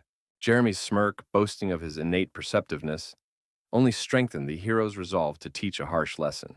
The seriousness in Duvel's voice underscored his words about a family gift, a special vision bordering on intuitive perception. Elaborating on his abilities, he noted their effectiveness in observing mana flows, surprising his interlocutor. Jeremy shared a story about de Graham's grandson, his sensitivity to mana, and how by tracing its path, he was able to connect it to past events. The story of Damian Grace, known as the Predator, was reflected in the president's pupils as Rudd stared intently into his eyes. Rudd began shouting, accusing Jeremy of driving the professor to suicide through sophisticated psychological manipulation. The president admitted that his plan had failed, nearly costing him his life, and regretted his inability to think clearly or flee at the critical moment. The punch to the face was an angry Donatos' response to the suggestion that Jeremy wanted to expose his mentor for his own glory. Laughing through the pain, the president denied any desire for heroism, acknowledging the superiority of his young protege's plan. Duel revealed the true purpose of his actions: to become a witness to heroic deeds, an observer of the lives of legendary figures like Varan. With enthusiasm, Jeremy predicted a great future for Ruda, prophesying grand achievements and victory over dragons, while Ruda looked at him as if he were crazy. The student council president expressed his willingness to be content with the role of the hero's companion, dreaming of capturing the legend despite his own insignificance. In reality, the young man realized Duvel's deep indifference to the ideals of heroism, hidden behind feigned enthusiasm. Donatos criticized the newspaper headlines as empty propaganda, admitting his unwillingness to bear the burden of an imposed heroic role. Reflecting on the complexity of his relationship with Jeremy in his past life, the young man pondered his desire to be the hero's comrade. In his assessment of Asir Donatos' past life, Duel made a mistake. He was close to the ideal, but not without flaws. Analyzing the past, the young man reflected on the human nature of mistakes caused by accumulated fatigue, and on the complaints of those around him regarding his brother. Rudd asked sarcastically about his supposed role as the mouthpiece of the imperial court during the universal struggle for peace, casually shoving his hands into his pockets. Donatos, exclaiming irritably, suggested that everyone was destined to encounter madmen, and proposed that Duel take on the desired task himself, distancing himself from the imposed mission. The council president suddenly grabbed the student's leg, hysterically insisting on his heroic destiny, which prompted a puzzled question from the young man. Gripping Rudd's leg more tightly, Jeremy clung to it and quietly confessed that he was from Aten. Puzzled, the hero asked about the famous trading kingdom of Atun, trying to make sense of what he had heard from his opponent. He recalled Atun's geographical location, bordering the Alpha Empire, Parma, and the spirit kingdom of Vernic, emphasizing its role as a hub for cross-border trade. Duel, lowering his voice, explained that there had always been a close connection between crime and finance in the city. Recalling his days as a mercenary, Donatos was surprised by Duvel's aristocratic background in such a dubious place. Without releasing Rudd's leg, Jeremy revealed the tragedy of his family's downfall and his father's death, staring intently at Rudd from below. Releasing the boy's leg, Duvel raised his hand slightly, emotionally rejecting the attempt to elicit pity, while acknowledging the negative traits he had inherited from his father. Irritated and weary of the confession, Donatos roughly kicked Jeremy's face, urging him to stop the empty talk. Wiping the blood from his mouth, Duvel decided to be frank, beginning his account of the events following his father's death. While sorting through the inheritance, he discovered an ancient chest in the basement, protected by a preservation spell. The chest, which looked 1,000 years old, seemed like junk to Duvel's father, who had squandered his fortune on booze and revelry. Inside the treasure chest, Jeremy found an ancient book, drawings, sheet music, and manuscripts of unknown origin. Among the finds was the diary of the chest's owner, a certain Alan Duvel, which piqued his interest. Upon hearing Feldreau explain that the name Alan Duvel was very well known, since he had been a companion of Vanar, Rude could not contain his emotions and exclaimed loudly in surprise. Sitting proudly on the floor, Jeremy announced his kinship with the author of the diary, who had lived 7 centuries ago. Duvel solemnly concluded his story, emphasizing that it was his relative who had described the life of the greatest hero, Vanar, in the diary. The student council president revealed that the diary from his basement contained entries about the first dragon slayer. He recounted with great enthusiasm that Alan Duvel, an ancestor of his family, had been a wandering minstrel who followed the first dragon slayer. The diary contained every detail of their adventures, forming an incredible chronicle of their journey. The protagonist asked the crystal irritably if this was a fabrication, to which it confirmed the truth of the words with regret. Jeremy wondered if it was the hand of fate that the story of the hero who saved the world and the minstrel who immortalized his deeds was repeating itself before his eyes as the descendant of the diary's author. Duvel continued speaking, adding that the sealed thunder dragon was hidden in iridium, and loosened his tie and unbuttoned his shirt. He also suggested that the student had surely thought of hiding the seal in the treasury to conceal the rector's grandson's secret, and the young man's eyes widened in sudden realization. The council president swore to be of service, diligently training to gain sufficient knowledge to become the hero's comrade in arms. Duvel assured him that the young man was free to do with him as he pleased, with his eyes, his heart, whatever he wished. But the young man snapped sharply for him to be quiet. Donatos, ruffling his hair, tried to contain his anger at the realization that the situation was spiraling out of control, and that this bastard knew nothing about the seal. The thought of the unknown person who had placed the dangerous artifact in the vault would not leave the academy student's mind.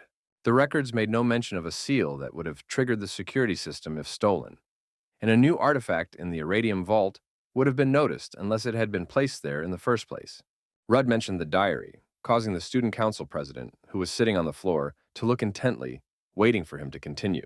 Donatos inquired whether the diary contained details about the thunder dragon, the sealing ritual, the location of its confinement, or a method for defeating it. Duvel regretfully admitted his lack of knowledge regarding the specifics, since the diary did not contain a description of the battle itself, which posed an excessive danger to minstrels. The apprentice asked again in surprise, receiving a confirmation and an explanation that it was impossible to show the journal, which was at home. Jeremy suggested that Ruda see for himself if he had any doubts, since he lived alone in an empty house, and the diary was kept in the basement, to which he was willing to provide the keys. Donatos listened attentively, while the student council president practically begged to be recognized as one of the hero's comrades. The hero, leaning forward slightly and placing his foot on the shoulder of the seated Jeremy, repeated that he wasn't interested in becoming a hero. Increasing the pressure of his foot, he explained that the royal family's decision was irrelevant, since this was the prerogative of the papal throne, and those stripped of their authority could not receive approval. The young man warned that he would spare his companion's life only because his naive eyes could help in the dragon's destruction. The council president began to speak happily, but Rudd cut him off, specifying that this implied a ban on public discussion of the matter. He held out his hand and demanded the key, warning that if the president wanted to live, he'd better listen. Jeremy nodded, took the key from his pocket, placed it carefully in his open palms, and handed it to Rudd. The great teacher began to speak about the person who had sealed the thunder dragon and left a mysterious stone in that place. Sipping his juice, the hero interrupted his mentor's musings, voicing his own theory on the matter. Ain asked if the heir to the piercer of the heavens technique suspected the greatest founder himself, folding his arms in a gesture of displeasure. They concluded that the legendary Vanner had not killed the thunder dragon, but had merely sealed it, leaving open the possibility of the monster's return. Then they asked the logical question: Why had Vinar and his comrades left no records for their descendants regarding the location and method of sealing the dragon? The power of the hero Vinar should have allowed him to defeat the 7 dragons that were tormenting humanity, but he merely drove them into the northern mountains. The student recounted how people had escaped the dragon's control, but continued to live under constant threat while the ice in his glass melted. Suddenly, Bryce broke the silence, declaring that everything was happening according to the will of the mysterious founder. Realizing the conversation had reached a dead end, the hero suggested changing the topic to something more relevant. Donatos asked if his companion had attended the ceremony appointing Professor Arthur as the new head of the restored academy. Ain, surprised by the bald man's appointment, noted that a long life brings surprising twists and turns, and mentioned the academic leave the hero had taken. The student shared his plans to finish his first year of study, complete the second-year program, and prepare for the sealing of the Thunder Dragon. He recalled that the new head of the academy had promised his support and allowed him to take whatever he needed from the treasury while it was open for a major audit. The young man also told Bryce about his intention to complete a 2-year internship at various guilds after finishing his studies. Bryce was surprised by the student's packed schedule and asked if he had planned it that way from the start. Sighing heavily, the student admitted that the leader of the Dull Moon Guild had turned out to be much more persistent than he'd expected, and leaned his elbows on the table.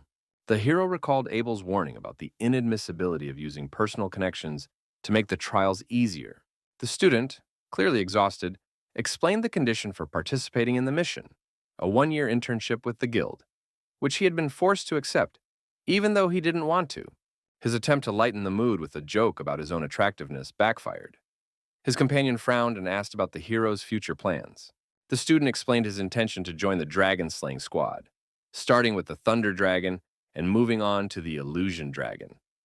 He had planned everything so that he would be there ahead of time. His companion asked with a smirk whether his plans to join the squad were connected to Miss Claire. Bryce announced his intention to travel to Parma in 6 months to prepare the sealing area, the most important task.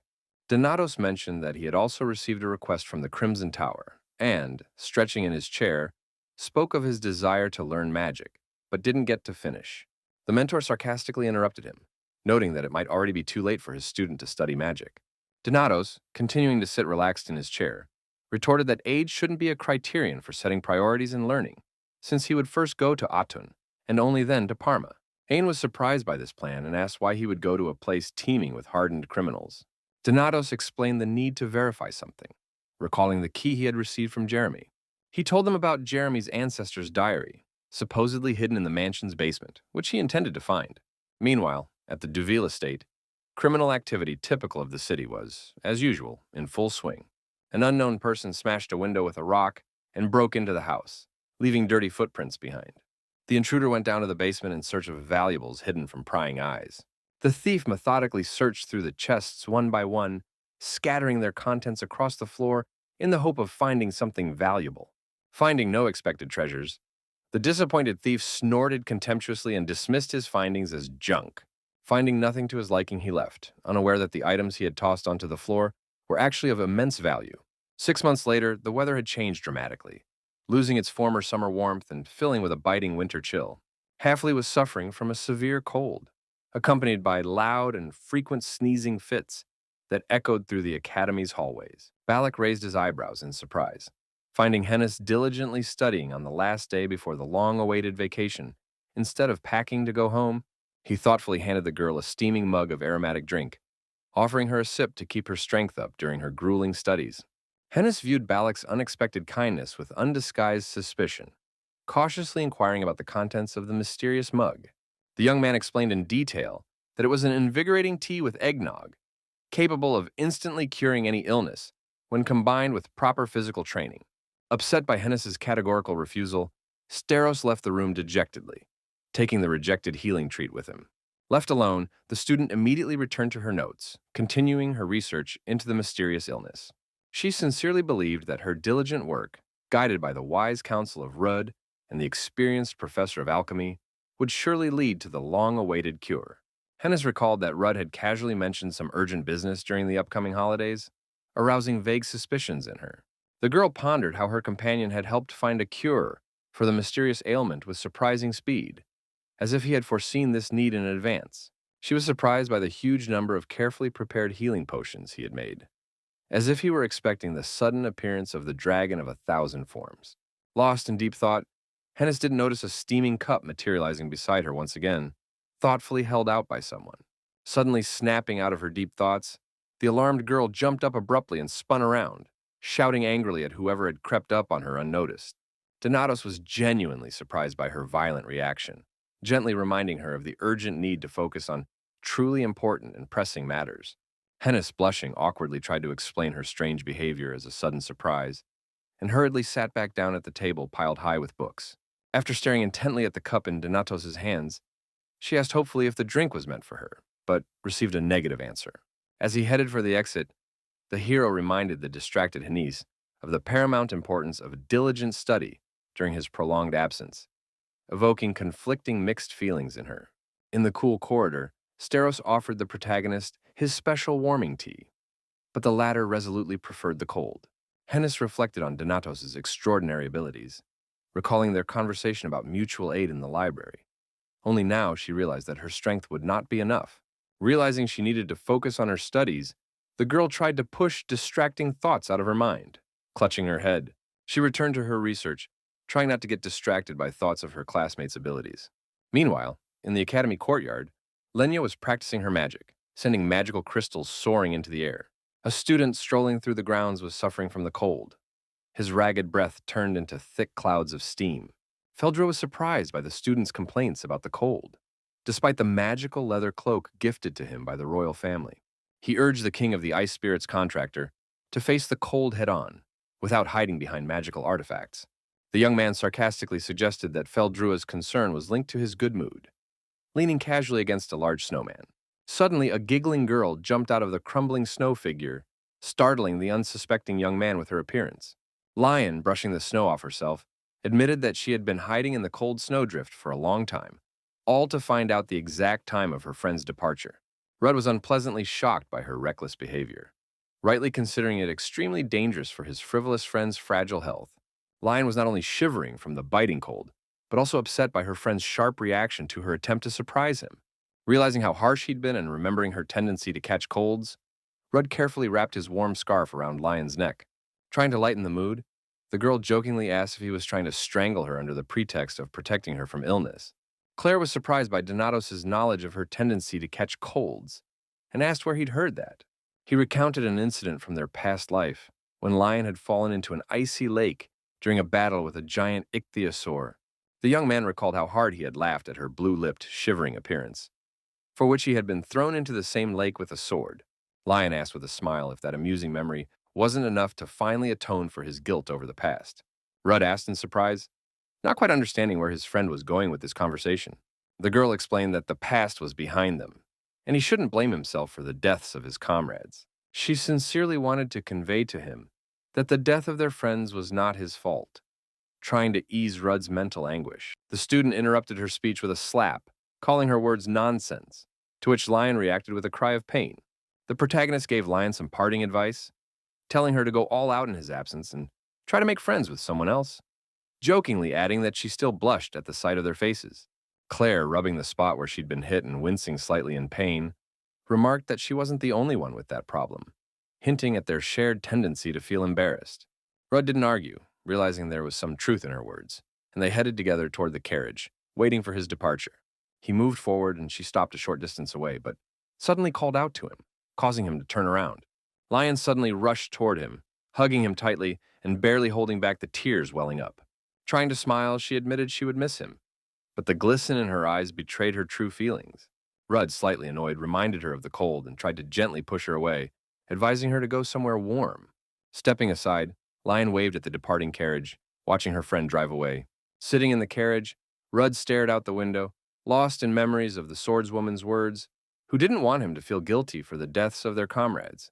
He realized he would never be able to forget what had happened, and the guilt of being the sole survivor would not let him go.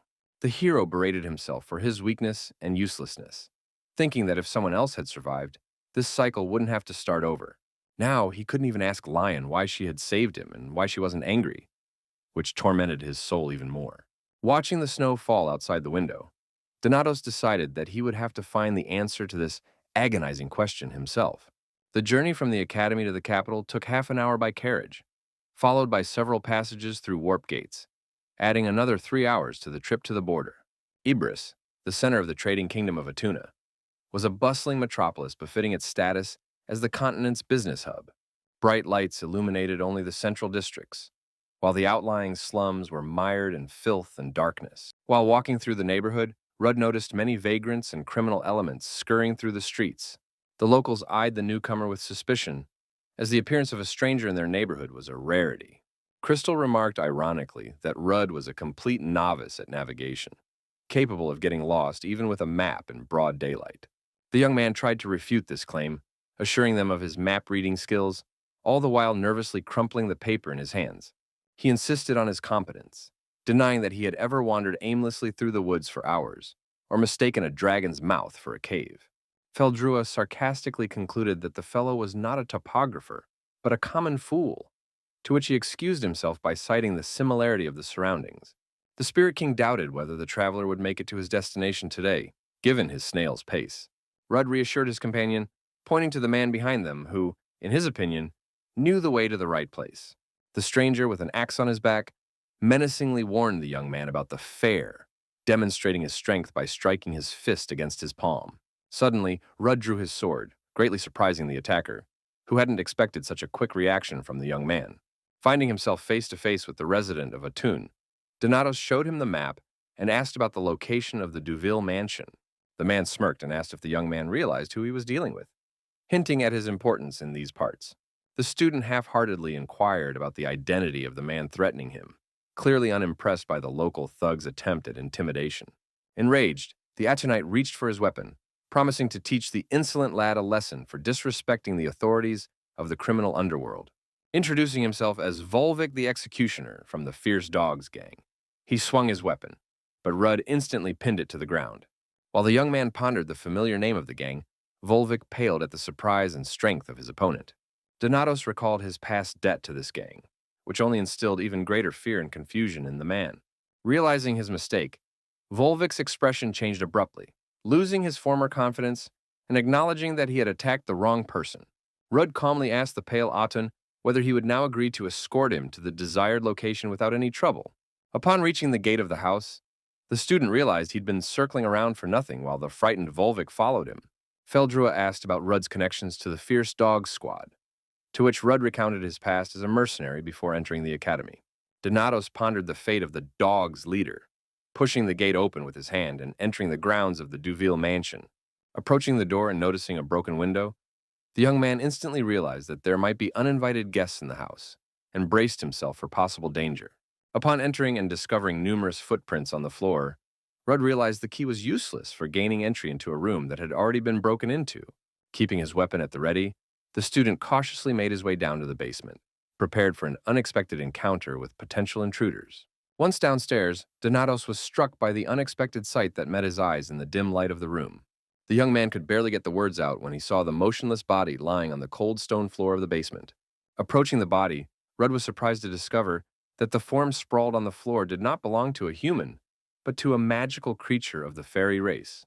The Spirit King noticed faint signs of life in the fairy, suspecting that secret slavery of members of other races was practiced in Ibris. After carefully examining the fairy's legs, Donato suspected the presence of a curse, noting with regret that it was likely already too late to help. Suddenly, the silence was broken by a barely perceptible rustle, causing Rudd to instantly become alert and prepare for a possible attack. Reacting instantly, the young man created a magical shield that successfully deflected the blow of the unknown attacker's blade. At the moment of the attack, the assailant's hood shifted slightly, allowing Donatos to glimpse, with surprise, the childish face of his opponent. Landing nearby, the attacker angrily demanded that Rudd not touch his mother, accusing him of indecency. He instantly activated a magic circle, firing energy arrows at the uninvited guest. However, the attack proved ineffective. The reflected magic knocked the child back without harming the experienced Donatos. Getting to his feet, the young mage asked in bewilderment why the spirit had disobeyed him, not understanding why his spell hadn't worked as intended. Donato speculated aloud that the spirit was likely afraid of the consequences of attacking the one it considered the leader in this situation. Feldrua noted that the child seemed to be cursed by a similar spell, but still retained the strength to resist it, judging by his active movements. Seeing the stranger draw his blade, the frightened child began to scream loudly, desperately calling for his mother's help. Annoyed by the noise, Donatos told the child to stop screaming and pointed his sword at the child's cursed leg. To the child's amazement, upon contact with the sword, his leg began to heal, shedding the traces of the dark curse. Rudd watched in amazement as his weapon continued to absorb the magical energy of the curse, without stopping the process. Feldrua commented on the sword's unusual properties, its ability to absorb curses and mana, noting the complexity of the process. Having finished the healing, Donatos stepped away from the child, but the boy called out to him, addressing him as Uncle, and asking an unexpected question. The boy asked if Rudd was going to sell him to someone else, to which he received a surprised reply that there was nothing special about him. Donatos snapped that this wasn't his home, and that the child's circumstances didn't interest him, ordering him not to interfere with the search for the book he needed. Feldrua remarked ironically on Rudd's modesty. First, he had lifted the curse, and now he was grumbling, for which he received a harsh order to shut up. The child, after examining his healed leg, turned his gaze to his mother, pondering a plan to save her from the curse. The child cautiously stood up, asking the young man about the book he was looking for, trying to get his attention. Showing him a certain cover, the child asked if this was the book the stranger was looking for in their house. Donatos reacted irritably to the child's actions, clearly displeased by his interference in the search, and sensing something was amiss. The young mage asked in surprise if Ruda's sword was truly capable of absorbing curses, pointing at the weapon with obvious interest. Without waiting for an answer, the fairy child darted toward the burning fireplace, ready for decisive action. The little one shouted an ultimatum, demanding that his mother be saved, threatening to burn the book, which, as he understood, Donatos was looking for, if she wasn't. The child continued to scream, begging for his mother to be saved, holding the book over the fire despite Rudd's approach. Donatos, having approached, leaned down slightly and tried to explain the nature of the curse to the child, describing how it spread through the body toward the heart. The hero regretfully informed him that neither potions nor any other remedies would help now. Unable to hide the truth, Donatos told the crying child directly that his mother would die, despite all efforts. The fairy child, sobbing, begged him to lift the curse from his mother in the same way that Rudd had healed his leg. Donatos considered taking the book by force, but Crystal reminded him that they were dealing with nothing more than a child. The student tried to justify his cruelty by speaking of the need to face the harsh reality as early as possible. Seizing the moment, Rudd snatched the book from the distracted child's hands. Donatos scolded the boy for failing to hold on to the book, despite his threats, while the boy desperately reached for his lost chance to save his mother. The hero harshly declared that the child's mother would die in any case, and advised him to think about his own survival. The fairy child, weeping desperately, begged for help, offering himself into slavery in exchange for his mother's salvation. Rudd coldly replied that pleas and requests would not resolve the horrors awaiting her, and advised her not to rely on random pity. Donatos cruelly declared that the child was worthless even as a slave, and advised her to think about how to become stronger. Jumping to his feet, the child, unable to bear it any longer, cried out that he didn't want to live like that either, and demanded an explanation of how to become stronger. The fairy's child emotionally expressed his helplessness, accusing the young man of being unable to understand the feelings of a weak creature. Donatos, recalling his own difficult childhood, looked at the sobbing child with a touch of pity. The student, uttering "until death," turned and headed up the stairs, trying to ignore the child's pleas. The child, seeing no other way out, collapsed onto the floor and burst into bitter tears, giving free rein to his pent-up emotions. Once he had gone up to his room, the student settled in comfortably and immersed himself in studying the book he had just received. Ignoring the crystal's attempts to speak, the hero told it to be quiet and explained that the decision had been made. The goal was to get the diary. The young man abruptly cut off the conversation, hiding his face behind the open book and demanding to be left alone. As Rudd studied the diary, he discovered Bard's entries describing the profound essence of his ancient craft, the artful embodiment of life experience into poetry and music. A chronicler must remain an outside observer. By focusing on himself, he will disrupt the overall narrative. At that moment in the basement, the child knelt before his dying mother, who lay motionless on a stone platform, and began to pray quietly. The hero, holding his breath, continued reading intently the yellowed pages of the diary, where the author confessed that, despite everything, he was writing down his story, considering the experience valuable. The tattered diary vividly described the fateful encounter with the enigmatic Vanar, who heroically saved the author from a ferocious dragon. The bard noted Vanar's multifaceted talents with undisguised admiration, his mastery of weapons, magic, and leadership. The diary was filled with bookmarks, recounting Vinar's numerous followers, among whom only a few could fight on par with him.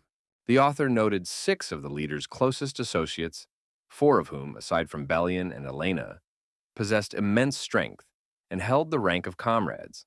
To the reader's surprise, this elite list included a certain Arcania, whose name made the student ask in astonishment. The student, surprised to see an unfamiliar name among the historical figures, sat up, certain that it hadn't appeared in any history textbooks. Hoping to find the answer further on, he began eagerly flipping through the pages of the diary in search of additional information. The headline, "They're all just crazy," shocked the young man, and he decided to study their descriptions in detail. Diana was hot-tempered, Killian was obsessed with power, Reynold was power-hungry, and Arcania had her head in the clouds. Reynold, who had liberated his hometown, smiled through a black eye, dreaming of a world without dragons after defeating the Thunder Lizard. The entry mentioned an upcoming battle with a warrior dragon and a flying dragon in the ruins of the Ernim Forest, where a passage to the floating island was supposedly located. The author noted the general weariness from the protracted war, singling out only Vinara and Arcania, who maintained their usual demeanor in the face of the mighty Dragon King. The decisive moment had arrived. While the Dragon Slayers fought the army of monsters, a detachment of warriors secretly infiltrated the enemy's sanctuary. The student continued reading about the warriors' triumph, which marked humanity's victory and the imminent end of the protracted war, promising peace to the exhausted continent. The author of the diary wondered about Vinar's motives. Why had he sealed the 7th dragon instead of killing it, and spared the lives of the others by simply banishing them? The unanimous agreement of his comrades with this decision also remained a mystery, raising questions about what had happened in the dragon's lair. After the victory, the group disbanded. Killian founded a clan in the north, Diana returned to the tower, Reynold became emperor, and Vinar decided to open an academy. The fate of Arcania, Elaine, and Bella remained unknown, prompting the author of the diary to contemplate a return to his former life. The last mysterious entry mentioned Vinar's visit, leaving the reader in the dark about future events and the fates of the heroes. The student closed the diary with regret, having found neither answers to his questions nor useful information for the current situation. Leaning back against the sofa, the young man asked Feldrua about his acquaintance with Alan Duel and the mysterious dragons of the past. Crystal remained silent, and the hero reminded him of the previously mentioned events surrounding the founding of the empire and the construction of the imperial castle. The student surmised that 700 years ago, Feldrua had accompanied the first dragon slayers, bound by a contract with the legendary warrior Vinar. Not knowing the location of the seal stone led the young man to believe that Feldrua and Vinar had parted ways before this pivotal moment. The hero surmised that in the dragon sanctuary, the Spirit King had met the one who sent him into the past, forging a fateful alliance. The stone seemed to crumble, unable to answer the student's perceptive guesses about events from the distant past. Feeling that he was close to the solution, the young man persistently asked about the events of 7 centuries ago. Feldrua merely repeated that he could not speak of it, provoking the anger of the exasperated student, who slammed his fist down on the table, indignantly demanding an explanation from the silent crystal. Suddenly, the student's anger was interrupted by a girl who emerged from the basement with apologies and a timid plea for help. Without turning around, the young man reminded the child of the futility of further attempts, but the little girl insisted on her knowledge. Peeking slightly from behind the door, the girl stammered that this would be her last request to the stranger. Unable to hold back her tears, the child struggled to mention her mother, unable to finish the sentence. The little girl, choking on her sobs, begged him to take her mother to a place where the forest could be seen, hoping for one last act of mercy. Despite the formal abolition of slavery, fairies, with their enchanting appearance and voices, remained a coveted prize for slave traders. The little fairy led her dying mother through the forest, striving to fulfill her last wish before she passed into the spirit world.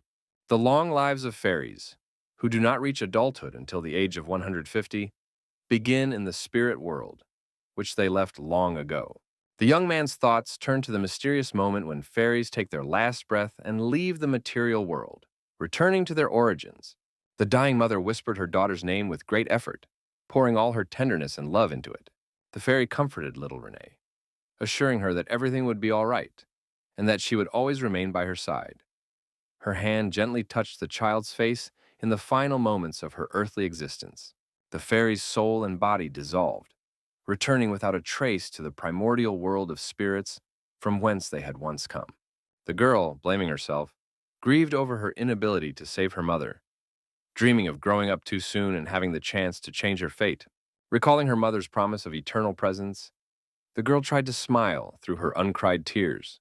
The hero reflected on the peaceful nature of the elves, who had renounced struggle and perished because of their desire for eternal peace. Despite his lack of sympathy for fairies, the hero approached Renee, patted her on the head, and advised her to learn to survive on her own, without relying on outside help. Together, they watched the setting sun, silently reflecting on overcoming life's difficulties and inevitable losses.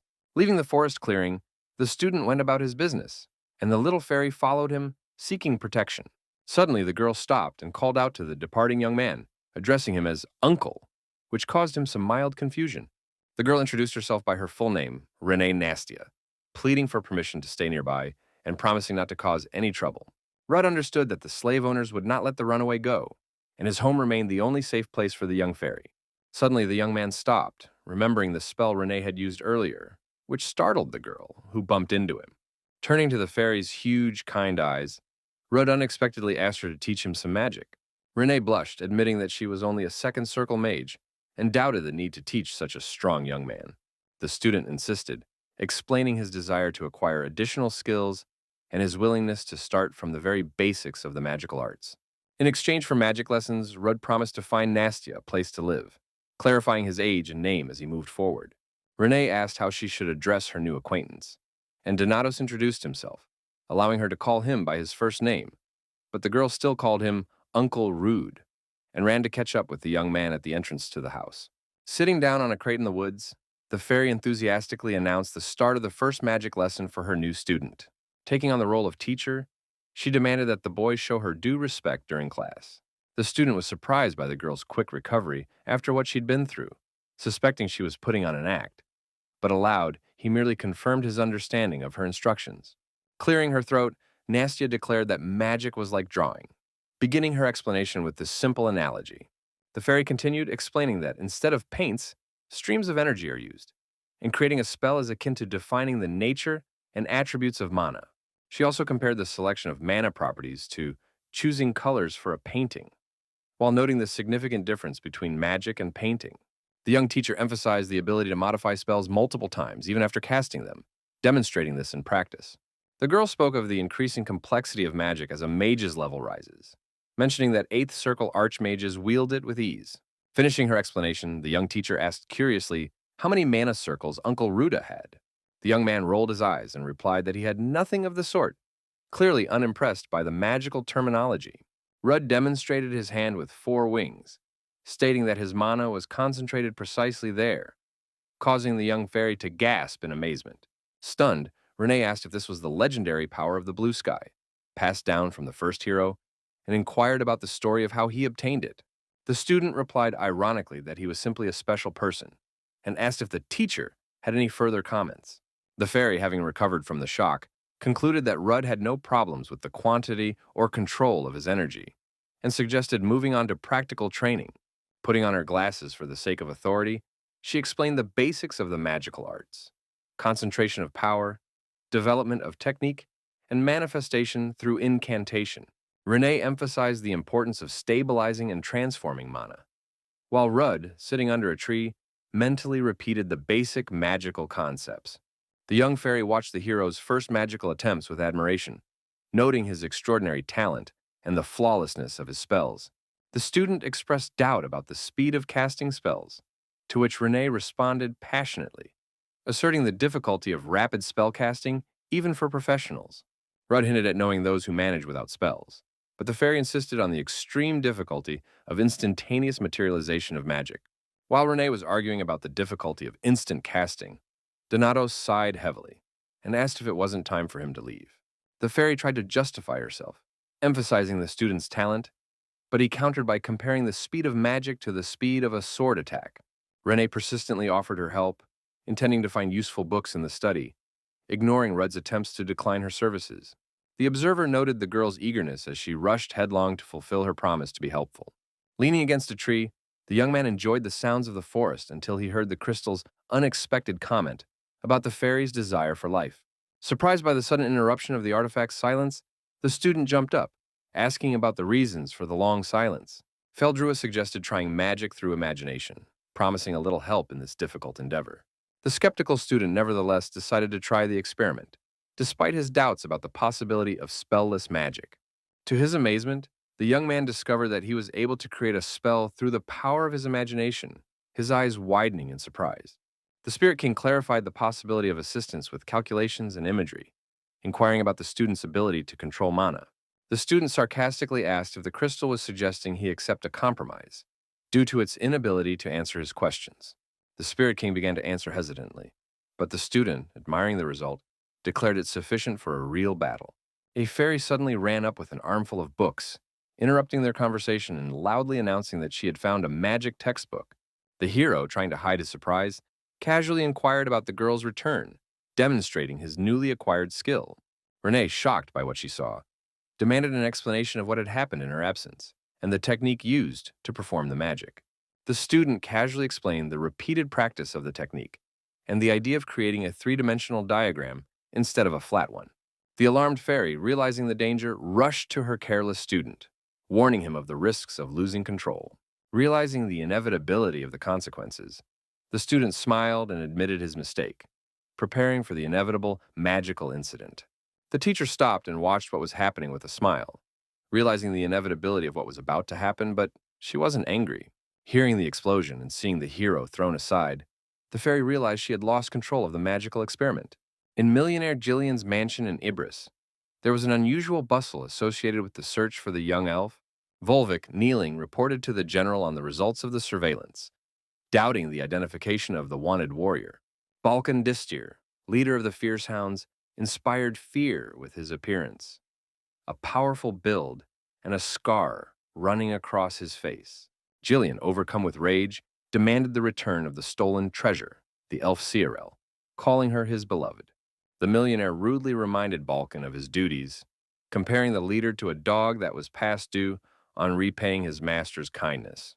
Distir, gritting his teeth, uttered the name of Rud Donatus, realizing the inevitability of his torment because of this student. He grabbed himself by the collar, ordering himself not to show excessive zeal, and also reminded the student of his debt to him, which undoubtedly worked in the leader's favor. The dark mage Hyman called for prudence, reminding him of Rud's abilities, which had been noted by the imperial family in the newspaper he was reading. Balkan, dismissing the rumors, knocked the newspaper out of the mage's hands, unwilling to hear about his opponent's merits. The leader of the fierce dogs, in a rage, trampled the newspaper mentioning the student, calling him a mad killer. Distir, calling Rud a psychopathic killer, drew the attention of everyone in the room to himself. Heyman noted with annoyance that no one was listening to him, while Jillian, alarmed, inquired about the opponent's true strength. The dark mage tried to calm the millionaire, promising to prepare for Balkan's arrival, despite the possible exaggeration of the rumors. Meanwhile, at the Duel residence, Rud continued his training, mastering even the simplest spells and combining them to enhance their effect. The apprentice was pondering the need to study advanced magic under a more experienced mage when he was distracted by the voice of his young mentor. Renee, stepping out of the house, bombarded Rud with questions about his plans for the day, complaining about the constant mess in the residence, despite her best efforts. The young fairy asked the apprentice to be more careful with his recently purchased clothes and to devote the day to quiet study rather than destructive training. Suddenly, Rud shouted at the fairy to duck, noticing a huge fireball flying toward her. A powerful explosion left 3 huge craters in the ground, partially destroying the house and showering the surrounding area with debris. Balkan Distir noted with irritation the senselessness of the attack, dissatisfied with its obvious ineffectiveness. The leader of the Fierce Hounds sharply ordered his warriors to refrain from rash actions on the grounds of the Duel residence. One of the fighters, clearing away the rubble, expressed surprise at the enemy's strength, confirming rumors of his high magical prowess. The leader expressed hope that the elf would survive, fearing Jillian's wrath should she perish in this idiotic attack. Renee, clearing her throat and crawling out from under the rubble, anxiously tried to find Ruda and asked what had happened, noticing his surviving sword. The fairy, recognizing the weapon that had lifted the curse from her mother, was struck by its invulnerability and Donatos' self-sacrifice during the explosion. Balkan, seeing the elf girl alive, asked about her condition with surprise and fear, causing horror to flash across the girl's face. He grabbed Renee and began shaking her roughly, demanding to know her mother's whereabouts. Receiving no answer, he struck the girl in a fit of rage, ordering her to be quiet and answer the adult's questions. Continuing to taunt the fairy, the chieftain demanded once again that she reveal her mother's whereabouts. Through her tears, Renee cried out that her mother had returned to the forest and they would never find her. Enraged by her answer, Balkan threw the girl to the floor and struck her again, causing the little elf to cry out in pain. Changing tactics, the chieftain inquired about the whereabouts of rude Donatos, assuming he was dead while the fairy lay on the ground trying to think of something. Receiving no answer, Balkan assumed that Rudd might have returned to the forest as well, intending to kick the elf girl cowering on the ground. Suddenly, Rudd appeared behind Balkan, blocking the blow and causing a collision, while Renee barely managed to cover her head. Balkan, preparing for battle, reached for his sword and asked Rudd mockingly if he hadn't decided to act a little too late. "Hot traitor!" The leader of the fierce dogs shouted furiously, accusing the protagonist of betrayal. Battered and frightened, Renee managed to utter "uncle," addressing the defender who had appeared. Rudd briefly ordered the girl to hide, while discussing with Feldrua the consequences of the recent curse and his condition.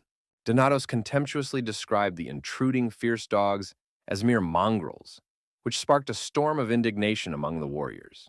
Renee was surprised to see her apprentice's sword lying nearby, and tried to draw Donatos' attention to it.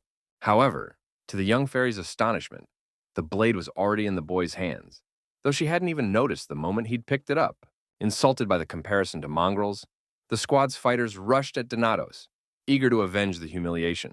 Suddenly, the attackers' plans were disrupted by a powerful blast wave, causing the warriors to recoil in fear and scream. Balkan, trying to shield his face, concluded that this wasn't magic but some kind of explosive device, not understanding what was happening. When the smoke began to clear, they saw Ruda again, standing in the center with a sword in his hand, as if waiting for their next move.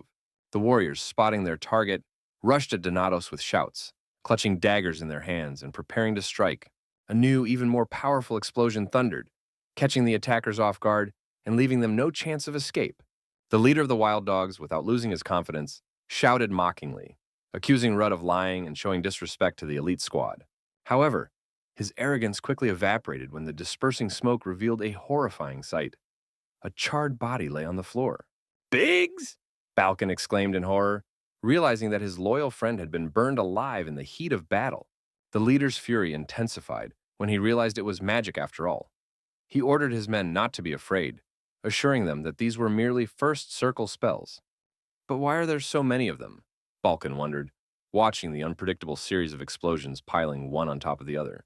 In desperation, the chieftain shouted at his men, "You stupid bastards! Open your eyes!" trying to anticipate the enemy's next attack. "You're the one who needs to open your eyes." A voice suddenly rang out right behind Balkan, causing him to freeze. Rudd, pressing his sword against the chieftain's neck, asked sarcastically, "Has it been a long time? Has it?" demonstrating his superiority. When the smoke cleared, a terrifying scene unfolded. All the warriors lay lifeless on the floor. Renee, shocked by what she saw, froze in disbelief, unable to believe that her uncle had single-handedly defeated an entire squad. The young fairy wondered to herself about Ruda's true nature, realizing the extent of his hidden power. The observant Renee noticed that Donatos' red sword caused explosions every time it came into contact with the enemy's blood. The fairy continued to ponder the number of special blades Rudd possessed, recalling the sword that lifted curses as well. Donatos, still holding his weapon to Balkan's throat, bitterly recalled past taunts, puzzled by the reasons for the chieftain's anger. Distir, his face contorted with rage, ground out through clenched teeth, denying the accusations of bullying Rudd. The leader of the fierce dogs, calling Donatos an ungrateful idiot, accused him of treason and the murder of half the squad. The student, surprised by Balkan's words, demanded an explanation, not understanding what his opponent was talking about. Distir, showing off his scar, accused Rudd of killing a comrade for the sake of some nameless refugee child, and of disfiguring his face. Rudd realized with astonishment the inconsistency in Balkan's words, recalling that in his past life he had not killed the fierce dogs and had not been the leader's favorite. Donatos remembered that he himself was that nameless refugee child Distir had spoken of. Images from the past surfaced in his memory. The fierce dogs, a gang of weaklings and scum who made their living through street fights. After the death of their family, Rudd and his brother ended up in Ibris, where the older brother quickly earned the respect of the mercenaries. while the younger was considered a burden. He remembered the days when Asir protected his brother, but because of Balkan's assignments, he was often absent, leaving the younger one to be torn apart by the gang. The turning point came when the brother accidentally witnessed Rudd being brutally beaten by members of the squad. Enraged by what he saw, Asir Donatos killed half of the fierce hounds without hesitation, defending his younger brother. The elder Donatos not only slaughtered part of the gang, but also instilled mortal terror in the surviving members of the squad. During the bloody massacre, Asir left an indelible scar on the face of the leader Balkan, forever altering his appearance. Rudd realized that he was not to blame for those events, but rather his older brother, Asir Donatos, who had been protecting him. Memories flooded back. Little Rudd, shaken by his brother's cruelty, had asked whether it was necessary to kill all their tormentors. Asir, trying to calm his younger brother, explained his actions, stroking Rudd's head with tenderness and regret. As they parted, the older brother bitterly informed him of the inevitability of their separation, emphasizing that everything he had done was for the sake of protecting a loved one. Wanted posters for Asir spread throughout Aten, forcing him to flee and leave his younger brother in the care of a trusted person. Despite the measures taken, a series of events led to young Rudd being left completely alone, deprived of support, and it was only many years later that he heard news of his brother that changed his life forever. Rudd, puzzled by Balkan's reaction, realized the strangeness of the situation in a world where his brother had never existed. A disturbing thought pierced the young man's mind. Could it be that he was now responsible for all of Asir's deeds from his past life? The protagonist sighed heavily, noticing the enemy's blood on the blade of his sword, foreshadowing an imminent explosion. With a slight smirk, Rudd noted to himself that such effects would now accompany every battle he fought. Balkan tried to turn around to figure out the young man's plan, but he didn't have time to react to the sudden explosion behind him. The leader of the fierce dogs screamed in pain, flying backward under the force of a powerful shockwave, not understanding what was happening. Balkan, trying to justify his rage, began to speak of the possible reasons behind Rudd's actions. But Rudd cut him off sharply, plunging his sword into the ground between the defeated opponent's legs. The student noted bitterly that even after all this time, the fierce dogs remained a despicable organization that continued to prey on defenseless children. The leader, watching in fear as the sword glowed a brilliant red surrounded by tiny bolts of lightning, was puzzled by the mysterious words about time. Donatos replied coldly that a dying man didn't need to know that, as he waited for the sword to be readied for the final blow. In the next instant, a deafening explosion shook the surroundings, rising high into the sky and marking the end of the confrontation. The hero stepped aside and wearily wiped his face, expressing his exhaustion after the intense battle. The apprentice, noticing Nasty approaching, sternly ordered her not to come near and to find a safe hiding place. However, the girl, ignoring him, ran right up to him and, grabbing Rudd's clothes, looked back in fear, screaming that they needed to run immediately. The girl anxiously told him about the thug Jillian, who had been tormenting her and her mother, and about the mercenaries in his mansion, while the hero listened intently. Nastya warned of the dark sorcerer's presence and begged Rudd to flee, fearing for his safety. Suddenly, the fairy felt her feet leave the ground. Someone had lifted her, grabbing her clothes from behind. The student hoisted the girl onto his shoulders, unexpectedly agreeing to head into the enemy's lair under her guidance. Nastya, clutching Rudd's hair, desperately tried to convince him to run, but he explained that it would take him too long to go alone. Rudd, trying to look Nasty in the eyes, decided to teach her a lesson about two things for which one always has to pay, in gratitude for her teaching him magic. Donatos explained that the first was kindness, and the second was oppression, which helped calm the agitated girl and give her confidence. Meanwhile, at Jillian's mansion, the dark mage and the millionaire watched the events unfold through a magic orb, stunned by what they saw. Heyman confirmed Balkan's death upon seeing his lifeless body through the magical device. The millionaire, unable to stand on his feet from fear, collapsed to the floor, trembling and muttering about the incredible power of the fallen leader. The dark mage, watching through the magic orb, reported that Rudd was approaching, causing Jillian to panic. As he fled, he ordered all the elf slaves to be locked up. The fleeing millionaire, reminding Hyman one last time of his generous investments, demanded that the monster be destroyed without damaging his treasure. The dark mage, inwardly lamenting the need to save the fat cat, acknowledged the importance of funding for his research. With feigned confidence and a mysterious smile, Hyman assured Jillian that he had the resources to counter the threat. Realizing what was at stake, the millionaire perked up, breaking into a satisfied smile. Jillian spoke enthusiastically of Hyman's research referring to the inhumane experiments that had created a super-strong warrior. The defeated guards shouted curses and demanded they stop, while Rudd easily moved forward with the fairy on his shoulders. Donatos, having easily defeated the guards, noted the owner's wealth, judging by the number of guards in the residence. Nastia, concerned about Rudd's condition after the fight, reminded him to show humanity even toward his enemies. The protagonist explained that he had been forced to defend himself, as his opponents had attacked him, ignoring his warning. As they approached the mansion's entrance, the number of attackers increased, confirming Rudd's words about the relentless assaults. Suddenly, one of the defeated guards began writhing strangely and crawling toward the exit, drawing the attention of Donatos and Nastia. A huge paw with sharp claws pinned the guard who was trying to escape to the ground, and the creature stared at the student standing in front of it. Nastia, stunned by what she saw, could barely utter a word, recognizing something horribly familiar in what was happening. Rudd suggested that they were mana beasts, but immediately dismissed his own guess, admitting that he had never seen such creatures before. The young man identified the creatures as chimeras, illegally created through the magical fusion of different beings. Donatos was surprised by the illogicality of releasing beasts incapable of distinguishing enemy from ally, watching as they devoured the guards. Drawing another blade from its sheath, the young man prepared for the inevitable battle with the monstrous creatures.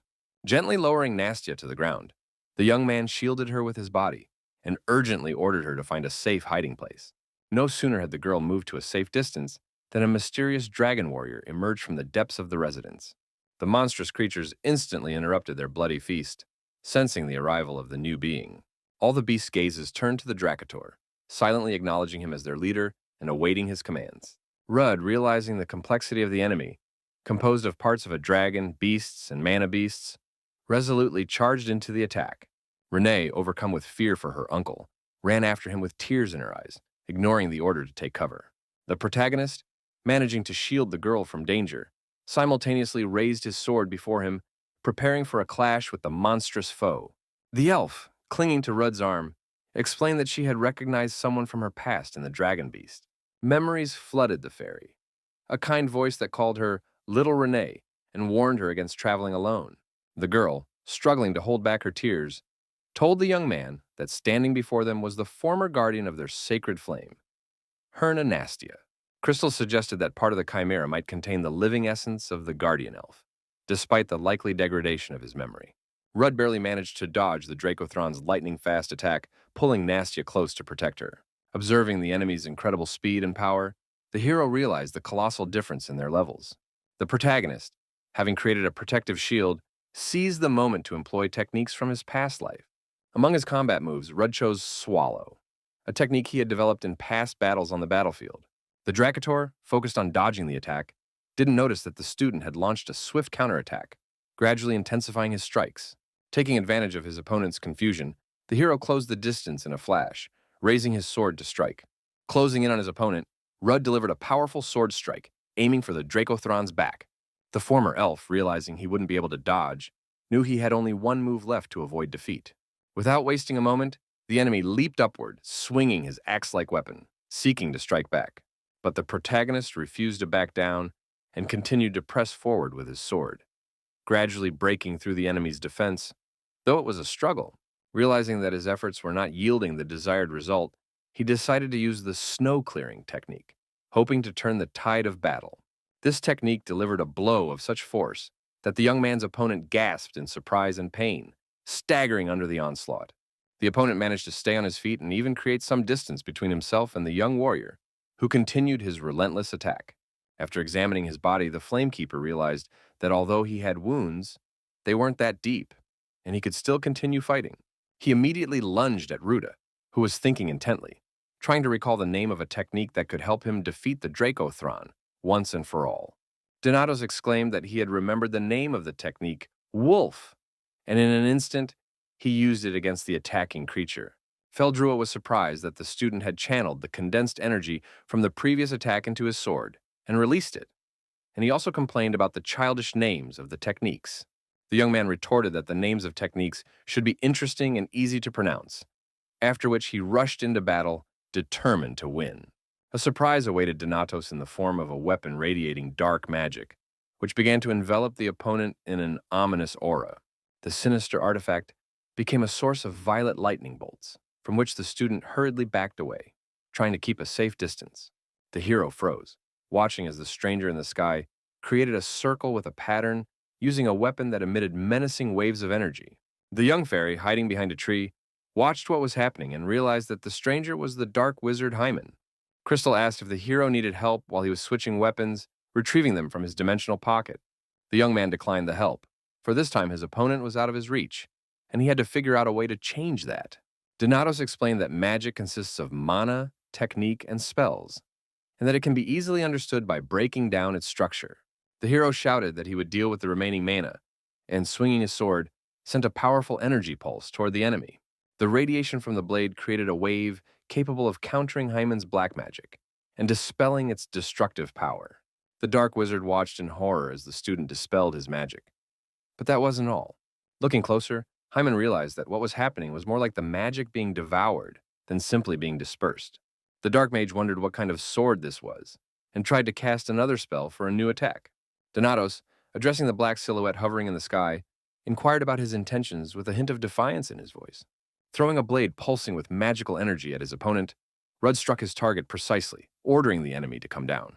Cursing his luck, Hyman began to fall, trying to create a protective barrier to soften the landing. After landing, the mage complained of mana depletion and the need to use restorative magic after Rudd's single attack. From the hard landing, the dark wizard coughed up blood, spitting out several teeth, and struggled to restore his mana flow. Donatos, approaching the defeated mage, remarked ironically on the futility of sixth circle magic against such a frail body. Hyman, stunned by the ease with which the young man had defeated a high-level mage, mentally pondered the nature of his opponent's powers. Realizing the critical nature of the situation, the mage mentally planned an escape via teleportation, but Rude, anticipating his intentions, pinned the mage's hand down with his foot. The student, offering to simplify the situation, swung his weapon, preparing to decapitate his opponent with a single blow. The girl, still hiding behind the tree, noticed the strange behavior of the former keeper of the flame and became frightened. She began calling out to Uncle Rudd, trying to warn him of the danger that threatened them all. But the monster's appearance between the protagonist and the dark mage itself alerted the student to the looming threat. Hyman rejoiced, realizing that this was his chance to avoid punishment and escape from the powerful enemy. The dark mage shouted at the creature, "Finish what you started, loser!" and shoved it in the back, sending it toward the hero.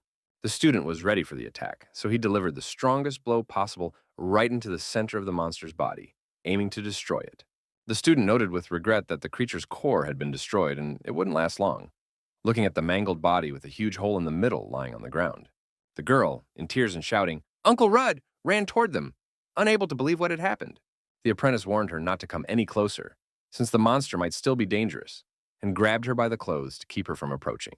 Rudd and Renee watched as the soul of the defeated flame guardian ascended into the sky, realizing the rarity and value of such creatures. The protagonist wondered how such a powerful creature could have fallen into the hands of a weak dark mage, while Renee wept inconsolably, unable to contain her emotions. The elf recalled the flame guardian's kindness toward her and her mother when she was still alive, which only deepened her grief. Nastia, her voice filled with anxiety, asked Rudd about the possible whereabouts of the fleeing offenders. Donatos replied laconically that the fugitives were not far away and were seriously wounded, implying that they would be easy to catch up with. The elf, clenching her fists in anger, asked if the young man intended to pursue them, unable to forgive the enslavement and suffering of her family. Rudd briefly confirmed his intention, simultaneously reaching into his spatial storage in search of something. Pulling out a mighty sword, Donatos asked if Nastia would accompany him on this mission. The elf, aware of her mother's potential disappointment, nevertheless resolutely agreed, driven by a thirst for vengeance and justice. At that moment, the millionaire Jillian was shouting for everyone to come out and defend the mansion, calling his servants useless bastards, when suddenly a dark mage tumbled out of the teleport right in front of him. The frightened millionaire, seeing the mage's form, screamed in horror, not understanding what had happened. Hyman rudely cut Jillian off, still reeling from the power of the unknown enemy and realizing the need to flee. Feeling betrayed, the millionaire reminded the mage of the sacrifices he had made for the sake of his research, trying to hold back the fleeing man. Jillian, trying to hold the mage back, began listing all the resources and assistance provided for research into the creation of chimeras. Hyman, stopping in his tracks, shouted irritably, asking why he should talk about research in the face of mortal danger.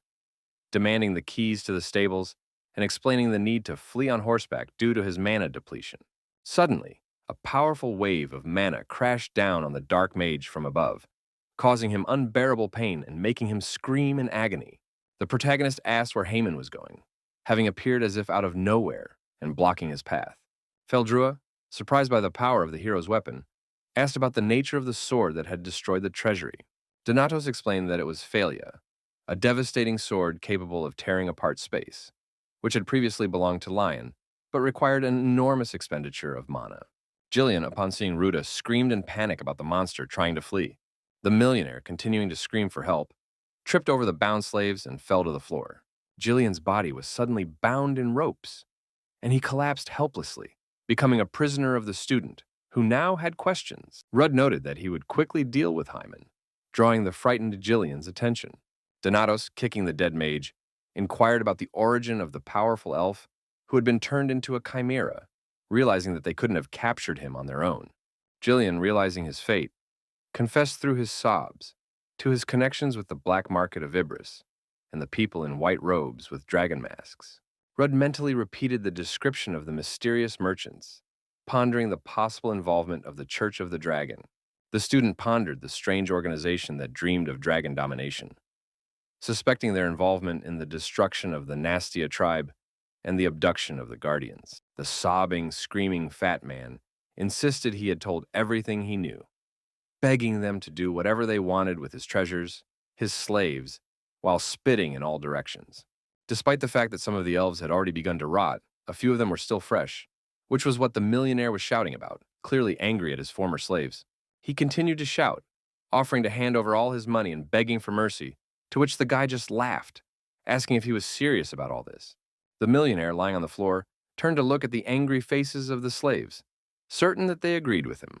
The elves, thirsting for revenge, were unstoppable. They tried every means to inflict pain, such as poking their fingers into his eyes. He was very lucky, though he was exhausted, he remained alive. Jillian sat against the wall, barely managing to whisper a prayer for salvation. Turning to the young fairy, the millionaire begged Renee, his love, to save him, saying that Cyril would not want to see her like this. The millionaire continued to press on the girl's sore spot, insisting that her mother had protected her with all her love. Repeating the fat man's words, the fairy expressed her certainty that her mother would not want to see her like this and threw the dagger to the floor. Saying that she would do something else, the fairy sat down opposite the fat man and looked intently into his eyes. Nastia explained that she would start making small holes in his body and then slowly let air pass through them. She began to use her powers, while describing how the air would gradually pass through his veins, into his eyes, organs, and finally into his brain. The millionaire's body began to swell up rather quickly, and blood spurted out of some of the holes in all directions. Finally, the fairy reminded him that her entire clan would curse him for the remaining hundreds of years they were destined to live, and she left, leaving him to suffer. Renee looked at Rudd with a smile, recalling his words that this was fair, since the millionaire was an oppressor. Rudd tried to look away and say nothing, but Feldrua noticed that the student had taught her something good. The young man, approaching Jillian's residence, noted with annoyance the significant number of victims among the dead. The assistant reported on the two main criminals, a pervert who had abused illegal slaves as if they were some kind of beautiful trophy. In fact, his body was being carried by two warriors. The second corpse belonged to a dark sorcerer who had been conducting illegal experiments to create chimeras, a crime that also deserved execution. The guild leader's assistant noted that, despite the noble goal of rescuing the slaves, the killing of so many mercenaries was difficult to ignore. The young man began to explain a possible justification for what had happened to his assistant, drawing his attention with an unusual suggestion. He continued, suggesting a version involving an uncontrollable chimera that could not distinguish between friend and foe as the culprit behind the numerous murders. The assistant, writing something down, reminded him that, as representatives of the guild in Ibris, they need not show excessive concern over the incident. Aval noted the inevitability of the imperial family's intervention in Atun's affairs due to problems with the slave trade and dark mages. The assistant noted the young man's incredible cruelty for his age, which raised certain concerns. The leader of the Dull Moon Guild emphasized the importance of maintaining a clean reputation for the young man's future admission into the guild.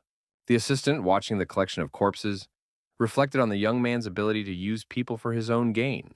Meanwhile, the cunning future hero, as the assistant had mentally dubbed him, was resting with the fairy after the grueling battle. The protagonist sarcastically reproached the guild for its poverty, hinting at their inability to provide even basic assistance even after months of existence. Huate, getting angry, reminded him of his efforts to restore order after the young man's actions, making no attempt to hide his irritation. The student declared resentfully that he hadn't dealt with that pig so brutally, trying to justify himself to his interlocutor. The fairy lying next to the book was briefly distracted and coughed demonstratively, trying to remind him of her presence. Rudd asked Abel about the plans to escort the rescued elves to Vernick, mentioning his upcoming departure for Parma. The guild leader, with his hands in his pockets, stepped closer and asked if there was a particular reason to take the elves to Vernica specifically.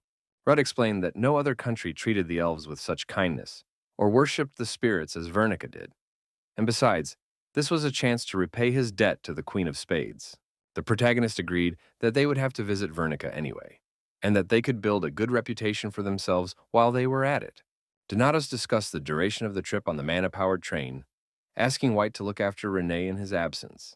While White seethed with anger and resentment at the student's disrespect, Nastia called out to Uncle Rudd, wanting to tell him something. When Rudd finally asked what the girl wanted, she ran away shouting, "Never mind!" Crystal reproached the young man for his heartlessness, to which he replied that this decision had been made from the very beginning.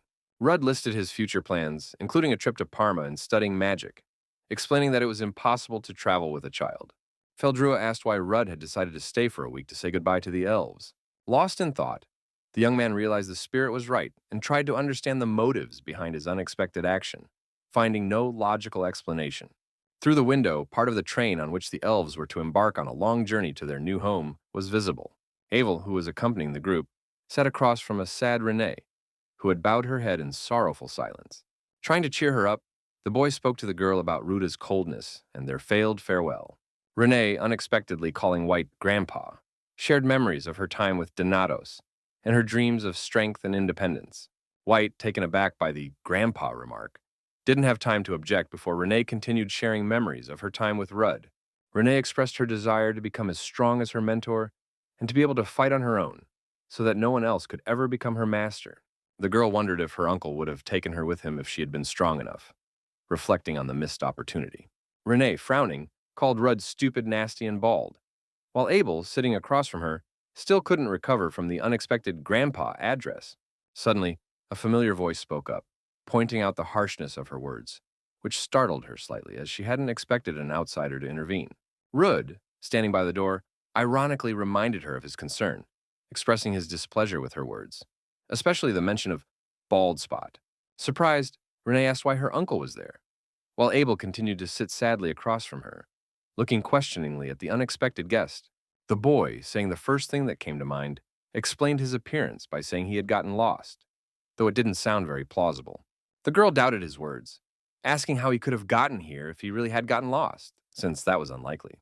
Unable to take it anymore, the young man admitted that he had wanted to throw a grand farewell party, but couldn't do it because of his own cowardice, and asked if she was satisfied now. In a fit of rage, Donatos promised to repay all the money spent on Renee, even if it took years. Pausing briefly, he caught Huate's mysterious gaze on him.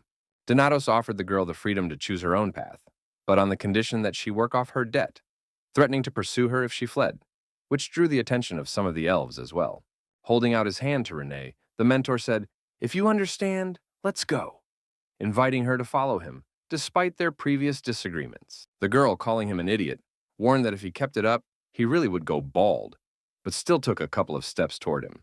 Pushing off the ground, Renee jumped and slammed her whole body into the student's stomach, calling him a stupid old man, thus expressing her conflicting feelings. Avel, not understanding the situation, threatened to send Nastia to Vernica if she didn't get off Donatos immediately. She blamed Rudd for what had happened, claiming he should have told her sooner, to which he objected, reproaching her for her sudden disappearance. Realizing the train was about to leave, they ran to make it out in time, teasing each other along the way. In the magical kingdom of Parma at the Halfley residence, Hennis had fallen fast asleep at the table after studying hard. One of the servants wanted to enter the countess's room, but he was stopped by a stranger, who warned him not to disturb the sleeper.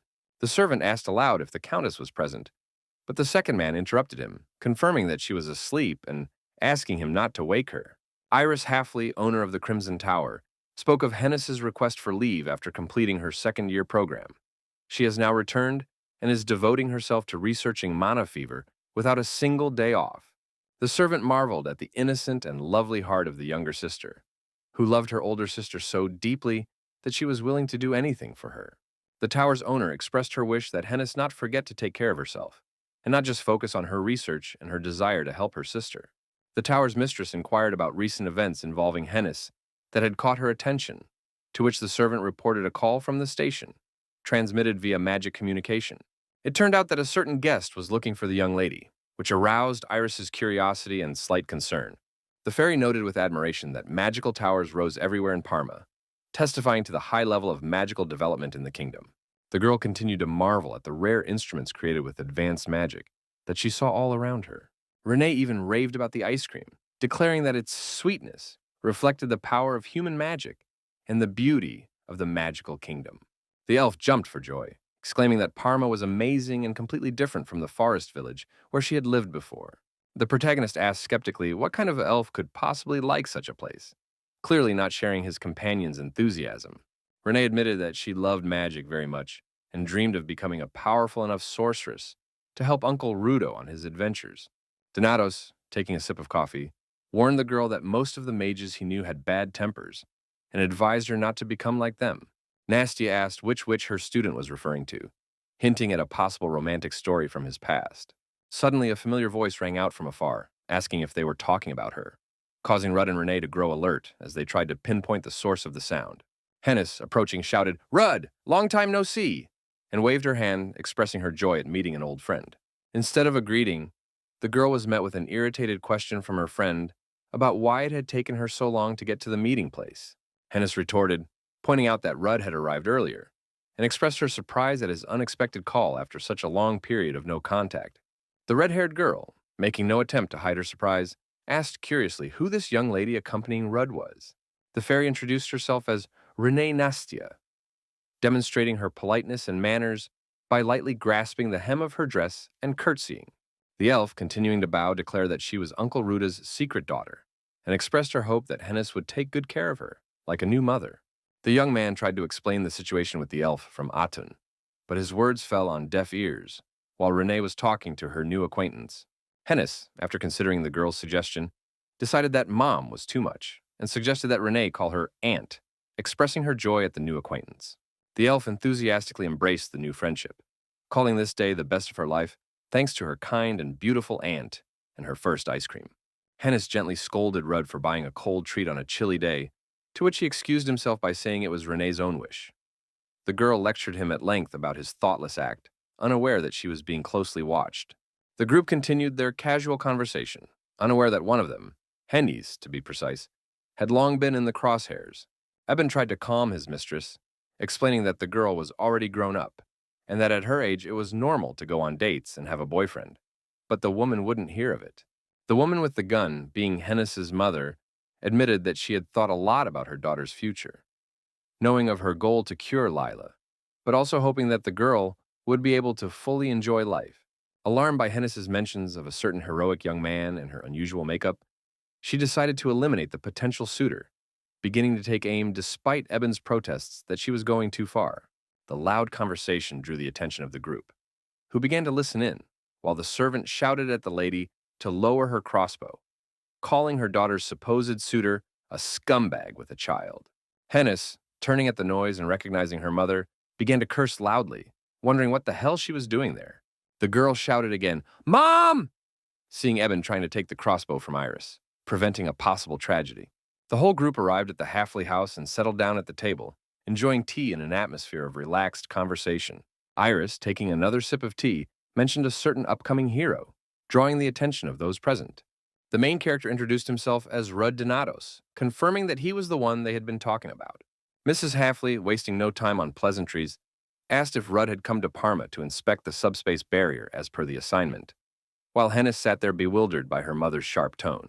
Iris, nearly shouting that it had all been for nothing, slammed her teacup down on the saucer, expressing her displeasure. She explained that the subspace was in the final stages of testing and would require another week, adding that she could have communicated this via communicator, sparing Rudd the need to call her daughter.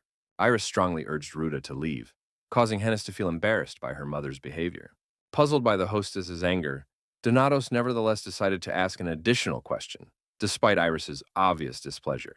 Iris grew wary but listened attentively to Ruta's request to study magic under the master of the Crimson Tower. Lady Halfley smirked and snapped her fingers, creating a spark between them, noting the young man's self-confidence, which stemmed from his title. Magic swirled around Rude, while Iris mocked the second circle mage's desire to study under the great sorceress Harpulia. Lady Halfley triumphantly refused Donatos, as if she had won an invisible contest. Renee pricked up her ears, sensing something unusual in what was happening that caught her attention. The girl noted with admiration that Countess Harpulia had tested Rude's magic circles with a simple wave of her hand, without using any magic. Surprised by the girl's reaction, Lady Halfley modestly remarked that for her it was a trifle, not worthy of such admiration. The fairy spoke of her self-taught study of magic, acknowledging her shortcomings, and asked the Countess to teach her and Rudd, looking at Iris with her huge, kind eyes. The mistress of the Crimson Tower smiled confidently as she began to respond to the young elf's request, clearly intending to refuse the girl's plea. Renee, repeating her plea, looked at Iris, making an even sweeter and more plaintive expression, hoping to melt the sorceress's heart. Hennis and Iris couldn't resist the little fairy's charm, touched by the enchantment of her sweet appearance and sincerity. Mrs. Halfley offered the girl temporary lodging, but stated that she couldn't just take in a bunch of random students as apprentices, trying to shield her eyes from Renee's sweet little face. Rudd suggested taking an entrance exam, demonstrating his willingness to prove his abilities to the sorceress, while Hennis continued to be charmed by the girl and treated her to a cupcake. Intrigued, Iris decided to ask one key question, the answer to which would determine the fate of the potential students. The sorceress posed the enigmatic question, "What is magic?" Wishing to test the young man's knowledge and understanding, the student gave the standard answer that, according to the books, magic is the miraculous manifestation of human will through the use of mana. However, he added that in reality, it is the result of imitating a dragon's powers with the aim of killing it, speaking with confidence. Hennis's mother noted the unconventional nature of the answer, emphasizing that a proud wizard would never have uttered such words, while her daughter marveled at her classmates' words. Iris agreed that ancient magic belonged exclusively to dragons, comparing modern sorcery to a weakened version of their power. Ms. Halfley continued speaking as she rose from the table and headed somewhere, noting that mages focus on effective spells with limited mana and cast using their imagination.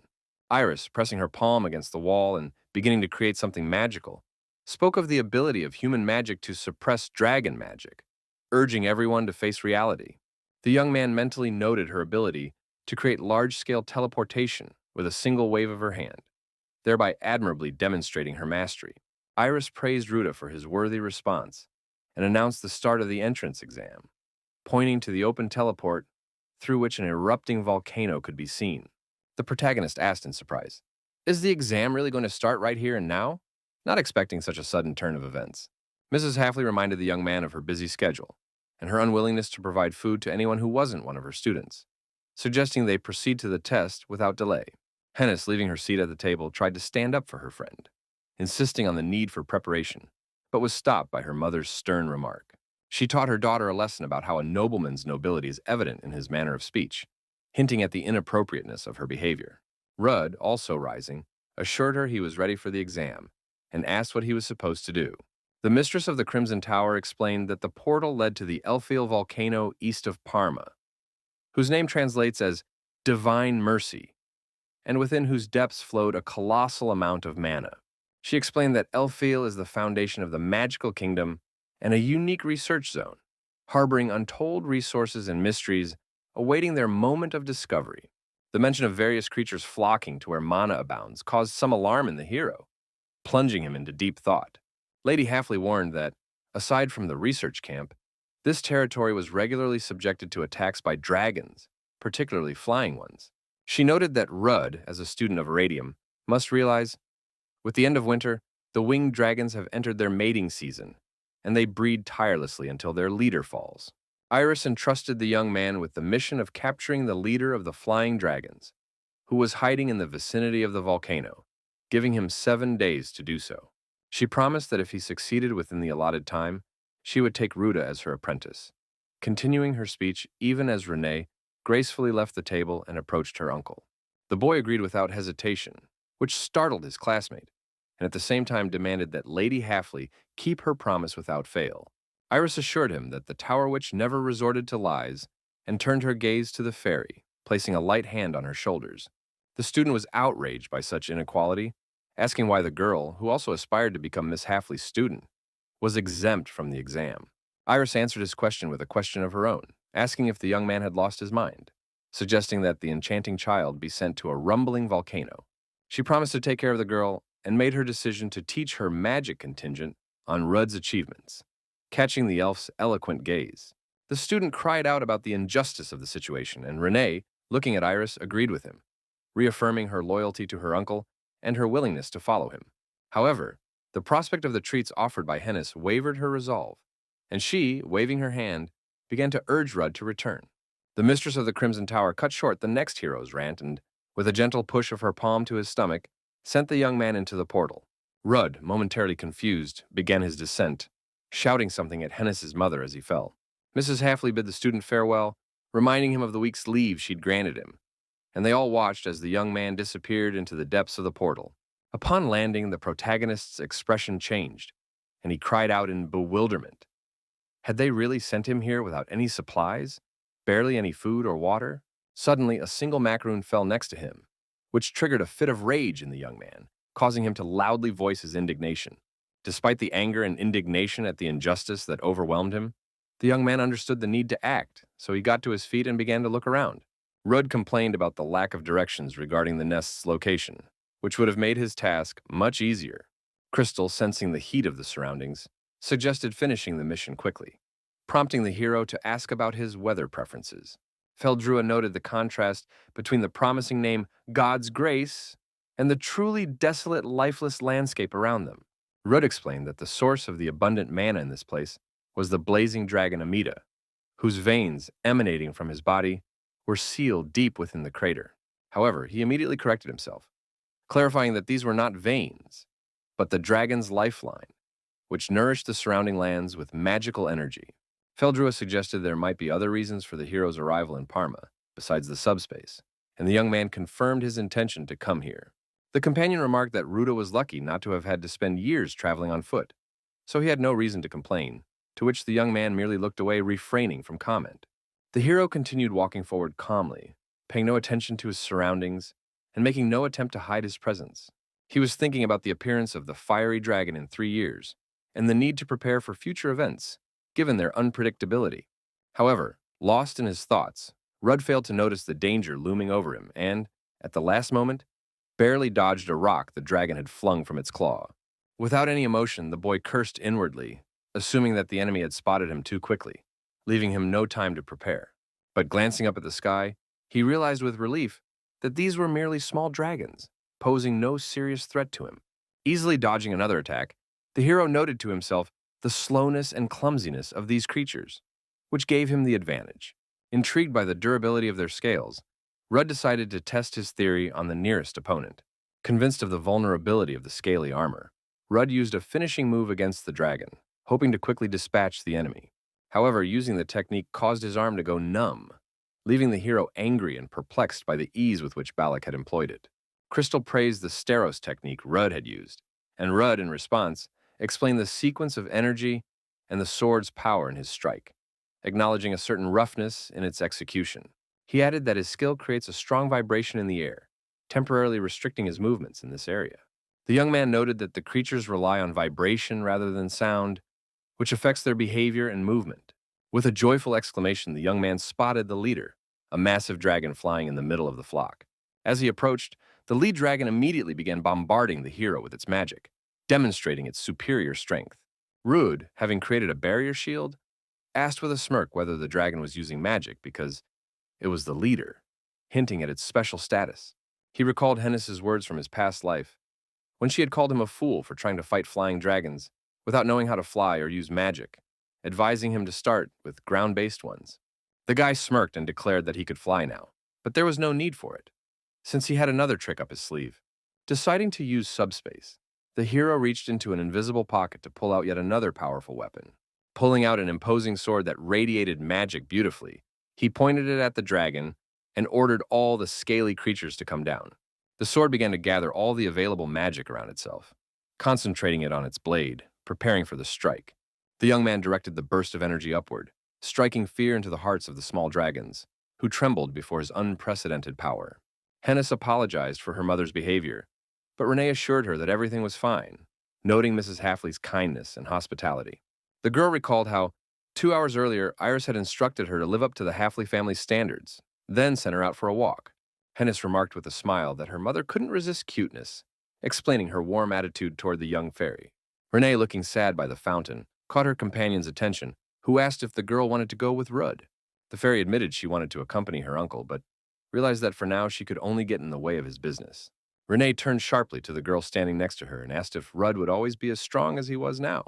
Hennis told her about Donatos's unusual behavior during the opening ceremony, mentioning a conflict with the student council president and trauma caused by a certain girl. Upon hearing about Rudd's broken wrist, the fairy was outraged and demanded details, ready to avenge her uncle. But Hennis explained that it was a long story.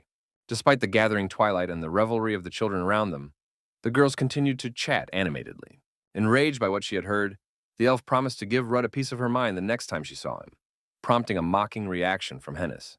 Halfley, clearing her throat, assured Renee that she shouldn't worry about her uncle, since he was strong enough. The girl emphasized the young man's ability to defeat even the mighty dragon of 1,000 forms, though he refuses to admit it openly. The fairy's companion noted that everyone sees her uncle as a natural-born warrior, and there is no doubt about it. Crystal asked the protagonist if the storm spear was a new weapon, to which he replied that he had dreamed of using this ancient artifact, which summons storms, even in his past life. Rudd explained the spear's excessive mana cost, which made its use practically impossible in the past, even if he had wanted to. Feldrua ironically noted the mismatch between such a powerful weapon and such insignificant opponents, hinting at the hero's childish behavior. The young man philosophically mused on the eternal inner child within every person and the need to fully utilize the weapon's potential, even against a mosquito, slinging the spear over his shoulder. Rudd suddenly realized he couldn't hold the storm spear, and it pulled him backward, causing him to lose his balance. Falling to the ground, the hero groaned, and Crystal hurried to ask what had happened, not understanding the reason for his sudden weakness. Indignant, Donatos explained that using the powerful artifact had completely drained his mana reserves, leaving him powerless. The hero, roasting a piece of dragon over the fire, reasoned that for a fourth circle mage, using the storm spear had proven too taxing. Feldrua mocked the hero's decision to use such a powerful weapon simply because it was cool, implying a lack of intelligence. Donato snapped back, complaining that he couldn't even walk due to exhaustion, then tossed aside a gnawed bone and expressed concern about the stagnation in the development of his magic circles. Crystal inquired about the young man's plans regarding the celestial spirit, hinting at a possible path to enhancing his abilities. Sitting in the lotus position, the hero declared the need to find the key to advancing to the fifth circle, and his four wings began to radiate mana.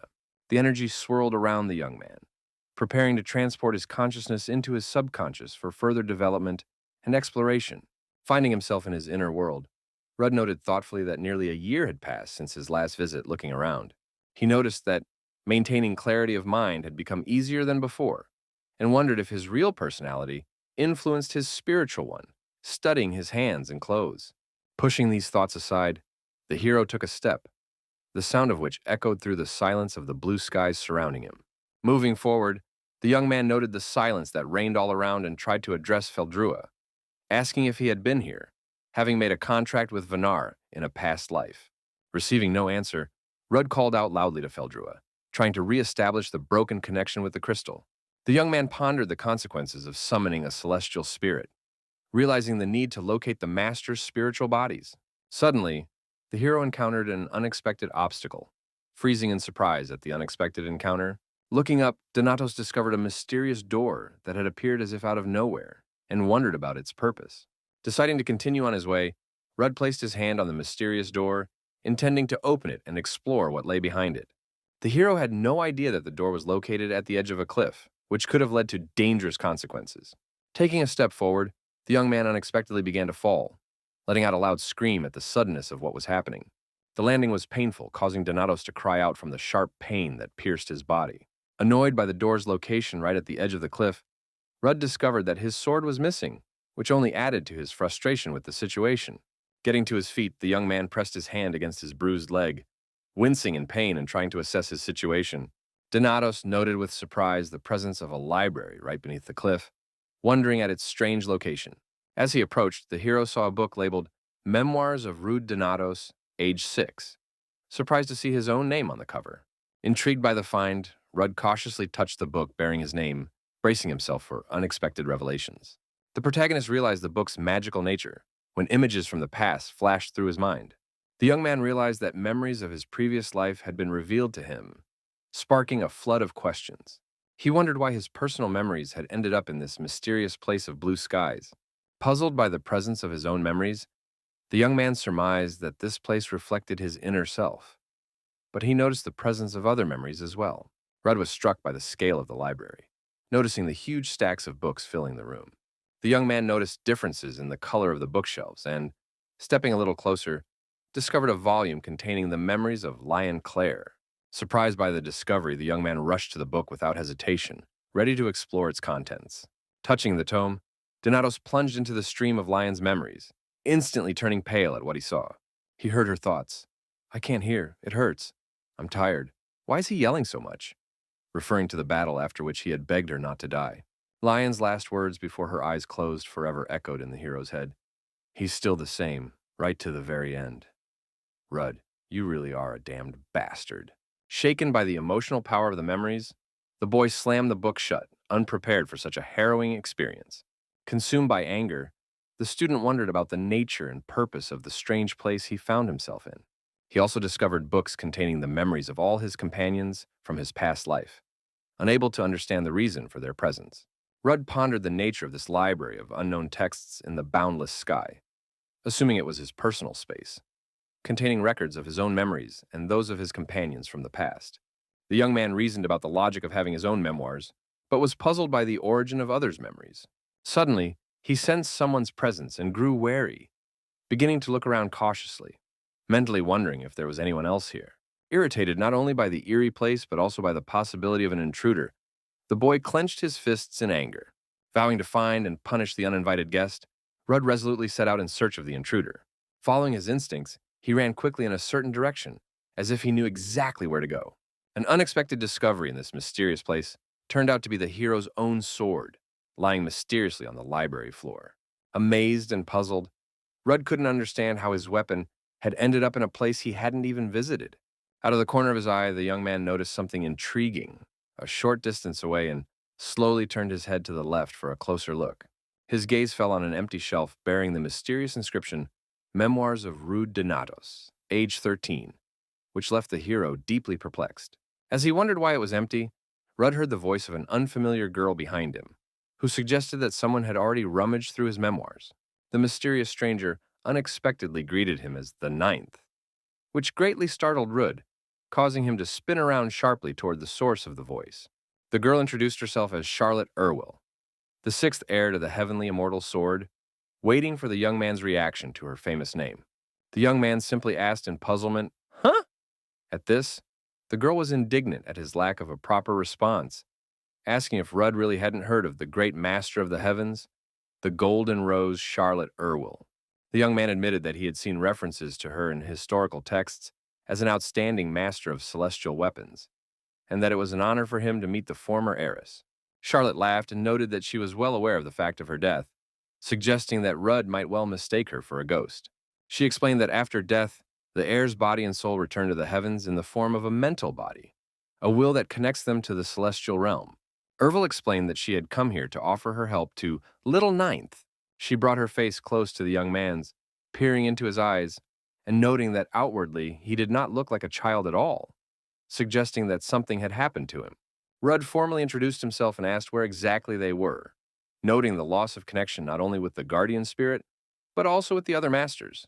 Charlotte laughed, calling her companion prickly, and confirmed that the connections were indeed severed, since this was his personal heaven. The young man repeated the phrase, "my heavens," to himself in amazement, making no attempt to hide his surprise and near shock at what he had heard. The girl explained that the divine heavens are divided into 8 parts, including outer and inner realms, where the first 4 are subspace, and the rest are mental space. Charlotte explained the connection between the physical, mental, and spiritual bodies, creating a visual representation of her words between her palms. Charlotte summed it up by explaining that this space is the heir's personal realm in the heavens, storing his stories. The sixth heir clarified that all memories would be recorded here until Rudd's death in his own heavens. Donatos, puzzled, asked why there were memories of other people, which surprised his interlocutor. Erwil suggested the influence of some external factor, admitting that she couldn't know everything, being merely a mental body of the infinite heavens. The girl, suspecting there was hidden information, reached down, hinting at her friend's possible knowledge. Charlotte picked up the sword from the floor, examining it closely and noting its unusual properties. Erwil, her eyes widening in surprise, commented on the weapon's unique character, suggesting its secretive nature. Rudd, puzzled by the mention of the sword's character, took it back and listened to Charlotte's question about the weapon's origin. The young man explained that the sword was called Demios and had belonged to their founder, surprised by his companion's ignorance of this fact. The girl admitted that this was the first time she had heard of this sword, but the main thing was that it had a blade, which was enough for her to carry out her mission here. Charlotte materialized her own sword using magic and ordered Rudd to unsheath Demios for testing. The heiress announced that she would test Ruda's worthiness to look beyond the fifth heaven, eliciting no visible reaction from the young man. She emphasized that all predecessors, including the student's masters, had passed this test to rise and reach new heights. Erwil stated the condition. If Rudd could manage to even graze her with a single sword strike delivered with all his strength, the test would be passed. The young man noted to himself that he had suspected there might be certain conditions for reaching the fifth heaven, and asked if there was a catch in the fact that Charlotte had drawn her sword herself. The girl laughed, explaining that in his heavens, death did not mean the end, and urged the young man to give it his all, holding nothing back. Her expression changed abruptly as she added that otherwise, he would face certain death, and she launched a swift attack. The boy mentally marveled at Charlotte's incredible speed and abilities, realizing he was facing a truly formidable opponent. Erwil, having already struck the hero, admitted with a smile that she had been joking about death, but the pain would be felt directly by his spirit. She drew Rudd's attention to his own reflexes, which had allowed him to dodge the thrust at his neck at the last moment. The boy objected that for a test strike, the heiress's attack had been too swift and dangerous, holding his arm just above the elbow where the blow had landed. Charlotte justified herself by citing a long-standing tradition, admitting that she herself had died about 100 times trying to pass this test, and suggested he view what was happening as training. She continued her thought while the student held his shoulder, noting that attempts to kill someone, especially an elder, could be off-putting. But after a few deaths, those feelings dulled. Rudd reasoned to himself that, without Feldrua, magic was useless, and the only weapon he had in his hands was Demios. So all that remained was to pour all the mana in his body into the strike. Gripping his sword tighter, the young man declared aloud that there was no such thing as training, and added silently that since it had come to this, he would put all his strength into the lunge. Charlotte, having thrust her sword into the ground, responded to the hero's resolve with a smile, noting to herself the fervor of youth. Magic swirled around the girl, completely enveloping her figure and creating a protective barrier. Erwil reminded Ruda that he must demonstrate everything he was capable of to overcome this obstacle. The young man pondered what he had at his disposal, trying to assess his strength and capabilities in the upcoming duel. He recalled the experience and skills his soul had absorbed from his deceased brother, the former heir. Donatos realized that he had blindly imitated what he admired, absorbing knowledge and skills wholeheartedly until they blended into a murky unity, and he released a massive blue sphere. Impenetrable darkness rapidly closed the gap between the fighters, rushing towards Charlotte's protective barrier. The magical shield crumbled easily into tiny shards under the onslaught of monstrous power, unable to withstand the blow. Erwil exclaimed that she was in shock at Rudd's incredible power, not expecting him to be able to break through the barrier on the first try, let alone launch a counterattack. Holding her sword just an inch from her student's face, the girl was surprised by his displeased expression, despite her clear victory. With a laugh, citing ancient traditions, Charlotte raised her blade behind her back, preparing for the final thrust. Proclaiming that the ninth had successfully passed the test, she struck him in the neck with the back of the blade in a flash. The student coughed and clutched his throat, fighting the pain and revulsion, yet understanding the inevitability of this part of the ritual. However, despite the physical suffering and mental distress, a fifth wing appeared on Ruda's arm, a sign of his transition to a new level of power. Crystal asked Rudd how he was feeling, noting that he had sensed a powerful wave of mental resonance immediately after the young man's return. The boy assured him that he was fine, considering the recent event a trifle compared to the battle against the dragon of 1,000 forms. When asked about his activities in the heavens, he replied briefly that he had learned a lot and grown, then turned away intending to do something. The hero admitted that he had observed strange things, suspecting a mixing of memories from a past life during regression, and reached for the subspace. Recalling Charlotte's remark about the terrible nature of his sword, the young man pondered this fact deeply. The hero told Feldrua that the sixth heiress of Erwil claimed she had never seen this weapon before, and asked if it truly belonged to the legendary Vanar. Crystal confirmed that Vanar had used the sword, but noted the emergence of new abilities in the weapon, suggesting the presence of an ability sealed by Vanar. Surprised by the mention of a seal, the protagonist asked about it again, trying to understand what was happening. The young man examined the sword closely, learning from Crystal about the two original powers of the legendary weapon. The crystal explained the sword's abilities and suggested that the seal had influenced its transformation. The student then proposed getting rid of the dangerous artifact by throwing it into the lava. Feldrua asked about Rudd's future plans, and Rudd replied that reaching the fifth heaven had fully restored his mana, allowing him to continue the journey without delay. The hero began searching for the dragon's pult, relying on memories from his past life and carefully studying ancient stones for clues. He explained the lack of specific landmarks in this rugged terrain and the presence of patrols to prevent enemy attacks. Deciding to speed up the search, the young man proposed a radical method, destroying everything in their path to force the enemies out. The frightened girl desperately called out to a certain Miles, hoping to get his support in her moment of distress. Miles approached the frightened girl, anxiously inquiring about the cause of her distress, wanting to understand the situation. Murda worriedly wondered whether the future hero had managed to uncover the true nature of the mysterious dragon cult, fearing unpredictable consequences. He assured her that even without being a dragon slayer, the young man was still just an 18-year-old kid who had accidentally stumbled upon the signs and magic of observation. One of the group suggested eliminating the threat, despite instructions to avoid conflict, arguing that it would benefit the cult. Murta supported the idea, recalling the cardinal's teachings to spread the doctrine of kindness and grace among the innocent lambs. The sudden appearance of a highly revered figure, the bishop, struck all three with awe, causing them to momentarily lose their speech and freeze. Murta, bowing slightly in respect, reported that they had been closely watching the guest and had witnessed his destructive actions, which threatened the well-being of the cult. The bishop, with a hint of sarcasm in his voice, inquired about the motives that had prompted the audacious young man to come here and challenge the mighty forces. Then the brother decided to intervene and asked if she personally planned to take decisive action to neutralize the potential threat posed by the uninvited guest. The woman replied that her recent lack of training made a light stroll an appealing idea, and she headed off in the other direction, accompanied by her two snakes. Meanwhile, the protagonist continued to stand near the broken stone, patiently awaiting the arrival of his opponents. When the crystal asked about his next move, the young man coolly replied that he intended to kill all but one in order to obtain information about the locations of the other branches. The young man noted to himself that this wasn't the kindest course of action, but he gripped his weapon tighter, realizing its imminent necessity. Feldrua expressed admiration for the young man's ability to develop and refine his combat skills, but was abruptly cut off by the student, who called for silence and concentration.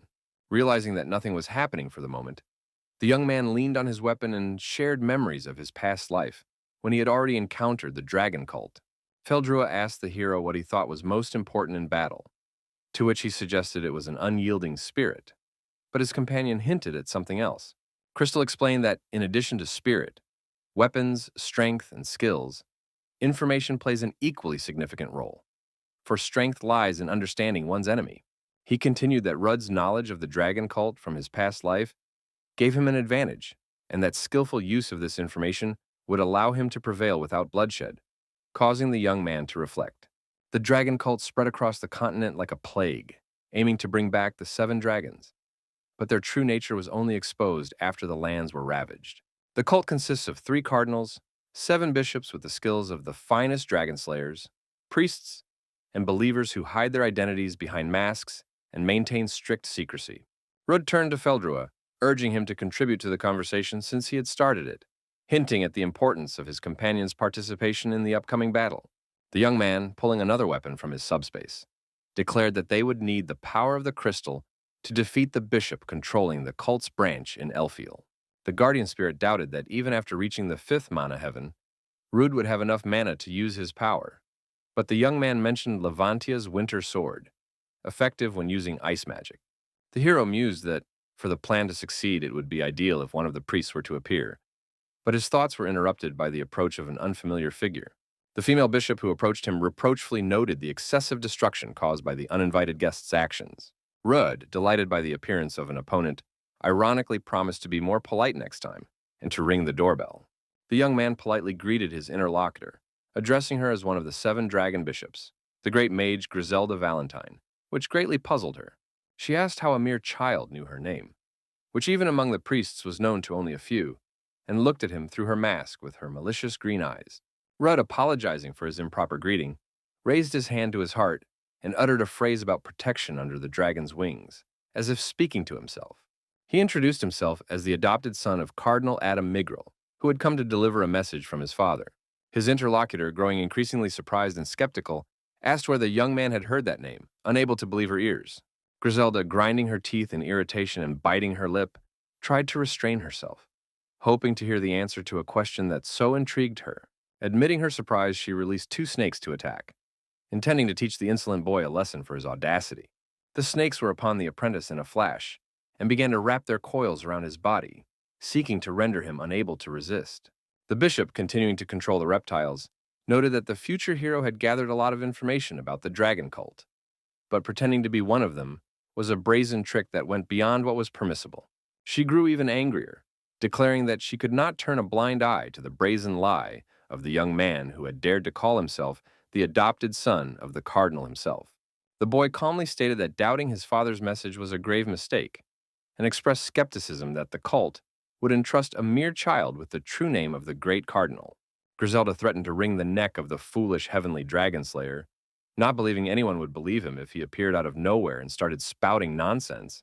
She declared that she didn't know what folly had brought him here to provoke them, but given his knowledge, they couldn't let him go alive, and snakes began to coil around the young man's neck. Rudd, speaking with difficulty due to suffocation, warned the bishop against rash actions she would later regret, hinting at her feelings for his father and her desire to live up to his expectations. Trying to keep her composure, she ordered the young man to be silent until she had cut out his tongue, for she understood that one could not trust the words of someone willing to say anything for the sake of salvation. The hero mentioned the heavenly defeat of 10 years ago, causing Griselda to shift her emotions and listen intently to his story. He continued his narrative until the part of the serpent that had touched his sword began to freeze, explaining that his father's involvement in that incident was classified information known only to a few within the cult. The bishop could not believe the truth of the young man's words, but all the evidence pointed precisely to that, plunging her into shock and confusion. The boy spoke of a request from home and of serving the benevolent divine dragons, surrounding himself with a cold mist and completely freezing the snake. He continued to quote a speech about the judgment of a world that had strayed from the path, forcing Valentine to cover her face with her hands against the icy vapors.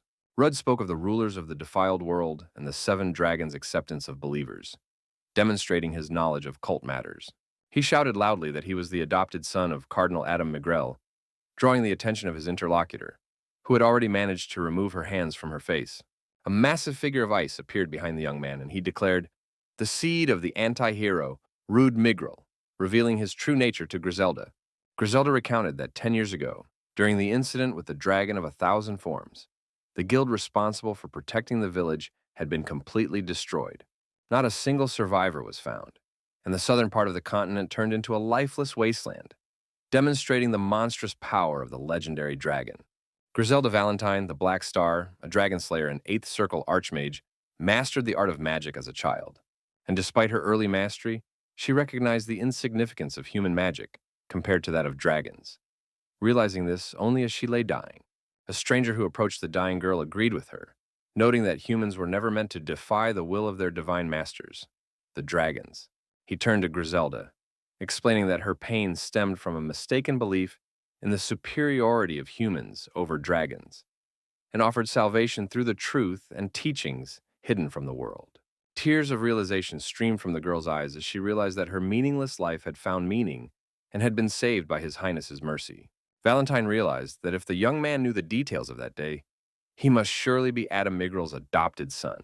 Realizing her mistake, she hastily dropped to her knees, confessing to having committed a mortal sin and begging for forgiveness. Removing her mask, Griselda admitted that she had never before heard of the Cardinal's adopted son in Iradium, and that this came as a complete surprise to her. Rudd arrogantly declared that Cardinals were not obliged to report every move they made to an ordinary follower, implying that her loyalty was weak. The bishop sharply began to deny the accusations, trying to justify herself to the unexpected visitor. The young man cut her off sharply, coldly declaring his indifference to her doubts, intending to report everything he had seen to his father, and demanded to be taken to the lake to check on the progress of the work. Griselda, upset that she had let down such a high-ranking figure as the cardinal, hastened to assure the guest of her complete obedience. She obediently rose from her knees, bowing her head, and promised to show him the way, creating a portal for their passage. Crystal, watching the scene unfold, noted that even though Rudd had been freed from his constraints, he shouldn't have shown off so much, since the key to deception is maintaining a low profile. Once they arrived at the place where the blazing dragon was to be sealed, the young man inquired about the progress in breaking the seal. Valentine began to explain that the process was going well and, at the current pace, would be completed in 3 years. But Rudd abruptly interrupted her, expressing dissatisfaction with the pace, which made her feel guilty and lower her head. He mused on the coincidence with the appearance of the flaming dragon, realizing the need to thin the ranks of the enemy army. Griselda reminded him that the time had come to preach the doctrine of grace to the young lambs, hinting at the cult's plans to recruit new followers. Rudd continued to play his part, recounting how he had deceived the warriors of the Heavenly Sword and secured the title of future hero, chosen to battle the Thunder Dragon. He emphasized that on the day of the battle, warriors would be on duty outside the subspace, including the Crown Prince of Althea, who was hostile to the Dragon God.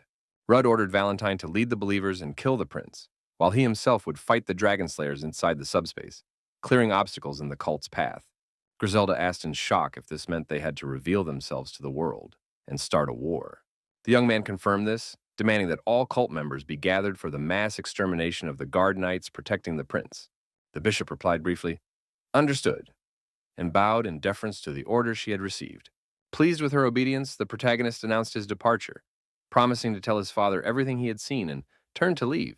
Griselda rushed after the young man, grabbing his arm and begging him to wait, at which he turned around irritably and snapped back. The bishop timidly apologized for what had happened earlier, asking the hero not to tell the cardinal about her mistake, and expressing her willingness to do anything, just so as not to disappoint him. Intrigued by such a statement, Rudd asked again if Griselda was truly willing to do everything she said, looking at her intently. Valentine assured him she would grant the young man any wish, offering gold and treasures, just to settle the conflict and avoid the cardinal's wrath. Rudd replied that he didn't need money, but demanded all useful artifacts, of which an 8th Circle mage surely had plenty. Griselda offered the Chain of Mist, beginning to explain its properties and reaching into the subspace for the artifact. Rudd abruptly cut her off, eliciting a surprised look and a questioning, "Huh?" from the bewildered girl. He haughtily asked if anyone had given her the right to choose, and demanded that she bring all available magical items so he could decide for himself what to take. Episcop first tried to object, but quickly realized the futility of arguing and agreed to show her entire collection of artifacts, while Rude made his displeasure and impatience plain for all to see. In the blink of an eye, piles of chests, boxes, and various magical items collected by Griselda over many years appeared before the young man. Rudd crouched down, scrutinizing the loot, and asked irritably if that was really all the bishop was capable of, receiving an affirmative answer. He narrowed his eyes and demanded the item that Valentine was still clutching in her hands, furrowing his brows menacingly.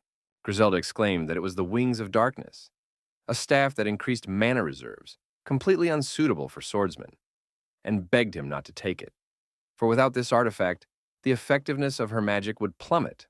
Rudd reproached Griselda for her inaction, explaining that his father had entrusted him with the title at such a young age because of her incompetence and inaction. He reminded her of the failure with the 1,000-form dragon slayer, causing Griselda to break out in a cold sweat and feel fear at his accusations. Crystal noted that Rudd's true nature was breaking through his pretense, to which the young man casually replied that the main thing was that he had gotten what he wanted, and behind him lay the defeated bishop.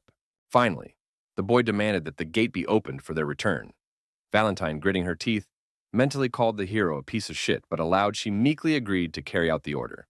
Upon returning, Feldrua noticed that Rudd looked very pleased, and Rudd confirmed that he had made a tidy profit, anticipating the moment when the cultists would realize he had been lying all along. The student noticed the changes in Crystal's appearance, and asked about the reason for his unusual look. The spirit explained that since their essence depended on the experience of their ward, Rudd had to be impressed by his majestic appearance, which was reflected in his own appearance. The young man nodded thoughtfully, then innocently remarked that Crystal had become somewhat rounder, causing the spirit to bristle. Rudd reasoned that if everything went according to plan, the members of the Dragon Church would attack Parma during the battle with the Thunder Dragon. And although the prince's knightly guards were strong, there were too few of them to hold back the onslaught. The hero decided to call on his friends for help, which greatly surprised the Spirit King, who hadn't expected such a turn of events. At that moment, Donatus's companions were arguing among themselves, wondering what they were even doing there and how to find the missing hero. Hennis reminded them that it was exam season, and Lion sarcastically asked who had even invited her along. Balac was enjoying the pleasant heat, claiming that thanks to his muscle training, even lakes of lava seemed like ordinary hot springs to him. To which Lenya laughed and suggested he take a dip in the lava lake. Rudd, hearing his friend's conversation nearby, muttered about his dislike of geniuses, but was glad to see them. Suddenly, the friends spotted Rudd and shouted joyfully, rushing to meet the missing hero. The young man noted the remarkable timing of their arrival, as he headed toward his excited companions, running toward him. Rudd explained that the only reason he had returned with his friends to the Halfley residence was his desire to make a significant contribution to the battle against the Thunder Dragon. Having become an official student of the Crimson Tower, the young man threw himself headlong into the study of magic, striving to expand his knowledge and skills as much as possible. He worked tirelessly, and before he knew it, he had spent an entire month studying and training, preparing for the decisive battle. The day before the battle arrived, the ceremony preceding the battle with the Thunder Dragon, marking the greatest event for the entire continent, one of the guests noted that the organizers clearly wanted to draw the world's attention to the upcoming battle, given the scale and level of preparation for the ceremony. Another visitor emphasized the significance of the event, mentioning the terrifying arrival of the thousand-formed dragon a decade ago, and the fact that command of the operation had been entrusted to an 18-year-old youth. The man added that he had come here hoping to see the leaders of the dragon-slaying guilds, but had spotted only the mistress of the Crimson Tower, who was in charge of the subspace. The conversation partners speculated that the heroes were conserving their strength ahead of the coming battle, and noted the presence of His Highness the Crown Prince at the ceremony. Iris turned to Rudd, calling him a lazy apprentice, and asking who, in his opinion, was the main protagonist of this celebration.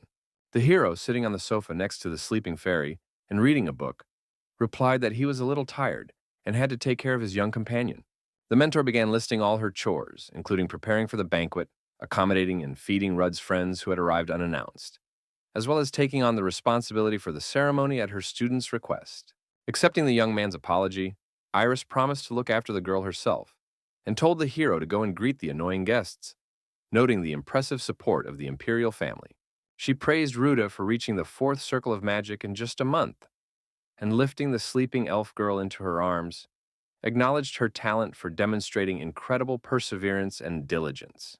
Lady Halfley, still holding the girl, admitted that she saw in her a reflection of her own daughters as children, smiling fondly at the sweet sleeping face. Finally, she told the student to go and introduce himself to the guests, and also mentioned that his friends were looking for him. Watching the teacher's receding figure with the girl in her arms, the young man recalled that in his past life, Lila Halfley had died 5 days after this ceremony. Rudd was confident that Hennis would be able to recreate the medicine's recipe once he had information on all the ingredients. But one of the components was a part of an ice dragon's body, and obtaining it remained a serious problem.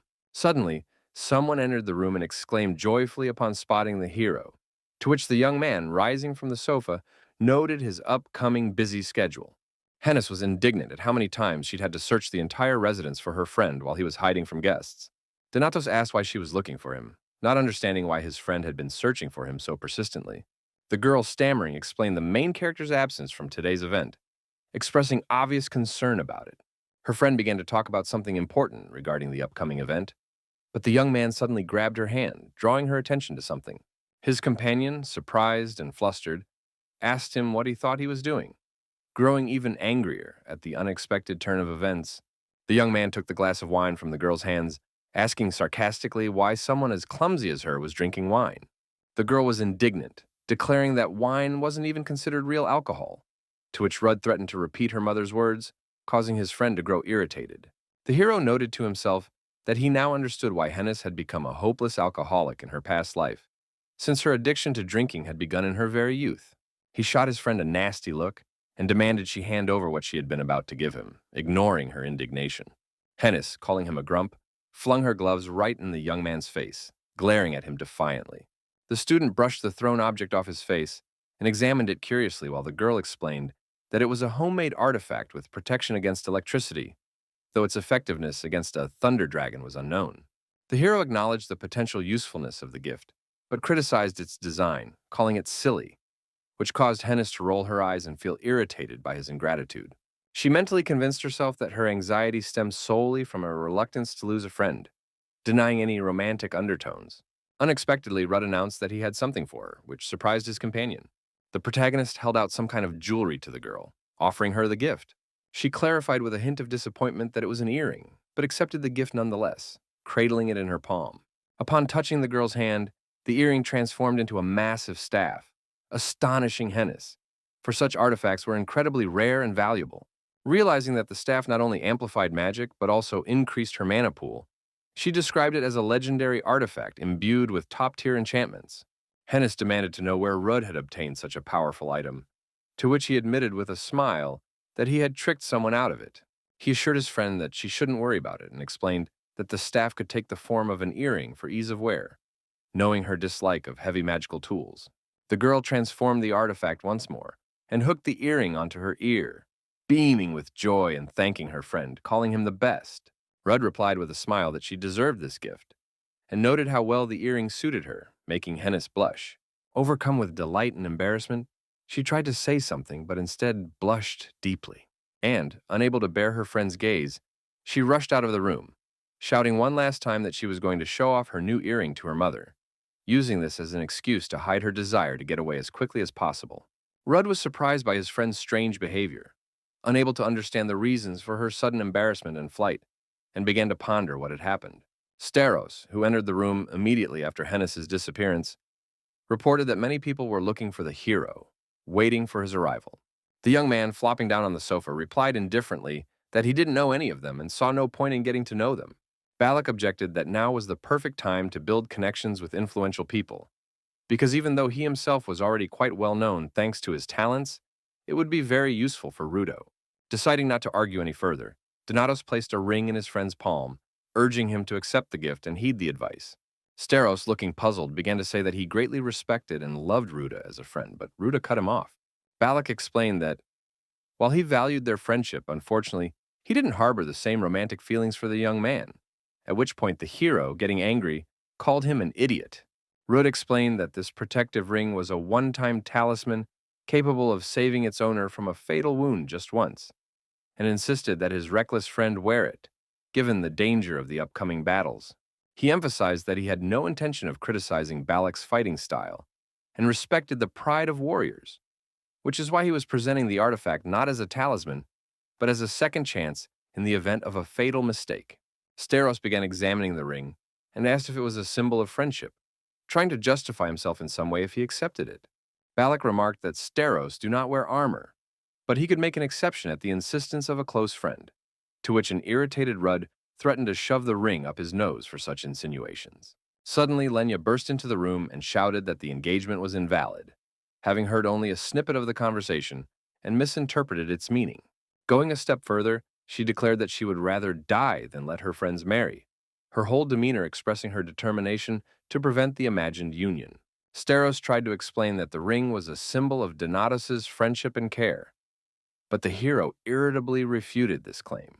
Her companion accepted the explanation with relief, noting that she had always known a relationship between her best friend Rudd and the Brute was impossible, after which she caught herself and told Balac that his father was looking for him. The hero, with a touch of irritation, asked the girl why she felt the need to joke if she had seen everything anyway. Just as the dejected fighter was leaving the room, Lenya was surprised by Rudd's ability to spot her, to which he replied that he had recognized her by her scent, prompting the girl to joke about his resemblance to a dog. The girl smiled and declared that, of course, he wasn't a dog, but a prickly porcupine, and began playfully stroking the guy's head, calling him a good boy. Selket, continuing to tease her friend, announced that she had a gift for the good boy and raised her hand to her neck.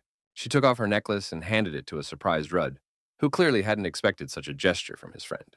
The young man, examining the gift, noticed an unusual stone on it and suggested that there was a spirit stone on the chain, which Selkit confirmed, noting that it was empty.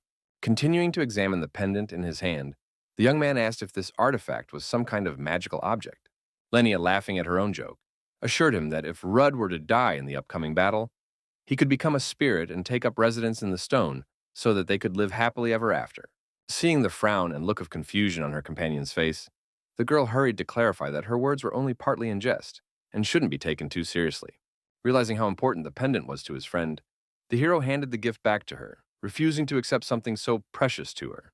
Lenia asked in surprise how the young man knew about the significance of the jewelry, assuming that her father had told him about it, to which Rudd, realizing his mistake, hesitantly agreed. The girl, covering her friend's hand with the pendant clasped in it, assured him that she was giving the artifact back of her own accord, and there was no need to worry. Selket, hesitating slightly, asked her friend for a favor, hoping that her request wouldn't seem too burdensome to him. The protagonist, surprised by his friend's request, looked at her questioningly, not expecting such a request. Lenny admitted that she would like to be as reliable a friend to the young man as Hennis, Balac, and Lion, despite his respectful attitude toward her. Degatos assured the girl that he already considered her a trusted friend, but she objected, saying she was striving for even greater closeness and mutual understanding between them. Smiling a little shyly, the hero's companion asked if everything was clear from her words, and whether he saw anything strange or inappropriate in them. Rude nodded, realizing that accepting Lenia's suggestion would simplify their communication and make their friendship more comfortable for both of them. Selket, suddenly remembering something, suggested that the young man look at the beautiful garden from the balcony, but he hesitated, considering the imminent start of dinner and the need for her to be present at the banquet. No sooner had the hero finished mentioning the imperial chef he had invited, a specialist in meat preparation, than his companion immediately jumped up and dashed off, dreaming of tasting the culinary masterpieces. Deciding that the garden would be less stuffy than the room he was currently in, the young man sighed heavily and headed there. He walked, enjoying the solitude and the beauty of the flowers planted along the path, creating a unique atmosphere of peace. Admiring the plants, the hero noted that their blooming in such unsuitable weather was likely being maintained artificially. The young man wondered why anyone would waste magic and money on such a thing, since, under natural conditions, without any care, the flowers would be able to grow on their own. Suddenly, Lion jumped down from the tree above the young man, landing right in his arms and joyfully exclaiming that she had finally waited for his arrival, calling the young man a real flower. The swordswoman, looking hopefully at the hero's surprised face, asked if he had been waiting for her to appear, clearly expecting a positive answer.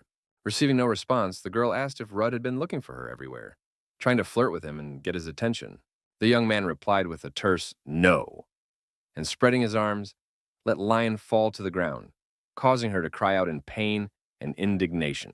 Claire asked indignantly why he had dropped her instead of supporting or hugging her, as she had expected. Rudd crouched down on the ground next to the girl, who, after staring intently at her friend, noticed that something was wrong with him.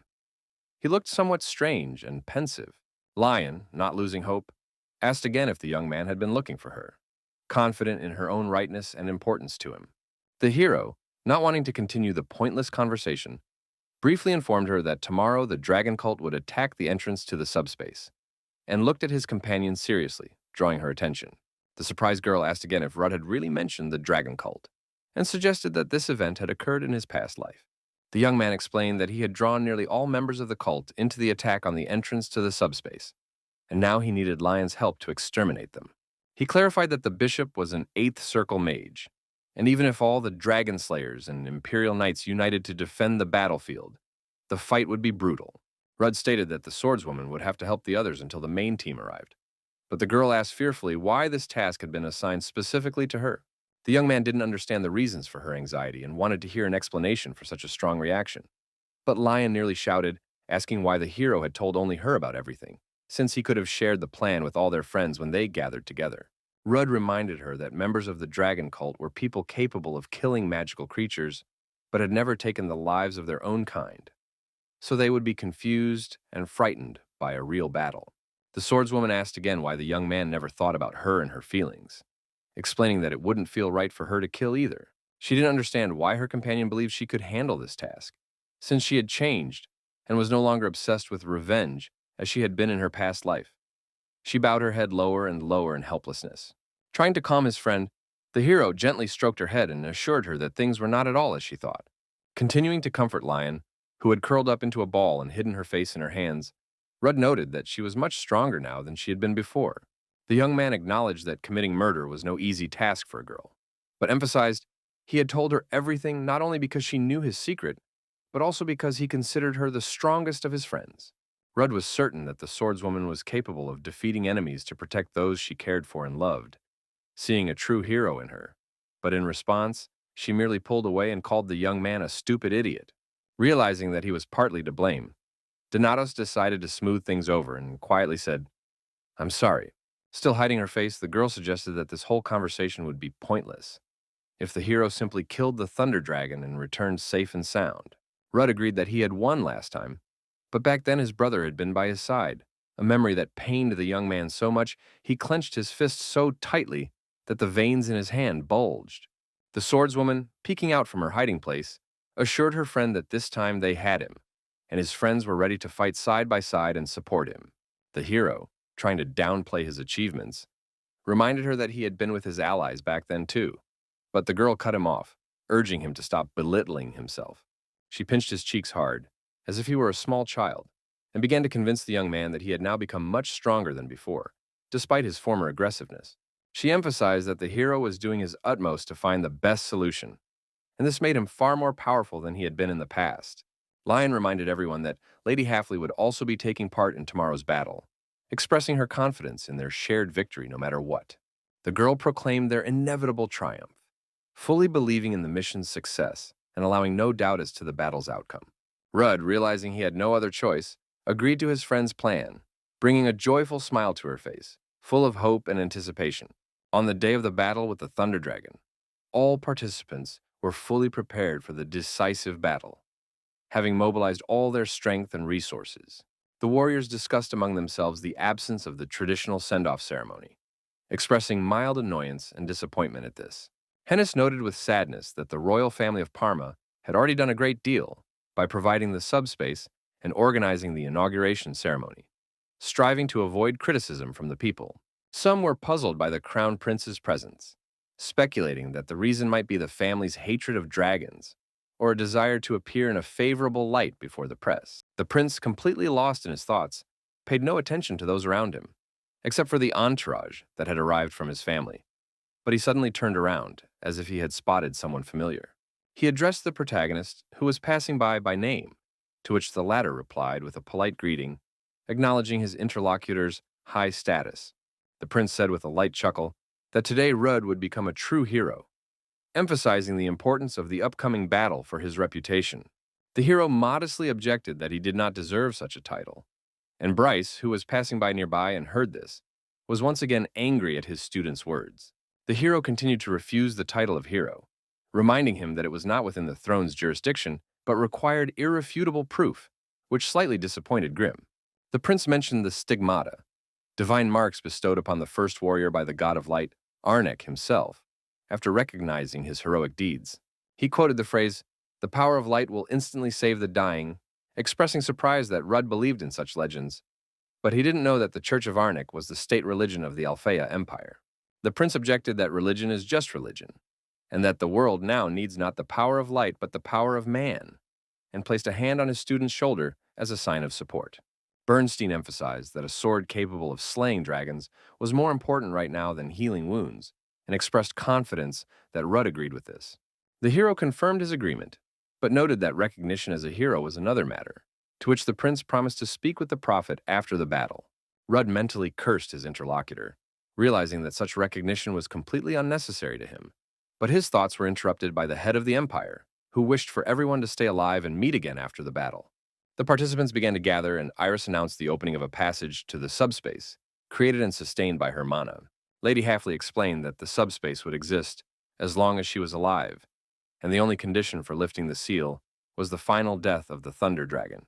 She added that entering the subspace and receiving support from the outside would be impossible until the battle was successfully concluded, which is why the place resembled a barrier more than a seal.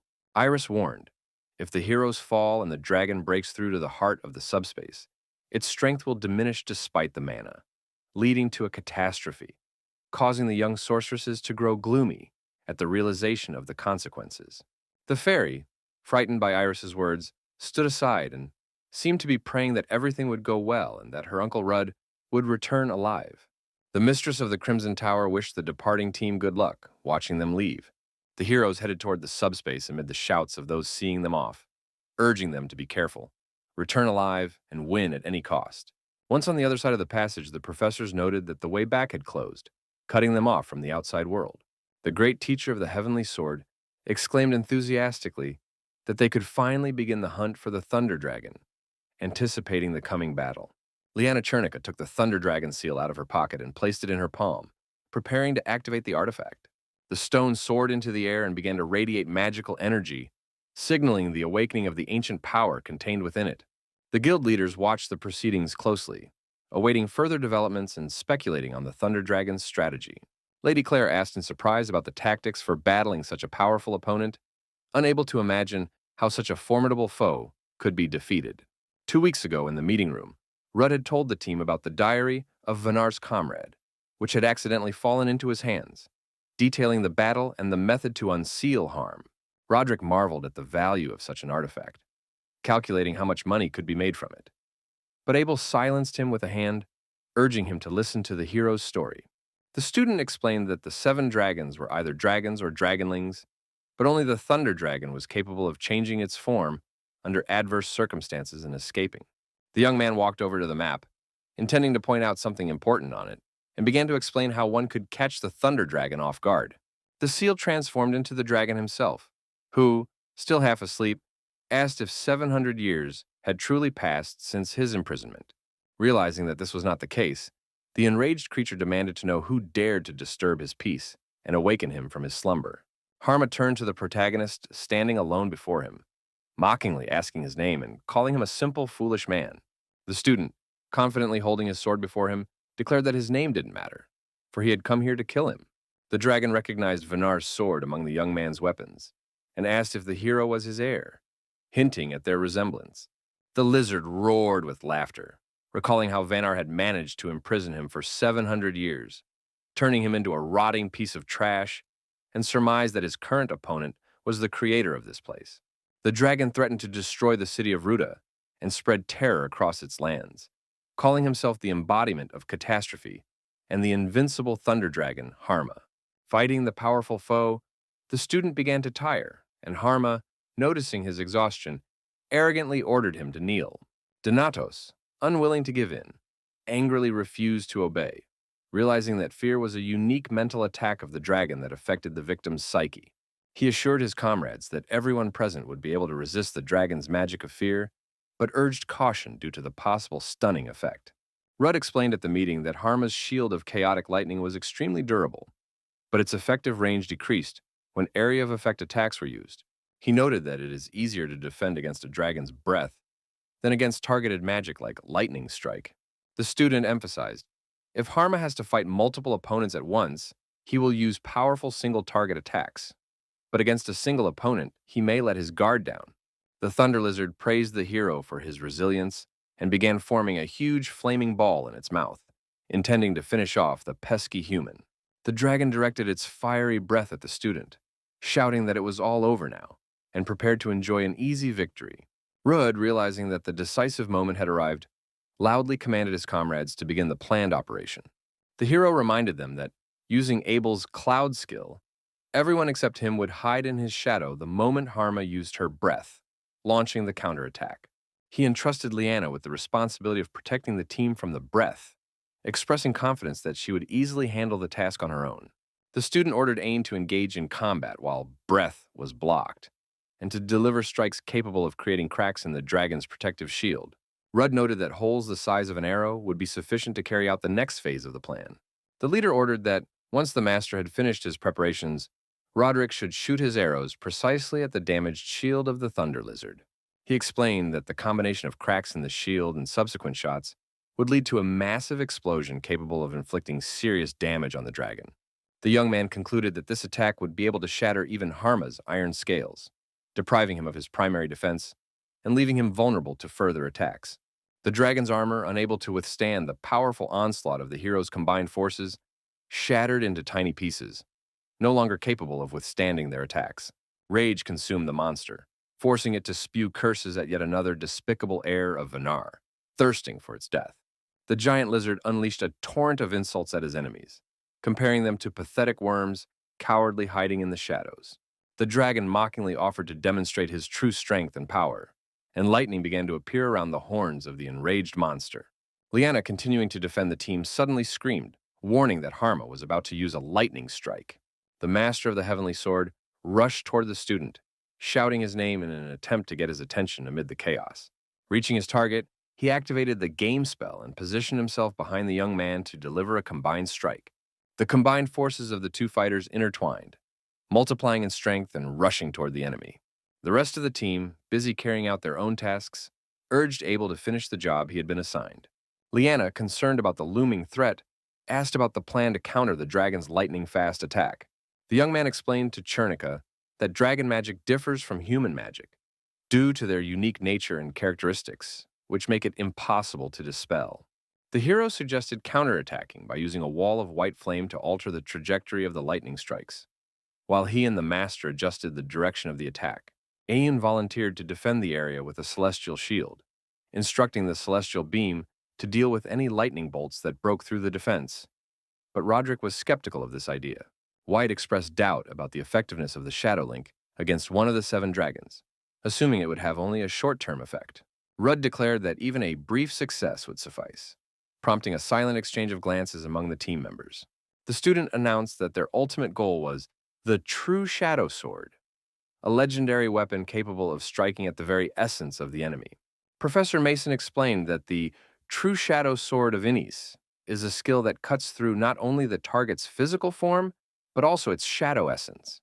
Abel, having completed his part of the task, shouted that the connection was established, signaling the start of the decisive phase of the battle. Claire Mason, struck by the depth of the young man's strategic thinking, directed her sword at the breach in the enemy's defenses. Harma, feeling the unexpected blow, let out a cry of pain and indignation, cursing his audacious opponents for their insolence. Professor Mason continued to marvel at how perfectly events were unfolding according to plan, pondering the true nature of the enigmatic Rude Donatos. The protagonist, waiting for his turn, leaped forward without hesitation, spear raised, intending to pour all his strength into one decisive thrust. Liana, despite the chaos around her, continued to maintain the protective barrier, ensuring the team's safety in the heat of battle. Donatos, having leaped over the magical barrier, became vulnerable to the dragon's attacks, but continued to fly forward at breakneck speed, clutching a mighty spear in his hands. The Thunder Dragon, sensing the damage, roared furiously at the insignificance of the injury inflicted upon him, calling his opponent's weapon pathetic. Realizing he had lost his protection, the enraged monster vowed to reduce his enemies to dust, refusing to let them escape retribution so easily. Harm, knowing there were 6 attackers, was surprised to find only 5 in his line of sight, having overlooked the main threat. At that moment, the 6th member of the team, hidden from Harma's view, was quietly approaching the dragon with deadly intent, remaining out of the beast's sight. The Thunder Lizard spun around abruptly and turned to the young man, realizing that he was the mastermind behind the daring attack. Rudd, preparing for the decisive strike, reminded the dragon with a touch of irony that it had asked for his name at the start of the battle. The young man proudly identified himself as Rude Donatos, the 9th heir to the heavenly sword technique, and thrust his spear with all his might into the monster's eye. Harma, having suffered a serious wound, began to fall, dragging the hero down with him, behind whom a magical vortex appeared. Realizing the danger of the situation, the student shouted to his master to catch the weapon and threw the spear into his mentor's outstretched hands. Ain, catching the powerful artifact, turned to his student and asked indignantly how he dared to speak so insolently to his teacher. The master, realizing the inappropriateness of lectures in the heat of battle, reminded Ruda that, in addition to a cool weapon, the hero would do well to bring some good manners along with him. Riddler, wasting no time, continued to bombard the dragon with arrows imbued with powerful spells, not giving it a moment's respite. Claire, realizing that the binding spells were about to break, rushed forward as fast as she could, while her companions shouted at her to cut the bonds quickly. Professor Mason, aiming to deliver a powerful blow, asked the team if the Thunder Lizard's shield and mana had already regenerated. Harma, burning with rage, called his opponents vile pigs while the protagonist continued to torment his wounded body. The dragon, unwilling to accept the humiliation, screamed, demanding that the hated little humans get lost. When not only Rudd but also one of the professors appeared beside him, suddenly something went wrong, and a powerful gust of wind threw the young man backward, depriving him of the chance to finish his attack. The echoes of the dragon's monstrous breath caught the rest of the team as well, who were barely staying on their feet under the onslaught of the elements. Claire managed to complete her task, as the outlines of protective spells began to appear before the heroes. Leanna noted with surprise the multitude of magical formulas, trying to assess their nature and effectiveness. The girl who had been struck by Harma's attack didn't have time to react and was violently thrown aside, but Professor Mason rushed to her aid. The dragon recognized the vulnerability of his defenses, created by his enemy's cunning scheme, as he watched Claire raise a magical barrier to protect herself and the wounded Chernica. Over 7 centuries of oppression, humanity had undergone significant changes, surprising even the ancient dragon. Harma viewed humanity's achievements with contempt, considering them a destructive decline rather than progress for such short-lived creatures. He questioned with skepticism the human's ability to destroy the 7 dragons, acknowledging only the fact that his wings had been damaged. The Dragon King bitterly noted his humiliating position on the ground, trodden upon by insignificant insects. The Thunder Lizard grimly vowed to make his enemies pay for this humiliation, filling the surrounding area with their screams and wails. Harma unleashed particular fury upon Ruda Donatos, heir to the Van Ar clan, for the audacity of defying the Dragon King. The monster vowed to destroy everyone who knew the hero's name, forcing him to watch helplessly as his loved ones perished. Unable to close his eyes, the dragon foretold that Ruda would be driven mad by terror in the final moments of his life, promising to devour him personally as the final act of vengeance. The sky rapidly darkened with ominous clouds, obscuring the sun and plunging the battlefield into a darkness that foreshadowed the imminent end. Everyone who had come to support the heroes sensed the fluctuations in mana and realized that something was not going according to plan. A flock of dragons appeared on the horizon, forcing the team to realize that the enemy had prepared an ambush and intended to turn the tide of battle. Assessing the gravity of the situation, Lady Halfley ordered the defensive barrier to be raised immediately to protect everyone from the attack. Hennis noted with surprise the lack of any hesitation and wondered how a swarm of such a low level dared to attack. The team was astonished to see a masked woman who turned out to be Griselda Valentine. The bishop greeted the assembled crowd, addressing them as pitiful lambs, and then greeted Prince Alpheus separately. Grimm doubted the possibility of taming dragons and suggested that their minds were being controlled, demanding that the stranger identify herself. Griselda introduced herself as a member of the Church of the Dragon, a secret society that follows the benevolent Dragon King and aids the world from the underground. The Prince of the Empire, calling her delusional and a bunch of crap, said there was nothing better than serving the dragons, and promised that with their death, the world would change for the better. The bishop advised the prince to be more careful with his language, hinting that his speech was too vulgar for the last words of a member of the royal family. One of the prince's guards was outraged by Valentine's audacity, unable to understand how she dared to speak to his master that way. Griselda, finding herself inside the protective barrier, warned that there was no need to rush, since she would still have the opportunity to kill the prince. After finishing her greetings, the bishop announced the start of the hunt, preparing for battle with the heroes and their allies. During the battle with the uninvited guests, the prince's servants shouted that protecting his highness must be the priority. The prince's aide noted that, despite their numerical superiority, they were outmatched in experience, and wondered where such a large rebel army had come from on the continent. Suddenly, someone ran up to the prince and called out to him, causing the young man to turn around in terror, expecting an attack. However, it turned out to be Balac, who wanted to help protect the head of the empire, ready to risk his life to save him. Despite his resolve, Steros had never imagined he would have to fight against people rather than magical creatures. Realizing that in this battle it was kill or be killed, Balac grabbed the arm holding the weapon of the enemy attacking him. With a sharp movement, he threw the enemy's body over himself, feeling a terrible sense of horror at the act he had committed. One of the wounded students sat on the ground in terror, unable even to flee, begging for help as an armed enemy advanced toward him. It was as if a demon had possessed Balaca, and he began beating the attackers with incredible brutality to save his friends. The battle turned into a war. Things were exploding everywhere. People were fighting hand-to-hand in some places, and lifeless bodies were already lying in others. The bishop, observing what was happening, surmised that some of the young men here were more capable than she had expected, and wondered if they might be students of Irradium. Griselda focused on the priority of her objective, ignoring other factors, when suddenly her defenses were attacked by an unknown object. The green-eyed sorceress, after examining the damage, attributed what was happening to spatial manipulation. She was referring to the mistress of the Crimson Tower, Hennis Halfley, who, it seemed, had decided to join the battle. The Archmage expressed surprise upon discovering Griselda alive, a decade after her presumed death at the hands of a dragon. The bishop, flattered by the recognition, removed her mask, revealing her face and inviting her interlocutor to join the enlightened ones.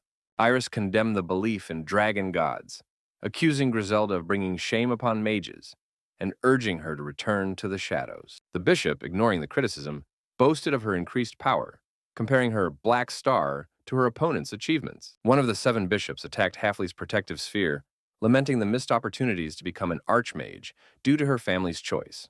Seeing the resilience of her rival's shield, the sorceress decided to intensify the assault with an additional spell. Suddenly, the surrounding space filled with explosions, causing the sorceress to exclaim in surprise at the magical attack. Realizing the danger of multiple explosions, Iris created a protective sphere, marveling at the madness of using such risky magic. But looking around, Iris saw another of Halfley's spawn and wondered if she was truly capable of such a thing. Griselda was astonished to find her staff in the hands of an unexpected opponent, not understanding how it had gotten there. The realization of the deception came suddenly. That puny youngster had outwitted the experienced sorceress, provoking a fit of rage in her. The revelation of the Church of Dragon's existence forced Valentine to call for the destruction of the subspace. Realizing the trap, the bishop, having lost her composure, vowed to destroy everyone present, including the traitor and his allies. Realizing the danger, the mother quickly shielded her daughter with a magical barrier, seeking to protect her from the unhinged sorceress. Griselda, deciding to go on the offensive, soared upward, challenging her enemies with her magical abilities. Meanwhile, Lenya held back the fairy, who was rushing into battle, eager to avenge the bishop for the harm done to him. Breaking free, the little elf descended to the ground, continuing to sob and demanding an explanation from her protector as to why she was preventing her from taking revenge. The fairy accused Griselda of destroying her tribe and killing her loved ones, expressing her determination to take revenge at any cost. Selket warned of mortal danger, but Renee showed indifference to her own fate for the sake of revenge. Lenny reminded her of the consequences of rash actions that could harm Iris, urging her to wait until she had gained sufficient strength. The girl hugged the crying fairy, trying to calm her and prevent rash actions, reminding her of Rudd's feelings if anything were to happen to Renee. Nastia, still crying, pondered a strange feeling as if something were missing, but she couldn't figure out what exactly. Selket began to wave her hand over the elf's head, casting a spell of invisibility on her, and asked her to stay put, making her swear not to leave the hiding place. Leaving Renee sitting by the tree, Lenya headed toward the edge of the forest, ready to join the battle and help her friends. But suddenly, she fell silent, noticing 3 armed men from the dragon cult ahead, blocking her path. Lenya pulled herself together and finished the sentence she had started, promising to protect the girl at the cost of her own life. She created a multitude of sharp icicles, preparing to defend herself against the unexpected enemies. Lion walked through the forest, pondering the cessation of the mana reaction, and assuming that the mistress of the Crimson Tower had once again sealed off the space. The girl was angry at the missed opportunity for a surprise attack on the Black Star due to Hennis's interference. Suddenly, a red-haired girl rushed up to Claire, grabbed her by the clothes, and began shouting, accusing her of inaction and demanding an explanation for her passivity. The swordswoman parried with a question about the reasons for Hennis's loneliness, ignoring the accusations directed at her. Lion cut off Hennis's attempts at justification, sarcastically asking if her mother had abandoned her, leaving her in danger. Claire rudely accused her interlocutor of carelessness, calling her a hindrance, and advising her to go look for her mother, instead of engaging in pointless arguments. Halfley cried out that her companion was starting to infuriate her, preparing to say everything she thought about her behavior. But she suddenly fell silent mid-sentence, startled by a sword that whistled past her temple by a centimeter. Coming to her senses, she realized that one of the Dragon Clan members had been about to attack her from behind. But Lion reacted quickly and thrust her sword into him. The swordswoman noticed that the enemy wasn't alone, and the girls found themselves surrounded by the rest of the cultists, ironically noting that they were quite good at wasting time.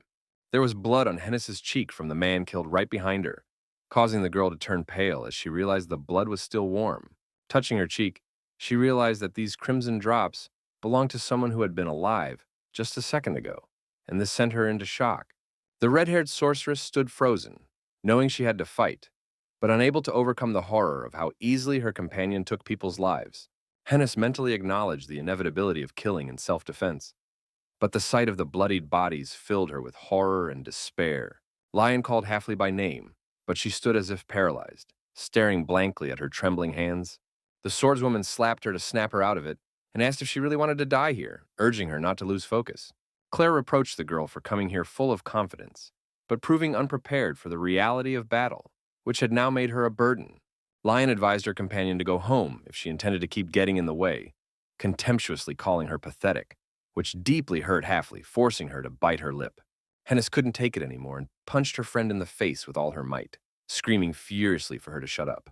Stunned, Lion pressed her hand to her bruised cheek and accused the student of being mentally unstable, wondering how she dared to hit her. Halfley was outraged that Claire had no right to hit her and call her pathetic, asking if she had turned her into her punching bag.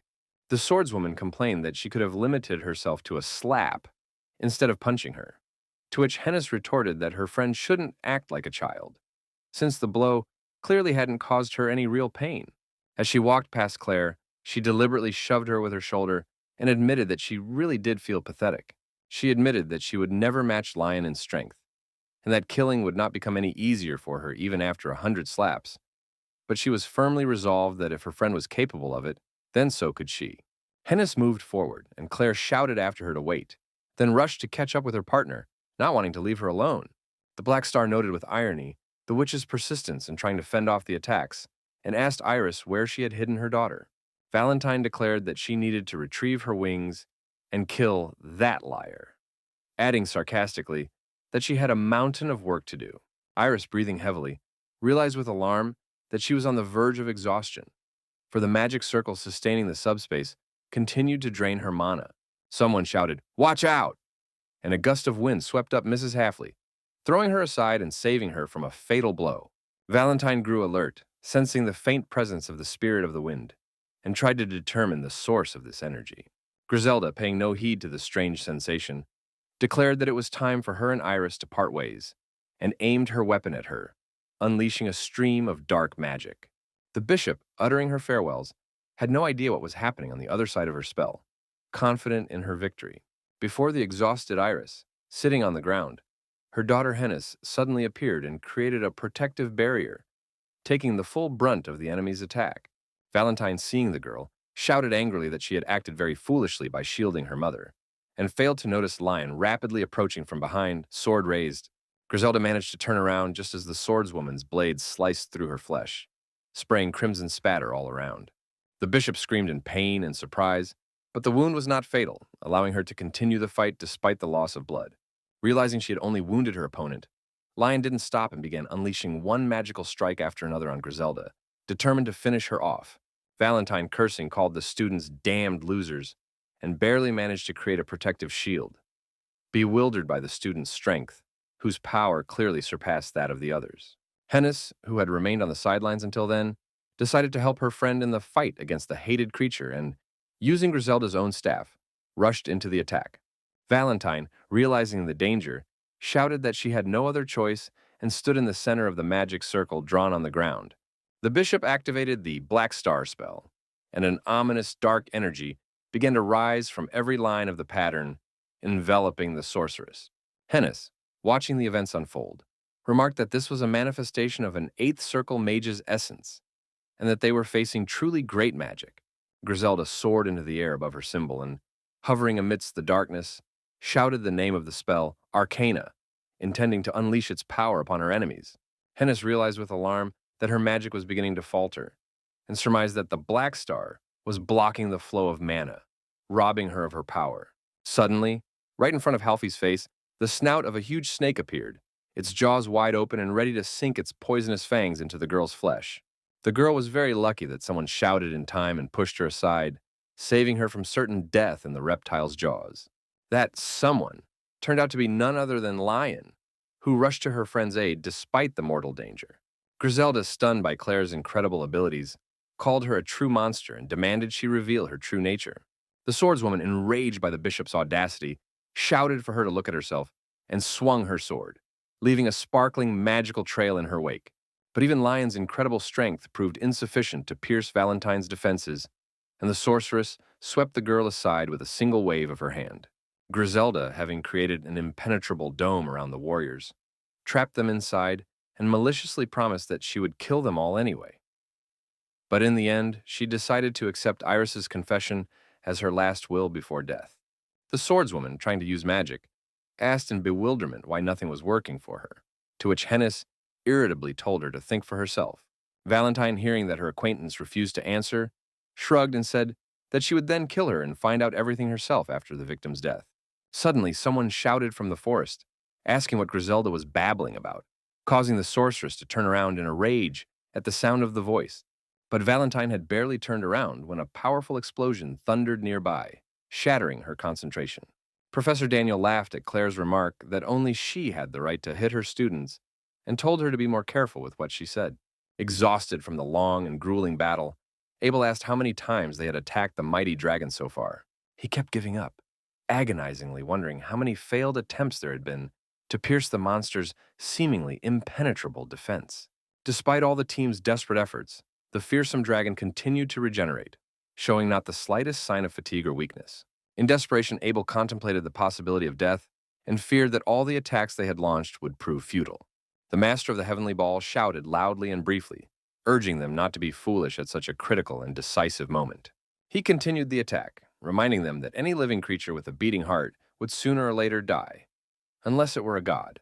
Roderick and Claire were teasing White, and he, feeling a bit tense and annoyed, asked someone to sever the mental link between them.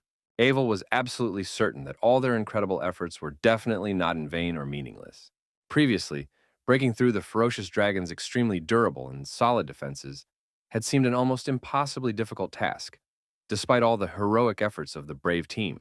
Now, penetrating the powerful armor had become slightly more realistic and feasible, and the density of the protective magical barrier had noticeably decreased. Mana was concentrated around the creature's neck, which explained its reinforced defense of that area. Harma shouted the name of the great Feldrua, emphasizing that even after 700 long years, the majestic king of spirits remained loyal to brave people.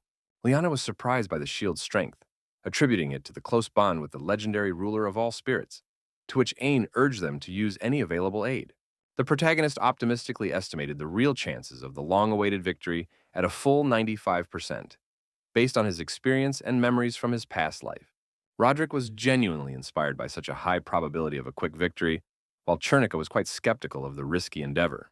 Professor Claire emphasized that the exhausted team had only one option left: to end the battle. Loyal comrades in arms expressed their complete and unconditional trust in Rudd, without hesitation, for they had already endured countless harsh trials together. Mason urged everyone to risk their precious lives for the sake of the remaining 5% chance of success, and resolutely charged forward into the danger. She loudly ordered everyone to run for their lives immediately, drawing the enraged, fire-breathing dragon's attention to herself. Harma contemptuously called the fragile humans foolish and insignificant creatures, pointlessly risking their pitiful and worthless lives. One of the team members boldly shouted that with such high stakes, he was ready to risk everything in the world and join the others in the attack. The dragon, confident in its superiority, slammed its tail hard against the ground, trying to shake off the attackers and causing a powerful tremor. To strike the dragon's heart with precision, they had to engage in close combat, but the beast was particularly vigilant. Claire logically surmised that the thinning of the protective barrier would make it difficult for the dragon to intercept attacks coming simultaneously from different directions. The leader of the Dull Moon Guild supported the idea of a coordinated attack, urging them to capitalize on their current advantage. The protagonist deftly leapt up with his two swords to the level of the dragon's eyes and began taunting Harma, trying to throw him off balance. Rudd mocked the dragon, accusing him of sluggish attacks and cowardice in the face of insignificant insects. Enraged to the core, the dragon furiously unleashed a fireball from its maw, aiming squarely at the irritating young man. Despite the speed and power of the attack, the well-trained young man still managed to dodge it in time, remaining alive. The Thunder Dragon, irritated by the repeated deception, expressed contempt for his opponent's tactics, declaring he wouldn't fall for such tricks again. Liana warned the team about a change in direction and a powerful energy recoil, urging everyone to hold on tight.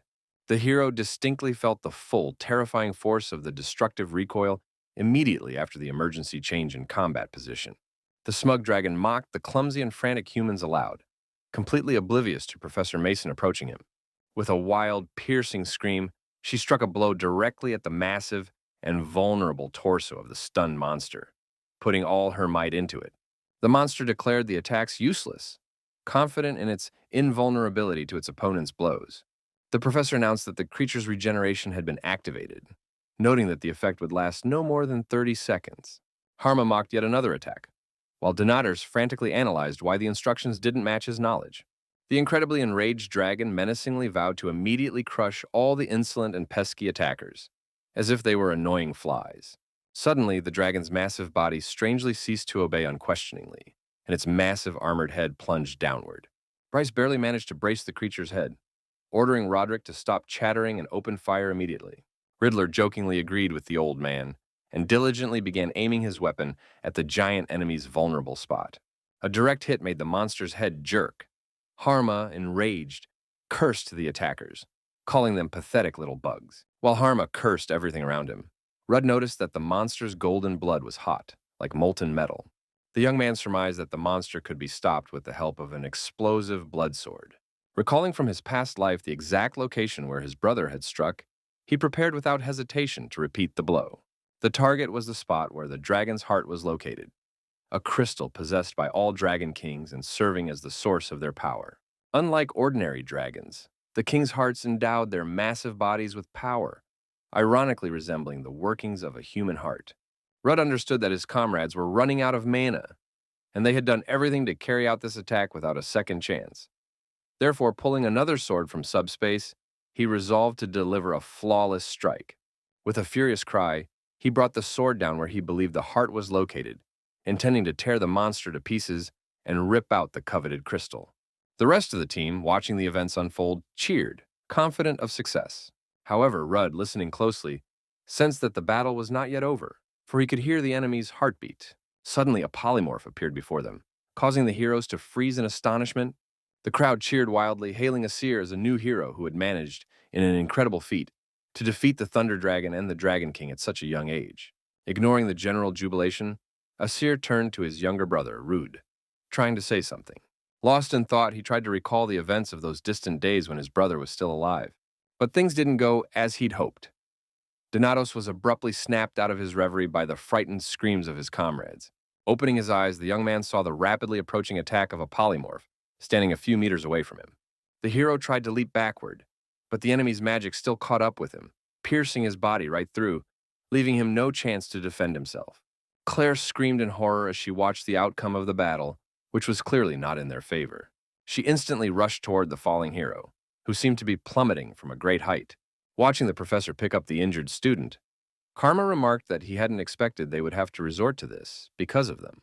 The dragon noted the increased skill of humans over the past 700 years, continuing to attack the team despite the damage he had sustained. The master of the heavenly sword, fighting with all his might, realized with horror that he was no longer able to fend off the polymorph's attack. The Thunder Dragon, enraged at the heroes, vowed he would not make the same mistake twice. With his destructive magic, he mercilessly severed Abel's arms, calling them filthy and vile appendages. Roderick, seeing his comrade's severed arm fall to the ground, screamed in panic, demanding that a healing field be created immediately. He chose as his next victim the one who constantly chanted strange spells in a raspy voice, the White Flame Sorceress. Claire pressed her hand to her mouth, where something strange began to happen. She lost consciousness and dropped her staff from her other hand. Ain, trying to defend the sorceress, shouted at the monster not to dare touch her, and directed a stream of green energy at the enemy. Trying to draw the monster's attention to himself, the young man gave Riddle the chance to help Chernica. The leader of the Pursuers Guild unexpectedly joined the battle, firing an arrow in the blink of an eye, aimed straight at the enemy's face.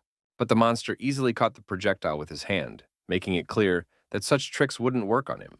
Swinging his arm, he hurled the arrow back at the archer, as if returning the insolent trickster's challenge.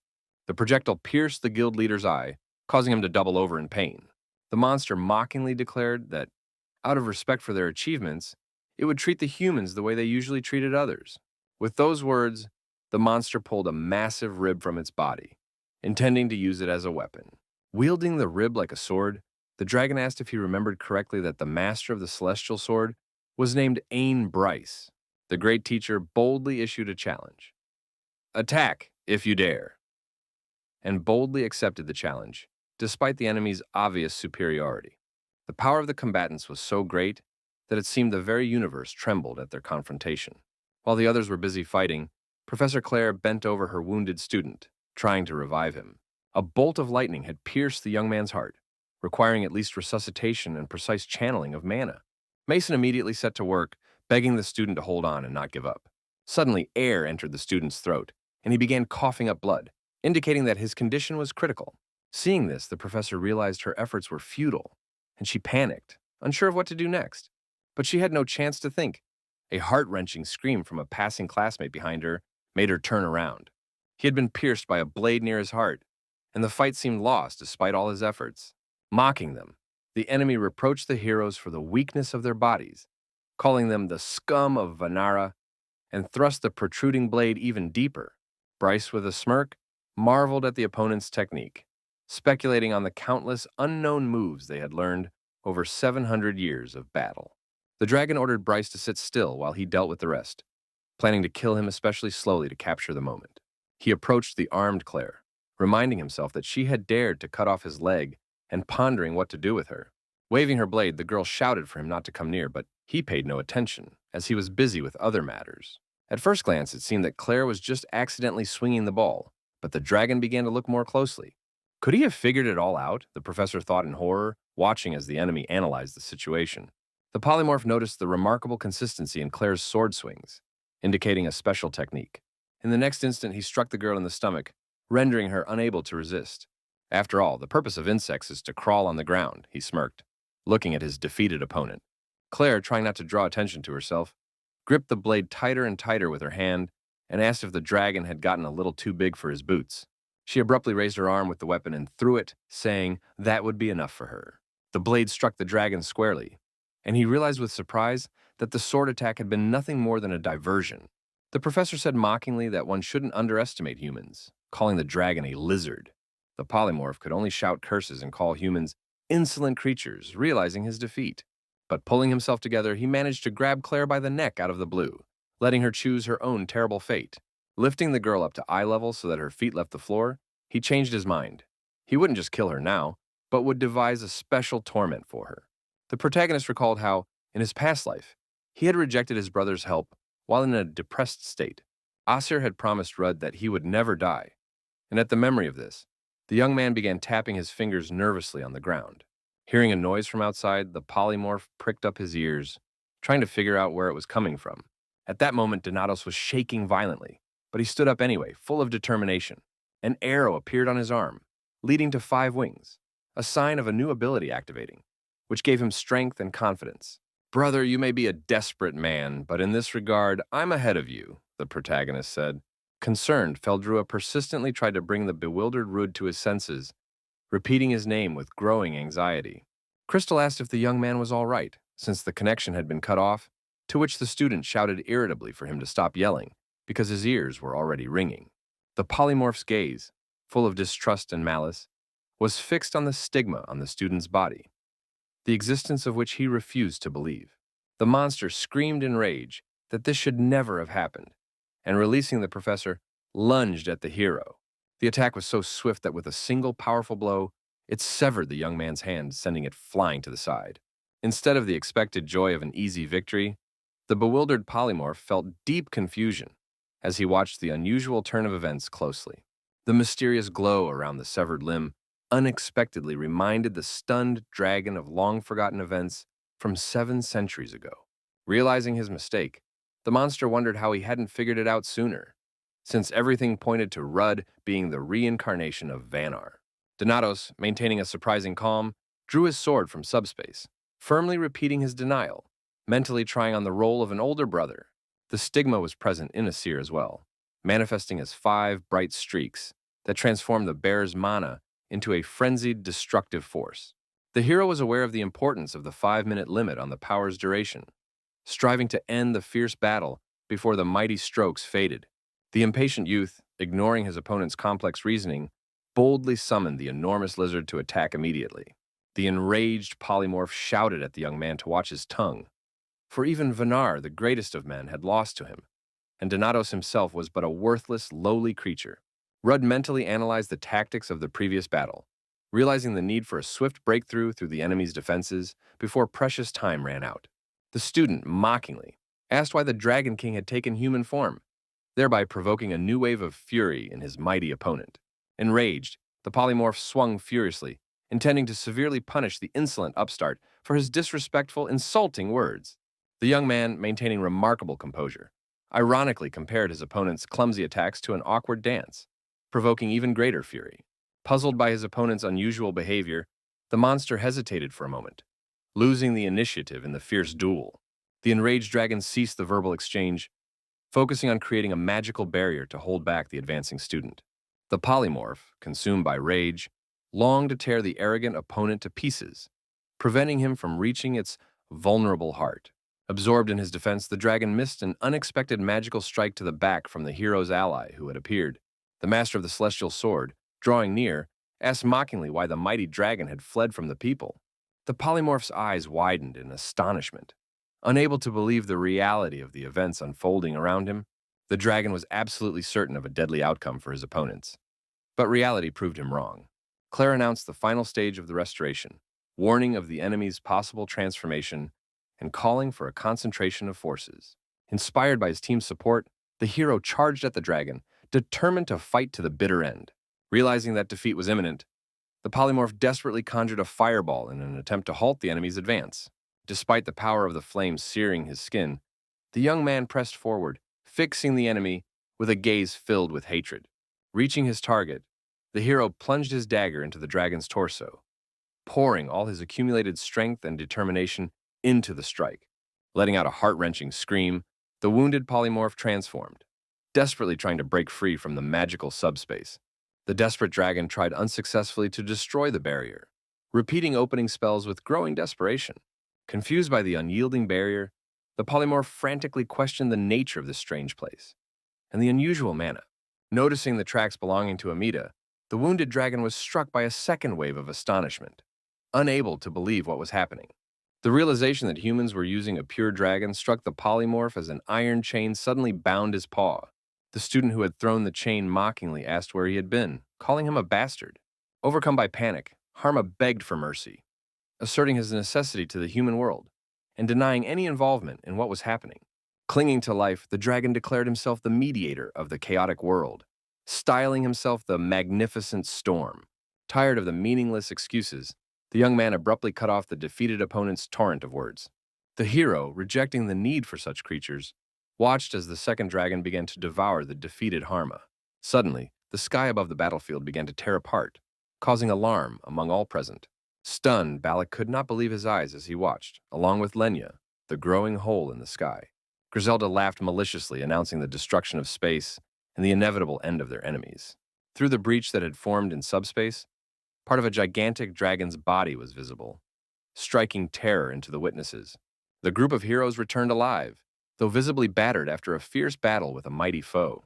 The astonished spectators recognized the defeated creature as the headless thunder dragon, realizing the significance of what had happened.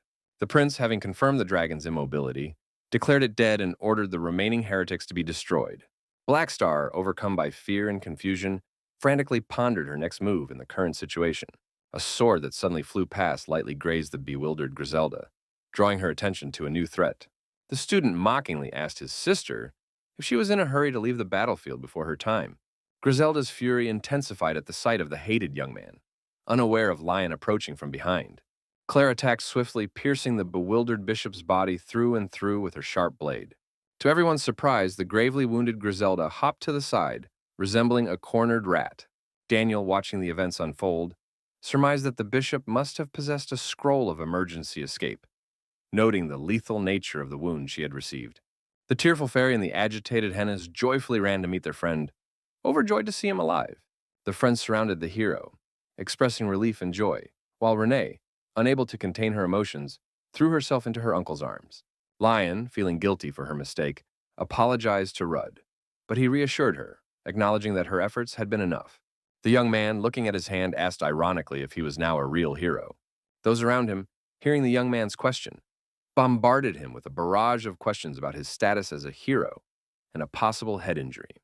The girl standing next to Rudd couldn't hold back her laughter as she watched the crowd's reaction to his words. She wondered if a real hero could be like this, surrounded by friends and having fun with them. A week later, news of the victory over the Thunder Dragon, the emergence of the Dragon Church, and the hero's return had spread far and wide. These events caused a stir across the continent, marking the beginning of a new era of chaos and change. The rulers of various countries frantically tried to obtain reliable information from Parma and Althea about what had happened. Public interest in the participants of the battle with the Thunder Dragon, who had miraculously survived, reached unprecedented levels. Despite the widespread curiosity, the heroes had suffered serious injuries and were confined to the private chambers of the Holy See of Light. Arnex wards in the Holy Throne of Light's facility felt like strict confinement to the heroes, restricting their freedom. Rudd shared the news of Claire and Liana's secret libations, which led the leader of the Pursuer Guild to believe they were on the mend. The young man, without taking his eyes off his cookies, noted with admiration the effectiveness of sacred magic, which had even allowed White's severed hand to be reattached. Havel expressed his gratitude to the mages of the Solstice Guild for their timely medical assistance, which had saved the limb, while Roderick fumed, reminding everyone that it was he who had retrieved it from the subspace. Bryce, winking, compared the power of sacred magic to the miracle of stigmata, giving his preference to the latter. Embarrassed, Rudd asked them to stop calling him the Immortal Warrior, tired of the mockery from those around him. 2 days ago, the hero visited the Holy See, sparking a new wave of discussion among his comrades.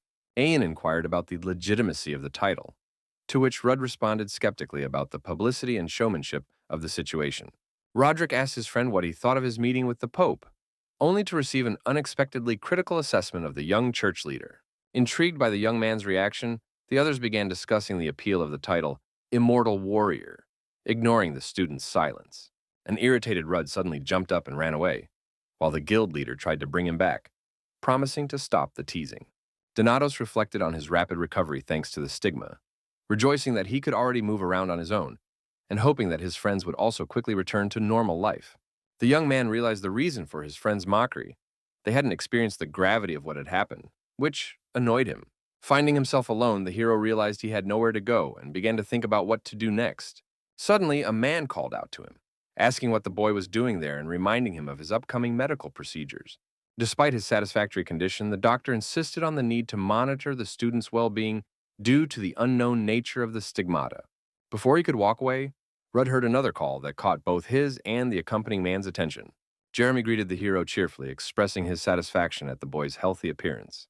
In response to the young man's abrupt question, Jeremy explained his presence by citing his interest in sacred magic and a recommendation from the academy director. Rudd cut Duel off abruptly, inwardly regretting his persistence and wishing to avoid further conversation. Jeremy politely asked the man to leave them alone to discuss important matters. The escort agreed, reminding them of the need to return before their medical procedures. The hero snapped that they had nothing to talk about, but the persistent visitor continued to ask questions about the ancestor's diary. Jeremy shared the results of his research on the Church of the Dragon and the Church of Light, handing Ruda a small diary. While Donato studied the document, Duel spoke about the imperial family's investigation and his hypothesis regarding the connection between the religions.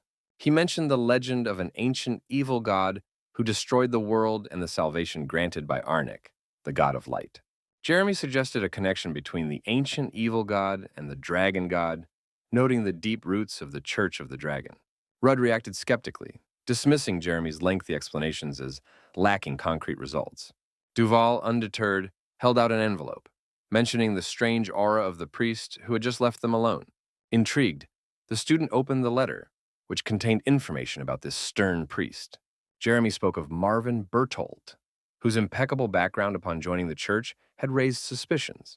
Duvel shared his observations, urging Rudd to remain vigilant despite the speculative nature of the information. The hero accused his companion of being overly obsessed with investigations, but the latter insisted on the importance of his hypotheses. Irritated, Rudd tried to send Jeremy away, but the latter promised to return with more valuable information. As he descended the stairs, the student asked Feldrua for his opinion on the strange guest and his suspicions. The spirit admitted the limitations of his perception, suggesting that mana might be the source of the oddities. Dissatisfied with the vague answer, Donatos headed forward, where an alarmed fairy was already looking for him. Returning to the noisy hall where some of his friends were arguing and Balac was training as if nothing had happened, the young man asked irritably if it wasn't time for the visitors to go home. Hennis accused Rudd of deliberately avoiding his friends, triggering a new outburst of anger from his companion. His friends, catching the hidden hint in the irritated hero's words, began to inventively come up with reasons to leave, promising to return tomorrow without fail. Left alone with his thoughts, Rudd cursed, railing against the visitor's intrusiveness, while Hennis, as she was leaving, gently reminded him of his friend's sincere concern. Outraged by the young man's rudeness, Halfley tried to restrain herself, but she couldn't, and she blurted out a cutting remark about his unbearable temperament. Suddenly, as if coming to his senses, Rudd asked his friend about her knowledge of sacred magic and the mysterious chambers of Arnek, catching the girl off guard. After clarifying his interest in the priests, the hero noticed how his companion's eyes lit up with curiosity, betraying her interest. The mention of Marvin Bertelt's name caused Hennis to feel a slight confusion, mixed with growing interest. Noticing the girl's lack of specific knowledge, Donatos leaned back wearily on the pillow, asking her to leave, unwittingly sowing a seed of anxiety. Annoyed, Hennis, hiding her hurt behind feigned concern, hurriedly left the room, finding herself in the coolness of the evening streets. As she walked through the evening streets, Halfley mentally repeated the surname Bertolt, recalling the family's fame in the field of sacred magic. A sudden realization struck the girl. She remembered her recent acquaintance with a member of that family at the social club. Despite the late hour in the deserted hallways, Hennis began looking around intently, hoping to find the magical communicator inside the building. Upon discovering two old-fashioned phone booths, the girl breathed a sigh of relief, delighted by her luck. With fingers trembling with excitement, Hennis dialed the number, introducing herself as Haley Bertolt and mentioning their recent meeting. Summoning her courage, she asked for an urgent meeting, hoping to get answers to the questions that had suddenly arisen. Haley's voice on the other end of the line was filled with grief. She apologized, informing her of her uncle's recent passing. Her interlocutor shared shocking details. Uncle Marvin's body had been discovered in his home 3 days after his death. Upon hearing the name Marvin, Hennis froze, struck by the sudden realization of the connection between the deceased and the mysterious priest Bertold. Tormented by anxious thoughts, the protagonist tossed and turned restlessly in his hospital bed, unable to sleep. Suddenly, Rudd jumped up sharply, sensing a strange fluctuation of energy in the air, prompting a concerned question from the crystal. In a tense voice, the young man explained that someone had blocked his mana, somehow penetrating the reinforced security. Summoning his courage, the hero called out loudly to the uninvited guest, lurking behind the door, trying to lure him out into the open. As he drew closer to the door, he heard a man's voice calling someone a creature, which made him even more wary. Throwing the door open, Rudd was horrified to find Marvin gripping the terrified Hennis tightly by the neck and mockingly calling the young man a fake son. Overcome with rage, the student snapped back sharply, angrily accusing the treacherous stranger of constantly and confusingly switching identities. Hennis, desperately trying to breathe in the villain's iron grip, watched the tense conversation, which she didn't understand, with bewilderment. Rudd, struck by a sudden realization, spoke the name of Adam Migrel, the man whose child he had claimed to be in the dragon's realm. The stranger, clearly pleased by this long-awaited recognition, revealed his true nature to the students with a sadistic smirk. The young man gripped the hilt of his sword tightly, preparing for the inevitable battle, but realized with bitterness that this was undoubtedly the worst possible outcome. Adam Migrel, the sinister coordinator of the dragon cult, was famous for his sudden, traceless appearances, possessing the terrifying ability to change his appearance at will, a power bordering on the divine. In Ruda's past life, this monster in human form rarely showed itself. But every time it did, it invariably left a trail of blood in its wake. Despite Ruda's brother's victory over Migrel, he acknowledged that the success was merely a stroke of luck. So incomprehensible was the power of this mysterious creature. Before the hero stood something that skillfully pretended to be human, yet harbored an unknown, terrifying essence.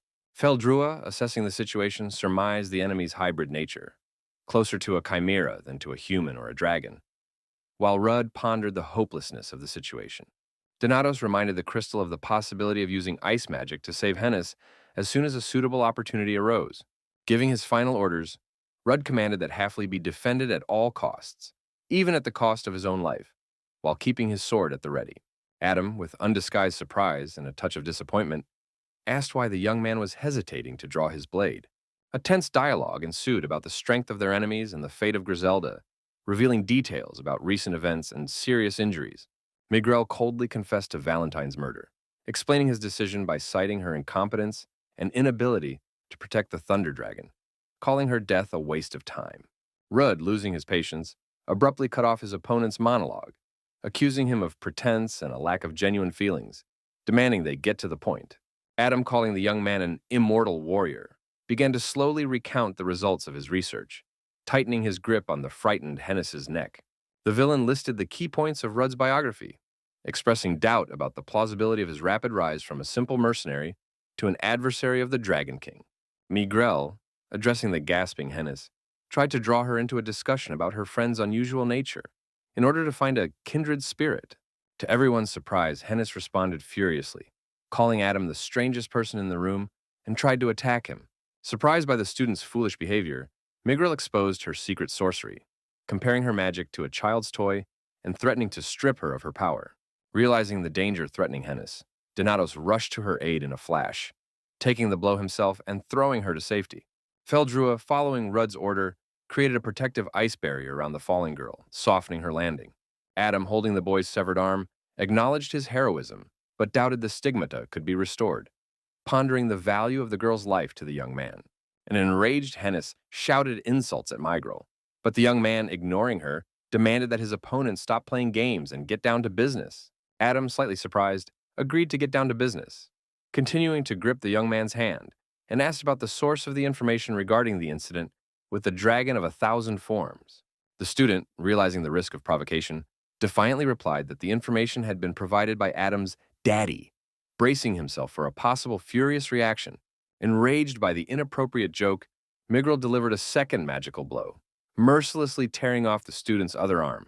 Hennis, watching the events in horror, desperately thrashed against the magical dome, trying to break free and help her bleeding comrade. Adam, maintaining an eerie calm, asked with a smile how Rudd had found the Thunder Dragon's seal stone. The bloodied student, standing there armless, replied calmly but with undisguised anger in his voice that he had simply picked him up off the ground. Dissatisfied with this answer and the pointless death of the Thunder Dragon, Miguel delivered another brutal blow, this time aiming for the defenseless youth's leg. Rudd, unable to stand, collapsed to the floor, while Adam continued his monologue about the desirability of repeating the incident with the 1,000-formed dragon at the academy. The hero, trying to lift his head, recalled the horrific consequences of the previous catastrophe, when many students had perished from a lightning strike. Miguel questioned his true nature, doubting the theory of the reincarnation of the hero Vinar, while pressing Rudd's head to the floor. Adam, smiling triumphantly, announced his unexpected conclusion about the nature of the main character, calling him a regressor, a time traveler. Miguel, lifting the young man's head, outlined his theory about Rudd's past victories over dragons and gods, linking this to recent strange events. The villain accused the young man of being a toy of the mysterious Genesis dragon Kurna, eliciting only a puzzled look from the student. Noticing the confusion in the young man's eyes, Adam asked curiously if this was the first time he had heard that mysterious name. Miguel began to tell him about the dragon god Kurna, the father of all dragons and the god of creation, capable of controlling time. Despite the shocking revelation about the god of time, Donatos remained inwardly indifferent to the status of his supposed patron. Summoning his last reserves of strength, the hero promised to kill Miguel the next time they met, gazing at him with desperate determination and hatred. Adam mockingly pointed out the impossibility of carrying out the threat for a cripple with only one leg left, taunting Rudd's helplessness. Satisfied with the information he had received, the villain decided to spare Rudd, explaining that he did not wish to confront Kearney. Rudd, bleeding to death, confirmed with his last ounce of strength his promise to kill Miguel, refusing to give up until the very end. Adam laughed, sarcastically wished the dying hero good luck, and vanished, leaving the dying hero alone with his fading consciousness. A tense calm reigned in the holy throne of light, concealing the recent alarming events. Professor Daniel knocked and entered the chamber of the Master of the Heavenly Sword, who was complaining about the exhausting 3-day investigation. Gould explained that the attack had occurred immediately after Rudd was recognized as a hero, despite the heightened security in the chambers.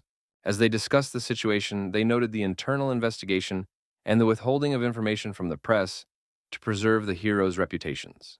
Bryce, concerned about the actions of the Church of the Dragon, emphasized the need for urgent measures against the elusive enemy. The professor pondered the question of the possible early removal of the seal of the next dragon in Rudd's words.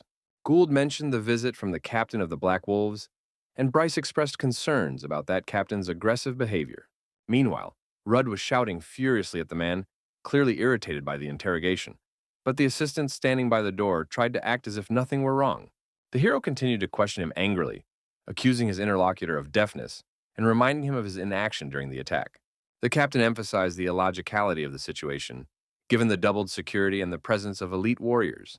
Rudd, outraged by the accusations, reminded them that he was the only victim, sarcastically inquiring about the knight's injuries. The captain's assistant listened intently to the account of the attacker, who had taken the form of a priest, as if trying to catch important details. The captain of the Black Wolves, jumping up from his chair, emotionally explained to Rudd the gravity of the situation and the possible consequences for the imperial family's reputation. He harshly criticized the young man's right to call himself a hero, doubting his abilities, and attributing the victory over the dragon to the guildmaster. Rudd, stung by the captain's words, sarcastically reminded him of his proximity during the incident, provoking further conflict. Enraged, the captain swung hard and struck the young man, while his assistant tried to calm the situation, frantically calling for restraint. The hero, maintaining remarkable composure, blocked the attack, which further enraged the already furious assailant.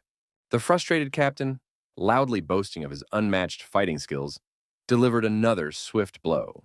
This time the blow hit its mark, and the hero, wincing slightly from the sudden pain, felt blood on his face. Stunned, the captain, unable to believe his eyes, tried to cover up his inaccurate strike with boastful words about his skill. Before he could finish his pompous speech, the arrogant captain was suddenly struck from below on his unguarded chin by the swift and powerful Rudd. The force of the blow literally sent the captain's massive body flying into the air, hurling him several meters backward, right at the feet of his stunned assistant, who had been watching the unfolding scene in silent horror. Rudd, addressing the captain's assistant, sarcastically reminded him of the unacceptability of attacking a patient, warning of the inevitable consequences of further aggression under the pretext of self-defense. The assistant, sighing heavily, realized the catastrophic consequences of the incident for the reputation of the Black Wolf Order and tried to calm Rudd, attributing the captain's actions to intense emotional stress. The hero, unimpressed by the excuses, sharply pointed out the danger of a blow aimed at the eyes, emphasizing its potentially lethal nature for a weakened patient. The young man, desperately trying to defuse the situation, fell to his knees, begging for forgiveness and promising to do anything to keep this a secret from the higher-ups. Continuing to make excuses, the assistant suggested that the captain had also realized his mistake, pointing to his dejected state in the corner of the room. Rudd, refusing to be swayed by their pleas, demanded a compelling reason for their release, clearly unimpressed by their pitiful excuses. In a desperate attempt to appease the hero, the assistant offered a valuable artifact crafted from the Tree of the World and gifted by His Majesty himself. Unexpectedly softening, Rudd agreed to let them go, bringing a wave of relief and gratitude to the exhausted young man's face. Encouraged by the unexpected success, the assistant hurriedly helped the defeated captain to his feet and rushed toward the exit, eager to leave the scene of the conflict. Feldrua, commenting on the situation, expressed confidence in the authenticity of the artifact from the Tree of the World, while Donatos pondered the suitability of the one who had used it in a past life. Intrigued, the King of Spirits inquired about the identity of the mysterious being mentioned by Rudd and was astonished to learn of his daughter Lenya's involvement. Feldrua, analyzing the situation, concluded that without the Tree of the World, the artifact was merely an ordinary branch, expressing amazement at his daughter's ability to wield such a powerful object. A sudden knock on the door snapped Rudd out of his reverie, and annoyed by yet another interruption, he flung it open with an angry shout. Standing in the doorway was a clearly upset Hennis, summoned for questioning. Though she hadn't suffered a scratch, she still felt guilty and had come to see her friend, who had regained consciousness. Rudd, not letting her finish, abruptly cut her off, not understanding the reasons for her guilt. Hennis, after a moment's hesitation, held out the artifact her friend had given her, wanting to return it, considering herself unworthy of such a gift. To the girl's surprise, Donatos grabbed her wrist and, ignoring her protests, firmly led her away, intending to have a serious talk. Leading the girl out onto the street, the hero sat her down on a bench and, trying to be tactful, began a conversation about how neither of them was to blame for what had happened. Halfley, still overwhelmed with emotion, tried to express her concern that Rudd had nearly died because of her. The guy, trying to lighten the tense atmosphere, brushed off the seriousness of the situation, suddenly noticing his girlfriend's new hairstyle. Refusing to go along with his attempt to change the subject, she bitterly suggested that if Lion had been in her place, he would have suffered less, showing deep resentment toward herself and nervously fiddling with the fabric of her dress. The young man asked for an explanation, and she told him about her grueling training sessions, sleepless nights in the lab, and constant dagger drills until she was completely exhausted. The girl, her voice filled with pain, admitted that despite all her efforts, she still felt like a burden, constantly trying to catch up with the boy. Hennis, barely holding back her tears, shared her constant feeling of falling behind her friends, feeling as though every attempt to catch up with them only widened the gap between them. She bitterly concluded that she was only holding everyone back, that she didn't deserve the wings of darkness they had given her, considering herself useless and lamenting her very existence. Rudd, trying to lighten the tense atmosphere, awkwardly joked about his ability to regenerate, but Hennis, failing to appreciate the humor, insisted on keeping the conversation serious. Unable to bear the emotional tension, the young man jumped up from the bench and, looking his friend straight in the eyes, began to speak about the imperfection of all people and the uniqueness of every life path. Continuing his impassioned speech, he emphasized her value as a person, asserting that she, like everyone else, was one of a kind, sparking a glimmer of hope in the girl's eyes. Confidently declaring Hennis's future necessity in their shared endeavors, Rudd noticed how the girl, moved by his words, lowered her head, unable to hold back tears of relief. The hero urged his friend to cast aside negative thoughts and continue to work hard, emphasizing the importance of constant effort and investment in self-development. Having finished speaking, the hero, thinking the conversation was over, left Halfley sitting on the bench and walked away. He hadn't gone far when the girl, gathering her courage, called out to him, asking him to stay just a moment longer. Overcoming her inner resistance and nervousness, Hennis struggled to confess her feelings to the surprised Donatos. Lion, who had been strolling nearby in the courtyard, hid behind a tree and unwittingly overheard the entire conversation. Hennis, wiping away an unbidden tear, admitted with a bitter smile that she had always considered tearful declarations of love to be ridiculous. Realizing the inappropriateness of the moment, the girl hastily added that she wasn't expecting an immediate answer from the clearly flustered Rudd. Stammering and blushing, Hennis tried to explain that she had simply followed her heart's impulse, while the hero watched her in silence. Donatos, stunned by the unexpected confession, could only manage a quiet, "I'm sorry," as he looked at the embarrassed girl staring at the ground. Halfley, trying to lighten the tense atmosphere, hastily assured him that she hadn't expected a positive answer, knowing her companion's sensitivity to such topics. As she continued to speak of her feelings, the girl had no idea that Lion, lurking nearby, was listening intently to their conversation. To Rudd's surprise, Hennis asked him directly if he was rejecting her because of his feelings for Claire, catching the young man off guard. The hero, clearly embarrassed and annoyed, began to slowly and tensely formulate his answer to the difficult question. Trying to be tactful, the young man explained that he regarded everyone as friends and comrades, mentioning the unpredictability of their dangerous life. Rudd, to his own surprise, admitted that Claire's intense feelings for him made him uncomfortable, unaware that his words deeply hurt Lion, who was eavesdropping. Unable to contain her surging emotions any longer, the swordswoman hurriedly left her hiding place, trying to remain unnoticed. But the sound of her fleeing caught the hero's attention, interrupting his monologue. He peered warily into the forest, but could see no one. Hennis, trying to smooth over the awkwardness of the moment, reminded Donatos of an old saying about love blossoming even in times of war, speaking with a clear hint of meaning. The girl, feeling both shame and relief, joyfully clung to the faint hope left by Rudd's evasive answer, but he was even more puzzled, assuming she hadn't been listening to him. Encouraged by the conversation, Hennis promised to keep trying and suggested they meet after the protagonist was discharged, as if nothing had happened. The young man, watching his friend walk away, wished her a safe journey home. Feeling a mixture of relief and anxiety, Feldrua sarcastically commented on the situation, joking that Rudd had secured himself a place in hell by rejecting 2 women at once. Thinking aloud, the young man explained his attitude toward the girls by citing his past life experience in their youth. Considering their feelings to be misguided, Crystal wisely reminded the hero of the reality of the present moment, asking if he could ignore genuine feelings simply because of his knowledge of the future. Rudd, brushing aside deep reflections on feelings, declared he had no time for such trivialities, and resolutely walked away. Reflecting on the recent encounter, the hero recalled how Adam Migrel, one of the three cardinals of the Dragon Church, was the first to reveal his status as a regressor. Donatos also realized the shocking fact that the Dragon King was the source of his time travel, which opened up new mysteries. Reflecting on his priorities, the young man decided to focus on Adam Migral, whose knowledge and actions raised many questions. Feldrua tried to say something to Rud, but the student interrupted him, stating that he understood the situation. The oath prevented the King of Spirits from revealing information about the Dragon King.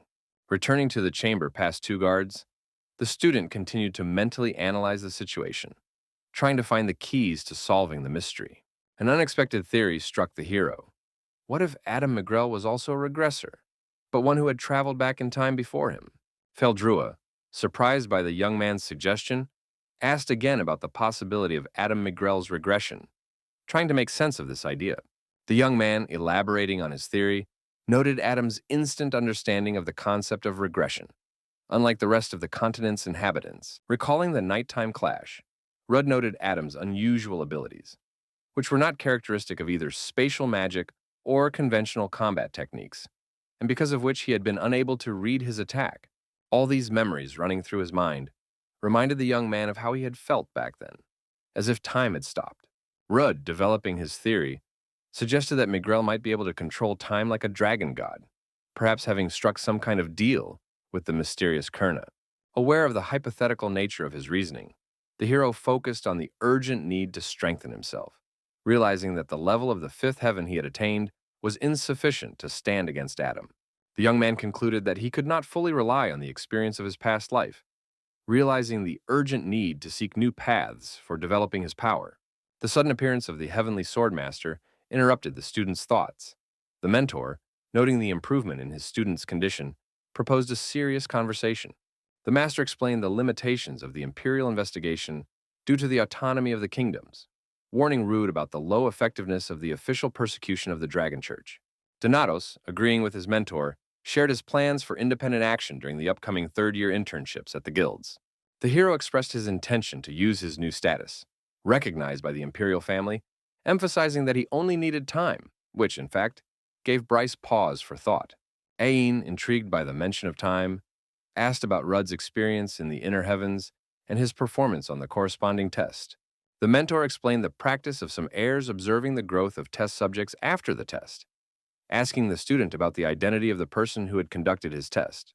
The boy named Charlotte Irwill, the sixth heiress, suggesting her connection to Ain as the seventh heir. The mentor's unexpected reaction, expressing surprise, caused him to remain silent for a long time before asking about Charlotte's appearance. Rudd, with a touch of irony in his voice, described the spirit as an energetic individual who had enjoyed the process of cutting off his head, accompanying the story with an expressive gesture.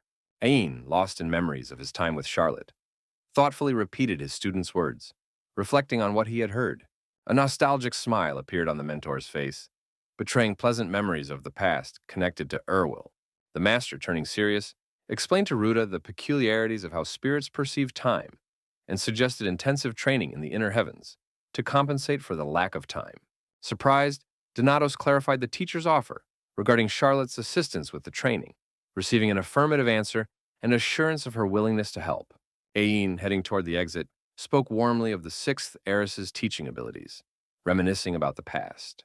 Pausing at the door, the mentor, without turning around, admitted he could not compare to her, expressing deep respect for Irwill. Rudd, reflecting on the upcoming changes in the future, realized the value of intensive training in the spirit world for his development and to save time. So he began to remove the bandage supporting his arm. He set a goal to reach the sixth heaven, like Professor Daniel, and carefully unwound the bandage from his bruised arm.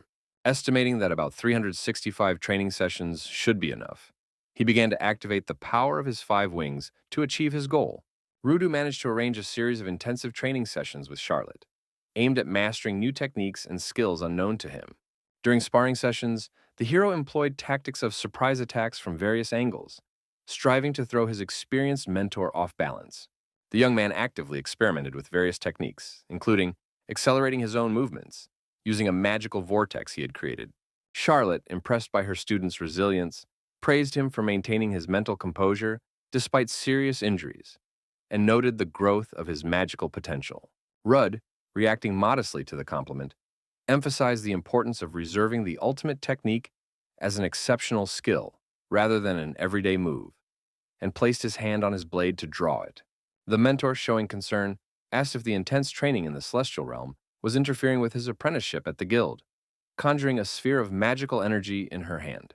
The hero confidently replied that he had almost completed his assigned tasks, urging her not to worry about his duties in the real world, as he watched the pulsating light as he drew his sword. Charlotte, helping the young man to his feet, expressed relief and surprise at his progress since his first request for training, as if it were yesterday.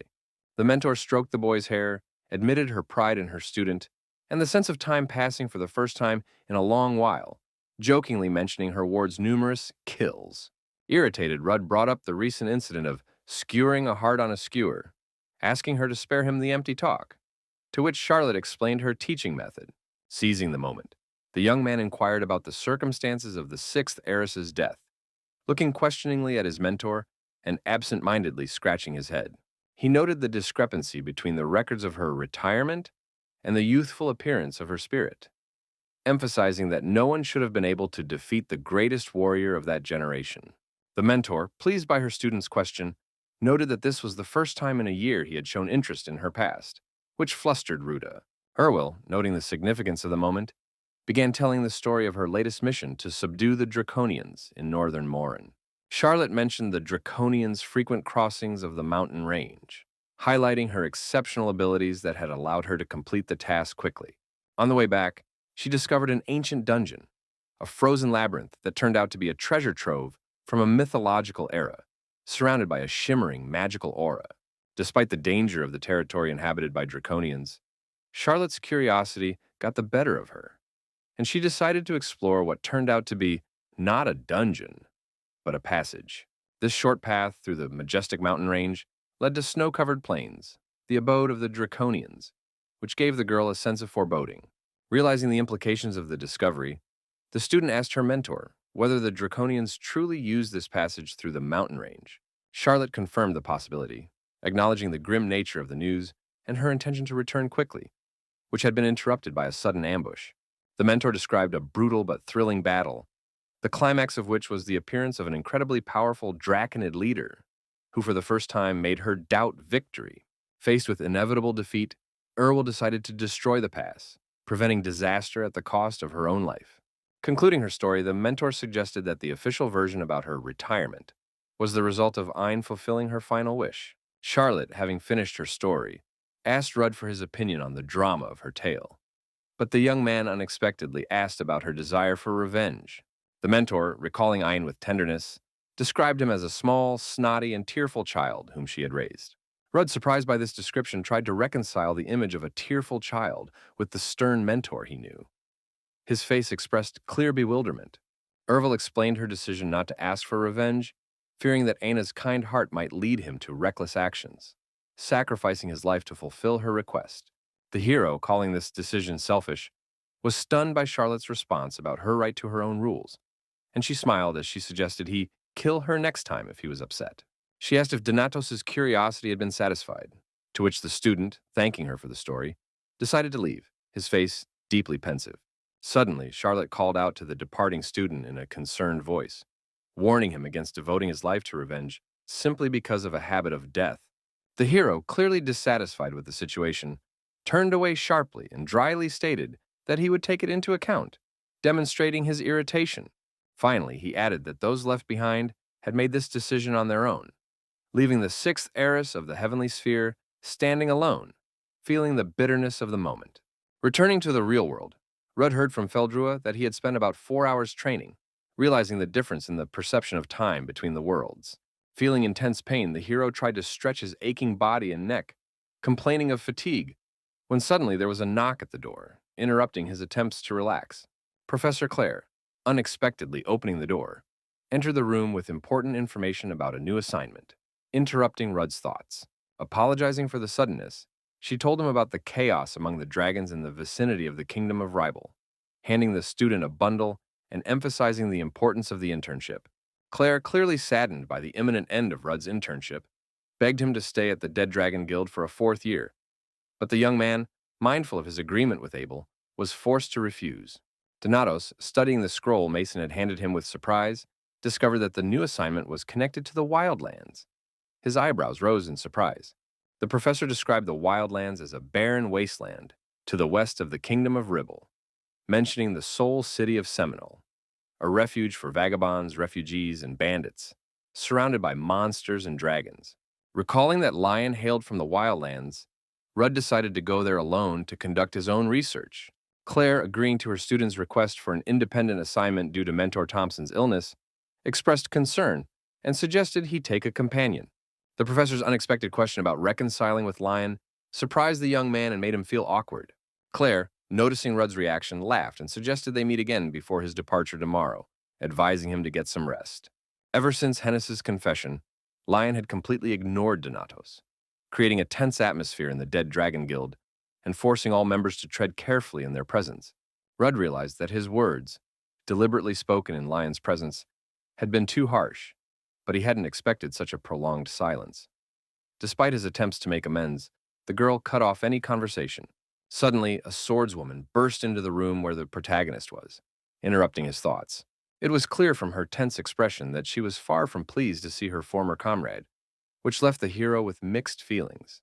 Realizing there was no turning back, Lion quickly moved forward, ignoring Rudd's attempts to strike up a conversation about her return and the completion of the mission.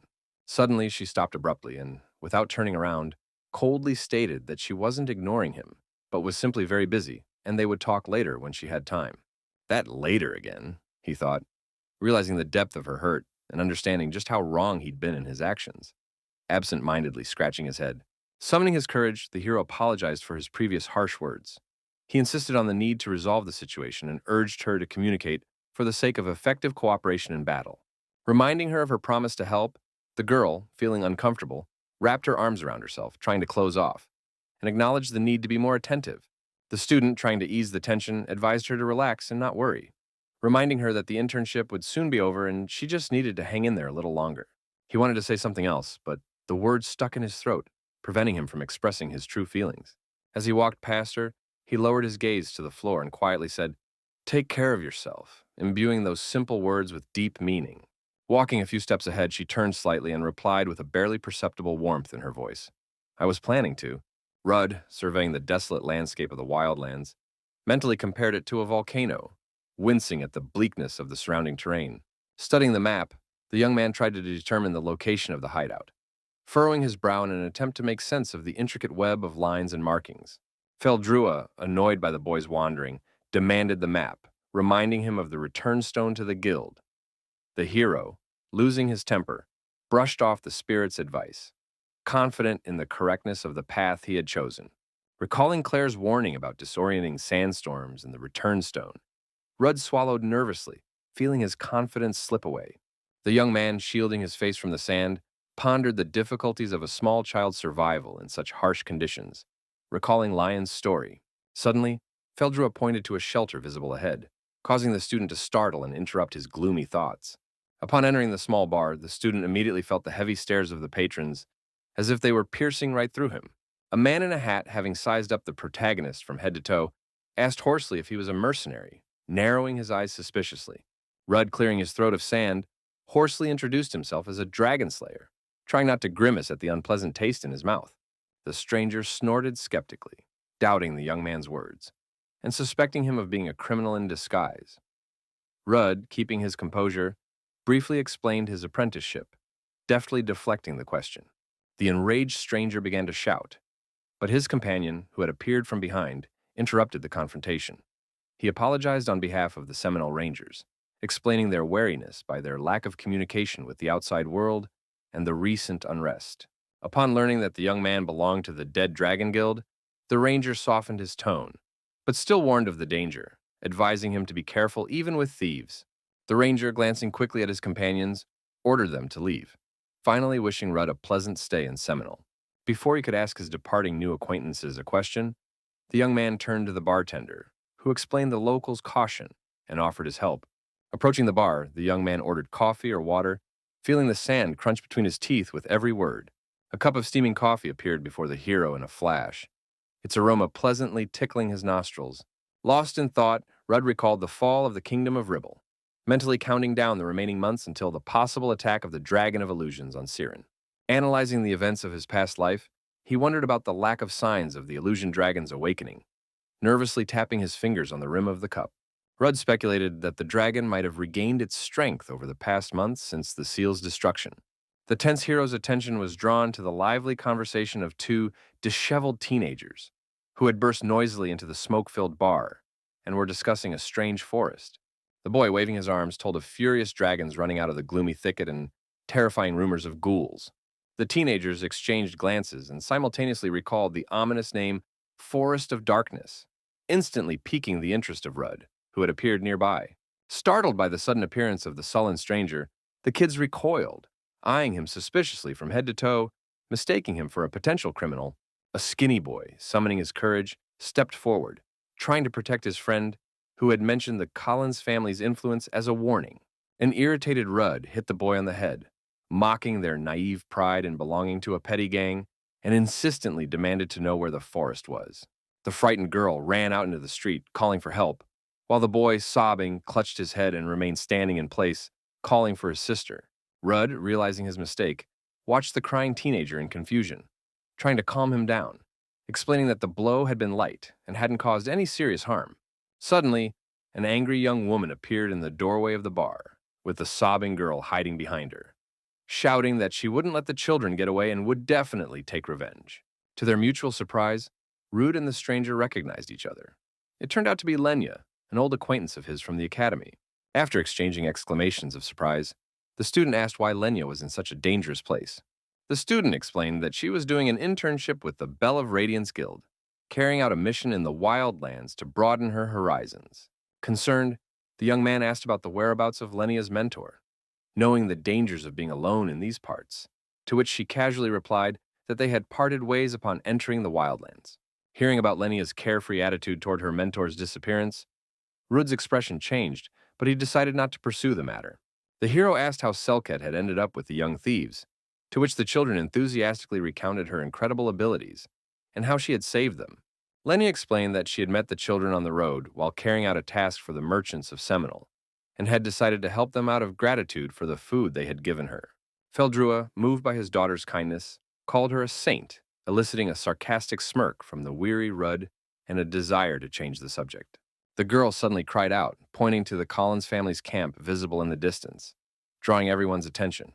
Lenya didn't know what her companion was looking for, but she surmised that the head of the Collins family might possess information about the wildlands that interested Rude.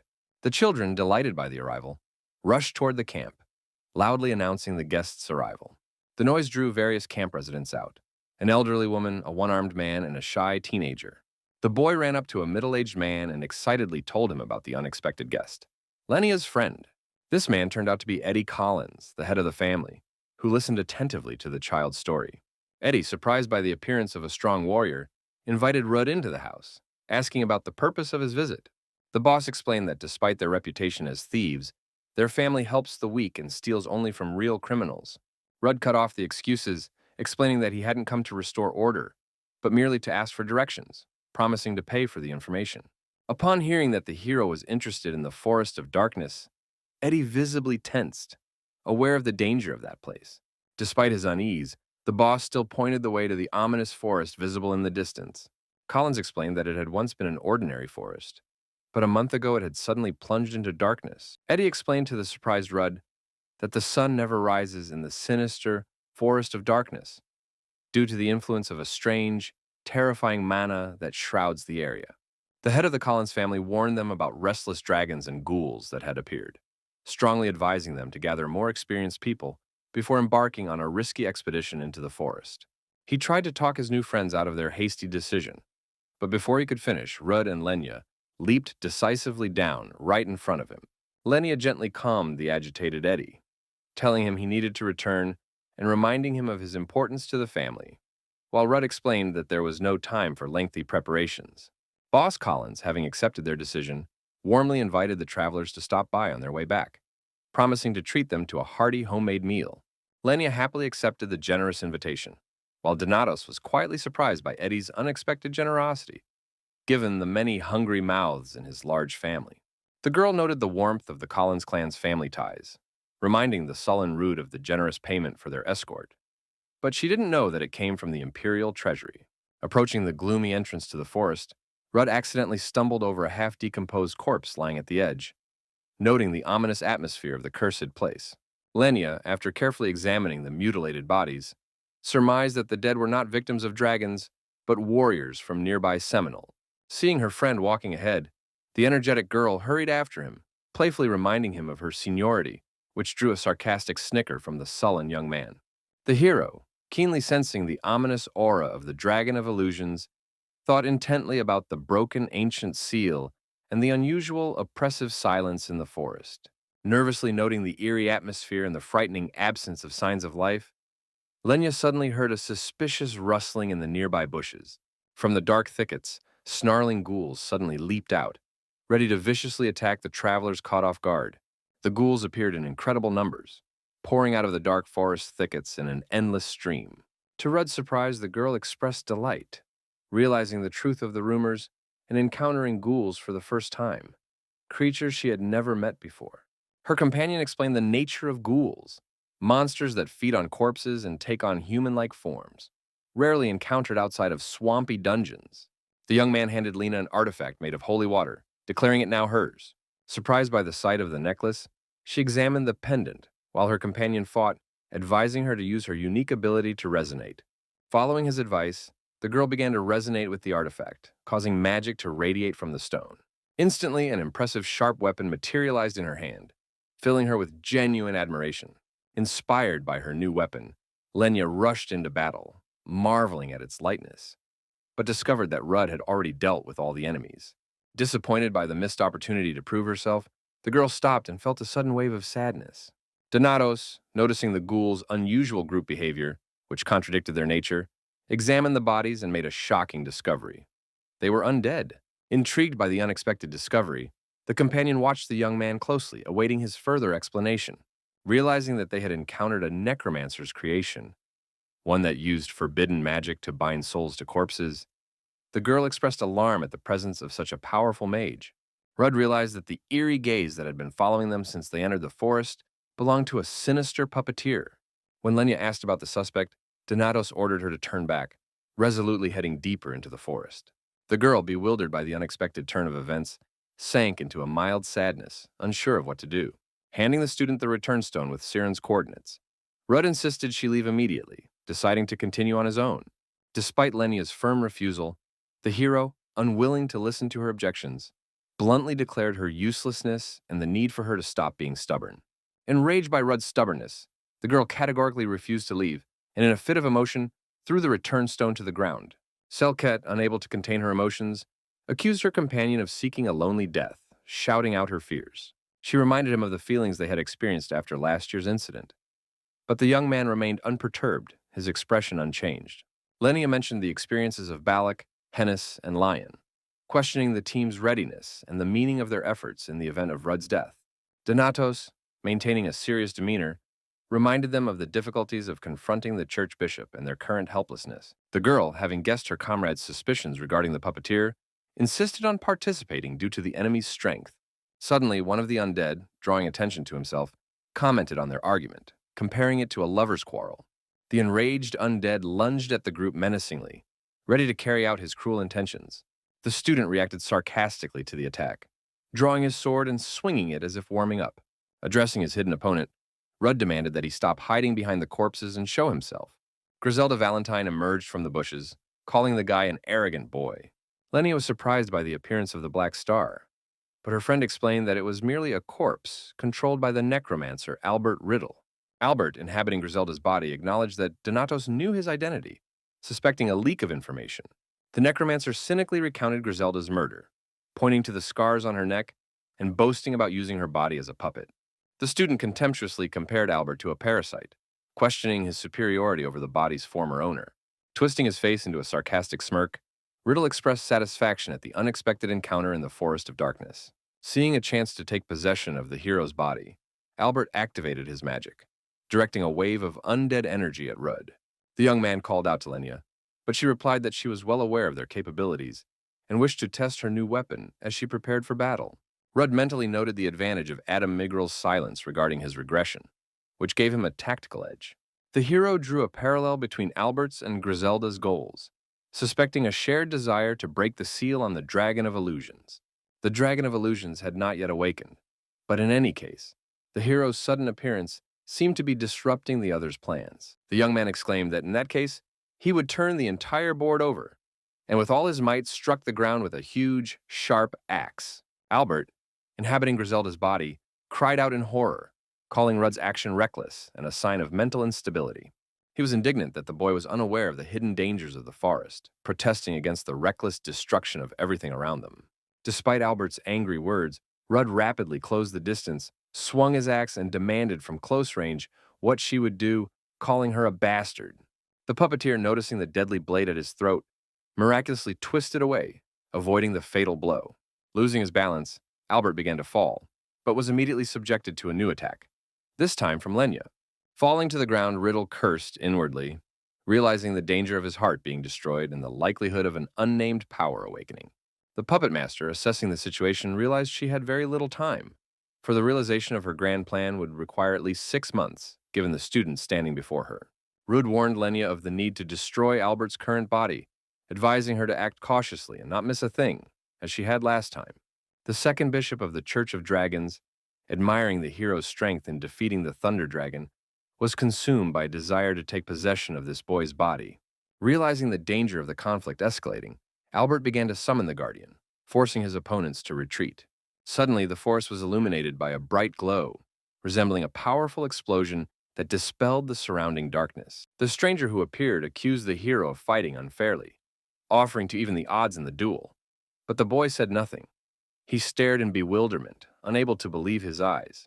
Before the astonished Rudd stood the sixth heiress of the Heavenly Sword, armed and her face covered in scars. The Guardian, presenting Charlotte Irwell as the perfect vessel for his role, boastfully called her the jewel of his collection. Rage consumed Rudd, forcing him to lunge at his opponent, demanding an explanation for the origin of the long-dead heroine's body.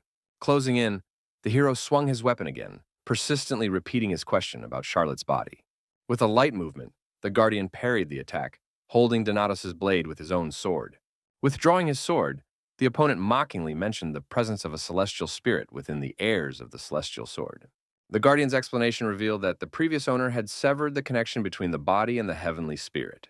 In the heat of battle, the soul within Charlotte's body expressed particular interest in Rudd's body, noting especially the stigmata on his right hand. Accepting the challenge, Rudd deliberately cut his hand slightly, allowing the blood to activate the weapon's special properties. The hero cursed, swung again, and prepared to use the sword's newly acquired abilities. The Guardian explained the advantages of using high-quality bodies, mentioning the replacement of mana with demonic energy when one's own soul is lacking. The opponent boasted of his ability to reproduce techniques from the body's memories, demonstrating a precise diagonal strike capable of interrupting the trajectory of an enemy blade with a minimal movement. He smugly pointed out that, being merely a puppet, he was not bound by physical limitations, and now far surpassed Charlotte in her lifetime. Admiring the results of his research, the enemy failed to notice Rudd appearing behind him in a vortex, formed by the combined power of the two swords. With a lightning-fast movement, the sword's power seized the girl, flung her upward, and passed her through themselves. The student declared mockingly that a puppet could never compare to a representative of the sixth generation.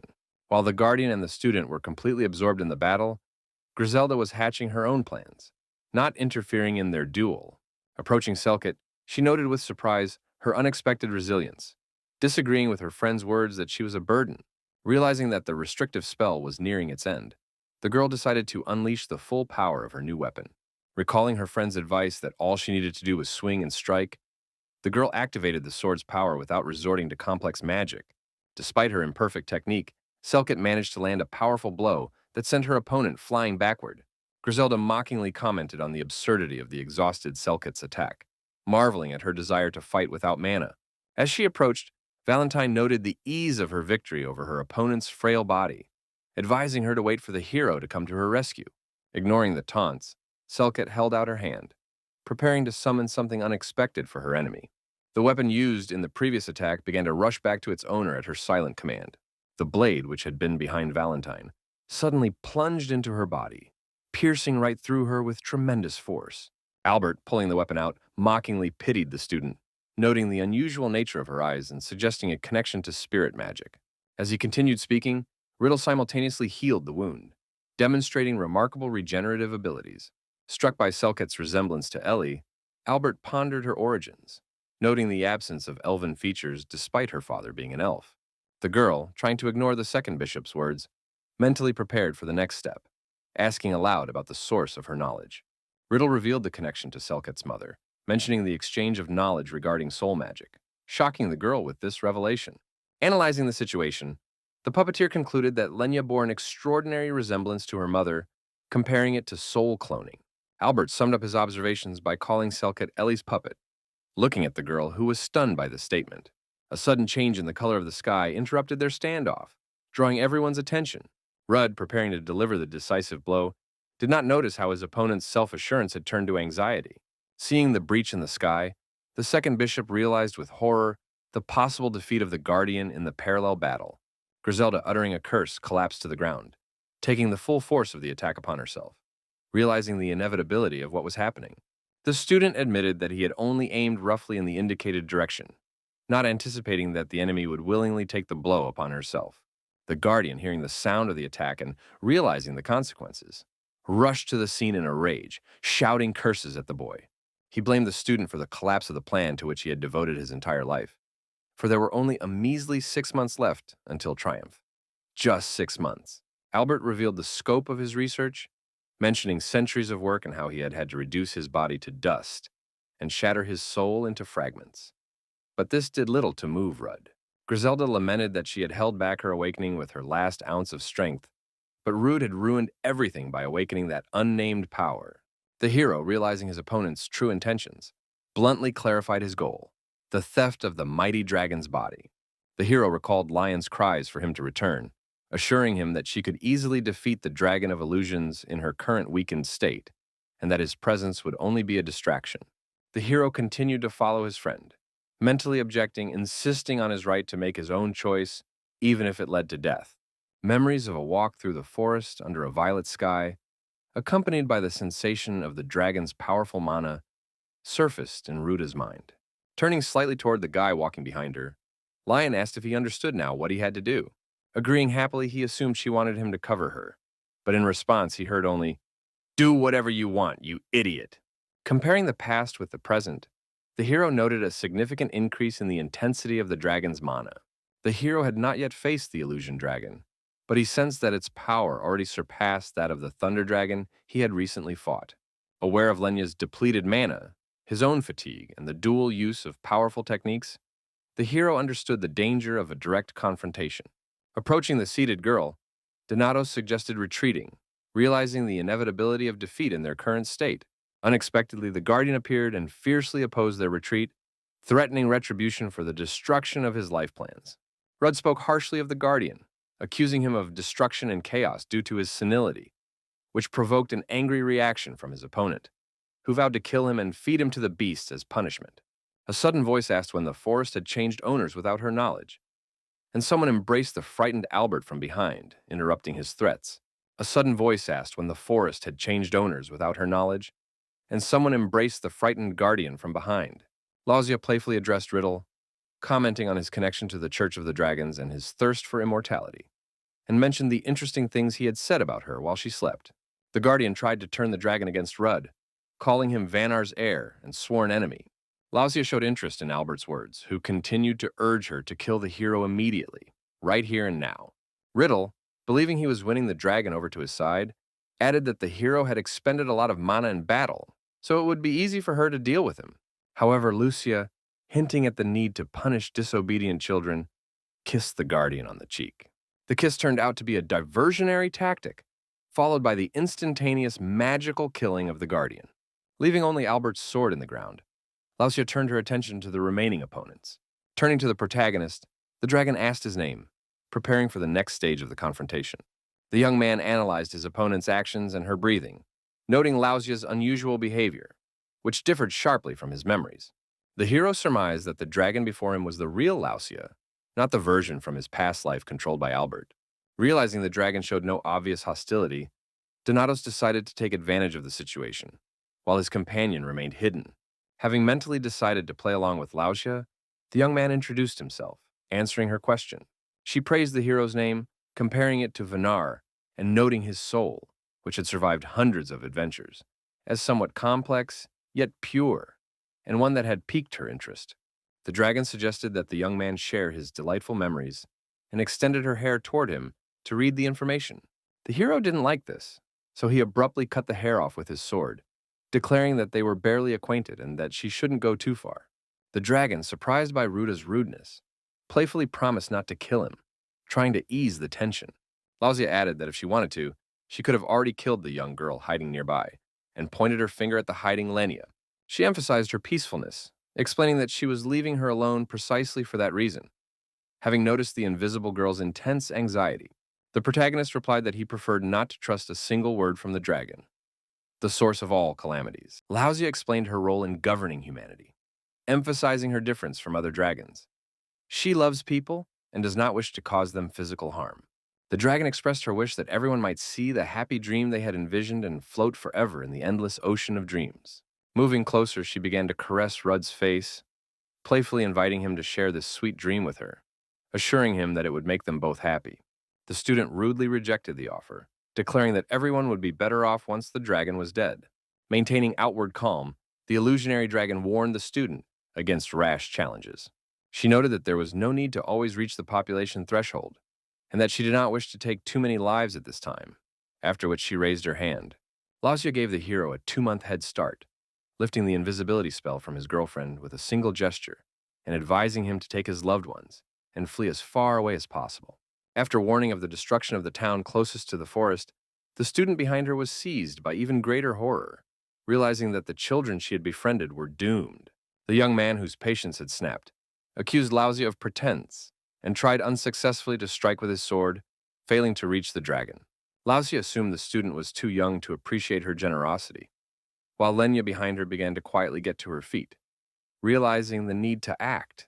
The dragon admitted that he did not wish to die, and since he had awakened, he had to do his job, suggesting that the hero lower his sword, or else he would have to wish him good night as well.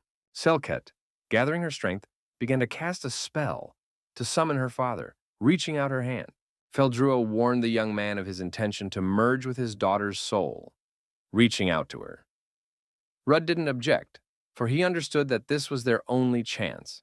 The student, remaining behind the dragon, activated a powerful soul resonance spell. Thanks to their coordinated actions, Rudd was able to grab Selket's hand, pulling her toward him. Lauzia, keeping her composure, ordered the heroes to run as far away as possible, making no attempt to stop them. Activating the return stone, the group instantly teleported back to the guild building. Claire entered the ward to inquire about the patient's condition.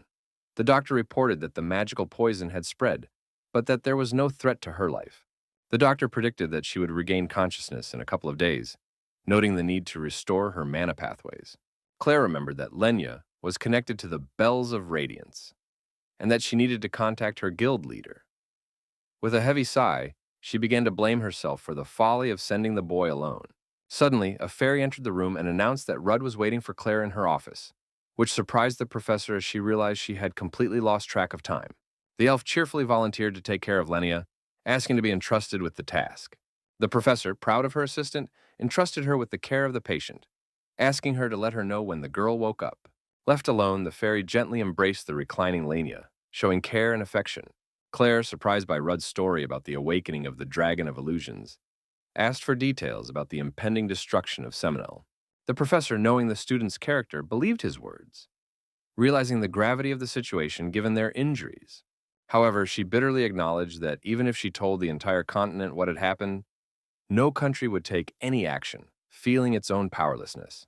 Mason explained the status of the wildlands in Seminole, noting that some countries did not recognize the city and had banned trade with it. Moreover, she mentioned the tense relations between Ribble and Seminole, emphasizing the wildlands' official affiliation with the kingdom. Ignoring the political complexities, the hero announced the support of the crown prince and the teachers, proposing to assemble an elite squad rather than sacrifice a multitude of ordinary soldiers. Rudd noted the less aggressive nature of the illusion dragon, which uses psychic spells, compared to Harma. But it remains to be seen what will happen if her plans to destroy the city are thwarted. The student emphasized the importance of neutralizing Albert Riddle, speculating on his survival and possible actions. The young man described the danger posed by the guardian created from the sixth heiress, capable of regenerating using imprisoned souls and possessing the ability to summon large numbers of undead. Claire admitted that she wanted to ask the young man for details about the battle with the member of the Church of Dragons, but refrained from asking questions, as she had promised. The professor reminded him of her promise to believe every word Donato said, reaffirming her trust in her student. Nevertheless, she still sought clarification on Rudd's certainty regarding the nature of the illusion dragon and the timing of the attack. Exercising caution. The hero confirmed his absolute certainty, emphasizing that dragons do not lie, considering lying to be the lot of the weak. Claire suggested immediately heading to Seminole with the Heavenly Sword, fearing the Ribble Palace's reaction to the news. Showing concern, Mason inquired about Rudd's condition, suggesting they postpone their departure. But the young man assured her he was feeling fine. The hero casually noted that the situation was developing faster than expected, hinting at the urgency of the mission. A little girl, bundled up in warm clothes, was hiding from her mother behind a snowdrift when suddenly her mother found her. Addressing her with the affectionate word, "Sweetheart," she joyfully exclaimed that her mother had found her, and now it was her turn to hide. The mother gently refused to continue the game, citing the approaching twilight and the need to return, since it was better for them not to wander around here. Not wanting the game to end, the child promised to hide very far away next time to surprise her mother. Suddenly, the girl's attention was drawn to floating particles of magic, arousing her curiosity and a desire to touch them. Her mother began calling out to Lenya anxiously, trying to stop her from touching the mysterious particles, but she didn't listen. Selket, lost in her memories, realized how blurry her childhood images were as she tried to recall the details of what had happened. Recalling the puppeteer's words that she was the doll of Ellie Selket, the girl woke up and jumped out of bed. As she tried to ask her father a question, the girl suddenly felt a severe headache that interrupted her thoughts. The fairy, noticing Lenya sitting on the bed, clutching her head, called out to her friend in alarm. Renee quickened her pace and ran over to the girl, asking anxiously how she was feeling. Anticipating Selket's question, the fairy told him about the dead dragon's presence in the guild, the 3-day coma, and the priest's instructions. The student hesitantly agreed to the recommendations, clearly feeling conflicted. Renee shared her surprise at her friend's serious condition, mentioning that Rudd had left without saying goodbye. The elf spoke of preparations for the battle in Seminole, expressing her dissatisfaction with Donatos's lack of rest. Lenya, realizing the situation, bitterly thought of herself as a burden to those around her. Selket was surprised to see Lion enter the ward, but Lion explained that she had come briefly before leaving and reminded her that the doctors had advised her not to get up yet. The swordswoman, setting a huge box on the floor, explained that these were items from Balac and Hennis to aid in a speedy recovery. Lion, pointing her finger at Renee, who was standing nearby and shouting indignantly, ordered Lenya to stay there with that food thief, adding that they had already contacted the leader of her guild. The student, turning to Claire as she was leaving, asked her to pass on her apologies to Rudd upon her arrival in Seminole. Outraged, Lion began shouting that she wasn't some kind of messenger for them, unwilling to interact with her comrade any further. The swordswoman snapped back that Selket could apologize in person once Donatos returned, then ran out of the ward. Left alone with her friend, Renee gently turned to the patient, saying she had a great idea for something they could do. The fairy suggested they have lunch, emphasizing the importance of nutrition for recovery. In turn, Lenya agreed and even offered to help, but in response heard a firm, "Just rest." As she left the mansion, Lion stopped in the courtyard and, addressing the guard, said she was entrusting her protection to them. The guard, bowing respectfully, realized the unusual nature of so many guild members leaving at once, assuming that something serious had happened. The unexpected arrival of the second guard, who was late, surprised the first, disrupting the usual shift schedule. He explained the delay by citing important business, trying to sound plausible, for in reality he was not a guard.